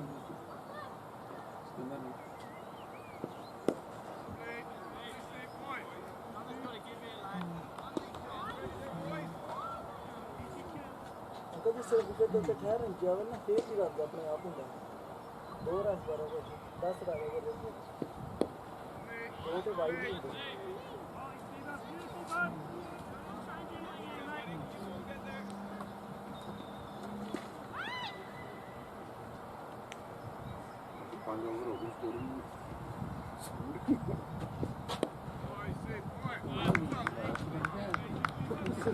Moet je uit tot de overtje.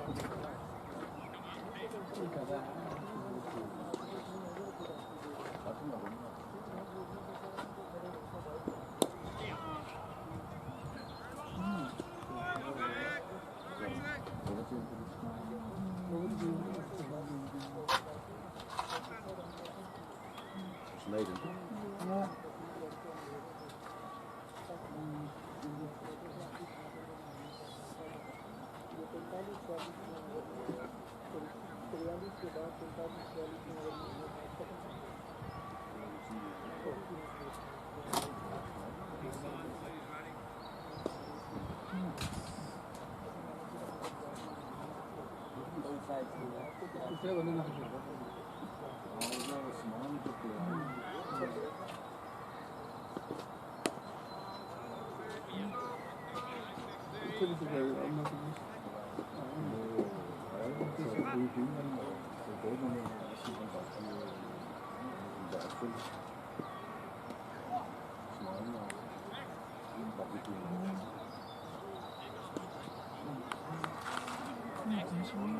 Ja.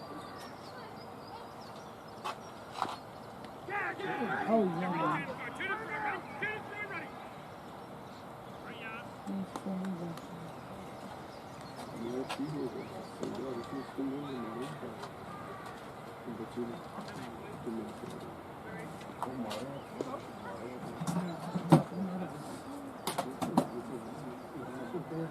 Is het erg dat die kennis heeft van moet je even een andere kant? Dat niet is wel iets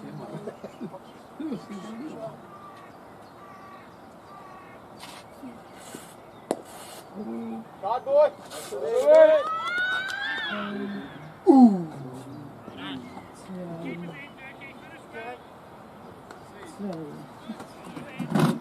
Dus dat hard werken.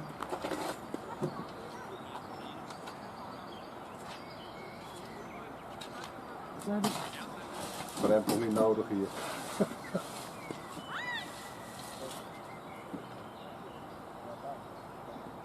is ook een lekkere omslagslag hier.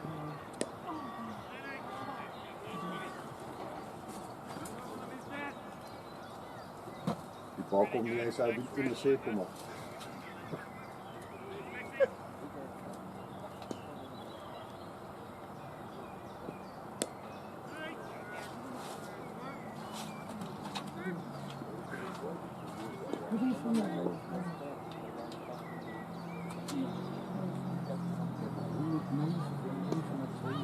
Ja,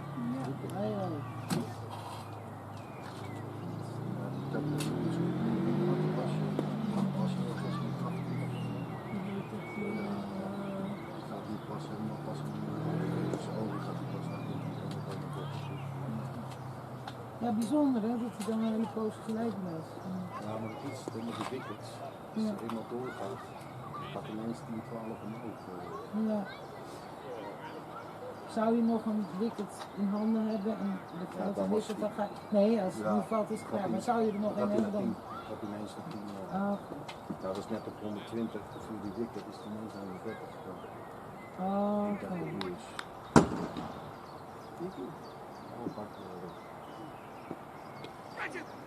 Pak me weer.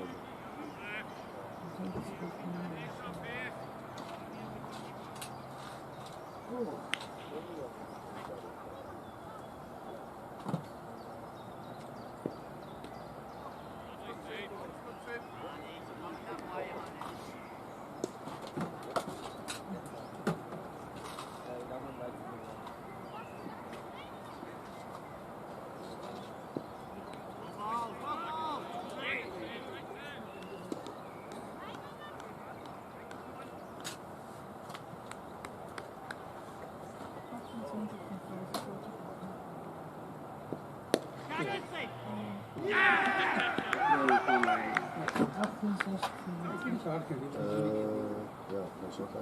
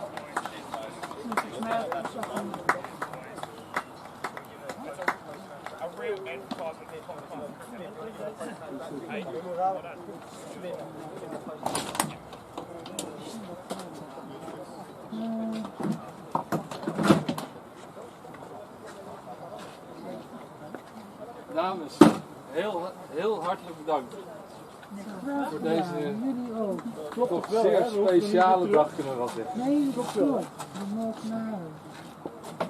Warm.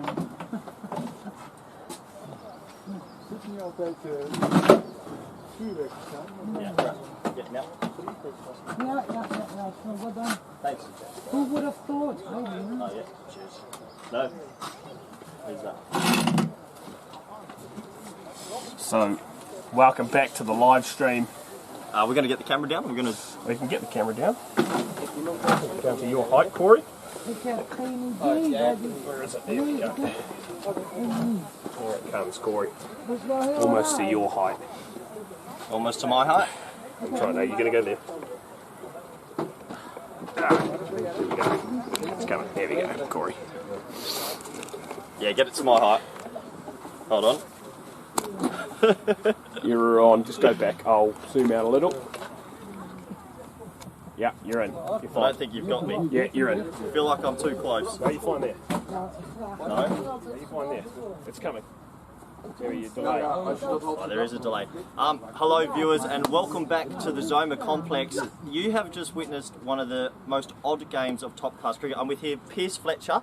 Pierce, VOC has won the game by 30 runs. Can you explain anything we've just seen? Well, you said put your house on VOC at half time. I don't know if that was tongue in cheek or not, but it's been the case, and we're going to welcome in Captain Peter Saylor. No, Captain Peter Saylor. Peter Saylor has got no words, but Pete, just come be part of this. Captain Peter Saylor. Pete, an odd day, but VOC's won by 30 runs. How do you explain that?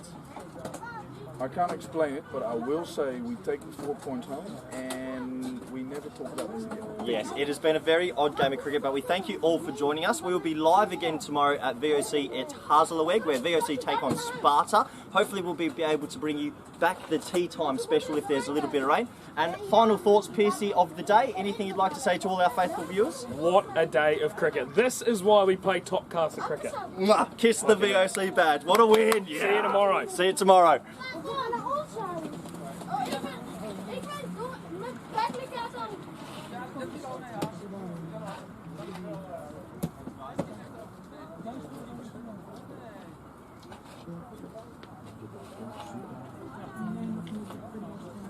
Ik haal alleen even die stekker eruit. Ja, dat kan wel. Hij is als goed is toch nog genoeg opgeladen. Ja, is ondertussen.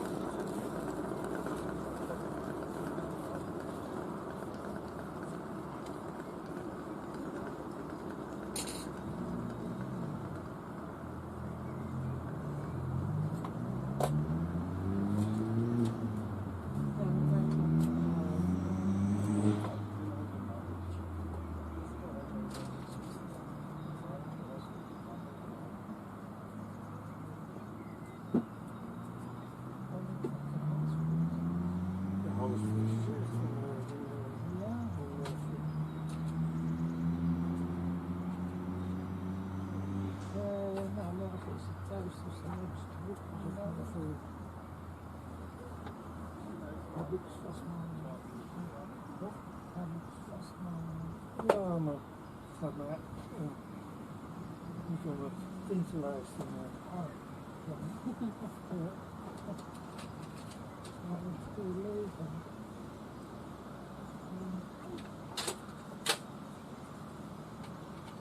Ja, dat is niet goed.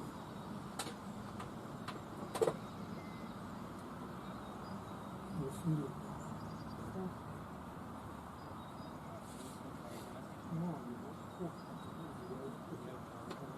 Nou, hè? Wat was het dan? Welke is het nu met het match result Punjab lost first innings match? Punjab lost first innings one day. Oh, zoals jij dan nooit gewoon de eerste keer dat debuut had. Kan je niet zeggen gewoon wint. VOC wint.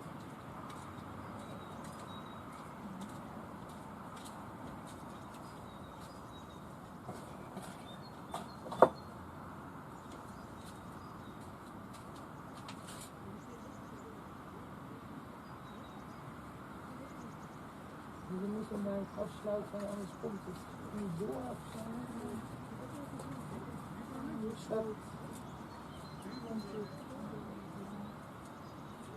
Kom je er nu wel uit?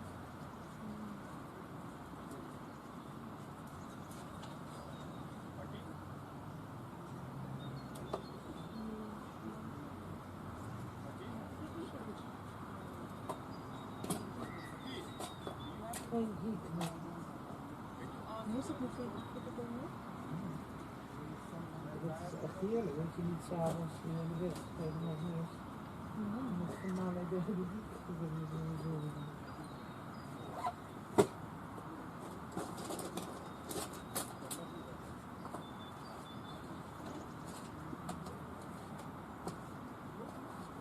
En wat ik super vind is dat ze het in principe gewoon voor alle klassen cricket hebben. Ja. Ik vind het ook goed als de tweede sport wel niet is.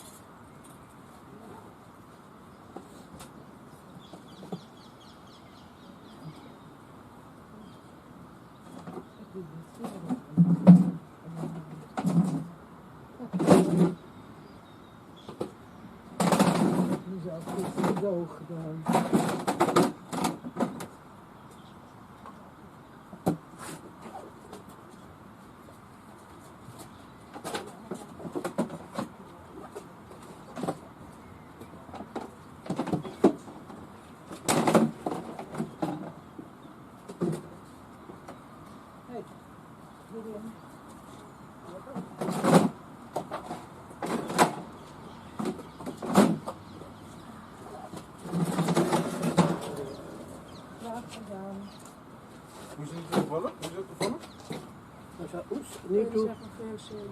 Need to turn that off. Are you inside?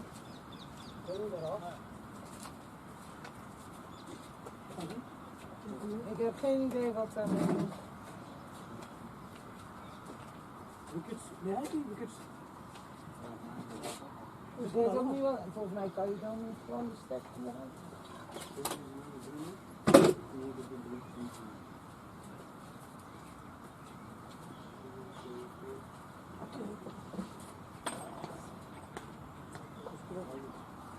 Ja, moet je morgen met je. Oh, dat is weer een... Ja, ik weet het wel niet. Ik kan het lezen.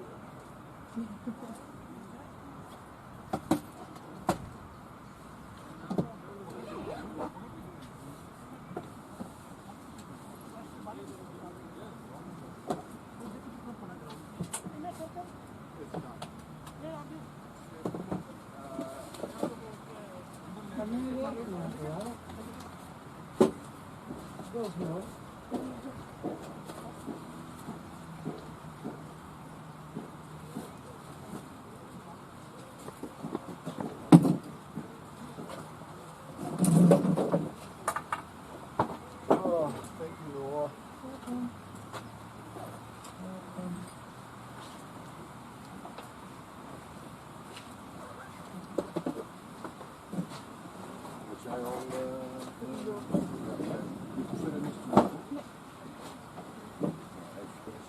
Staatseigentum. Ja. Oh, is het staatseigendom? Staatseigendom. Oh man, nou dat is het niet meer. Van mijn werk. Nou, dit is niet meer. Oh nee, dat mag. Eigen gebruik. Daarom is het ook geen Oh, dat maakt allemaal niet uit. Super fijn dat jullie weer op dat doen. Ja, ja, we hebben geluk dat hij zo komt, hè. Die wind, als hij wint, ja, zou komen. Altijd die er niet staan. Alleen de jongens moeten, ja, de jongens zijn zo tegen. Ja, nou ja, ik weet niet hoe dat werkt. Ik ook niet. Dit is dit ook genoeg. Ja. Daar hoort waarschijnlijk wat spul in. Ik zie wel iets van hebben. Welke? Oh ja, die doet ja. Op zondag. Even kijken. Ja, die zijn ook voor ons, maar die mag wel blijven.